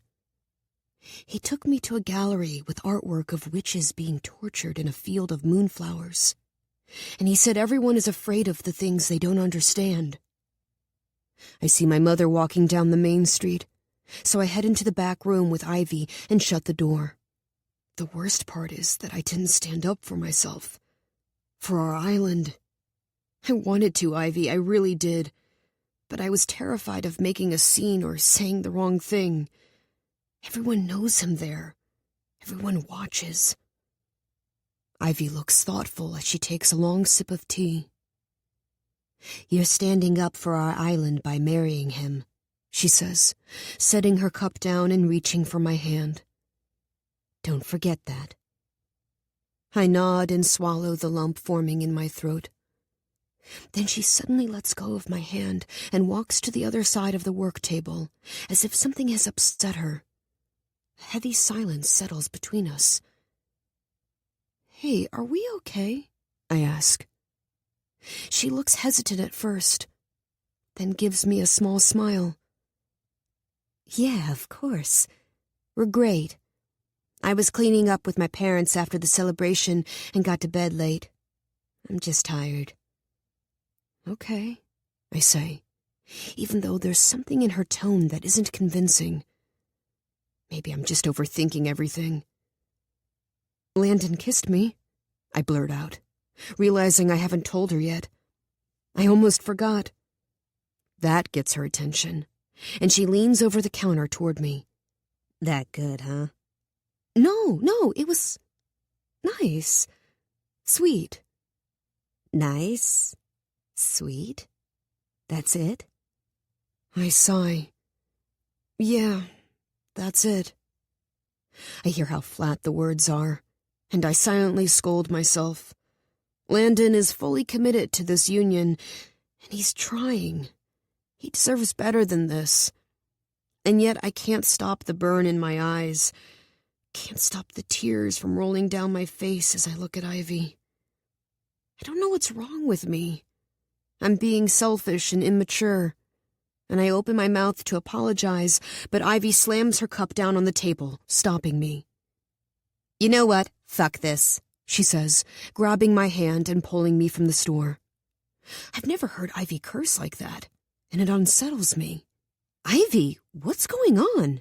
I ask as I stumble after her all the way into the woods in the center of the island, far away from Main Street. I'm sorry, I know I'm acting like a child. Just stop, Tana, she says, holding up her hand. I'm silent. I feel unsteady, unsure of my footing. Ivy has been my foundation my whole life, and I wish I could grasp what's happening between us. Something in the distance that's just out of reach.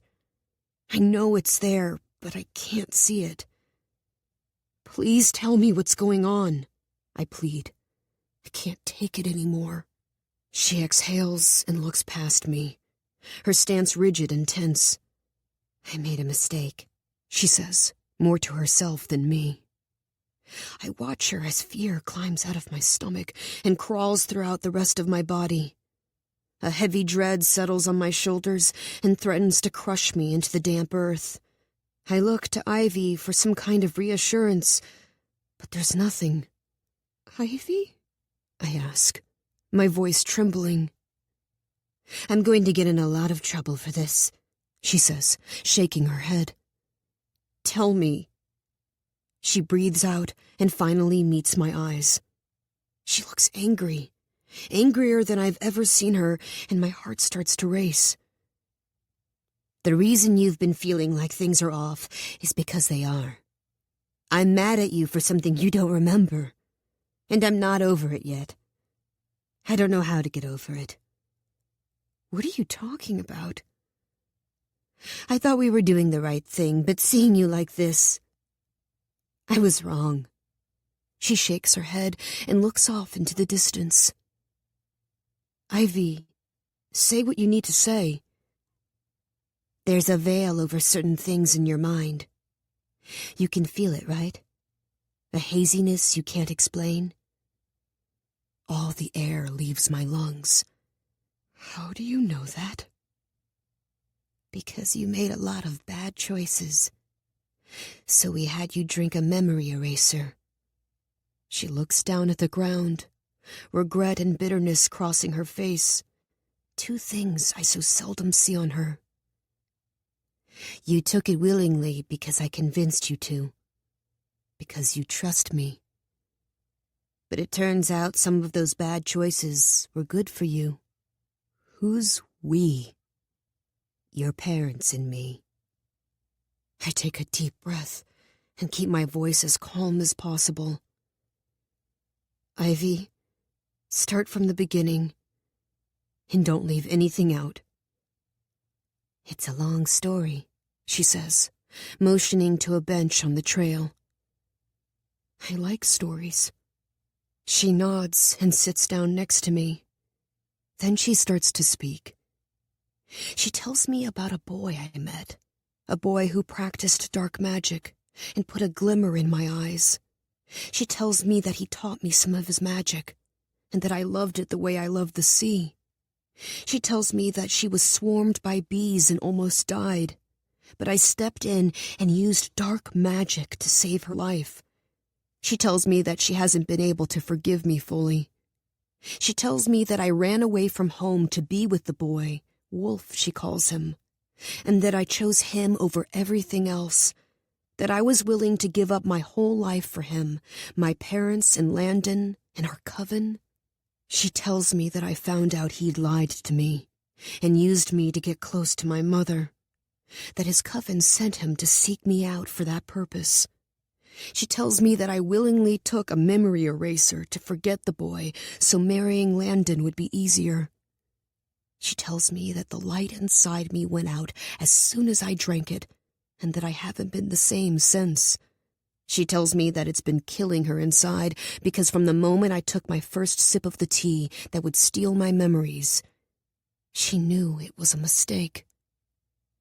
She cries as she speaks, still so angry with me.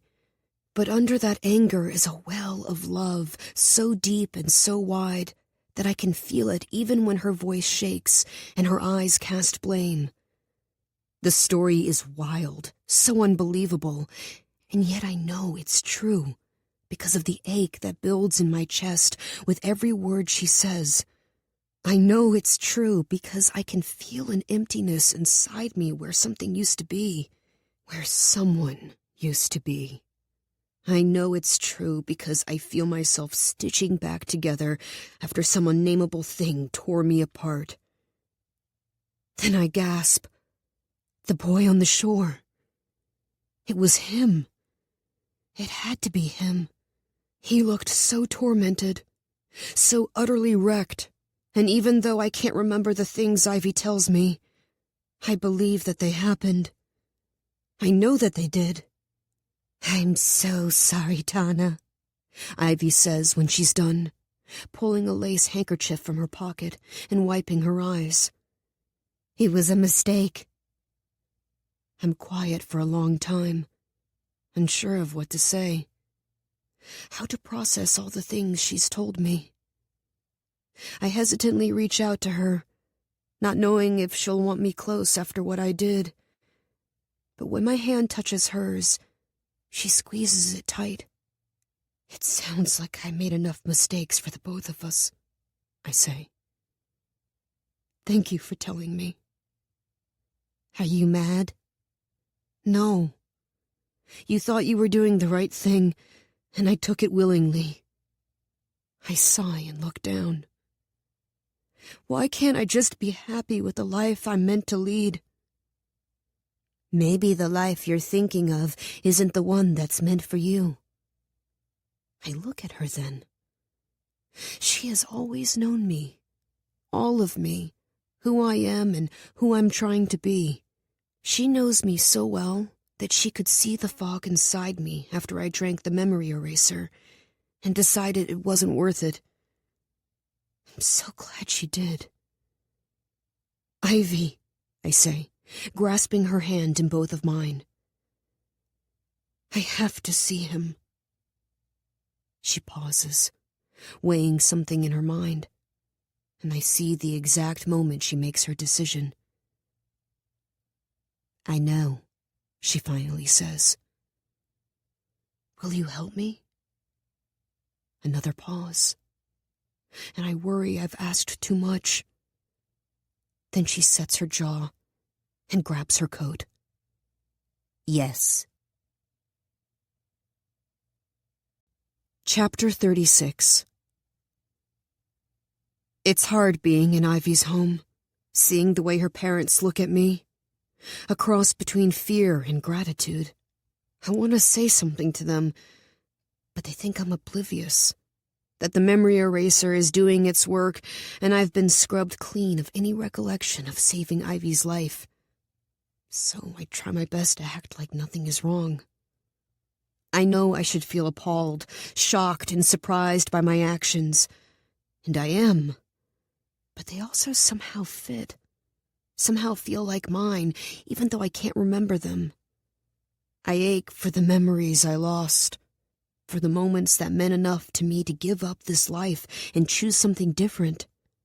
What they must have been like to cause me to act in such a way. What he must have been like. When Ivy's parents are asleep and the moon is high above us, Ivy walks me to the western shore. Say his name at midnight, she says. And if he hears it, he'll come. I think of the dream I've been having, of waking up so often thinking I've heard my name whispered on the wind. I swallow hard. How would he hear it? Ivy shakes her head. Some kind of dark magic. I don't know the details. I don't miss the way her voice sours on the words dark magic. Okay, I say, my voice quiet. I'm so nervous, my heart racing wildly in my chest. I'm sweating in the cold autumn night, even though there are goosebumps all over my skin. Do you want me to stay with you? Ivy asks. And I'm overwhelmed by how much it means for her to offer, how much of herself she's giving up just to ask. I pull her into a fierce hug and squeeze her tight. She hugs me back, soft at first, then tighter and tighter. And it takes my breath away because I know we're healing. We're going to be okay. Thank you, I whisper. I'll see you back at my place, she says. Once she's out of view, I turn to the water. My stomach is twisting into knots, and for a moment I think I'll be sick. I take several deep breaths, and the feeling subsides. I can do this. Wolfe. I say the name, but it's so quiet it barely makes it past my lips. It's so foreign to me. Wolfe, I say again, this time stronger.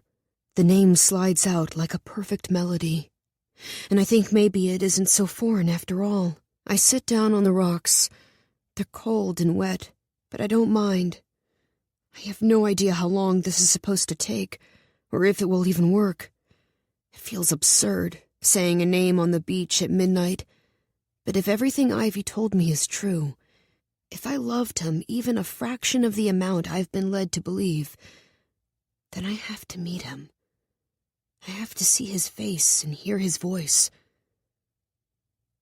Mortana? I look up and see the boy from the shore, standing in the water. No boat, no raft. It's as if he just appeared, and I wonder if his magic can do that. I slowly get to my feet, wiping my palms on my dress. He pauses where he stands. Wolfe? I ask, walking closer to the water, trying to get a better look at this person who captured so much of me. He rushes toward me, water splashing around him as he drags himself from the water. He doesn't look like he'll stop running until he crashes into me. I take a step back, and he abruptly stops moving. You're Wolfe? I ask again, and I see it on his face. The hurt and pain as he realizes I don't know him. I still don't know him. His eyes are raging. Something inside me breaks when I notice they are rimmed in red, reflecting the moonlight, shimmering like the surface of the sea. He sniffs and clears his throat, looks away from me. His jaw is clenched so tight I can see it from here. He looks broken. I am, he finally says. And you're Mortana. Yes, that's right. I study him in the moonlight, the hard line of his mouth and his dark, messy hair. His skin looks silver in this light, like he is magic personified. But he's angry and closed off, carrying so much tension I'm worried he might snap in half right in front of me. He's heartbreakingly beautiful. You're staring at me, he says. Heat crawls up my neck, but I don't look away. I can't.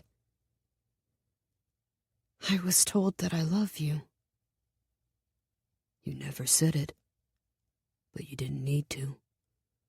I know you did.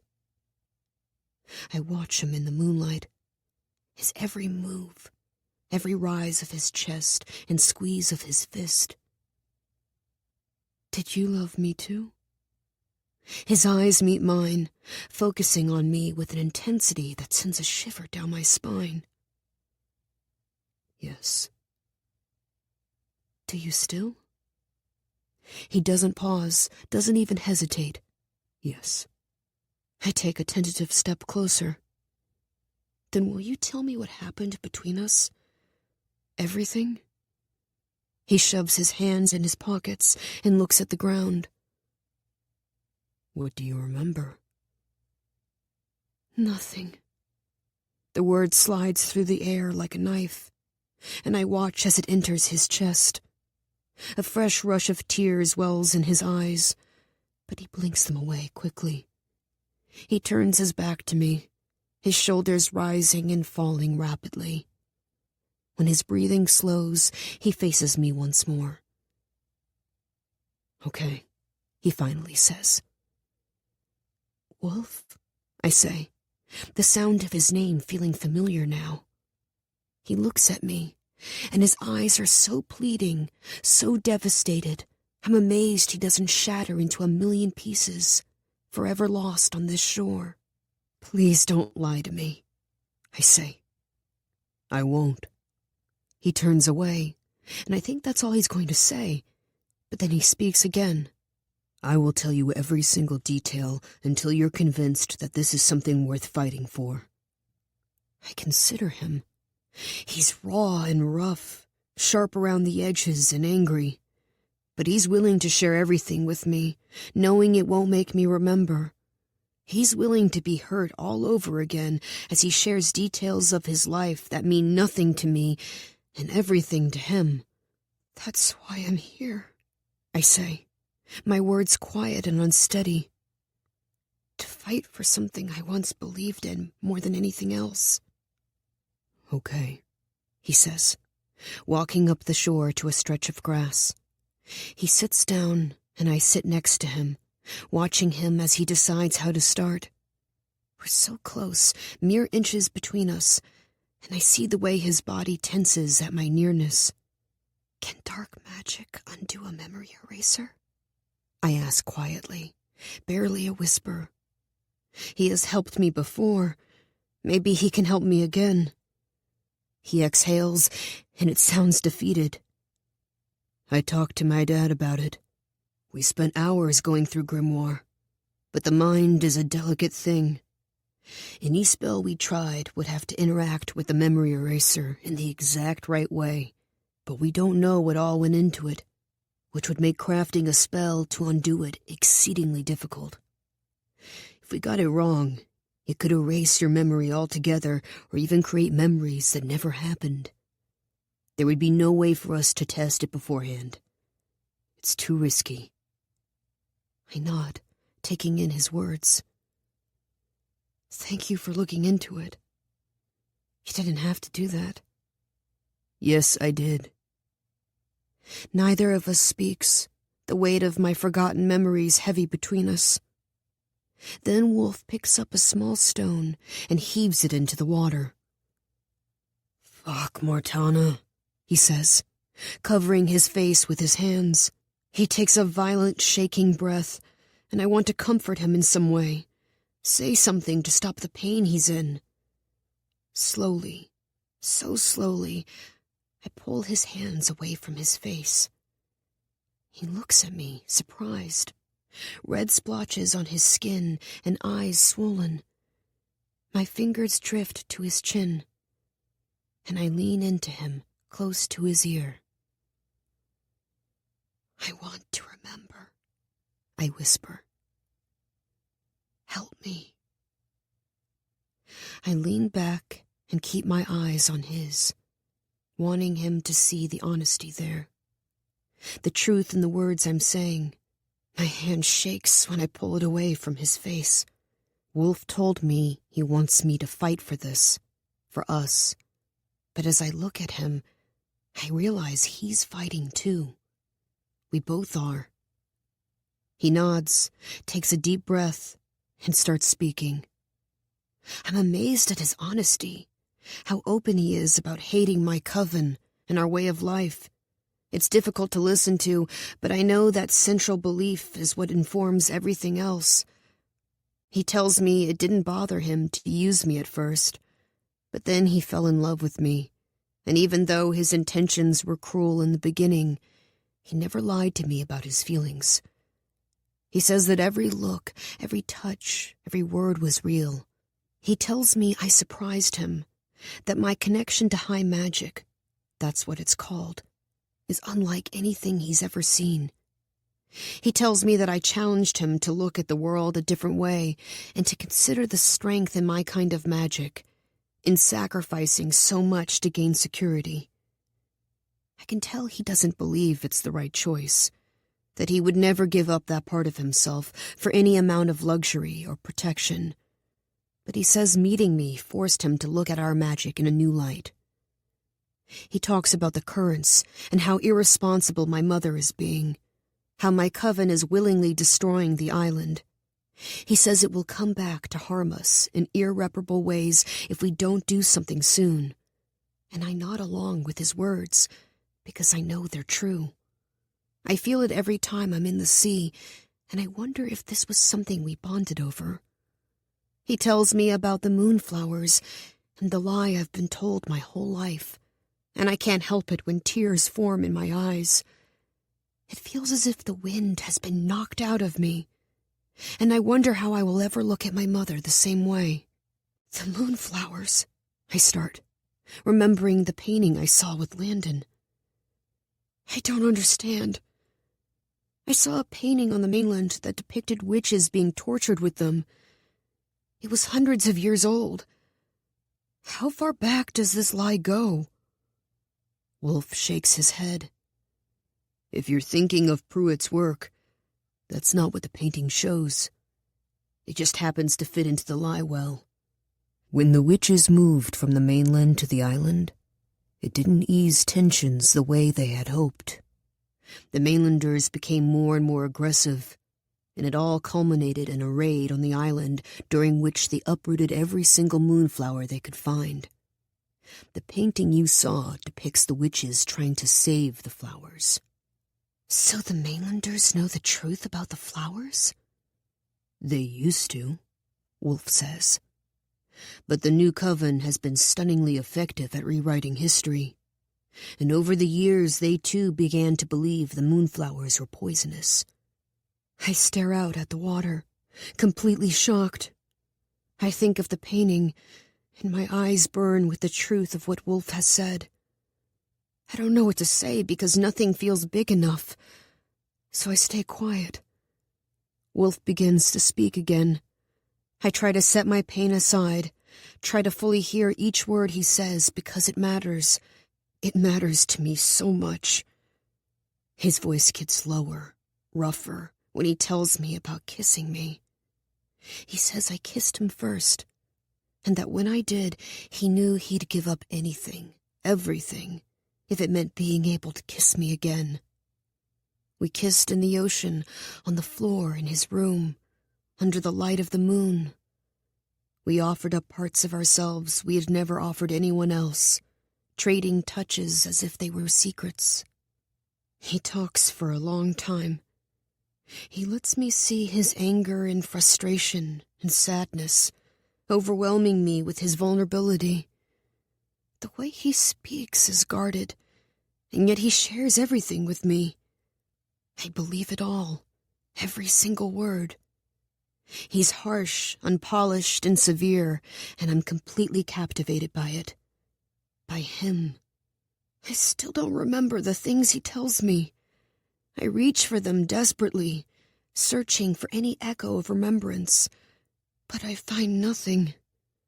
It's almost as if he's reading me a novel about a boy named Wolfe and a girl named Tana, one that weaves its way inside me with every sentence. I would read it over and over again. He reaches the end of the story and stops speaking, and I don't think I've ever been more disappointed. I wish there was more. I watch him, willing him to keep talking, but he's quiet. "You're staring at me again," he finally says. "That seems to be a habit of yours." His voice is stony and impassive. It's hard not to, I admit, but for some reason I'm not embarrassed. "You're beautiful. Have I told you that before?" He swallows hard and blinks several times. "No." We're quiet for a long time, watching the waves as they roll up the shore. I feel a pull toward him, strong and real, wholly undeniable. Maybe there's a part of me that remembers after all. How did you get here? It looked as if you just appeared in the water. It sounds so trivial after all he's shared, but everything else feels too big to touch. What? Why did you arrive in the water? He shakes his head. He knows it's a weak question. Because it's part of the deal we have with your mother. We can live on the island, but our home is hidden by magic, and we are only allowed to use the streets of the witchery once a month, when we need supplies. Even then, we have to use a perception spell. Using the currents is our way around that. Clever, I say, even though it hurts to hear about another lie my mother has told me my entire life. Not only did she know of the old coven's existence, but she's also spoken with them, set rules for them. What now? He asks, keeping his eyes on the shore. I hear the hope in his voice, the way it lightens his words. But I can't give him what he wants. I don't know, I say quietly. He tenses beside me. When I don't elaborate, he exhales sharply. You're going to marry him, aren't you? I don't reply. He shoves himself off the ground and throws his arms in the air. Damn it, Mortana. Why did you make me go through this? Why did you insist I tell you everything if it doesn't matter? I stand as well and follow him down the beach. It does matter, I say, my voice rising. He won't stop walking, won't turn to face me. But it doesn't change the fact that I don't remember any of it. He stops then, looking at me so intensely I almost turn away, but I don't. I force myself to see him, really see him. This is real, what we have, and I know you can feel it, he says, gesturing between us. He's angry, this visceral, strong reaction that radiates off him and stops me from moving. He closes the space between us and takes my hand, pressing it firmly over his heart. I'm right here, Mortana, standing directly in front of you, promising I will recreate every single memory if that's what it takes. I believe you, I say, keeping my palm against his chest. Then let me. Please. It isn't that simple. I have a duty to my family, to my coven. That didn't stop you before, he says, tightening his grip on my hand. It should have, I whisper. As soon as I say it, I wish I could take it back. A wall rises between us, and any vulnerability Wolfe was willing to show me is gone. He drops my hand and backs away from me, my arm falling to my side. For some reason, it makes me want to cry. He nods slowly. I try to read his face, but he gives nothing away. Got it. Well, let me make it easier for you this time. And with that, he dives into the sea, leaving me standing alone on the shore. Chapter 37. I've been here before, lying in bed when I should be asleep, thinking about a boy I shouldn't be thinking about.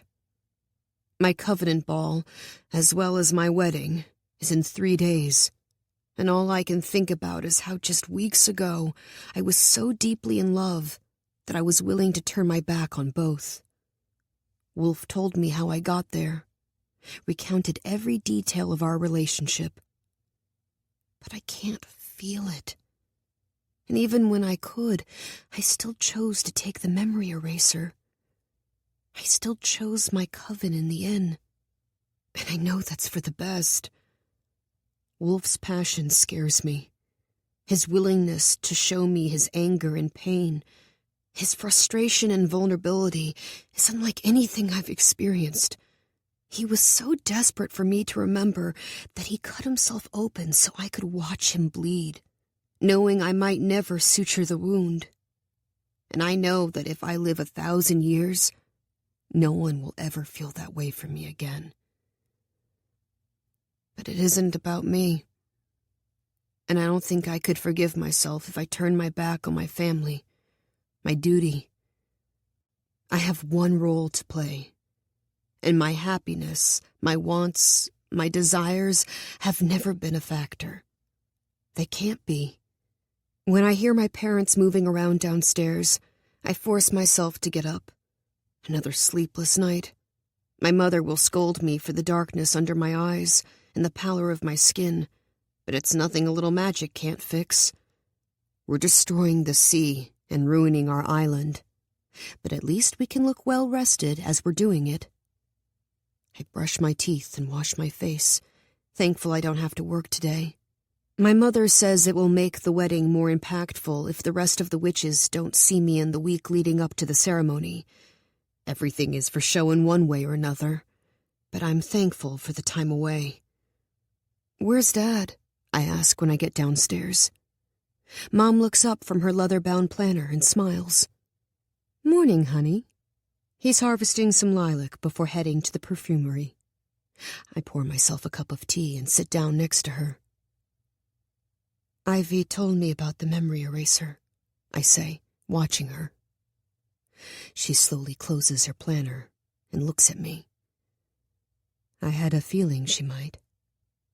"Why?" She shrugs. "You've been best friends since birth. Keeping secrets from the other isn't a skill either of you possesses." She sounds so calm, and I wish I knew what she's thinking. Wish I knew if her mind is a chaotic mess of to-do lists and worries and overreactions, or if it's as put together as the rest of her. Her words grate on me, though. Not like you, right, Mom? The words are quiet, and I can't believe I said them. It is so unlike me to question my mother, and I look down. "Tana, why don't you ask me what you want to know instead of making snide remarks?" I swallow and nod. "You're right. I'm sorry," I say. "I want to know why you lied to me about the old coven." She walks into the kitchen to brew more tea. The simple answer is that we never would have gotten this far if the mainland knew dark magic was still being practiced on the island. They had to believe the old coven had been disbanded if we were to be on solid ground with them. The old witches are selfish and stubborn, but they aren't stupid. They knew that if the mainland was aware of their existence, each and every one of them would be caught. So they vowed to remain hidden if we vowed to perpetrate the belief that they were gone. The council members are the only ones who know the truth. The kettle whistles, and Mom pours the water over the leaves. And it has worked rather well, up until now. I feel foolish for believing her lies, and even worse for being hurt. I thought giving up a life of my own to marry Landon and protect my coven would grant me the truth, especially from my mother. I thought it would make me important enough to be involved in the inner workings of our coven and our island. But I was wrong. I wish you had told me. I know you do, but I couldn't risk it. You're going to marry the governor's son, Tana. What would happen if you let it slip one night? Surely you must see the danger. She refills my tea before sitting back down. Not that it matters anymore, of course. I can handle it. You say that now, but keeping a secret that substantial from your husband will weigh on you, especially as the love and trust between you builds. It won't be easy. You believe Landon and I will love each other one day? Her expression softens at that, and she reaches her hand out and places it on my arm. Absolutely. I already see it between you. Don't you? I can't promise you love. I think back to our kiss, to the way it felt to be near him in that way. It didn't feel like love, but maybe my definition of the word is too narrow. Maybe there's love like what Wolfe described, passionate and all-consuming and vital, and also more subtle love that takes root and grows over time, slow and steady. I don't know, I admit, but I want to. Mom squeezes my arm. In time. He's a good man, Tana, and he will love you well. I nod and smile at her because I don't want her to see that I'm hoping for something I shouldn't hope for. I'm sure you're right. Mom leans back in her chair and takes a sip of tea. What else do you want to know? Why aren't you concerned about the currents? And why wouldn't you meet with the old coven about them? She sighs and sets down her teacup. I don't think you understand how fragile our relationship with the mainland is. It only works because they believe we're in complete control of the magic we use. It only works because they aren't afraid of us. And even so, our docks were burned just months ago. The moment they learn there is magic in their waters that can't be controlled, their attitude toward us will change. And if they're afraid of us, everything collapses.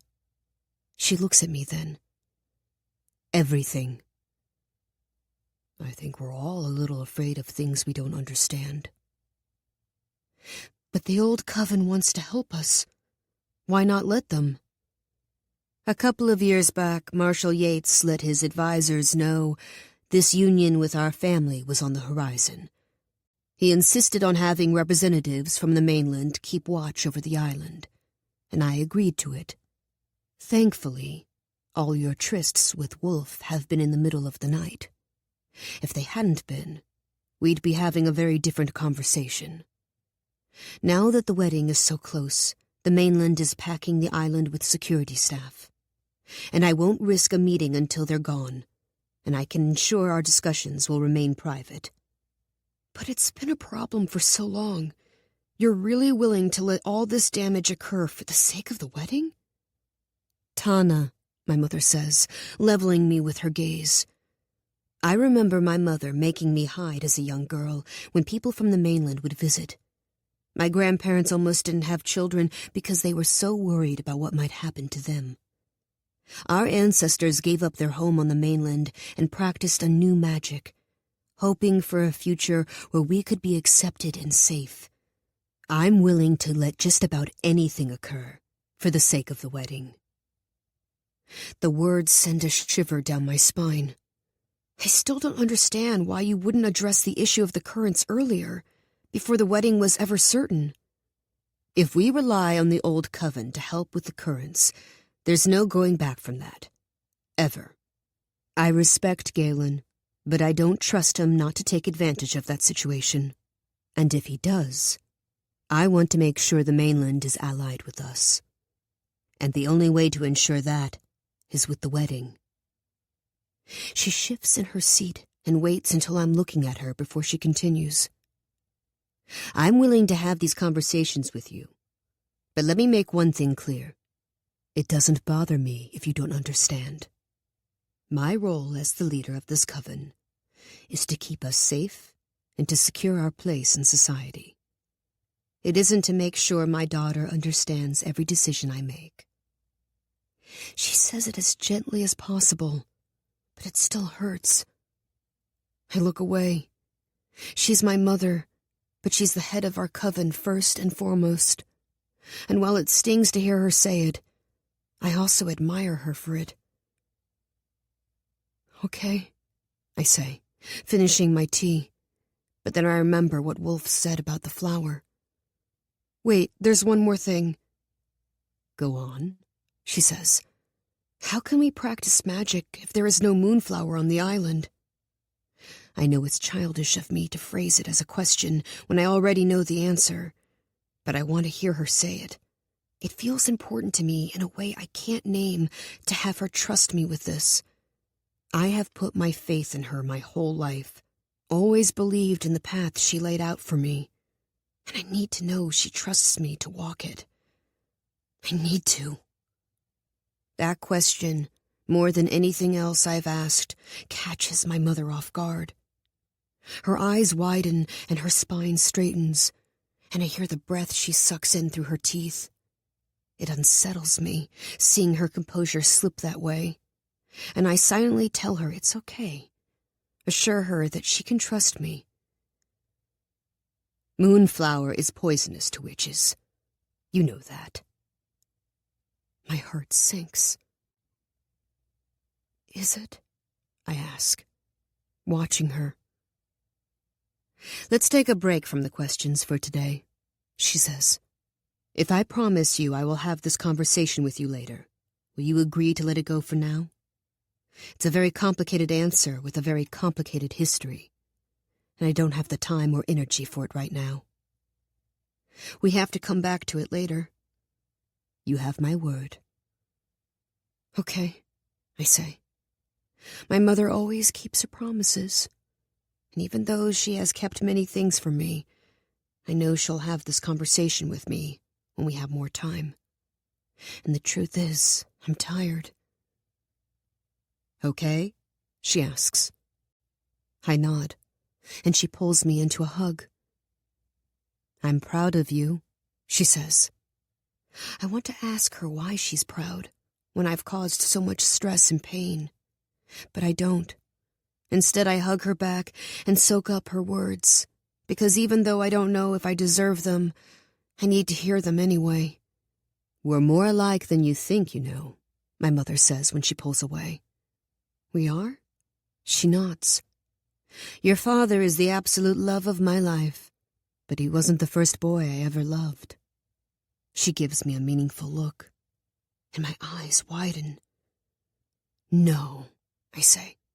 Wolfe looks almost exactly like his father did at that age. It's uncanny. You and Galen? We were young, and he was unlike anyone I had ever met before. We had a strict rule that we never practiced magic together. That was a line I could never cross. But there were other lines I was more than happy to cross with him. Her voice sounds far away, almost happy. I shake my head, not quite believing what she's telling me. But how did you even know him? When your grandmother became ill, she began to include me in all her duties, preparing me to take over her role. And those duties involved occasional meetings with the old coven. Galen started attending with his mother, and, well, things progressed. She speaks of him with regard even now, and I struggle to fit this new information into the version of my mother that I know. You loved Galen Hawthorne? It was a long time ago, she says, waving her hand through the air as if clearing the memory. I loved Galen for all the things he wasn't. I knew we didn't have a future together, and so did he. But for one winter we pretended we had all the time in the world. And you both accepted that? It wasn't something we had to work to accept. We were just two kids having fun before we inherited our responsibilities. There was never a question about where our loyalties lay. You never wondered what a life with him might be like? No, she says, giving me a sad smile. This is the life I believe in. This is the life I want. Would you still want this life? Want the new order and low magic, if the mainland wasn't watching? If it wasn't dangerous to do high magic? She doesn't answer right away, looking off into a faraway place I can't see. I hold my breath and wait for her to show even the slightest sign of doubt, but she never does. Yes. I don't love the new order only because it gave us our lives back. I love it because it fulfills me in a way nothing else ever has. I love this island and this magic and delighting tourists. I would choose it over and over again, regardless of what was happening across the passage. The answer guts me because I can never live up to that. I wish I believed in anything as much as my mother believes in the new order. You did. The thought pops into my head unbidden, but it isn't real, isn't something I can grab hold of. I was told that I once believed in something with everything I am, But without the memories, it's just dust on the road. Do you ever think about him? I ask, needing to change the subject. Galen? More recently, she says, eyeing me. But not often, no. Your father asked me out not long after Galen, and I ended things. And I knew from our first date that he was it for me. How did you know? Her face softens the way it always does when we talk about Dad. I could be myself with him, she says simply. We believed in the same things, and I didn't have to put on a show or try to be someone I'm not. He accepted me fully exactly as I am. Thank you for telling me that, I say. My mother smiles and squeezes my arm. You're welcome. Now, why don't we get Ivy over here and practice your hair and makeup? She walks to the phone, and my mind continues to work through our conversation. I'm glad we talked about everything. So glad I finally know the truth. But it doesn't settle me as much as I wish it would. My mother has made choices I know I could never make. And while she told me about Galen to showcase our similarities, it only serves to highlight our differences. Because apparently, I couldn't accept that my time with Wolfe was limited. I couldn't accept that his world, his magic, wasn't an option for me. I couldn't accept that he wasn't an option for me. And even though Landon doesn't want me to have to try with him, I do. But I didn't with Wolfe. He told me I did things I know I would never do unless I was fully and truly myself. My heart races and my palms sweat as I replay my mother's words. By her standards, Wolfe should be the absolute love of my life. Chapter 38. The door to the rooftop opens, but I don't turn around to see who's joining me. The sunrise is beautiful today. I try to stop the lump in my throat, knowing this will be my last sunrise living at home. My dad sits on the couch next to me, pulling the corner of my blanket so it's covering his legs. For a while, we sit together in silence, watching the sunrise over the island. Dawn has always been my favorite time, when the darkness recedes and the sky turns dusty blue before erupting into a rainbow of color.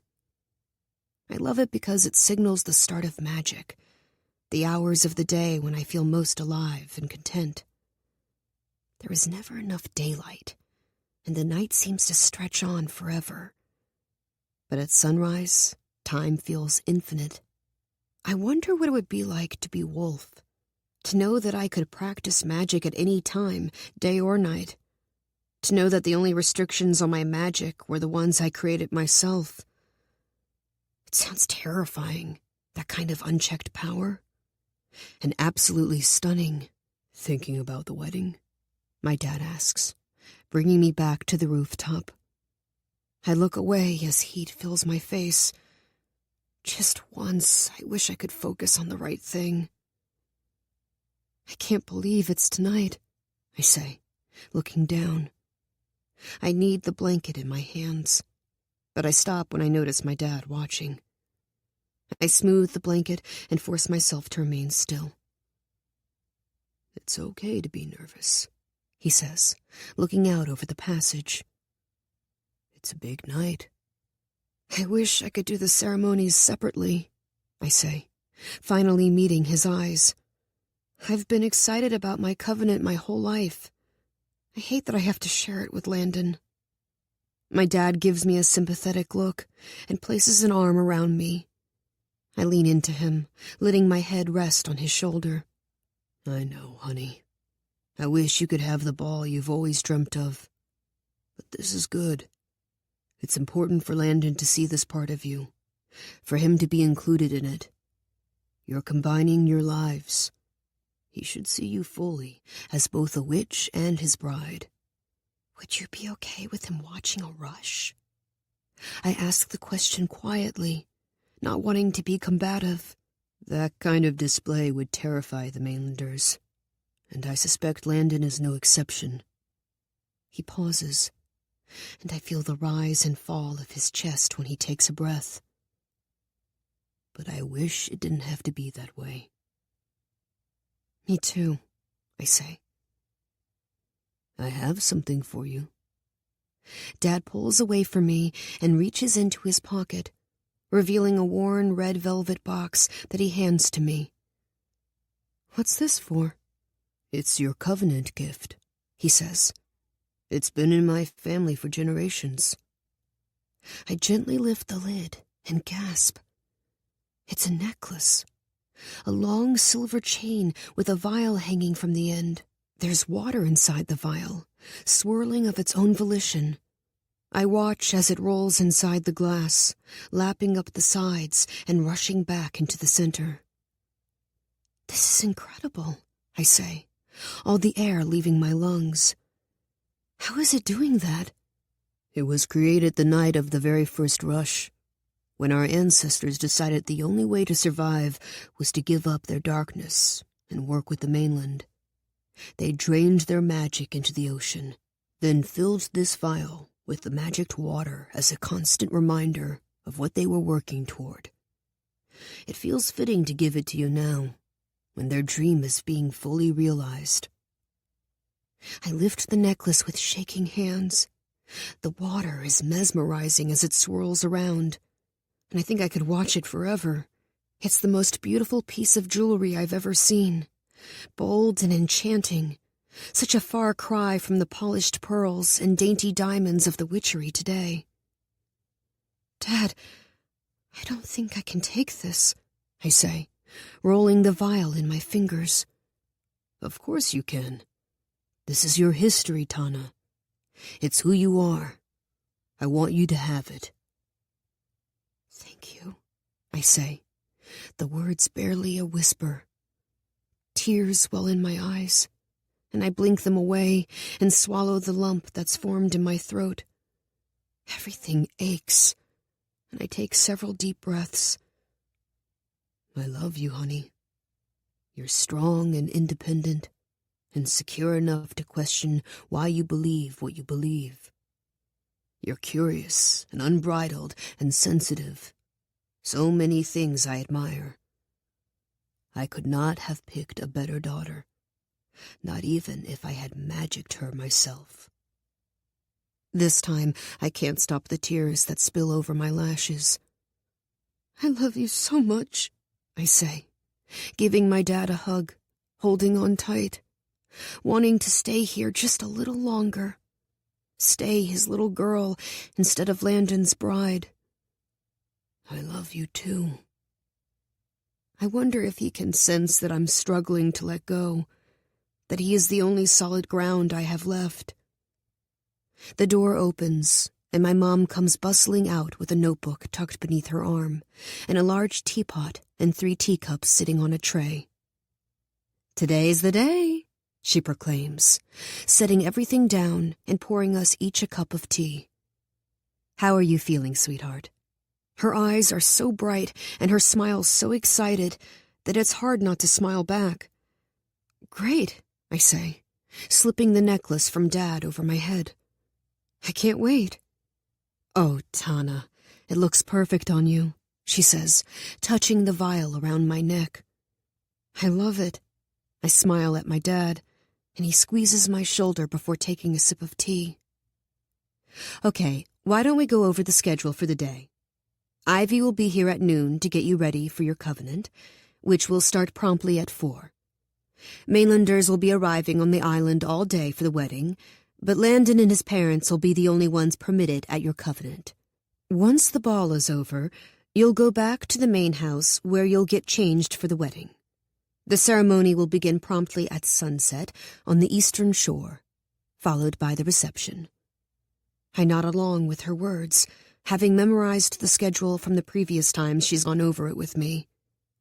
It sits heavy on me, knowing so much of my life is about to change. By the end of the day, I'll be bound to my coven for life, an irrevocable tie that can never be broken.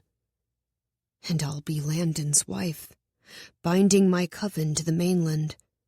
Another tie that can't be undone. It's terrifying and exciting and monumental, and I hope I can get through both ceremonies with the grace and poise required for such occasions. At least Ivy will be there, helping me, gently guiding me when I'm not quite sure what to do. Between her and my mother, I'll be fine. I know I will be. I'm ready, I tell my mom, making sure my nerves don't edge their way into my voice. I want to sound calm and controlled and strong, all the things she would be if she were in my place. All the things she is. I know you are, honey, she says, pulling me into a hug. The three of us drink our tea and watch the sky until it's a vibrant shade of blue. A clear, crisp day that's perfect for vows and promises and change. When we're finished, I set my teacup on the tray and fold the blanket. Now it's time for the best part of the day, my dad says in a mischievous voice. Cinnamon rolls. My mom swats him on the shoulder and laughs. Hardly. I don't know, Mom. His cinnamon rolls are pretty excellent, I say, following my parents inside. I'd bind myself to them for the rest of my life if I could. They laugh, and I touch the vial hanging from my neck, already a part of me that I never want to be without. Today will be a good day, one to remember for the rest of my life. History in the making. I can do this. I watch nervously through the window as the council readies the lawn for my covenant. My mom rushes around with a pencil tucked behind her ear and her notebook held firmly in her hands, passing out orders as if they're hors d'oeuvres. Ivy pulls me away from the window and motions to a pale pink velvet chair. We're in an old manor house that was converted for events years ago, and the entire room is ornate. Gold botanical wallpaper brightens the space, and a white grand piano sits in the corner, reflecting the light from outside. A fire dances in the white marble fireplace, and a large gilded mirror hangs above the mantel. Dozens of plants line the windowsills and snake down the wall, and I gently take a leaf between my fingers. Sit. We aren't done yet, Ivy says, swirling a brush in a rose-colored powder from Mrs. Rhodes' beauty shop. Ivy had me ready hours ago, but she finds applying makeup without magic soothing, much like my dad keeps magic out of the kitchen. I'm overwhelmed by the number of witches who have offered up their goods, wanting to be part of the ceremony in some way. Mrs. Rhodes's makeup, and Miss Talbot's dress, and Mr. Lee's shoes, and even Ivy's Tandon blend. It's actually pretty good, I say, starting on my second cup. I told you I wouldn't let you down. She tilts my face toward the window and studies her work. We still haven't talked about the night I saved her life, but it's in the room with us, occupying the moments of heavy silence and empty laughs. I feel it the same way I feel the shadows where my memories used to be, following me around every second of every day, haunting me for different reasons. But I know Ivy and I will be okay, because not all the laughs are empty, and not all the silence is heavy. We're still us, standing side by side, walking through the aftermath of my decision together. How are you? Ivy asks. She busies herself with my makeup, but I can feel the weight in her words. I look over at the door, but it's still closed, blocking us off from the rest of the world. I'm good, I say, rolling the vial between my fingers. I feel ready. You do? I can hear the hope in her voice, and it makes my throat ache, the way she only wants me to be happy, even after everything I put her through. Yeah, I do. I've been thinking about it a lot, and I'm proud of the role I get to play. Landon will be a good husband. He will be, she agrees, and I look at her closely. I wouldn't say it if I didn't believe it. I want this union to happen as much as your mother and everyone else, but I wouldn't let you do this if I didn't think you'd find happiness in it. Thank you, I say. Ivy goes back to applying my makeup, running the brush over my cheeks again. And thank you for telling me everything about the memory eraser and Wolfe. It means a lot to me, more than you will ever know. I feel the brush slow against my skin. You're welcome, she says hesitantly. Are you feeling okay? With all that? I think so. I'm glad I know what happened, but I still don't remember any of it. It all feels like something that happened to someone else, like a character in a book. I don't recognize it as my own lived experience. Ivy nods, but her eyebrows pinch together, and she purses her lips. Hey, I say, putting my hand on top of hers, moving the brush away from my skin and making her meet my eyes. It was my decision. I'm the one who took it. I'm the one who made the choices that led up to it. This isn't on you. She swallows and takes a heavy breath, then gets back to work. I know. It's just that one day, it might be nice to remember those nights that you fully chose for yourself. Maybe, I say, looking up as she applies something under my eyes. But why make it harder on myself? Is it hard? Her voice is casual, but it's a loaded question. That's not what I meant, I say quickly. It's okay if it is. It's not. Okay, she says, moving to my other side. She finishes my makeup in silence, then lifts a gold hand mirror from the table and holds it up in front of me. You look beautiful, she says, emotion edging its way into her voice. Oh, Ivy, it's perfect. She kept my makeup light enough that I still look like myself, but she has rimmed my eyes in black and added deep gray shadow to my lids. I look dramatic and natural and soft and fierce, just like the sea. Thank you, I say. She helps me into my dress, the gray silk sliding over my skin and trailing on the floor behind me. My hair is down in soft waves, and she gently tucks a comb into place, adorned with pearls and crystals that catch the light. We are so lucky to have you, Ivy says, giving me a soft hug, careful not to smudge my makeup. Don't you dare make me cry. I have a very long day to get through, and if I start now, who knows when I'll stop. Fair, she says. Just then the door swings open, and my mother rushes in. Oh, Tana, she says, coming to a halt when she sees me.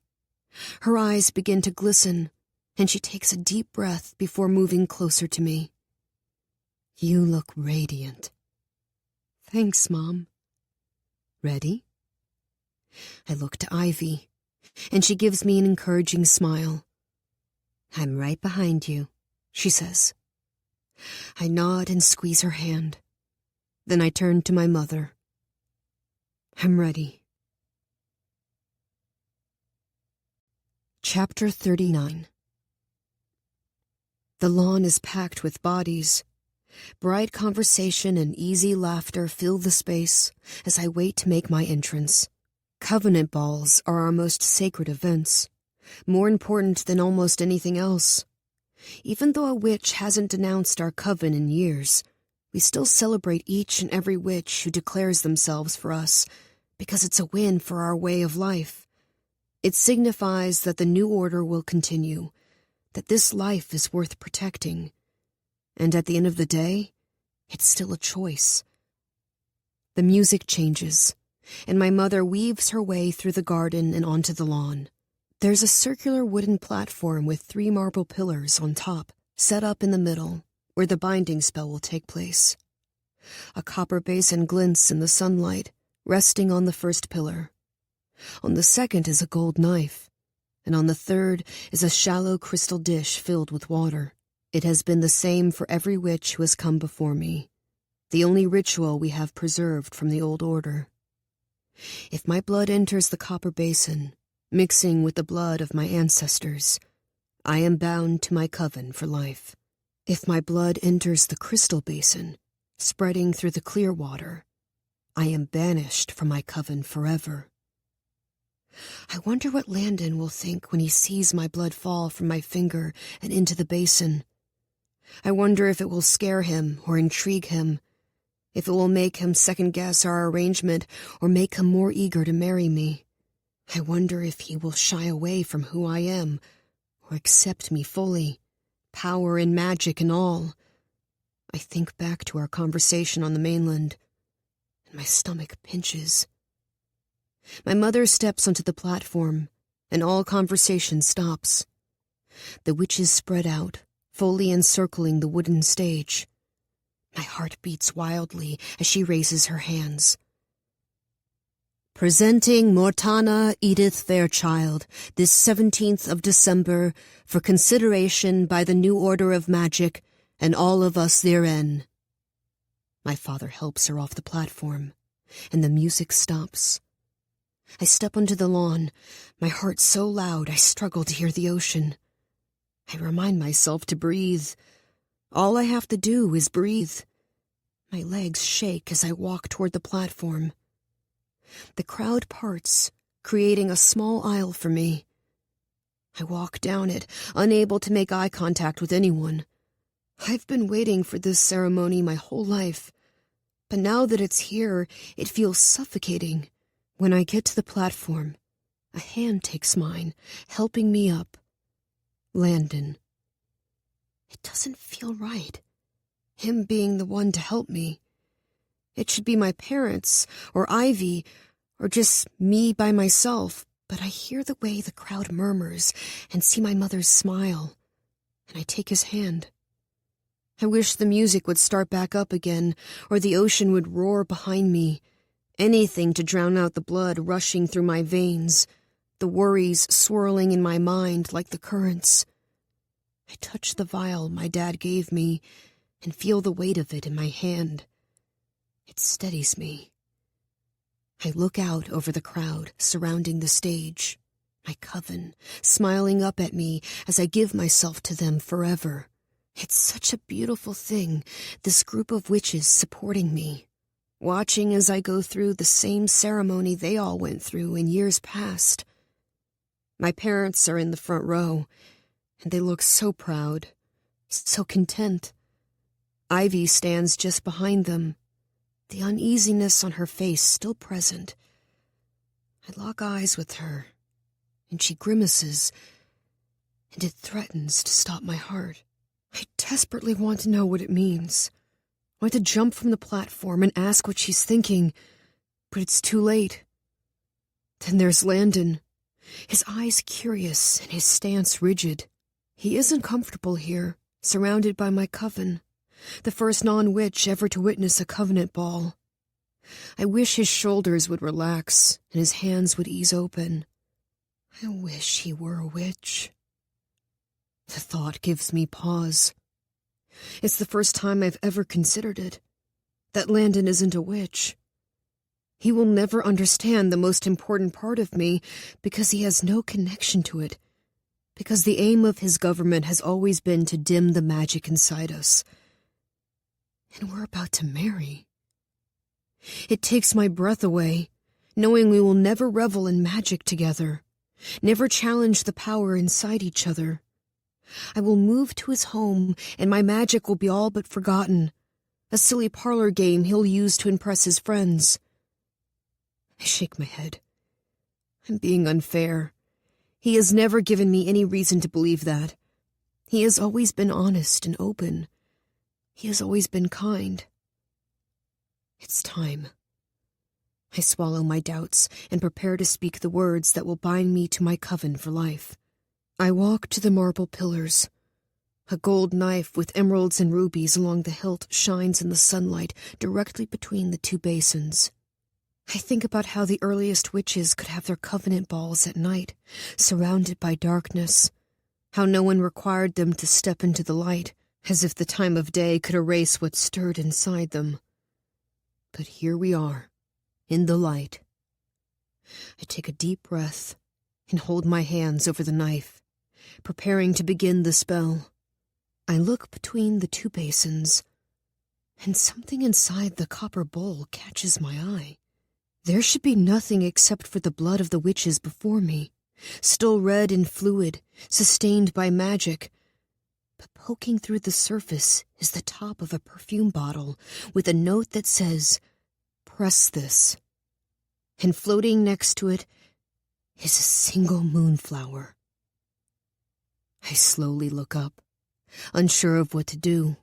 It must be from my parents, but they didn't prepare me for this part of the ceremony.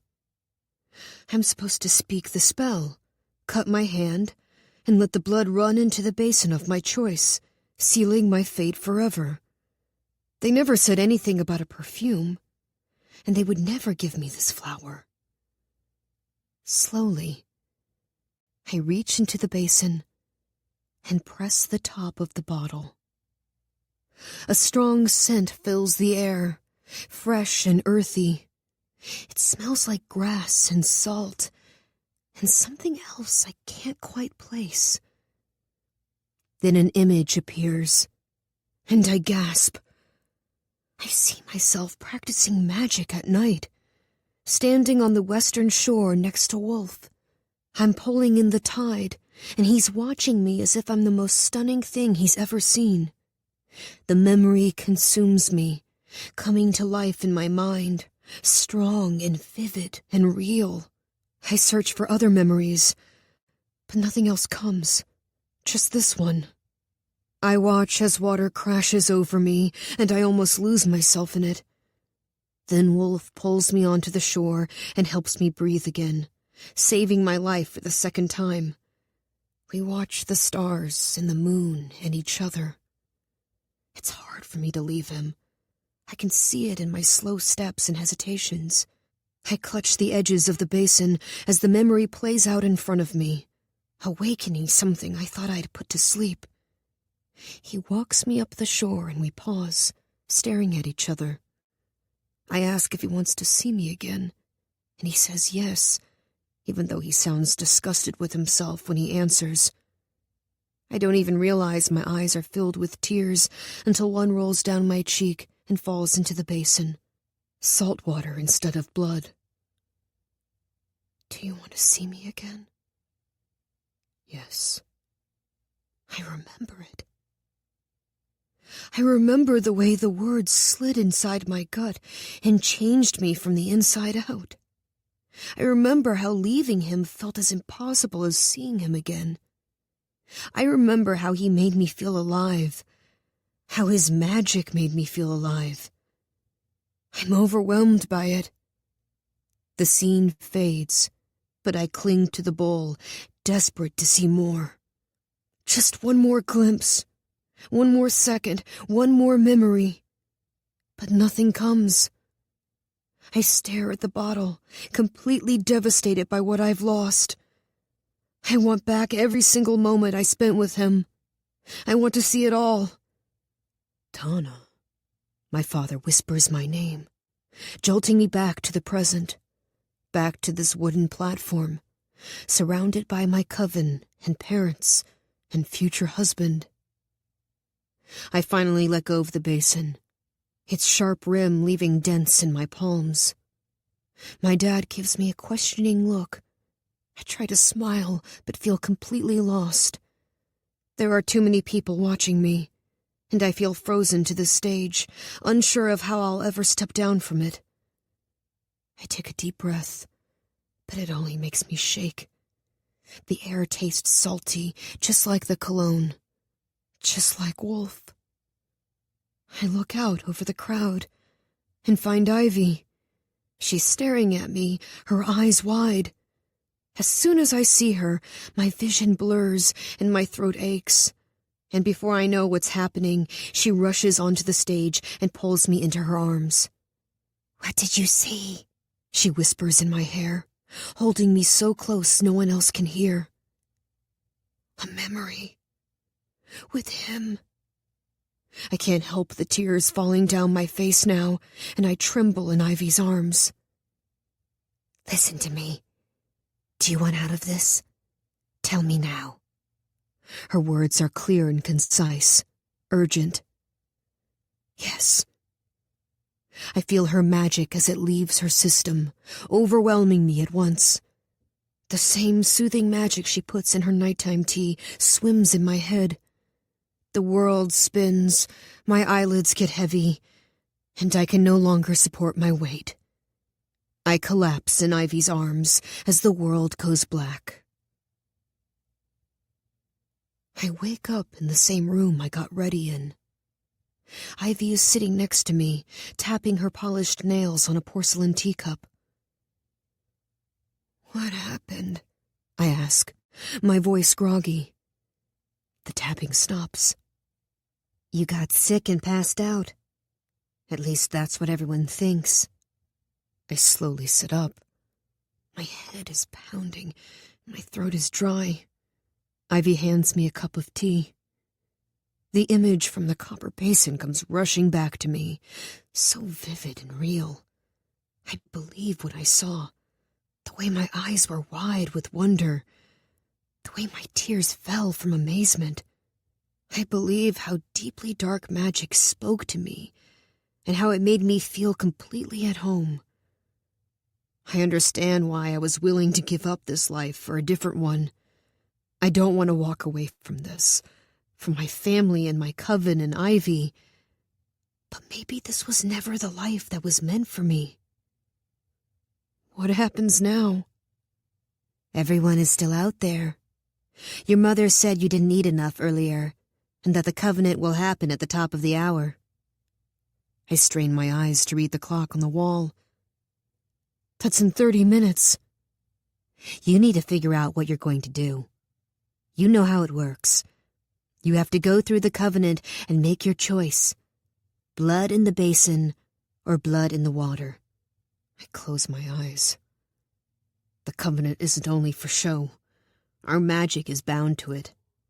If we don't go through the ritual, it becomes erratic and violent. I have to make a choice. I know.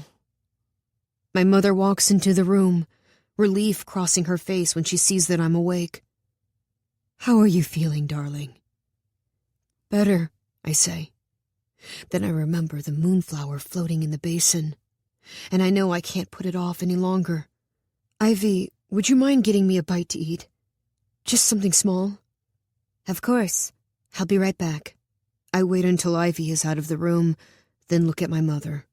How can we practice magic if there are no moonflowers on the island? Tana, she says, exasperated. We don't have time for this. I need to know. I need to hear you say it. I need you to trust me. My mother considers me for a moment, but I won't back down, and she must know it because she sighs and sits next to me. "Tana, what I'm about to tell you must remain a secret. You can never repeat this to a single soul, not to Ivy or Landon or even your father. Do you understand me?" I understand. She closes her eyes, and for a moment I think she's not going to tell me. Then she speaks. "The moonflower is the source of all magic. We cannot practice without it. It's most potent in its natural state, and dark magic is only possible with the physical flower. The council decided years ago, when the new order was formed, that moonflowers would be banished from the island, and that we would perpetrate the belief that they are poisonous to witches. If there are no moonflowers on the island, and witches believe them to be deadly, there is no chance anyone can practice dark magic. But if the flower is required for all magic, how are we able to practice? We keep a low level of moonflower extract in the witchery's water supply. It isn't strong enough to be used for dark magic, but it's enough to keep the magic going in our veins. It's enough to sustain our way of life." It's exactly what I wanted to hear, confirming what Wolfe told me. But it doesn't make me feel better the way I hoped it would. It doesn't make me feel trusted, or like I'm part of the inner workings of my island. It makes me feel foolish because I believed her lies. "Dad doesn't know?" I ask, hating the way my voice shakes. No. 3 of the 7 council members know, including myself and now you. That's it. And that's how it must stay. Does the governor know? Absolutely not. The mainlanders believe the flowers are deadly to witches, and it is imperative that they continue to believe that. I want to argue, to dive in and ask how she could perpetrate such a lie. Ask why she doesn't trust our coven to make the right choices, if she believes in this life so much. But the words get lost somewhere inside me. I sit up straighter, nod, and look at my mother. I will not share this with anyone. I swear it. Thank you for telling me. You're welcome. I know my obligations to this coven have made certain aspects of our relationship difficult at times, and for that I'm sorry. But out of every role I've ever played, being your mother is my favorite. She squeezes my hand, then clears her throat, the moment passing by me too soon. Now, let's move on to your covenant. Are you ready to proceed? I am, I say. She gives me a tight hug, then leaves the room, passing Ivy on her way out. Ivy sets down a porcelain plate filled with tea sandwiches, but I'm too nauseated to eat. I walk to the window and look at everyone standing on the lawn, drinking and chatting as if all is well. Ivy, I know you just got back, but would you mind sending Landon in here? She raises an eyebrow. Why? What happened? What are you about to do? Just send him in. She watches me for a breath, then leaves, and a moment later the door creaks open. You gave us all quite the scare, Landon says as he gently shuts the door behind him. He sounds nervous. I'm sorry. Other than being embarrassed, I'm fine. I'm glad to hear it. I motion him over, and Landon sits down on the couch beside me. I lightly take his hand, and he looks down at it with a confused expression. Landon, I can't marry you. Once the words are out of my mouth, the heaviness I've been carrying begins to ease. I take a deep breath. He studies me as if trying to discern how serious I am. Why not? Because I don't want to worry that you will fear me our whole marriage. I don't want you to have to try to love me. I value honesty. That's why I said those things. But this marriage has never been about love. It has always been about duty, and that comes first. It must come first. I look down, because he's voicing something I used to believe about myself, that duty mattered more than anything else. I was wrong. But it doesn't come first. Not for me. Landon shakes his head, pulling his hand from mine. Tana, I will treat you well. I will do right by you and our families.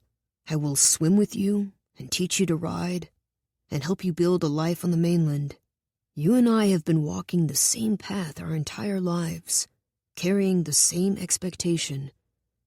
We understand each other. This is a foundation we can build a fulfilling life upon. I know you would treat me well. That has never been a question, I say. You think you understand me because of the role I'm meant to play. But I'm more than that. I want to be more than that. He exhales, heavy and loud. What more is there? The memory surges in my mind. Images of powerful magic and intense glances and fragile touches. A love so strong it broke every restraint I had ever put on myself. So much more. Landon stands and begins to pace. There are things in life that are bigger than the individual. Bigger than you and bigger than me. This is one of those things. Don't ruin everything our families have worked to build. It doesn't have to be ruined. Your father is the most powerful person on the mainland.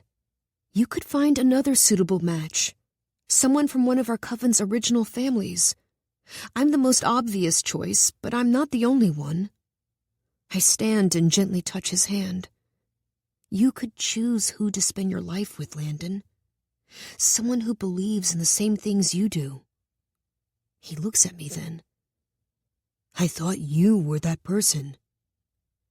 My gaze falls to the floor. I did too. We're both quiet for a moment, standing in the truth that I am unable to do the one thing I was meant for. Then Landon speaks. My father will never agree to this. I cannot force you into a marriage, nor would I want to. But you must know what this will do to our alliance. I look out the window at the waves hitting the shore in the distance. What if you put the blame on me? Told your father you've discovered something that would make me an unsuitable wife. You can control the narrative, and I will not contradict you. This alliance can still happen. You would risk your reputation for this? I already am, I say. I will be extraordinarily disliked before the day is out. Nothing you come up with will hurt as much as that. I don't understand, Landon says, looking out at all the witches waiting for my covenant to begin. But I won't press you any further. I want this alliance, and I will ensure my father believes that you are not the appropriate wife to forge it with. I nod. You may speak of me however you need to. If you'll excuse me, I'm going to leave before your covenant. He walks to the door, pauses, and he looks back at me. I hope you find what you're looking for. Take care of yourself, Landon. He nods once, exiting the room without another word. A moment later, Ivy enters. He looks like he's leaving, she says, her eyes following Landon. He is.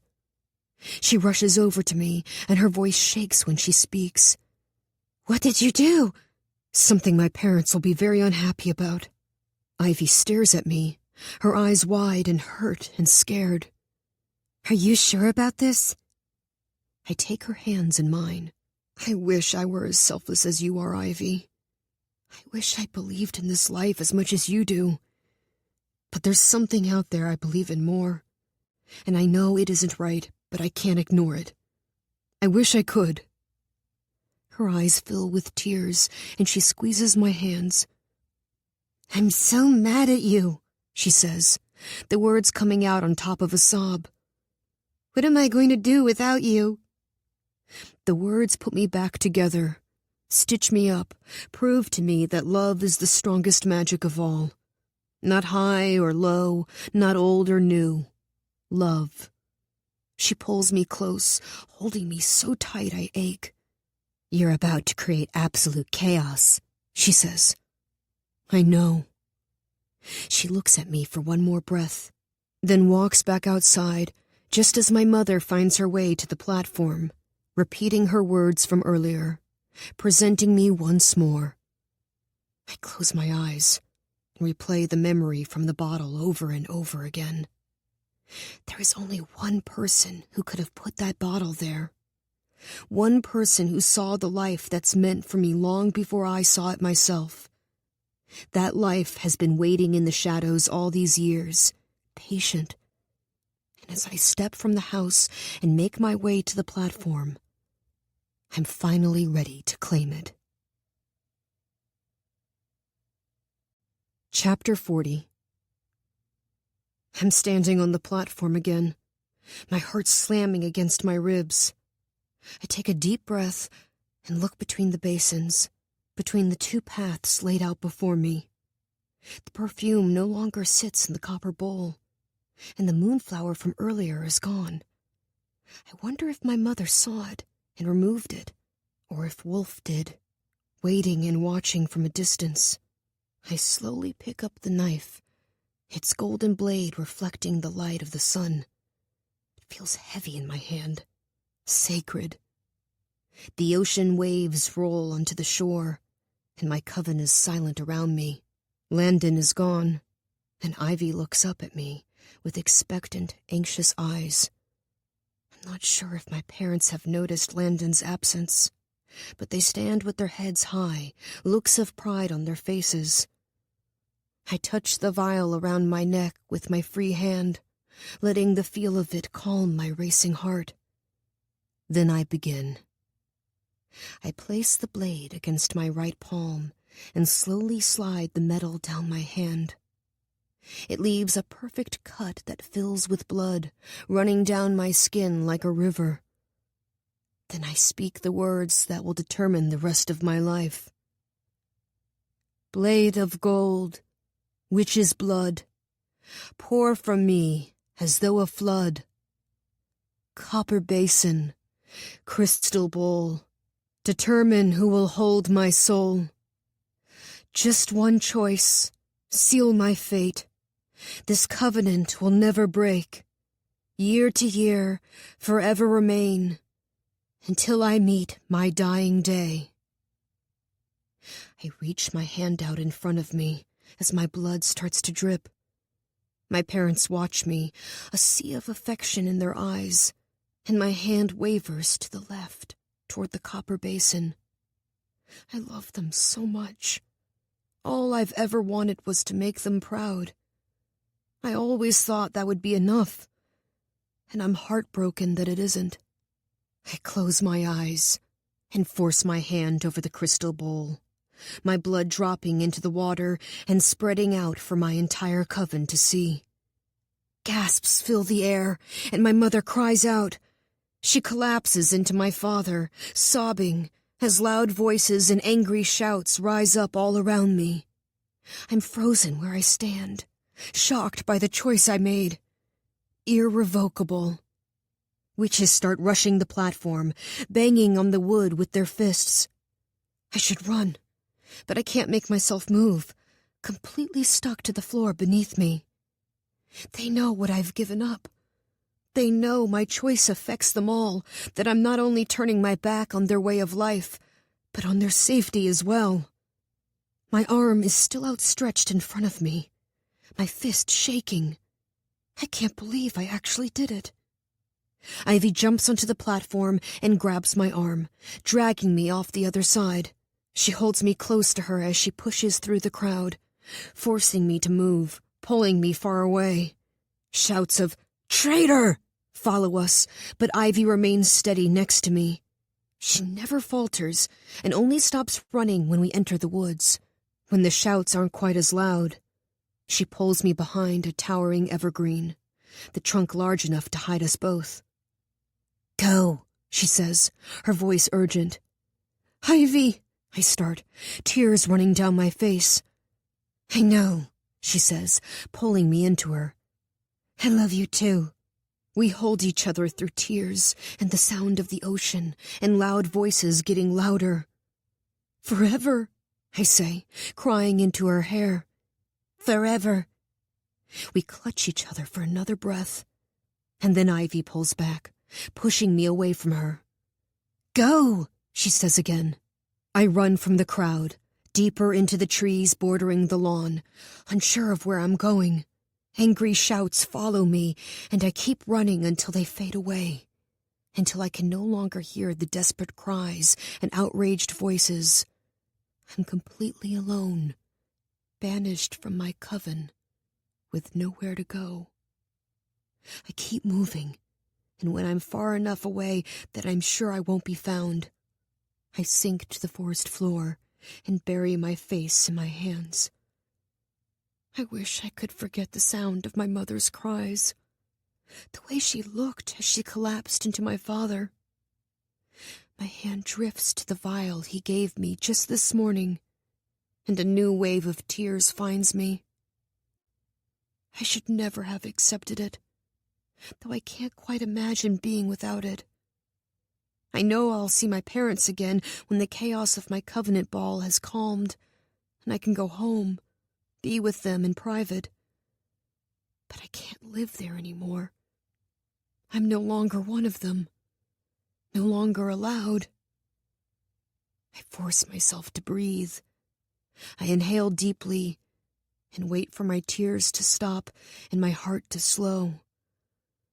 I can't believe I went through with it. But even as I sit here, scared and alone, I don't regret it. I know it was the right choice for me. The wrong choice for everyone else, but the right choice for me. Selfish. Selfish and right. Mortana? I jump and look up, my eyes adjusting to the darkness and the trees as the sun sets. Wolfe is standing in front of me, tense and unreadable. I push myself up from the ground, my gray silk dress damp from the earth, and meet his eyes. He hands me a moonflower, and I take it, brushing the petals lightly with my fingertips. Do you remember? He asks me. No. He breathes out. You don't remember? And you walked away? Yes. Why? He sounds angry, but I realize it isn't anger at all. He's protecting himself, not allowing any of his vulnerability to show. He's scared. Because I believe you, I say. I used the memory keeper, and I knew I would never be happy if I wasn't standing on the shore with you, practicing magic at night. His eyes get red and his jaw tenses. He nods several times and looks away, as if he's embarrassed. Can I touch you? I ask hesitantly. He exhales and looks at me. Mortana, he says, his voice shaking. The answer to that question will always be yes. I slowly close the space between us, wrapping my arms around him, holding on tight. He hesitates for a single breath, and then his arms are around my waist, and his head is against my neck, his breath sending goosebumps all along my skin. I thought it would feel odd, hugging this boy I barely know, but it doesn't. I think my body remembers him, remembers the way it felt to be wrapped up in him. He feels like home. We hold each other for a long time, breathing each other in. I feel safe in his arms, peaceful and calm, even though I don't remember, even though I left such an unimaginable mess behind me. This is where I'm meant to be, right here. I finally pull away from him. Take me home? He nods, holding his hand out to me. And I take it, letting him lead the way. Wolfe and I are sitting on a boulder that overlooks the eastern shore, watching as the sky changes from velvet blue to black. The stars are out tonight, and the half-moon shines brightly, reflecting off the water of the passage. Lightning flashes in the darkness, and a few moments later, thunder rumbles in the distance.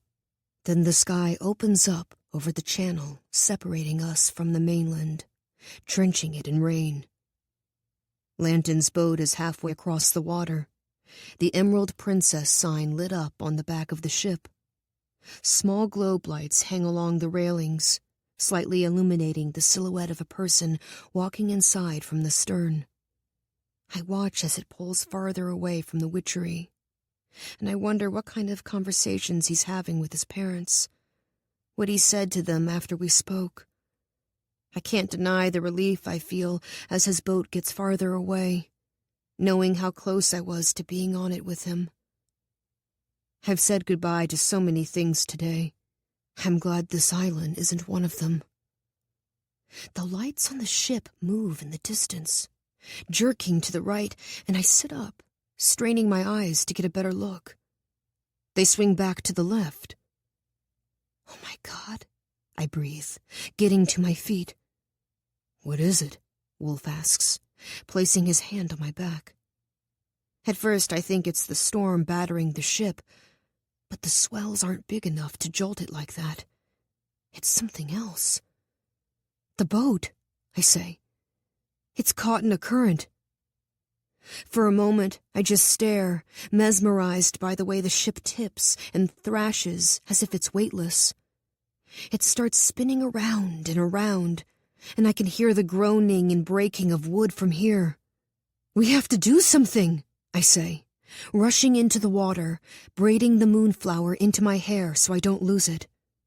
Wolfe follows me, conjuring a thick cloud of magic that fully immerses me. I feel it working, entering my lungs and flowing into the water, overwhelmed by its power. We'll use a current to get there quickly. You'll be able to stay underwater for minutes as long as you stay close to me. I nod, then put my hand in his and dive into the water. We're immediately caught in the current he created, but instead of spinning us around, it drags us out into the passage. I kick my legs and reach with my arms as we're carried closer and closer to the ship. The groaning of metal and wood punctuates the stormy night, and I kick harder when I hear yelling. An awful crack splits the air, followed by a large wave that rushes toward us. It pushes us back several yards, but the current finds us again quickly. My formal gown drags in the water around me, and my body shakes from the cold as we're pulled farther out to sea. Another bolt of lightning cuts through the darkness, and rain pelts us as we swim. When we finally get close enough to see the ship in detail, Wolfe slows the current, and we tread water. "Do you know how many people are on board?" he asks, breathing heavy. I shake my head. "Landon and his parents, for sure. Probably a captain, maybe some staff." Wolfe works beside me, his magic rising around us.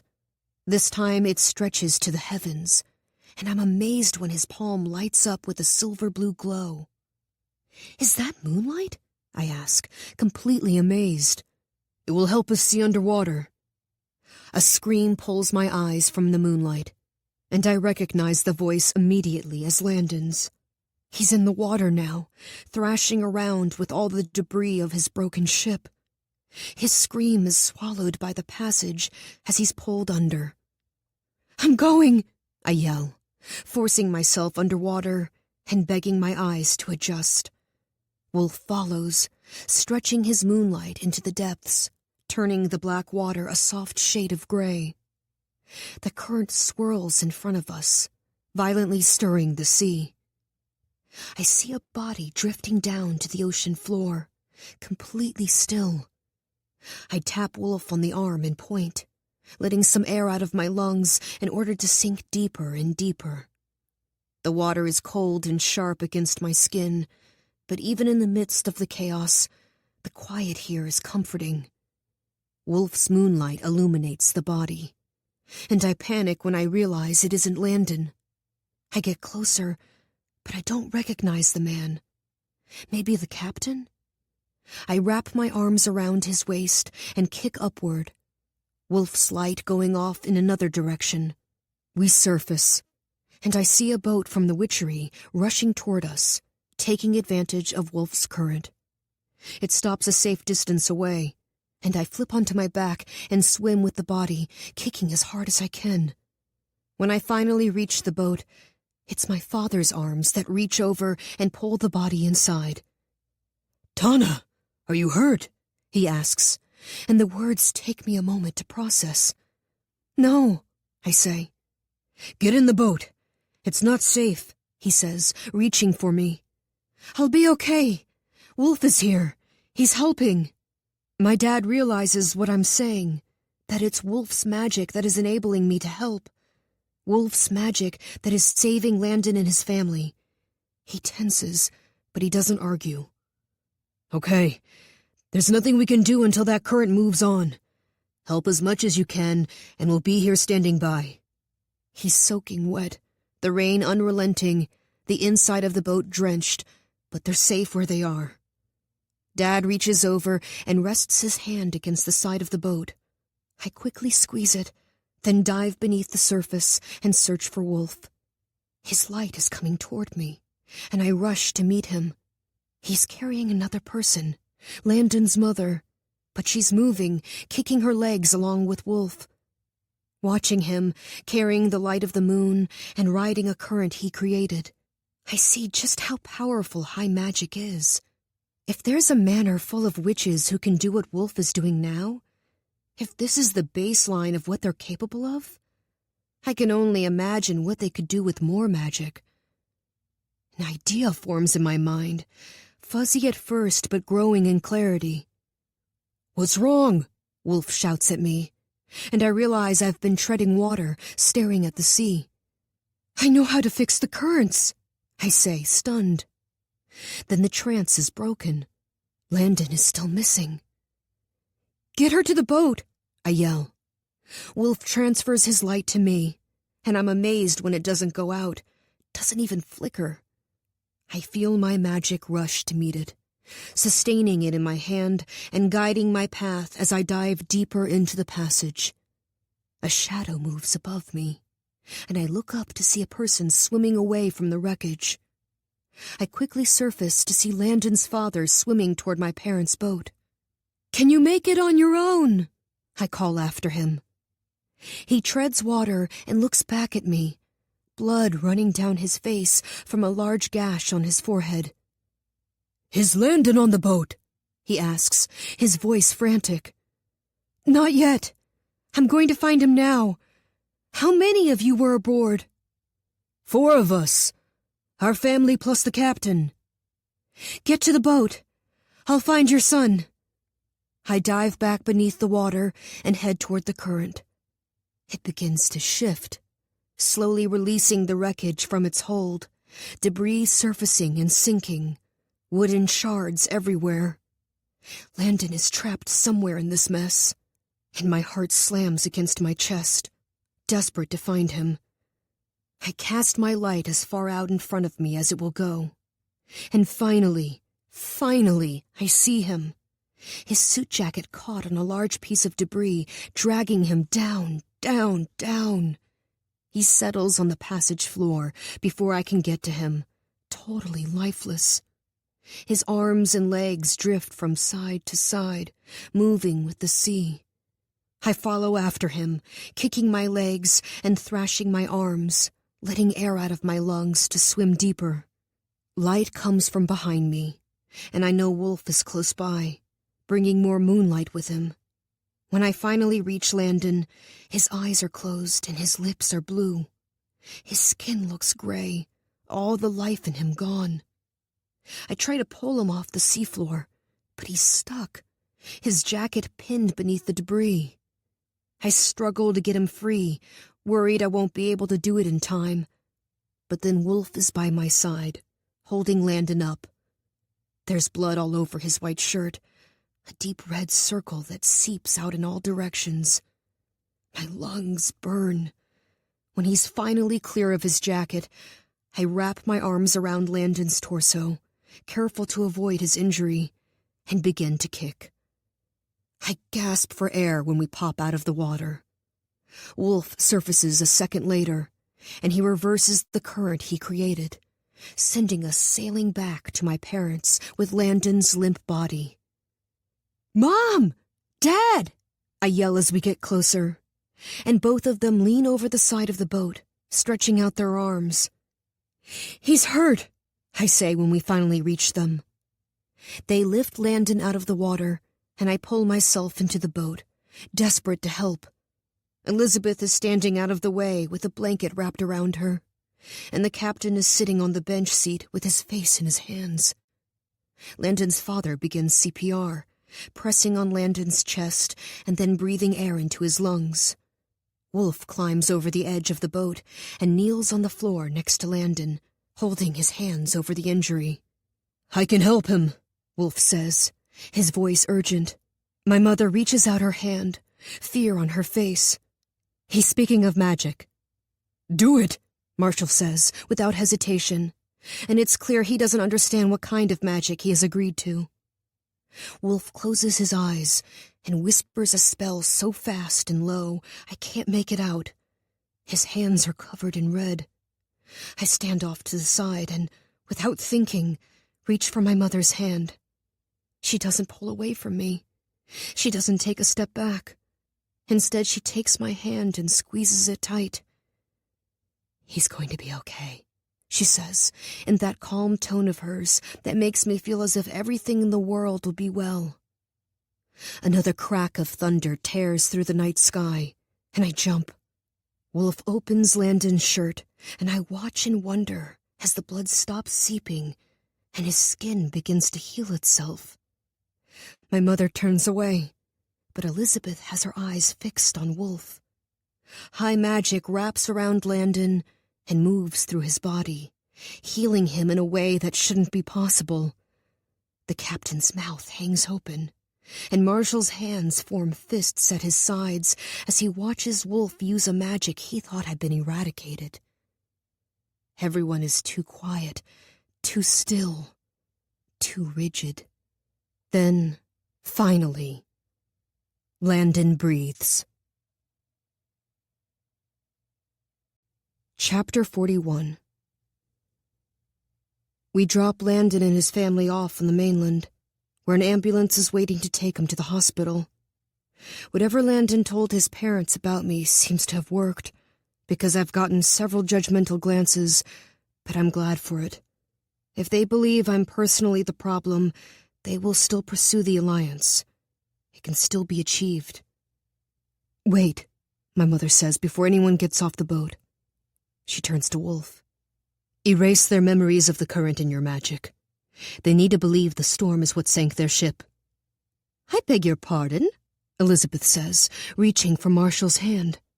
"You are forbidden from doing that," Marshall says, giving my mother a look that sends a chill down my spine.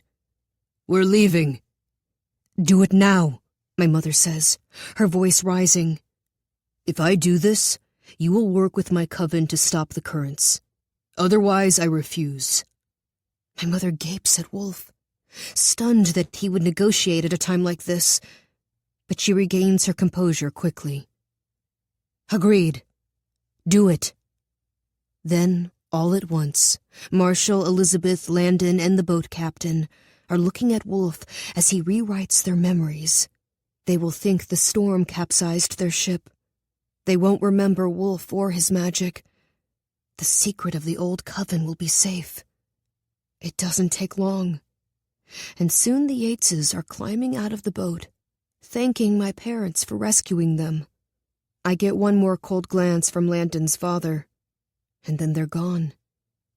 My mother goes with them to the hospital, offering support and making sure their questions are answered appropriately. She hugs me before she leaves, a promise that we aren't through, that I don't have to live with her or be part of her coven to remain her daughter. Wolfe and I stay on the boat with my dad, and we sail back to the witchery in silence. The storm has passed, and the passage is quiet again. Dad docks the boat, but he doesn't move to step out, so neither do I. Wolfe and I are sitting on the bench seat in the back, wrapped in blankets and towels. My silk gray dress is torn and ruined, and I lost my shoes along the way, but the necklace my father gave me sits firmly in place. My hand drifts up to it, and I roll the vial between my fingers. My father paces back and forth for several seconds, then finally stops and extends his hand to Wolfe. "I don't believe we've been properly introduced. I'm Samuel, Tana's father." Wolfe stands and takes my father's hand. "I'm Wolfe Hawthorne." "Hawthorne?" my dad asks. And I wonder if he knows about my mother's relationship with Galen. An odd expression passes over his face, something between amusement and understanding, and I realize he does. "That's right." "Well, Wolfe, thank you for what you did tonight. If you don't mind, I'd like a few minutes alone with my daughter." "Of course." Wolfe takes off his blanket and wraps it around my shoulders, then jumps onto the dock and waits for me on the shore. My dad stands in front of me, looking into my eyes. Tana, what you did tonight was unimaginable. I truly didn't think I'd ever see that happen again. I'm having a hard time reading him. His words don't sound like condemnation, not really. He sounds surprised more than anything else.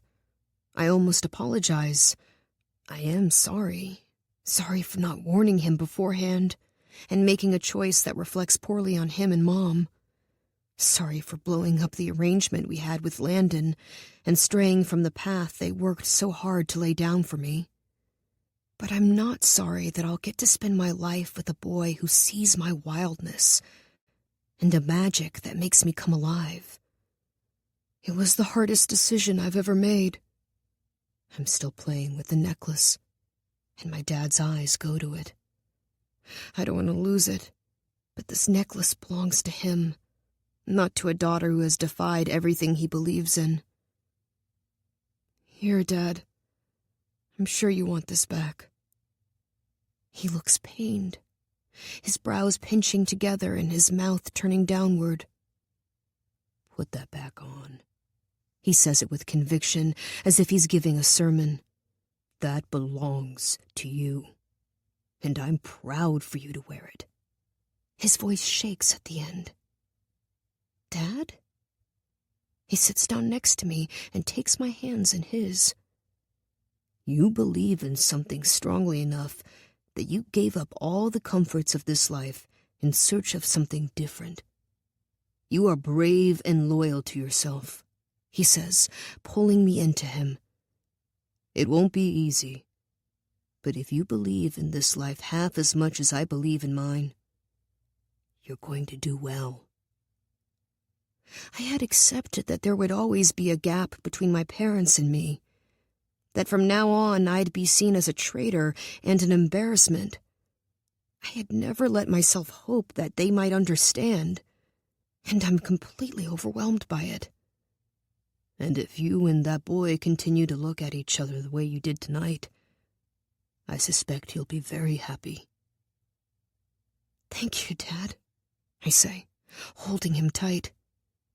We walk onto the dock and meet Wolfe on the beach. I almost ask my dad if I can go home with him, if I can spend another night in my bedroom with the comfort of his presence nearby. But I've made my choice, and I gave up that option when I cast my blood into crystal instead of copper.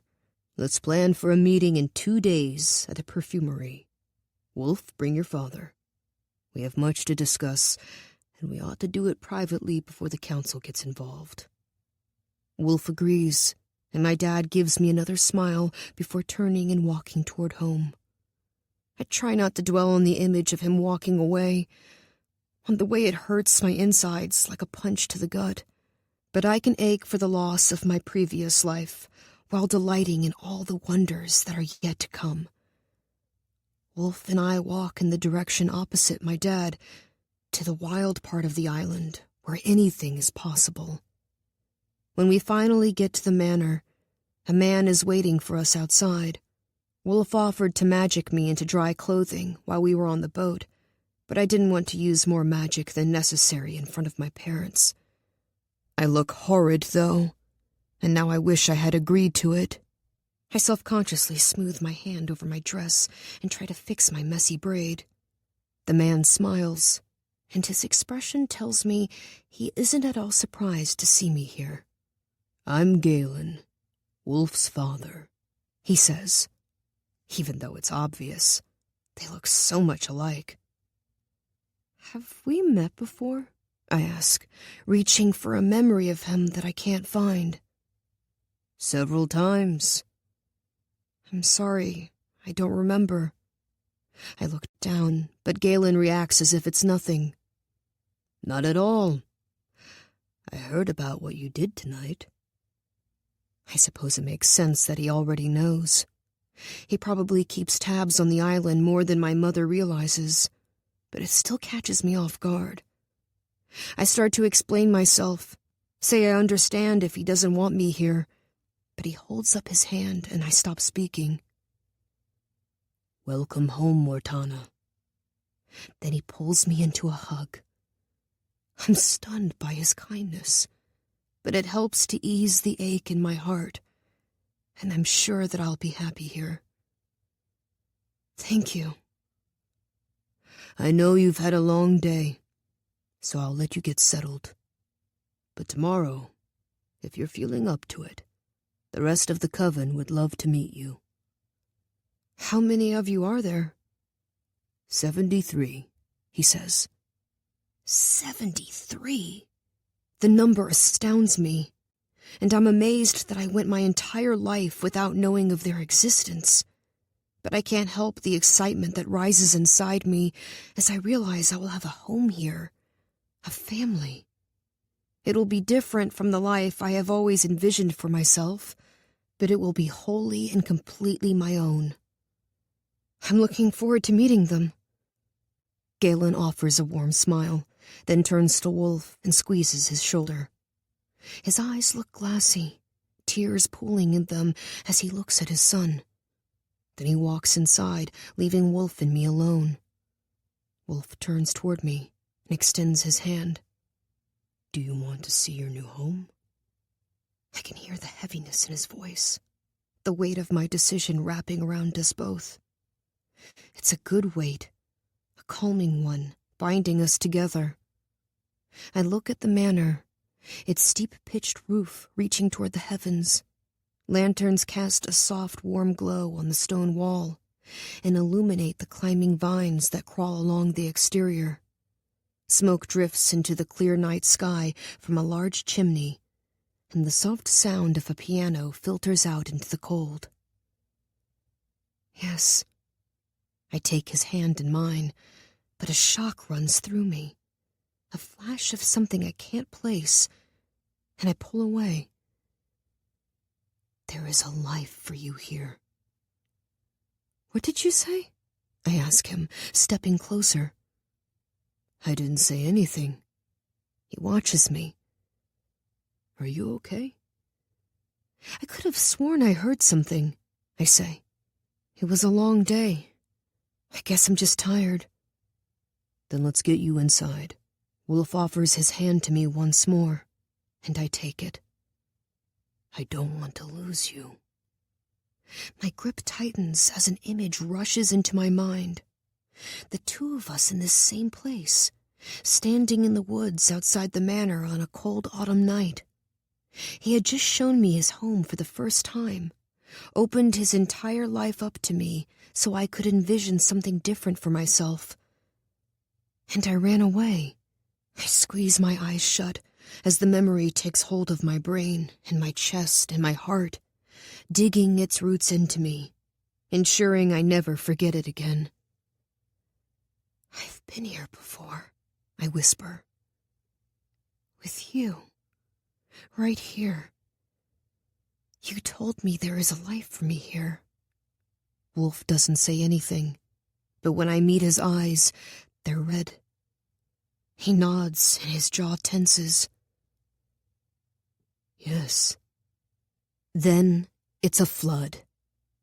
A moonflower and a light, crashing into Wolfe in a field, missing the rush, learning dark magic, going to the western shore over and over, hoping to see the boy who changed everything. I can hear your heartbeat, clutching him in the sea, touching him by the fire, kissing him on the shore. I'm overwhelmed, drowning in an ocean of memory, an unfathomable depth of feeling I didn't know I was capable of. I'm completely shocked by the way my love for him took hold of every part of me, masked itself as an impossible choice when the truth was that I could only ever choose him. From that very first night, my fate was sealed, Queen of the Dark. I rushed to him, crashing into him with my whole body, squeezing him with all my might.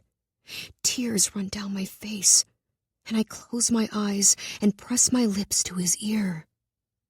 I remember. His body shakes as he takes a breath, so strong it's as if it's the first time his lungs have ever met the air, breathing in the life he almost lost. "I remember," I say again, my voice louder, making sure he hears it, making sure he trusts it, making sure he knows. "I missed you." His words are quiet and rough and beautiful. I kiss his neck and jaw before finding his lips, already wet with saltwater tears. His movements are slow and hesitant, as if he's ensuring that I'm real, ensuring that I won't disappear as soon as he lets his guard down. "I'm here," I whisper against his lips. I feel the moment his walls crumble between us, crashing to the earth. "Tana," he breathes, opening his mouth and clutching my face between his hands, kissing me as if he's making up for all the kisses we lost, hungry from the time we spent apart. His fingers are restless, sliding down my face and lingering on my jaw, trailing down my neck and moving over my collarbones. A shiver runs down my spine and my breath hitches. "Take me upstairs," I say. He kisses me again and finds my hand, leading me through the manor and up to his room. He keeps looking back at me as if it isn't enough to feel my fingers laced with his. He needs to see me, needs to make sure I'm still here, and I love it. He opens his bedroom door, and I walk inside, the light from the fire casting the room in copper shadows that dance across the floor and up the walls. There is no other light. I slowly walk to the bed and turn to face him. "Wolfe," I say, letting the thin straps of my dress fall from my shoulders. He swallows hard. "Yes." His voice is like sandpaper, coarse and uneven, and I hear the vulnerability in it, the fear that this might all be a dream, that he might wake up to a girl with no memory of him. "I'm right here," I say. "Touch me until you're convinced this is real." He doesn't move. He stares at me, frozen in place, completely still. "Please." He finally closes the space between us and takes my head in his hands, kissing me until I'm breathless. I tug at his shirt and pull it over his head before letting it fall to the floor. He slowly undoes the buttons of my dress, the gray silk sliding down my body and pooling around my feet, his fingers trailing the length of my spine. I lean back onto the bed and bring Wolfe with me, never letting go of him. He kisses my mouth and eyelids and neck, desperate at first, then slower, as if with every touch he's assuring himself this will not be the last time. He slides his hand down my side and over my hip, all the way to my knee before pausing and slowly trailing his fingers back up. I clutch at his shoulders as he follows the curve of my thigh, gasping when he finds what he's looking for, my entire body responding. I am lost in him, completely lost in him. I shove my hands into his hair and arch into his touch, whispering his name against his mouth. "More," I say.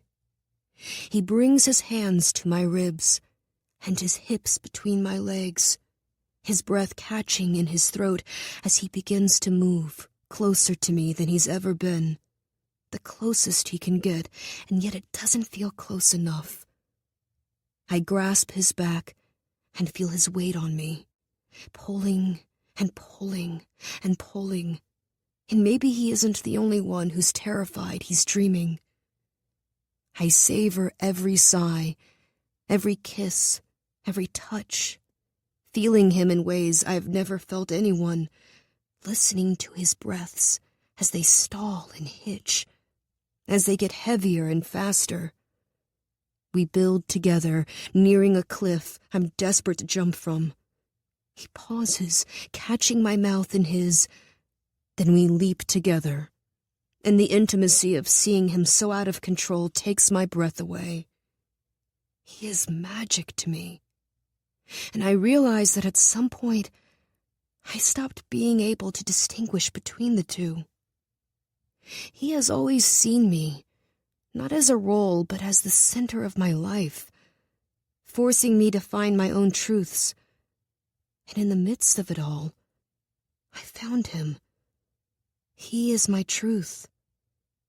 And there are not enough lies in the world to convince me otherwise. He whispers my name, breathing me and slowing with me, until the fire dies down to nothing more than ash. Then we sleep, each knowing that tomorrow the other will be here when we wake. Chapter 42. 2 days later, Galen, Wolfe, and I meet with my parents. We wait until the sun has set before leaving the manor, sticking to the trails that wind through the forest so we aren't seen. My mother has much to discuss with the council, but those conversations won't start until she knows where the old witches stand. She never shares anything until she has a thorough answer for every possible question. And she makes sure she knows everything that happens on her island, so she's never surprised. She does not like being surprised. We meet in the back room of the perfumery, long after the shops have closed for the day. Main Street is empty, and yet I can't help craning my neck as we pass the Eldons' tea shop, hoping to catch a glimpse of Ivy. But the shop is dark. My parents are already there when we get to the perfumery. My father is grinding down herbs with his mortar and pestle, as if it's a normal day at the shop. His hands still when I walk into the room, and a small smile pulls at his lips and brightens his eyes. "Hi, Dad," I say, walking over and hugging him tight. It's only been 2 days, but I miss the way his cooking fills the house with the clanging of pots and mouth-watering smells. I miss the way he hums to himself and how he always has a cup of tea ready when I need one. The vial he gave me hangs around my neck and digs into my sternum when I tighten the hug. My mother is watching us when I pull away, and I don't know what to expect from her. When I saw her on the water, she was completely focused on Landon and his parents. Now that she has had time to sit with the events of the Covenant, I'm not sure how things have changed. I don't know if she will treat me like a threat or an enemy, or the person who ruined the plans she so painstakingly laid. But when my eyes meet hers, she pulls back her shoulders and lifts her chin, then takes a long, deep breath. She's trying not to cry. "Hi, sweetie," she says. "Hi, Mom." And before I can think better of it, I cross the room and give her a tight hug, the kind that will mess up her hair and rumple her blouse. She doesn't pull away, though. She sinks into it and clutches me tight, a mother hugging her only child. When she pulls away, she smooths her hair and clears her throat. "I believe this belongs to you," she says, handing me the silver necklace that Wolfe gave me the night I first visited the manor. I had completely forgotten about it, and I run my fingers over the smooth black stone. It must have taken so much for her to give this back to me when it goes against everything she has worked for, and I don't trust myself to speak. I look at her, and she blurs in my vision. "Thank you," I manage to get out. "You're welcome." She brushes my cheek with the back of her hand, then looks at Wolfe. "There are many things we don't agree on, but you're part of our family now. I hope you'll learn to think of us as such." "Thank you," he says. "That shouldn't be too difficult. I've had plenty of practice disagreeing with my dad." My mother's mouth quirks at his words, and she looks at Galen as she answers. "I don't doubt it." "Some habits refuse to die," Galen says. "Speaking of disagreeing," my mother says, motioning to the chairs they've set out. We have a lot to discuss. We sit down, a clear delineation between our chairs and hers. We might be family, but right now we're also opposing forces who must try to find some common ground. I watch as my mother slips into her role as coven leader, narrowing her eyes and straightening her spine. Here is your meeting, Galen. Say what you need to say. Actually, Tana's going to take this one, if that's okay with you. She slowly turns her gaze to me, one eyebrow arching in surprise. She nods. Of course. The floor is yours, Tana. I shift in my seat and fold my hands together to keep from fidgeting. My dad's grinding stops, and the room fills with weighted silence. I take a deep breath and think back to that moment in the water, watching Wolfe in his magic, when the idea took root inside me. The mainlanders believe their ship was sunk by the storm, which will buy you a little time, I say. But as soon as something else happens with the currents, they will realize what happened and blame you for the near loss of Landon and his family. Any trust they had in you will fade, and it could take years to rebuild the relationship, if they decide they're open to it in the first place. My mother tilts her head to the side as she listens. Yes, that's all true. If you have something helpful to propose, I'm open to hearing it. But I don't need you to recount the things I already know. I pause before continuing. She'll hate what I'm about to say, but I don't see any other way out. You can't keep rushing your magic into the sea. Give it to us instead. She takes a sharp breath, then exhales slowly. Explain to me exactly what you mean. Rush your magic to us. We're strong enough to hold it. There aren't enough of us to undo the damage the rushes have caused with our magic alone. But with your excess magic as well, we'd be able to. We could fix the currents and heal the island, and the mainlanders would never know that your magic is what nearly killed their ruling family. This was your idea? Her tone is sharp and pointed, and my chest hurts as I recognize what's in her voice. Betrayal. She feels betrayed. By me. Yes. Absolutely not. She says it with finality, strong words that land heavy in the space separating us. My father is staring off into the distance the way he does when he's deep in thought. His hand is still firmly around his pestle, but he hasn't started working again. He's considering what I said. Ingrid, Galen says from beside me. This would work. It's a smart idea, one I wish I had come up with on my own. It's a smart idea for you, my mother says. It would make your coven significantly stronger. You could use that power for anything. It's off the table. They stare each other down, and I realize how tenuous their relationship is. The new coven protects the old coven by keeping their existence a secret. If the mainland knew about us, they would do everything in their power to eradicate the use of high magic. And my mother is right. If the new coven rushed their excess magic to us, the power dynamics would shift dramatically. We'd be strong enough to put up a fight, far stronger than we are today. If we weren't careful with all that magic, we could accidentally get the attention of the mainland, and that would completely destroy the relationship the new coven has spent generations working to build. What if we spelled it? I say, and my mother and Galen both turn to look at me. What if we bound the excess magic to the full moon, ensuring we could only use it once a month? We would meet you at your rushes, and you would know exactly when and how the magic was being used, because you could watch us do it. That would give them an awful lot of power over us, Galen says. Not really, I counter. You'd still be stronger than you are now. You could make the currents worse if you were dissatisfied with how you were being treated. The magic would be bound to the moon, but you could still use it for whatever you wanted. It would just make it difficult for you to hide anything from the new coven. Galen isn't looking at me, though. He's looking at my mother.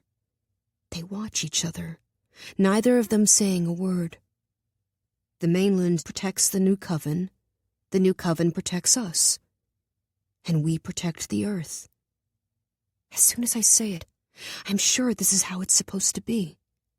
I'm completely overcome, realizing that the path I gave up, the life I turned my back on, was all in service of something bigger than me, bigger than Landon, and bigger than the new coven, and bigger than high magic. My mother is considering my words. I know she is. And it's more progress than Galen ever could have made on his own. This is my role. And I feel my roots take hold in this soil and drink of its nourishment until I punch through the earth in bloom. Wolfe takes my hand in his. "She's right, Dad," he says, his voice sure, steady.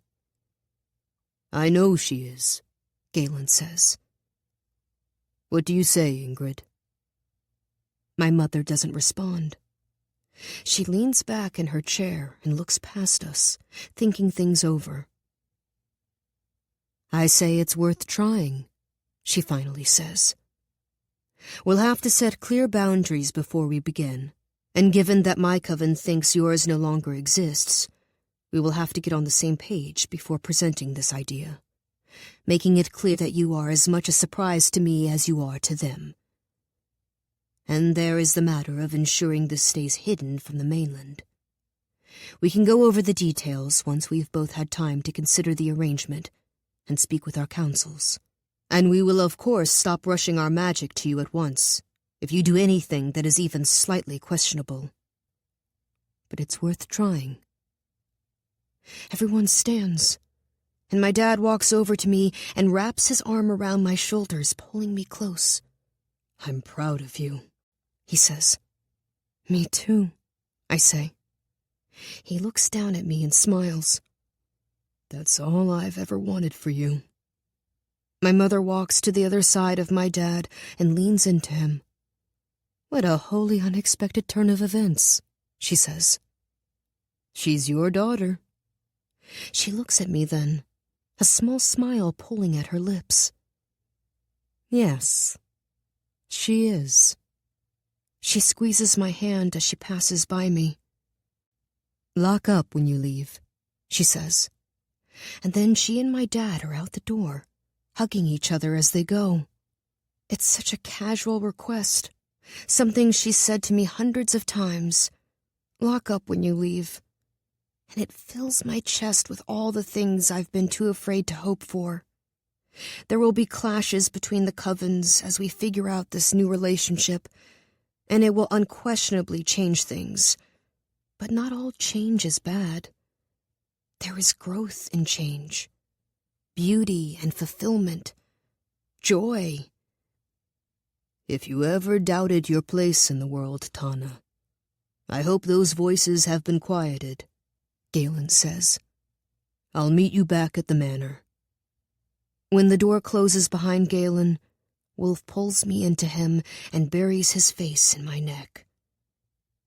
Now that everyone else is gone, I have a few demands of my own, he says, his lips moving against my skin, sending a shiver down my spine. Tell me. He lifts his head and meets my eyes as a seriousness takes over his expression. Let me love you, he says, his voice quiet and soft, pouring over me like a hot bath on a winter's night. Let me love you until you're sure it's magic. And before I have time to respond, he kisses me, his lips soft and slow against my own. I pull him closer, backing into the wooden island in the center of the room. My dad's pestle falls to the floor, but I don't move away. Wolfe brings his hands to my hips and lifts me onto the counter, kissing me as he does. I wrap my arms around his neck and my legs around his waist, hugging him close as his lips trail down my skin and onto my chest. My head falls back and I whisper his name, hoping he hears that I'm already sure. Hoping he knows that to me, he is magic. A spell I will practice over and over for the rest of my life. I am bewitched, every part of me. And as long as he says my name and touches my skin and exists on this beautiful earth, I always will be. Chapter 43. It's a cold winter night. The sky is clear, and stars shine brightly overhead. The full moon is tomorrow, and it will be the first time the new coven rushes their magic to us. The manor is alive with anticipation, a thrill I can almost see moving through the air. But I know the anticipation we feel is likely a mirror of the dread the new coven feels, that my parents and Ivy feel. Giving us more power goes against everything they believe in, and it will take a lot of time to build trust between us. Maybe one day the new coven won't feel the need to watch us use their magic. Maybe they will see the healing island and the calmer seas, and know we're being faithful to our word. It's that thought that gets me excited. A future I believe in with the entirety of my being, and I will work for it as hard as I possibly can. I wrap my arms around my chest and watch my breath drift out in front of me before vanishing. The waves roll onto the shore, one after the other. The constant harmony to my life. The noise is still with me, regardless of what side of the island I'm on or what kind of magic I practice. A flash catches my eye, and I turn to see a small circular light dancing at the periphery of the woods. As soon as I spot it, it dashes into the forest, and I jump up and follow it. It's dark under the cover of the trees, the canopy so dense the moonlight has to fight to get through. I slow my steps and walk carefully as the light darts ahead of me, casting a soft glow that cuts through the shadows. After minutes of leading me, the light rushes into a clearing and tumbles through the air before vanishing. When I step out from the woods, a small private beach is revealed. Wolfe stands in the middle of the shore, and for a moment I stop breathing, still completely taken by the way he looks bathed in the moon's light. It's truly a wonder I get anything done, living in the same manner as him. Well, Mr. Hawthorne, you've successfully lured me here. What will you do now that you have me? His mouth pulls up on one side as he reaches a hand out to me. You'll see. I take his hand, and he leads me to an outgrowth of tall grasses with a narrow dirt trail running through them.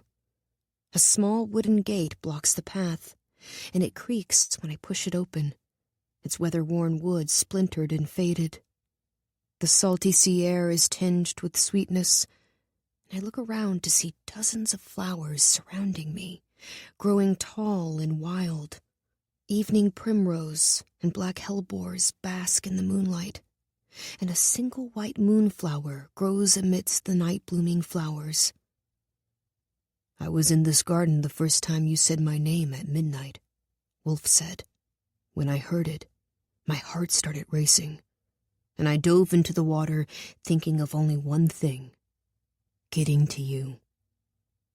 And that's all I've thought of since. Wolfe, I say, lingering over his name, saying it slowly so I can savor the way it feels in my mouth. I take a step closer to him. Wolfe.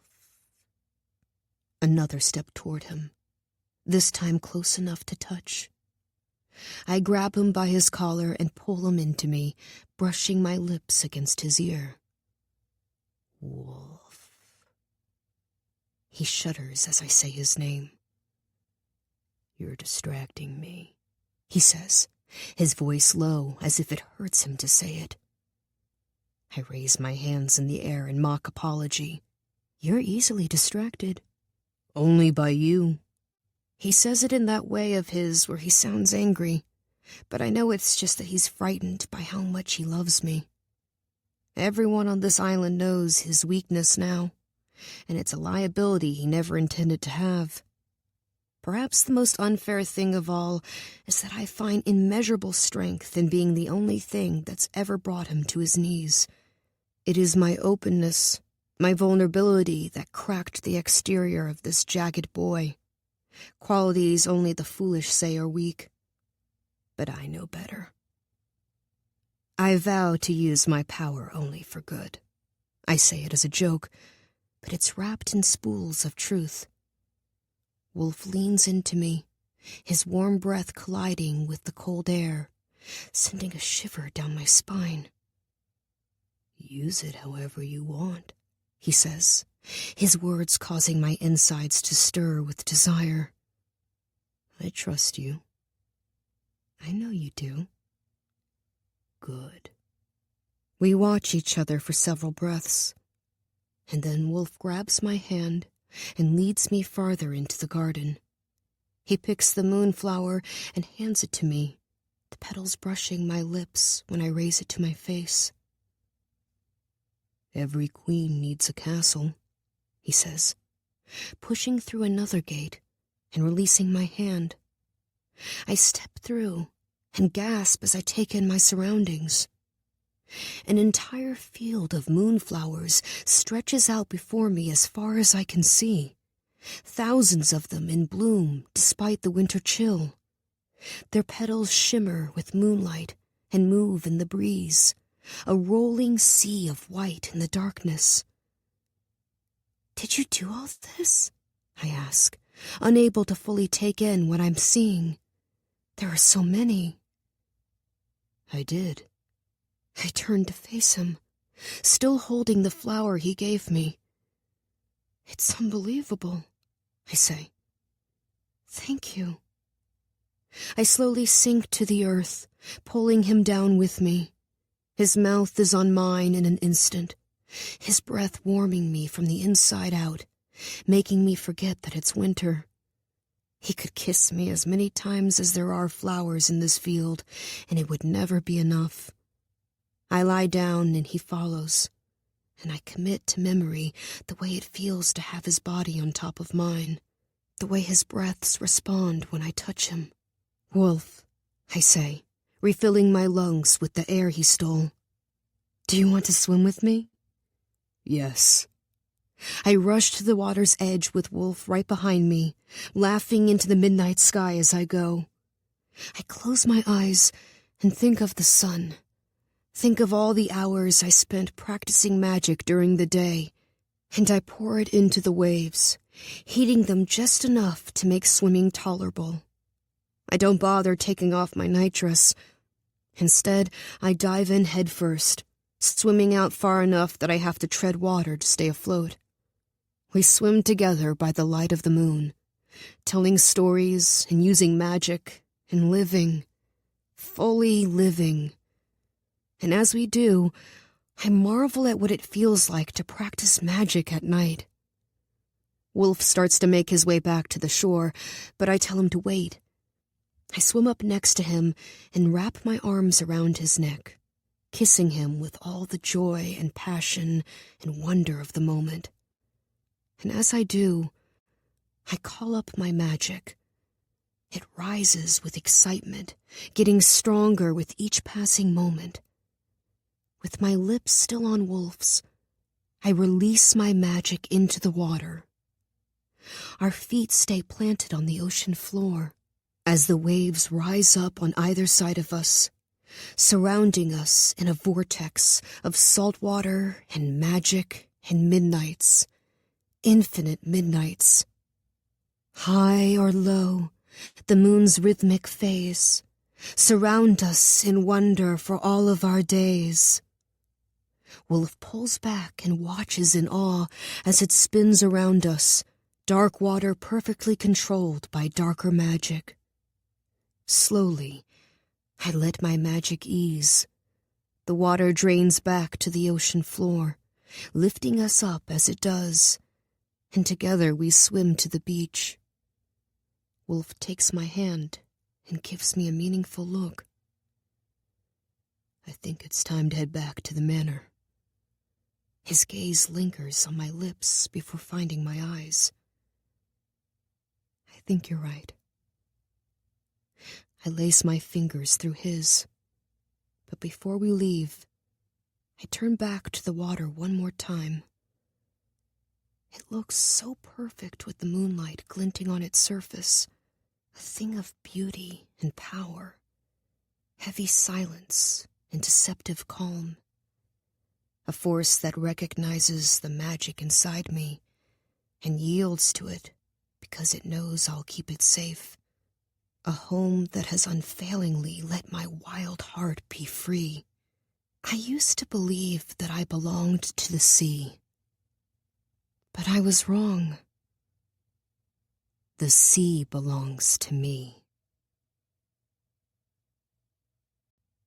The end.